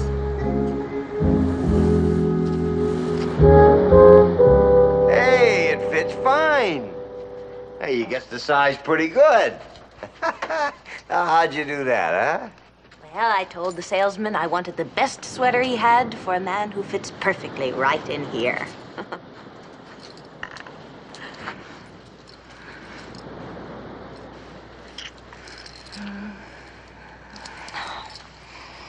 I'm afraid I better be getting back now. Tomorrow? Let's get some sun tomorrow, huh? I mean, meeting inside places, hiding all the time. I don't like that. You know, most dames like to be seen with me. Ralphie, I can't. My uncle would like nothing better than to have an excuse for a real big argument with me, so I'd get angry and get out of the house. But I won't do that, because it's mine and belonged to my parents. Ralph? I don't want to be seen in here. All right. Who's there? Honey, it's me. It's Faye. Just a minute. Yeah, get in here. Hide in the closet. I'll get rid of him. Just a minute. Hi, stranger. What do you want? Where have you been, honey? I just came looking for you. Well, don't. Don't come looking for me. Honey, you're hurting my arm. That's so. Is that a fact? Well, I'm just trying to impress things on you, that's all. Oh, Ralphie, I just wanted to see you. Oh, honey, you used to be so nice, baby. It bugs me people come around my place trying to surprise me. You used to ask me to come down all the time. Well, things are different now. When I want you to come back, I'll give you an invitation. Now, don't do that again, huh? All right, now beat it.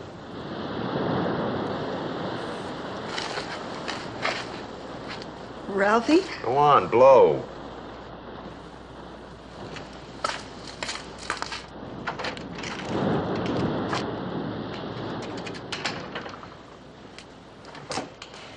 Okay, you can come out now. I was afraid she'd want to see me. Yeah. Honey, don't be mad, please. It's just that... Can't we meet under the pier again tomorrow, please? Okay, sure, under the pier.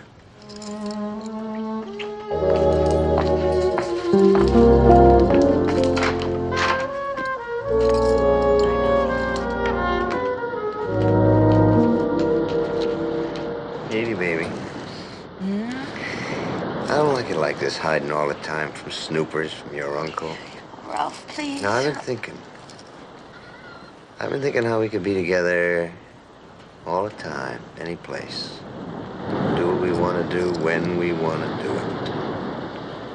it. It takes a lot of loot for a thing like that. You gotta grab a boat to Europe. Drive along the Riviera, get those Italian silk suits. We could do it, Edie. I mean, your uncle. You're the only one he's got. Only one he can leave it to. Gotta leave it to. Uncle Phil. Sure, he goes, you get it all. If he goes... We make it so it looks like an accident. Nobody ever knows I ever knew you before. Nobody's ever seen us together. We meet after he's dead. You're joking. We can do it, baby. You and me, we can swing fine. Murder. Oh, baby, that's just a word. You got any idea how many guys commit a murder walking around loose? A lot of guys. Besides, you hate his guts. I know you do. This way, with him gone, we're out in the clear. All alone, together. Not murder, not killing. Now, listen, baby, you want anything, you gotta go after it. Oh, Ralph. Not murder. You're not listening to me. You're not listening to me. I said we work it so it looks like an accident. It's the only way, baby. It's the only way for you and me. Now, we do this or I'm gonna cut out. No, Ralphie. All right, then you swinging with me?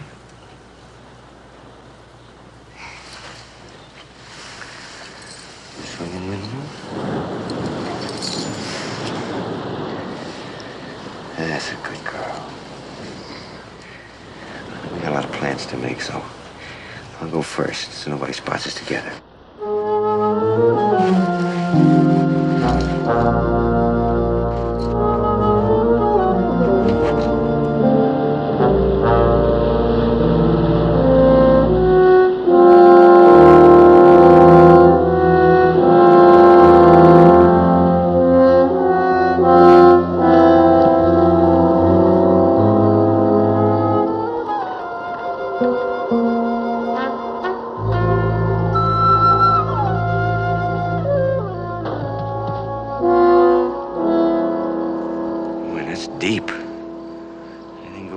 It's goodbye, Charlie.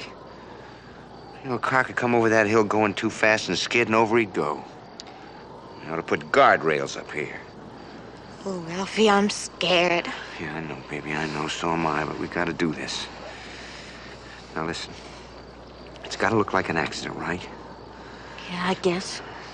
Now, you say he goes to visit that woman friend of his every night, and to get there, he's gotta go over this Altamaro Ridge, right?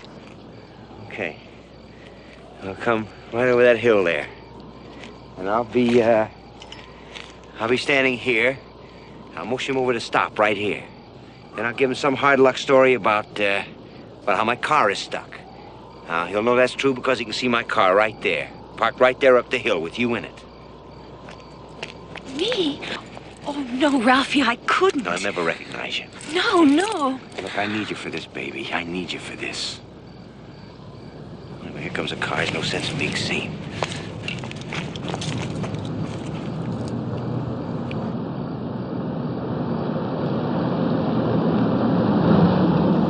All right. Now, as soon as I start talking to him, you gun the motor in my heap and move up behind him. You'll come down so fast he won't even know what's happening. One little tap and over he goes. Bazoom! Accident. Terrible accident. You get all dressed up in black. What if somebody comes along? And they come along and we wait. How will you know it's him? Well, you say he's in every night by 1. That means he's got to come over here between 11:30 and 12:30. When he does, we'll be waiting. He's got that big white special. I'd know that car anywhere. He's got to come over so slow he's almost stopped. We do it tomorrow night, huh? The sooner we do it, the sooner we fly. And we stay apart during the night. That way nobody sees us together. You stay at your house in case he comes home early by mistake. I'll be on the pier by the phone. 11 o'clock sharp, you call and let the phone ring 2 times only, then hang up. That way I know it's you. And I jump in my heap and I pick you up at the corner of 9th and Palm. 2 rings, just. Remember. Look, here comes another car.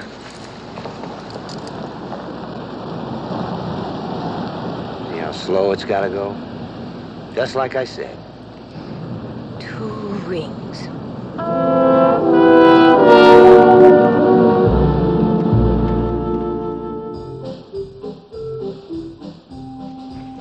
Hey, got a match?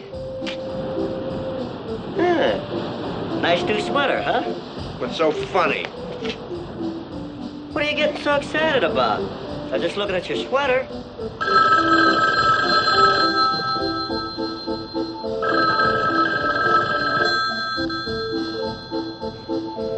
What's the matter? Nothing, I was expecting a call, that's all. Ralphie and his crummy dames.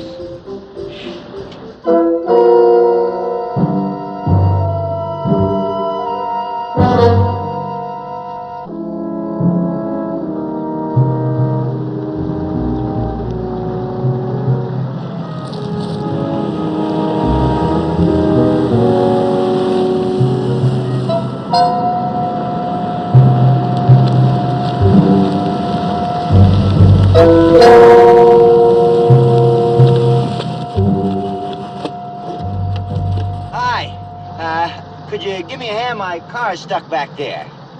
You shouldn't be driving an old car like that. It makes it dangerous for everybody. Well, I know, but it's all I got, see? All right, hop in. I'll get you to a service station. What? No. I mean, couldn't you give me a push? Push? You can roll it on that hill. Well, something's frozen. You see, it won't roll. Look, I offered to give you a lift. What more do you want? I'm on my way home. Yeah, I know. I'll tell the first cop I see. But Maybe look, he'll give you a lift. mister!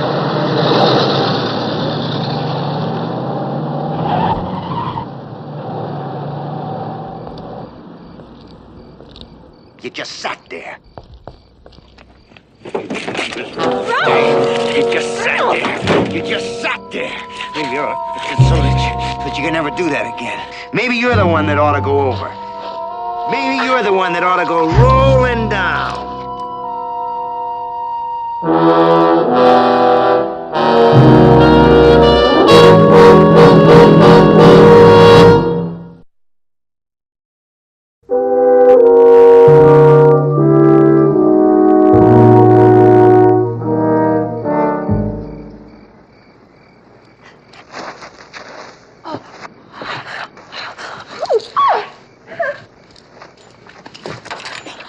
Ralphie, I just froze.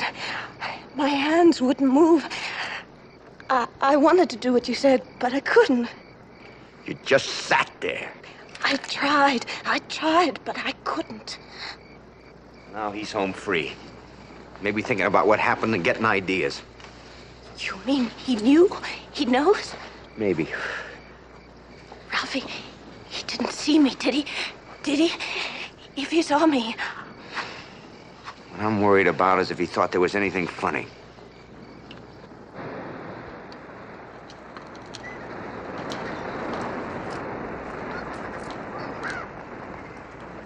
Ralphie, it's all right. He was up when I got home, and he didn't say anything, nothing at all. Ralph, What? we going to forget it? No. I know you don't want to do it, but we started it and we're going to finish it. Why let everything we planned get away from us? Because, of course, you don't want us to be together. Oh, honey.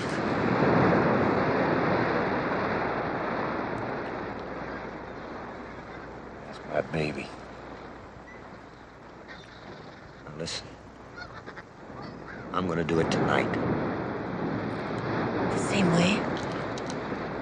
No, I don't want you freezing up. I'm going to do it alone. But he's seen you already. I know, I just have to take that chance. If he doesn't know what's going on, he probably won't be too suspicious. What do you want me to do? Nothing. Just stay home. I'm gonna get him when he goes over the hill this time. Go up there about 8:30 and wait for him. And when he comes, I'm not going to ask any questions. Then what are you going to do? I don't know. You just have to play it by ear. Ralphie. Be careful.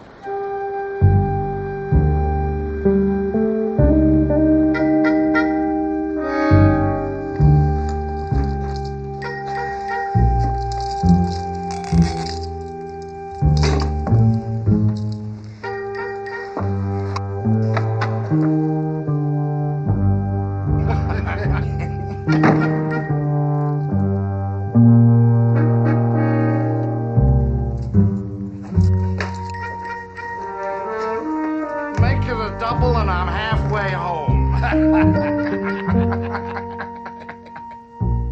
Go ahead, Larry. Take my car. I'll use Edith's car tonight. All right, I will. I'm curious to see how that baby of yours handles over the hills. Edith! Yes? Hi, Edith! You aren't going out on a heavy date tonight, are you? No, I have some letters to write. Larry's car wouldn't start when we came out of the restaurant, so he's taking my white job to get home. I'll use yours. Are you still living across the Altamaro Ridge, Mr. Kearns? I wouldn't move if they paid me. I like the wide open spaces. Excuse me, I want to finish this letter so I can mail it tonight. Got to stop them.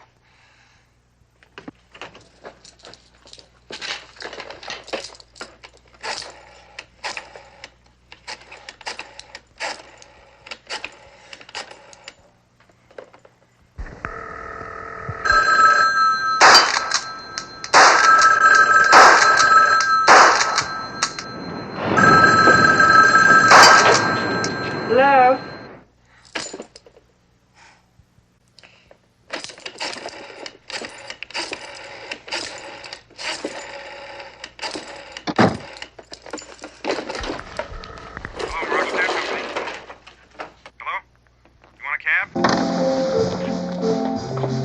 Come on in, fast and brisk. You've got it made in the Penny Arcade. Step in, sir, and see the show.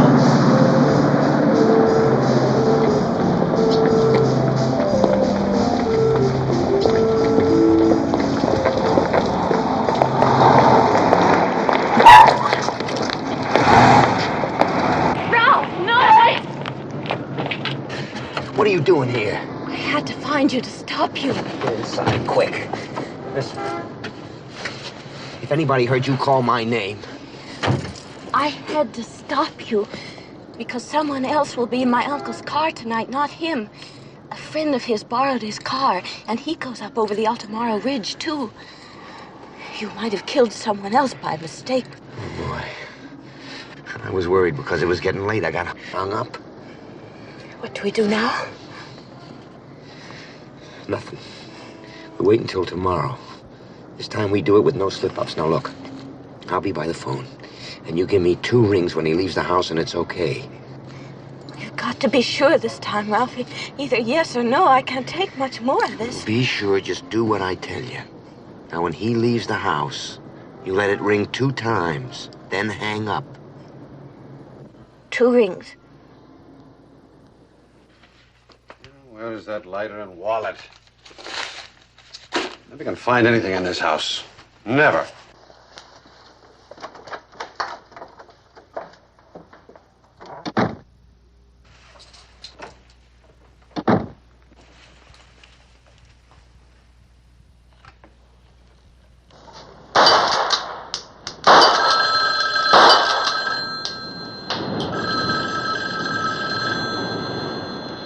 Must have been a wrong number.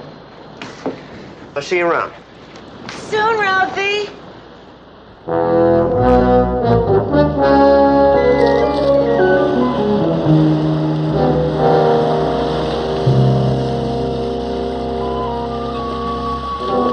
this a game? You're the same kid that was stuck last week. That's right, mister. I am.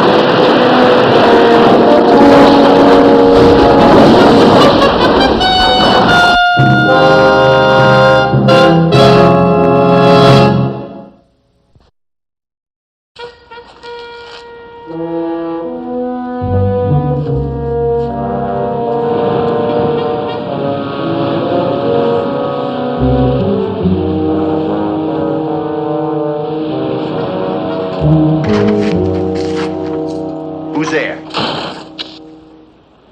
What are you doing here? Are you crazy? Just had to find out what happened. I couldn't stay at home anymore. Well, baby, we never had it so good. Done?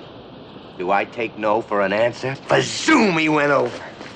Terrible, terrible accident. Anybody can see that. That's a very tricky hill up there. Like I said before, they ought to put up guardrails, right? No, we better not take any chances. You go on home. Anything you say. Now, you stay there till they notify you about the accident, the terrible accident. And you got on a big act, see? He was your Uncle Phil. You loved him. You just loved your Uncle Phil. He was the only relative you had, got it? And you watch yourself pretty close for about a week, at least a week. Play real cool. And I'll get in touch with you and we'll make some plans. Maybe even get married. Who knows? Kiss me.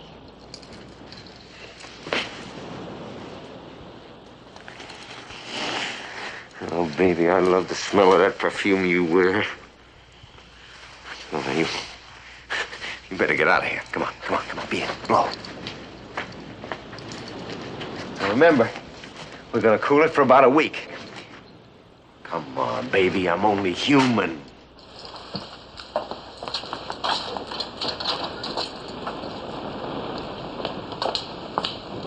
Don't let anybody see you. I'm gonna miss you this week, baby.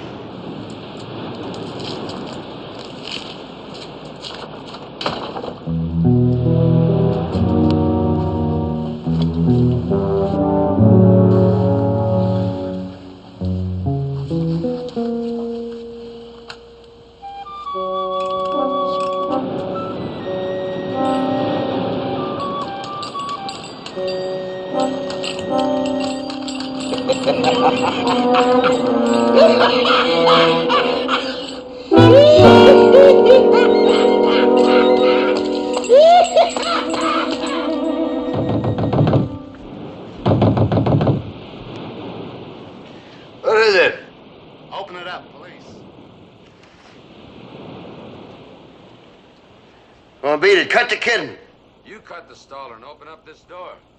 Unless you want it broken down. Now, wait a minute. Wait a minute.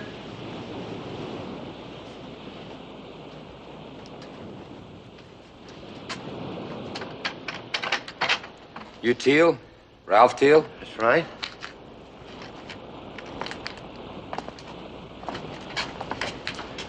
Well, what's the big idea? Would you get dressed and come with us, please? No, wait a minute. I'm Will you not put gonna him on, just- please? Wait a minute. You got no We've right. got some questions we'd like to ask you. Yeah? Like about what? Like about a murder, maybe. But I didn't even know him. Why should I kill him? Meanwhile, you tell us some things first, eh? There's nothing to tell you. Nothing. You guys are just trying to frame me because some guy went over a cliff in his car. With no skid marks. What, are you going to kill me for that? You're going to gas me because you can't find skid marks? But your tires and shoes had that black Altamora rock all over them. Well, so what? There's lots of that rock around. Lots of it. Why pick on me? Why me? You work alone in this, or was there somebody else? No, I didn't work with anybody. It was No, you might as well tell us the truth, Teal. We know more than you think. Look, tell me again.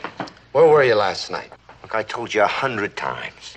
I was at home, but nobody saw me. I was reading a softcover book, a very sexy book. You can find it if you look for it. I'll bet. Let's cut through this. Right. Look, Teal, you're a congenital liar, boy. And we both know. So let's establish that right off, eh? For instance, we found out you knew very well who Philip Landers was. That's right. We've been questioning someone who knows a lot more than you've been telling us, son. You know this girl? Oh, I don't know her. Why should I know her? She look like somebody I'd know? You're lying, Teal. You know who she is, all right. No, I don't know who she is. Miss Landers? Would you have him stand up, please? Stand up? You heard the lady.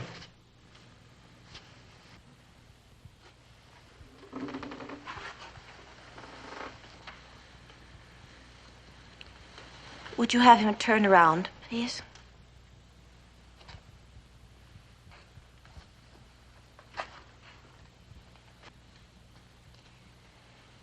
Yes. That is the man who stopped me on the beach about 5 days ago.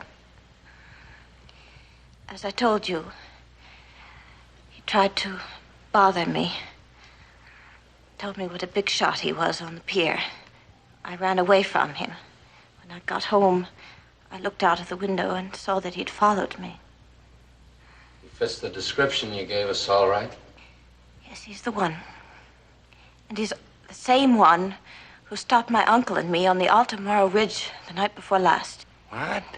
He told us he was out of gasoline, but I was afraid of him, especially when he started admiring our car and saying how rich we must be. It gave me the shivers. She's lying. She's trying to make it look like... If you don't shut up! We planned it together, both of us. Ah, she agreed. We saw each other all the time. We saw a lot of each other. You can check on it.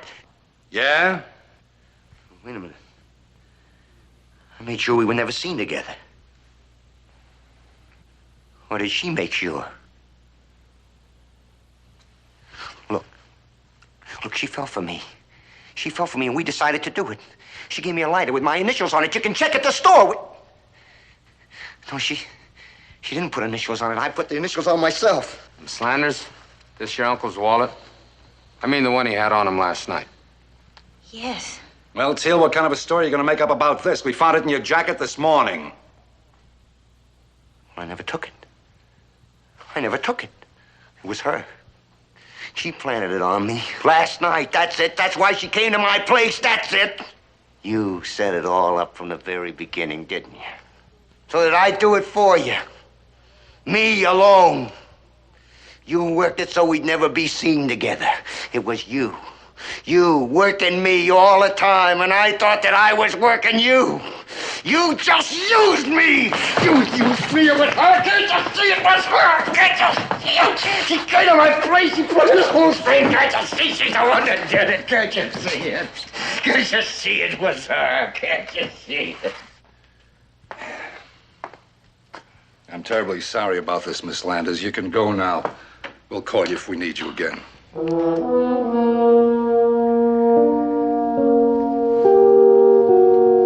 Thank you.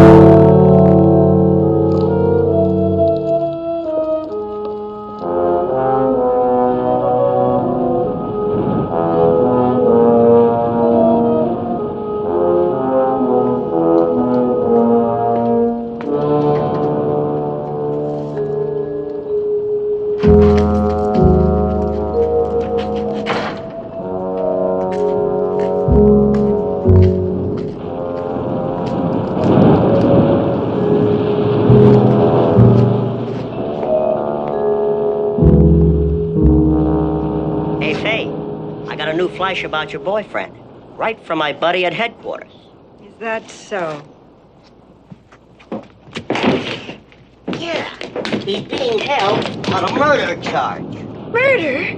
Murder. Who would ever think Ralphie would do a thing like that? Not Ralphie, he wouldn't.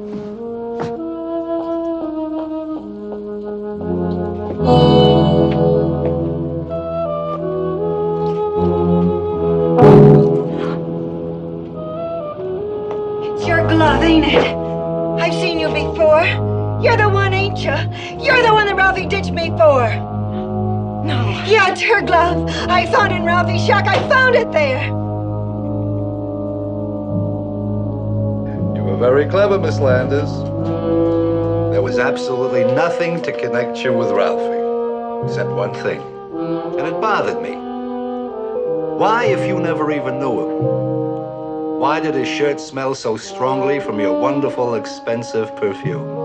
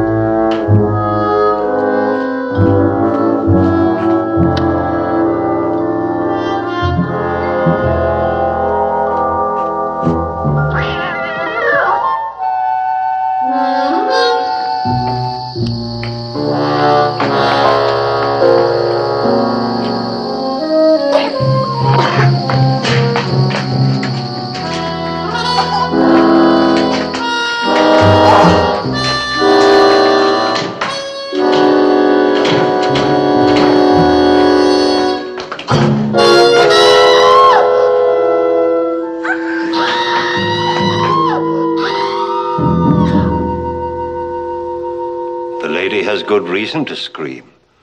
An intruder has broken into our home and made a deliberate attempt to end her life.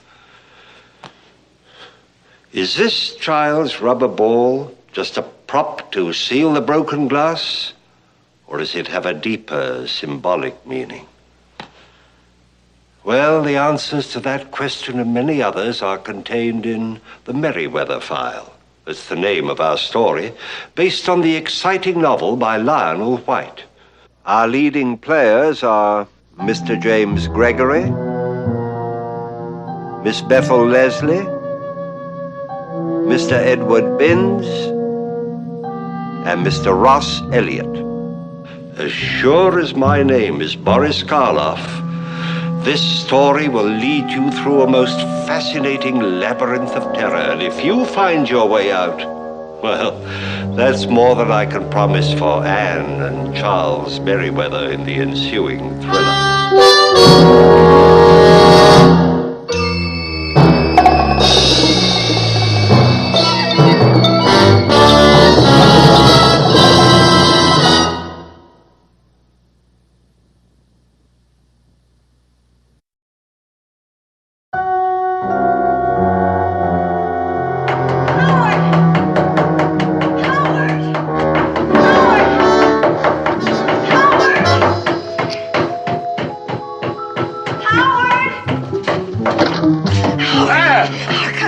What's the matter? Anne, what is it? I think... Howard, somebody tried to kill me in my kitchen.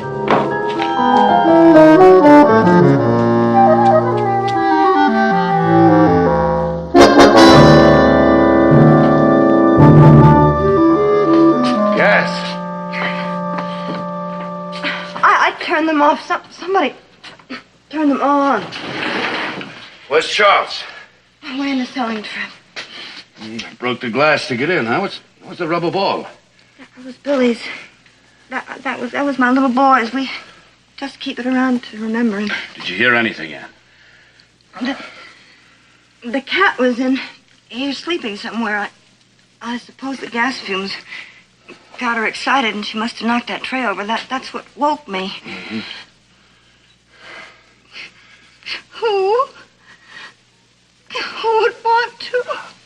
I've never hurt anybody. I mean... All right. Come on, let's get out of here. Go into the living room. Give it a chance to air out. Sit here, huh? When will Charles be back? Tomorrow morning. Just for one day, though. It's our anniversary. He goes back on the road the next day. Huh.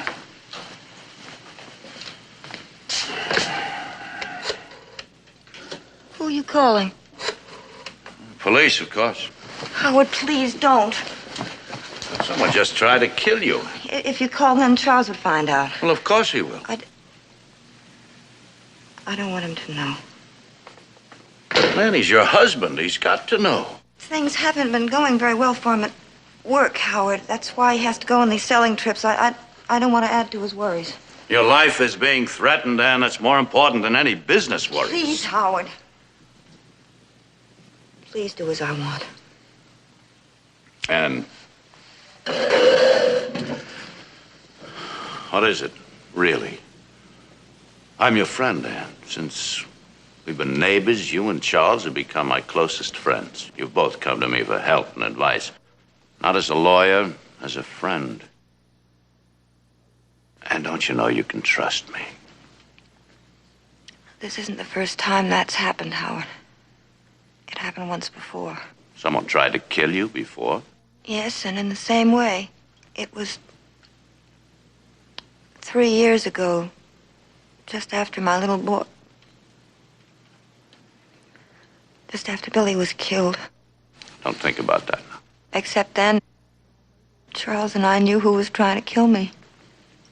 Who? Me.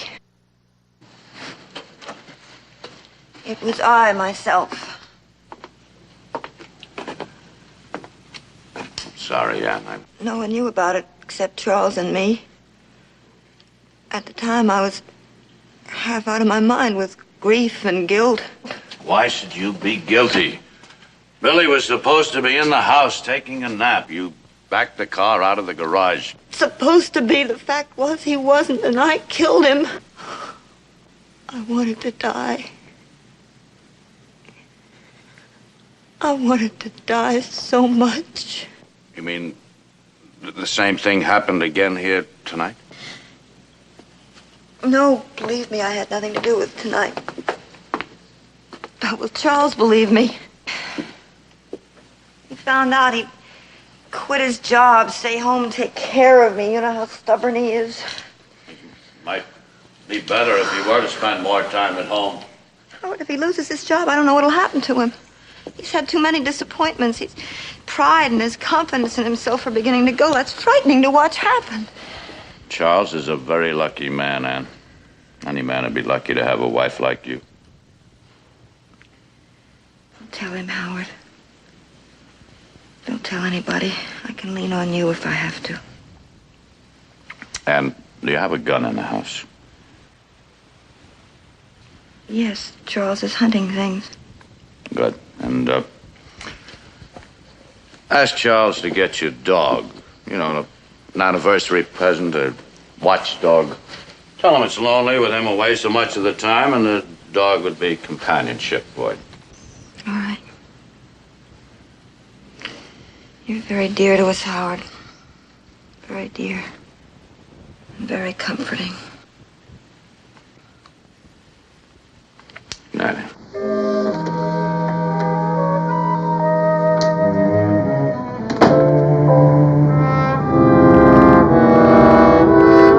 Good morning, Florence. Mr. Yates. Anything pressing at the office? Yeah. Oh, well, Mr. Conroy can handle that. Anything else? Uh-huh. No, I just been delayed. I'll be there very shortly, Florence. Mm-hmm. Oh, and Florence, no, just a second. I'd like you to have some flowers sent for me, huh? Roses, I think, red, long stem. Yes, to Mrs. Charles Merriweather. You know the address. No. Just my card and say happy anniversary. Oh, Charles, you gave me such... Red. Shame on you. I just drove up. What you doing? One of the panes broke. I was just puttying in a new one. Oh, good girl. Just for that, you can have this. Aha! Kiss first. Oh, thank you.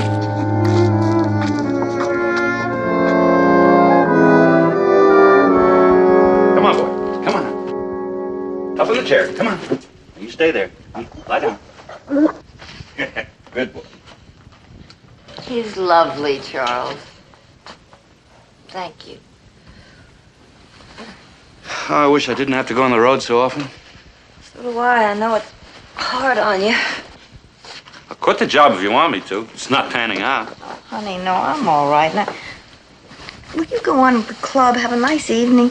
This was supposed to be our evening. What kind of an evening would it be? Me with my usual terrible headache and you sitting around doing nothing. Look, I didn't buy you an anniversary present, so this is it. Now go on. Go on to the club and have a good time. You promised Dave you'd play cards with him and the others later. I still don't feel right about it. Oh, don't be silly. Now, give me my sleeping pills. They're over there, okay?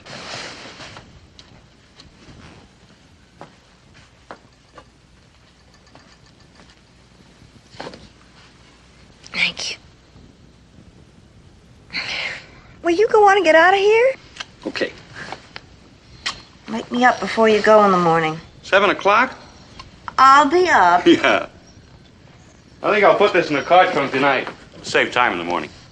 All right. Have a good time, dear. Night, honey.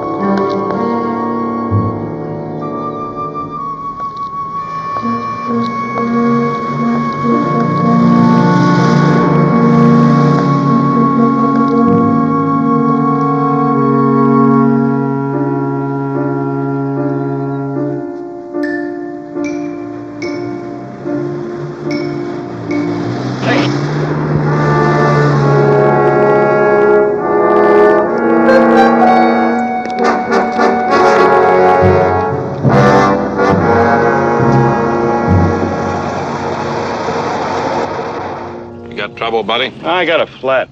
No spare? Yeah, but I can't get into my trunk. Lost your key, huh? Well, I had it last night when I put my suitcase in there. Now I can't find it. Well, there's a garage about a mile down the road, and I'll send somebody back. Thanks.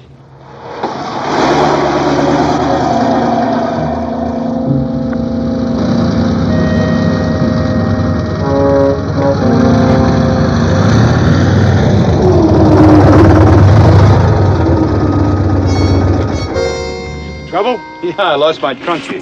One of these will work. Good. I'm surprised how often this happens. I've had to collect practically a whole hardware store full of keys.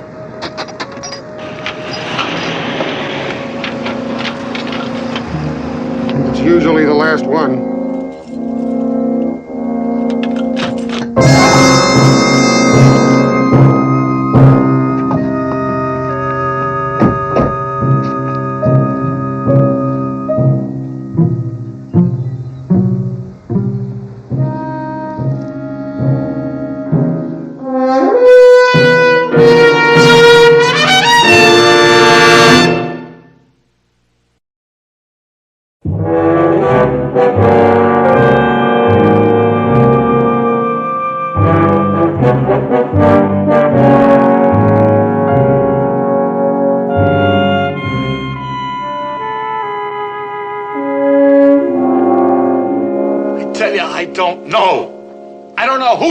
I don't know how he got into my car trunk. Now, you gotta believe that. Huh? What do you mean, Please don't lose your temper. Oh, why shouldn't I lose my temper? I tell them the truth. Instead of trying to find out who is behind this, they keep me here asking the same questions over and over again. Charles, Anna's right. Now, calm down. This is all just some nightmarish mistake. Excuse me.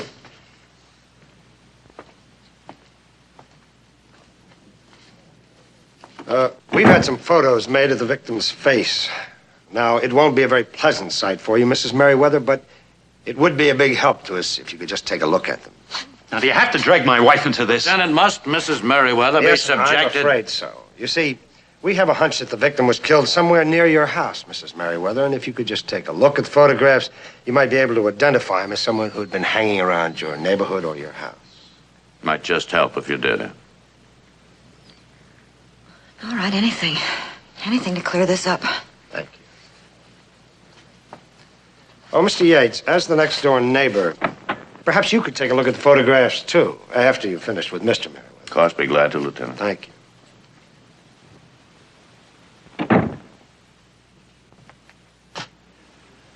Howard, surely you don't believe I had anything to do with all this? No, Charles, no. Of course not. Well, you're my lawyer. Get me out of this nonsense fast, would you? We will. Now, don't worry about it. Police say the man was killed sometime between midnight and 4:30 a.m. You were at the club last night. I was playing cards with Dave McIntosh and the others. Till closing time, I told them all that. Club closes at midnight. You went directly home. Didn't you? No. No? Well, I went to a bar, the Pink Carriage. I was there till closing time there. It was 3 o'clock. Well, thank heaven the bartender there knows you. He can back you up. Did you tell that to the police? Why not?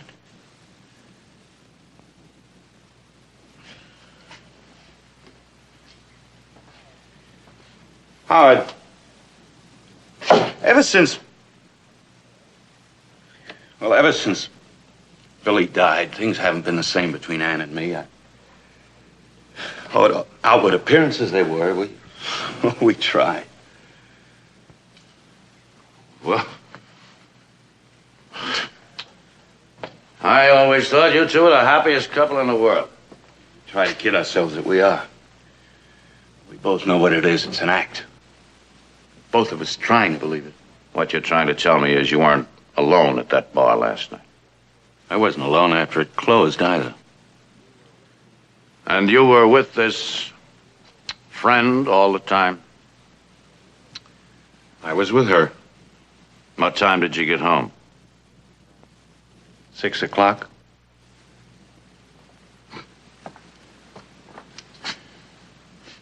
Well, I've shocked you, haven't I, Howard? Oh, no, Charles.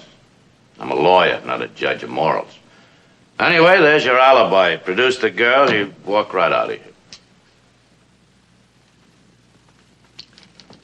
I'm not gonna produce that girl, Howard. You're not? And I want you to forget I ever brought this thing up. Charles, that girl is your alibi. Now, look, I've heard Ann enough. I'm not gonna hurt her anymore, and neither are you. Charles. Now, listen to me, please. I did not kill that man, Howard. But if it ever becomes necessary to tell about that other girl, I want to be the judge of that. All right. That's the way you want it.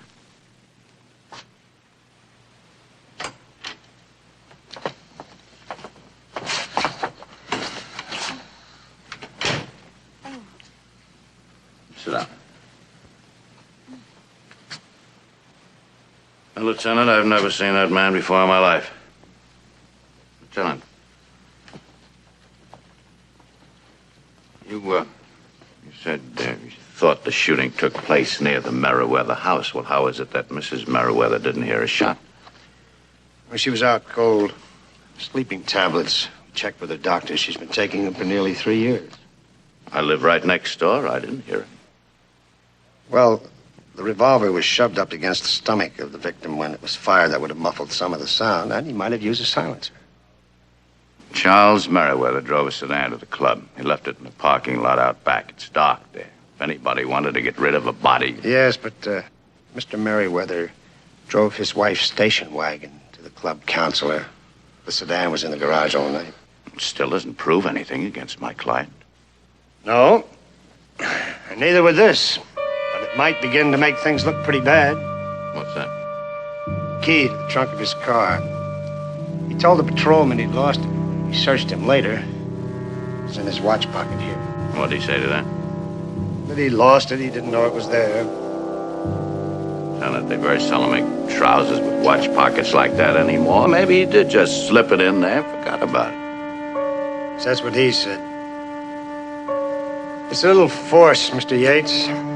He knew it was there all the time. I'm afraid we've caught him in his first lie. Not a very good beginning, is it?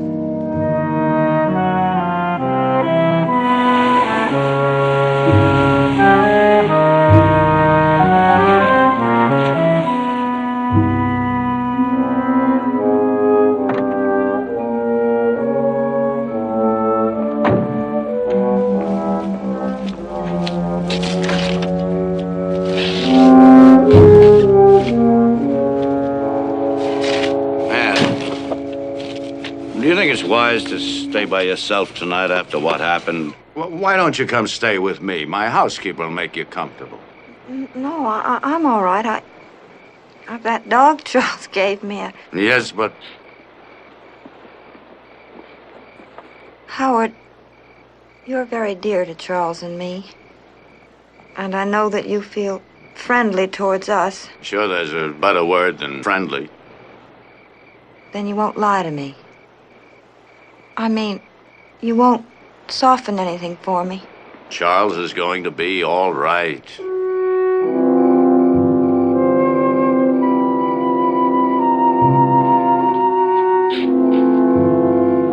What would I do without you?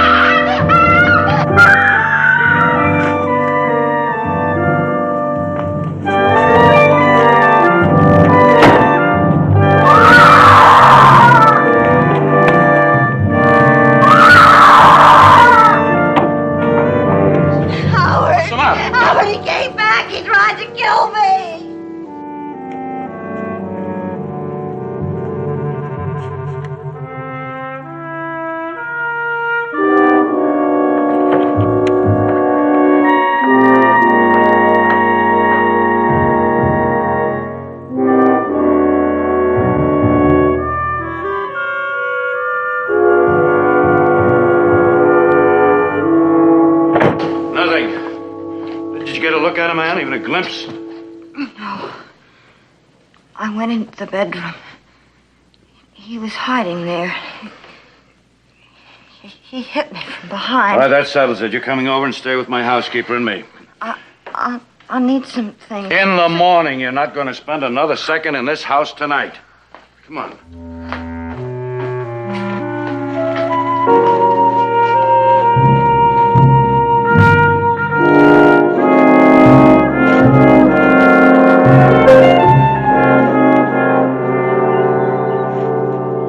But don't you see, Lieutenant, now whoever killed that man stuffed the body in the back of the car, came back last night and tried to kill Ann. Yes, I know. I talked to Mrs. Merriweather. Yes, well, doesn't that point suspicion away from Charles? Why? Could have been an accomplice. An accomplice of all? What would Charles be doing with an accomplice? We still haven't found the murder weapon, Mr. Yates. We think it's around here somewhere. And somebody might come back for it before we find it. Excuse me. Anything yet, Sergeant?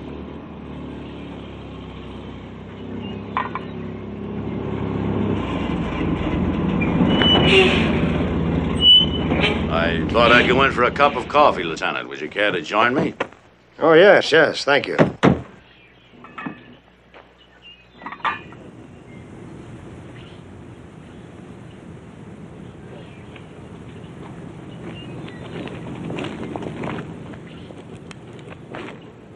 Excuse me. Well, what is it, Lieutenant?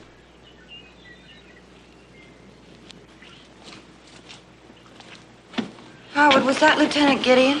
Yes. Why didn't he come in? I don't know. Hold it, boys. Pour it out. That's right, pour it out. All right.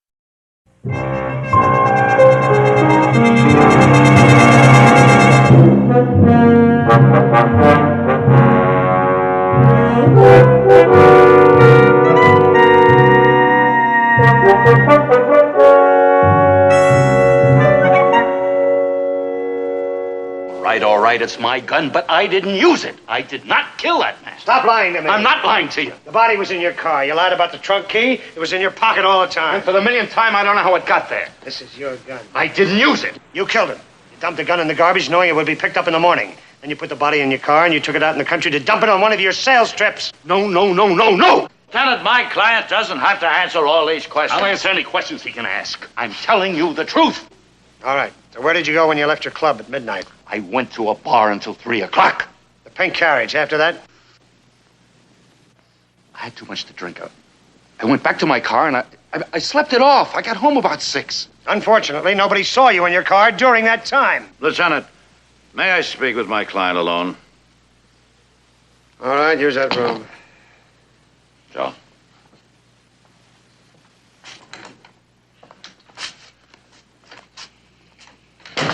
Charles, you're going to have to produce that girl immediately.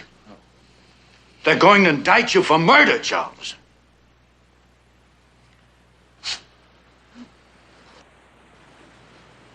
All right. Got a pencil and paper? Yes.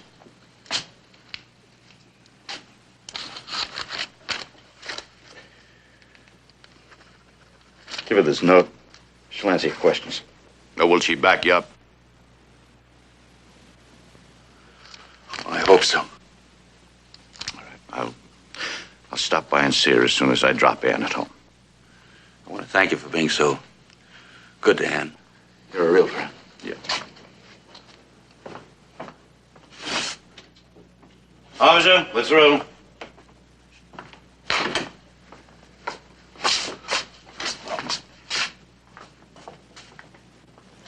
Oh, Mr. Yates, would you mind taking a look at these? Of course. I think we've got the victim pegged. Name is Jake Harbor. Tout, bookie, petty thief. Charles wouldn't associate with anyone like that, would he, Ann?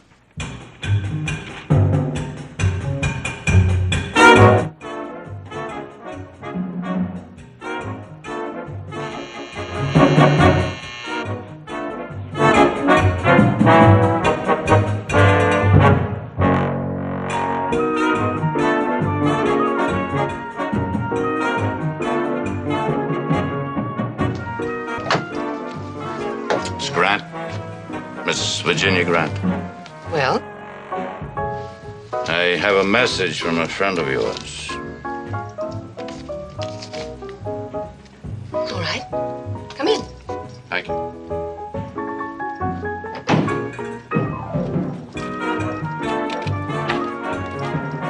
Sit down. Thanks. It says here you're Charlie's lawyer, Howard Yates? Yes, that's right. How well do you know Charlie, Mr. Yates? Quite well. We're next-door neighbors. And I guess you know that wife of his, too. Yes, they're both very close friends of mine. You find out who the dead man is yet? Yes. His name is Jake Harbor. Just a small-time hoodlum. Did, you ever hear of him? No. I wonder what Charlie was doing running around with that body in his car trunk. And Charles wonders, too, as do the police.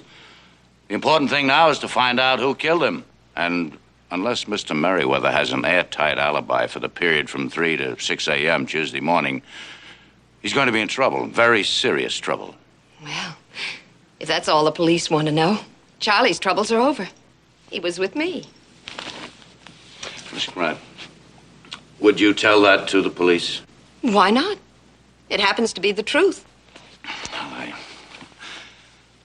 I can't tell you how relieved I am. You've no idea. Now, thanks to you, it's all over. Well, I think it calls for a drink. Care for one? Yes, thank you. Would. This all right? Fine. On the rocks, please. Of course, it's too bad Mrs. Merriweather's going to have to find out. But I guess it really doesn't matter. Charlie's been wanting to tell her off for a long time. Ever since she killed their little boy. That was an accident, Miss Grant. A terrible, tragic accident. Sure. Sure. You don't know how crazy Charlie was about that kid, though.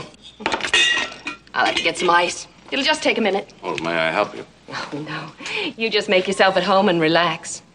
Charlie's going to be all right. Yes, thanks to you.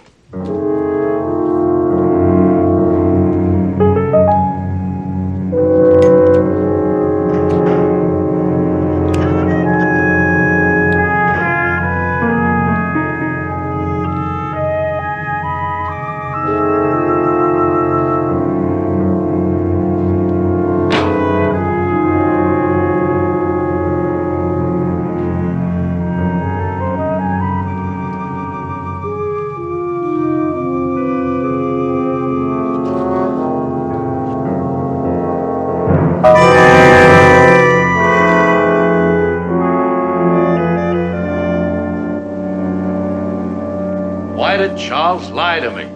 If Virginia Grant knew Harbor, Charles must have known him, too. Is she pretty, Howard? Oh, Ann. Well, at least it all explains one thing. Huh? What's that? I went back to my house this afternoon to start putting some things together. In Charles' closet behind his golf things, I found his savings account book. He must have hidden it there. And? Charles made a rather large withdrawal Monday afternoon. It was your anniversary, Ann. He wanted to buy you some gifts. The dog, take you out to dinner that night. He took out $3,000. Suppose he gave it to her. Or to Harbor. Why? I don't know. Gambling debts, maybe. Monday draws the money out of the bank. Tuesday before dawn, Jake Harbor is killed. Both Charles and Virginia Grant lie about knowing Jake Harbor. Every move I make to help him just seems to get him deeper into this thing. I want to believe he's innocent. I know he's innocent, and yet... Howard, please. Please find a way to help him.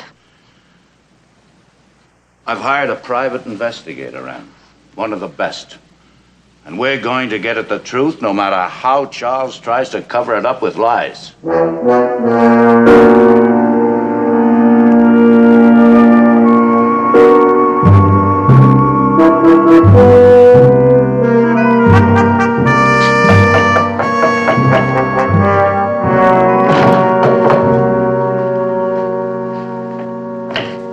Mr. Gladwin? Oh, Mr. Yates. Thanks for coming over. I came as soon as I could. I didn't mean to trouble you. I didn't think it was wise for me to come to your office. Did you know that the police were watching it? Why not? Well, just routine. Would you like some coffee? No. Well, sit down, please. Thank you. I ran down a few facts on Jake Harbor. Enough to interest you, I think. Let's hear them. Virginia Grant used to date him. When your client started making gambling bets through him, Harbor introduced Merriweather to the girl. They all became very close friends. All three of them. How do you know that? It wasn't that hard to find out, Mr. Yates. You know, in my line of work, you got to get to know people. People you can buy. Like bartenders, waiters, doormen. Unfortunately, so do the police. What do you mean by that? I'm afraid you made a terrible mistake. In what way? You should never have made Virginia Grant go to the police. She was my client's alibi, the only chance to save him. You've practically hanged your client by making Virginia Grant talk. Gideon's already run a check on her. And he's questioned everybody that knows her. And? They know everything I know. Probably more. He's already checked on Harbor's bank account. He deposited $3,000 Monday afternoon, 10 minutes before the bank closed. I'm afraid nobody's going to believe you, Miss Grant's story. I've got to believe it. Considering the kind of woman she is, the jury's going to be prejudiced against your client. You were hired to find evidence that would make them believe her. Oh, really? Evidently, you haven't read the evening paper.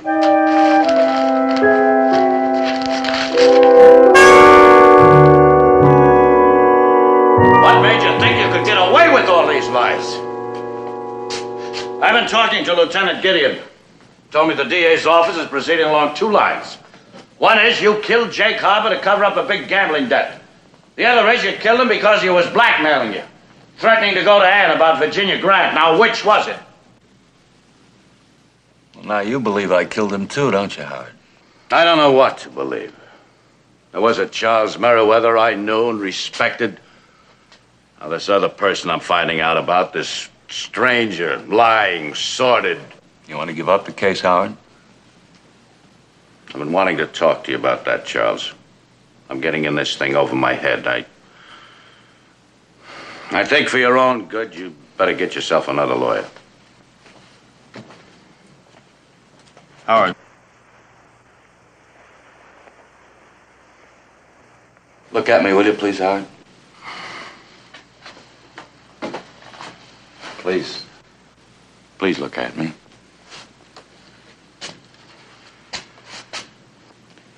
Howard, I didn't kill that man. I don't know who did. I didn't put his body in my car trunk.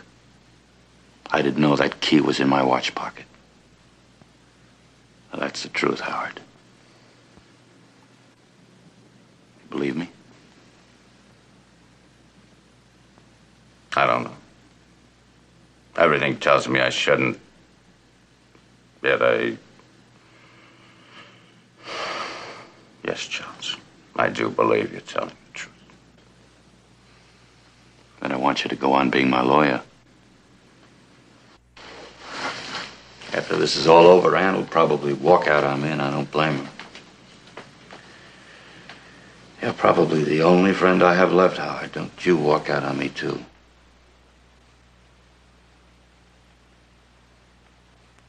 All right, Charles. I'll do everything humanly possible to get you out of this, but you've got to tell the truth. Nothing but that. Whatever happens, we can't compromise or they're going to trip us up. Now, you've got to admit the gambling debts. You've got to admit you knew Jake Harbour. All right. Why? Why, Charles, didn't you tell me this right from the start? Because admitting I knew Jake Harbour would lead to Virginia Grant, I wanted to spare my wife that. Shortly before the murder, you withdrew $3,000 from your bank account. The next day, Jake Harbour deposited $3,000 in his account at his bank. You don't call that losing heavily? All right. I owed him money. Then you lied. I lied, but I didn't kill him. Lies. Your every story has been a tissue of lies. You and Miss Grant wanted to get rid of Jake Harbour. You lured him to your home knowing your wife was in a deep drugged sleep, and there you shot him. I didn't kill him, I tell you. Ladies and gentlemen of the jury, in all my years facing the accused, there has never been a more clear-cut case of murder. The state asks, no, it demands the death penalty. But I didn't kill him, I tell you. I'm innocent. For God, I'm innocent.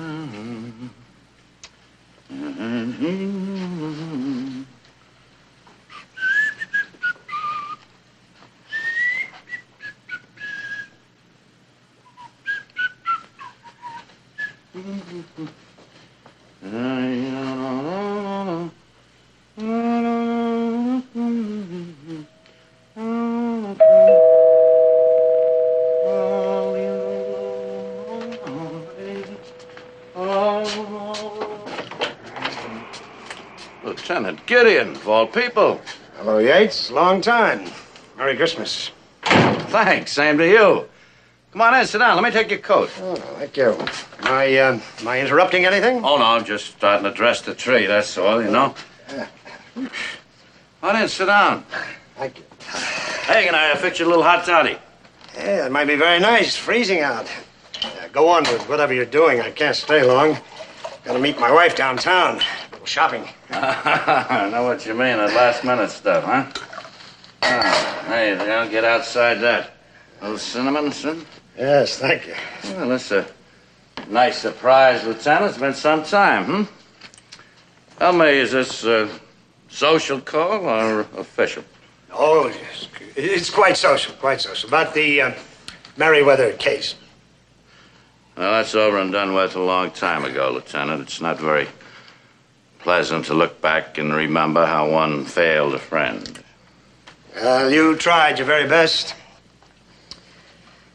I went up to Bradford this morning to the Woman's State Reformatory. Oh, yes? See Virginia Grant. Remember her? How could I forget her? Been very ill. A couple of days ago, they put her in an oxygen tent. She knew she was going to die, so she asked to see me. Oh, what for? Tell me the truth about the Merriweather case. The truth? You mean she was lying when she alibied for Charles? Oh, no. He was with her that night, just as she said. Well, then what was it? Charles Merriweather didn't kill Jake Harbour. Good heavens, then Charles really was innocent. Well, not quite. Yeah, but you just said... I know. He didn't kill Harbour, but he was guilty of a murder. At least he was implicated. Lieutenant, I'm sorry, I'm just completely confused. If Charles didn't do it, what about all those lies he told? Who did really kill Jake Harbour? Well, maybe I better tell you in sequence. I suppose you know that somebody made an attempt on Anne Merriweather's life by turning on the gas. Yes, I knew that. Well, then you must also know that their marriage was on the rocks. Oh, they kept up public appearances, but actually he hated her for killing their little boy. Do you mean it was Charles who tried to kill her? No, he didn't do it. But he wanted her dead. You see, he'd asked for a divorce and she refused. So he arranged it with Virginia Grant, and it was she who disguised herself as a man, broke in, and turned on the gas. Good heavens. Well, it didn't work, as you know. So Merriweather was shocked when he got home on his anniversary to find his wife still alive. Then she asked for a watchdog, and that fitted in very neatly because Charles Merriweather gave her Ginny Grant's dog. By now, Charles and Ginny decided that they needed a professional killer. So they hired Jake Harbor for $3,000. Now, that's when Charles withdrew the money from the bank. Yes, and why he couldn't explain the withdrawal.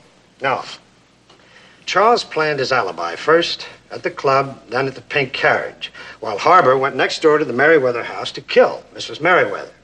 Yeah, well, then what happened? How did Harbor get killed? Well, there was one flaw in their plan. You see, Anne Merriweather suspected that her husband was planning to kill her, so she didn't take the sleeping tablets. She hadn't been taking them for weeks, only pretending. So that when Harbor broke in, she was ready for him. Now, Harbor must have attacked her when she discovered him, so Anne had to kill him with Charles's gun. And it was self-defense. She killed him in self-defense. Yeah, she did it all right. She could have gotten off on self-defense, but there was one thing that she wanted much more than that. She wanted revenge.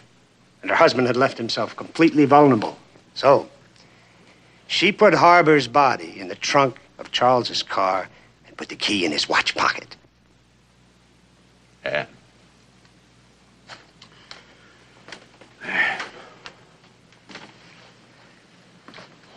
But then, Lieutenant, who was the person that attacked her in her bedroom? Ginny again, disguised as a man. You see, she came back to find the gun before we did. But Anne had already planted it in the garbage so it would look as if Charles had hidden it there.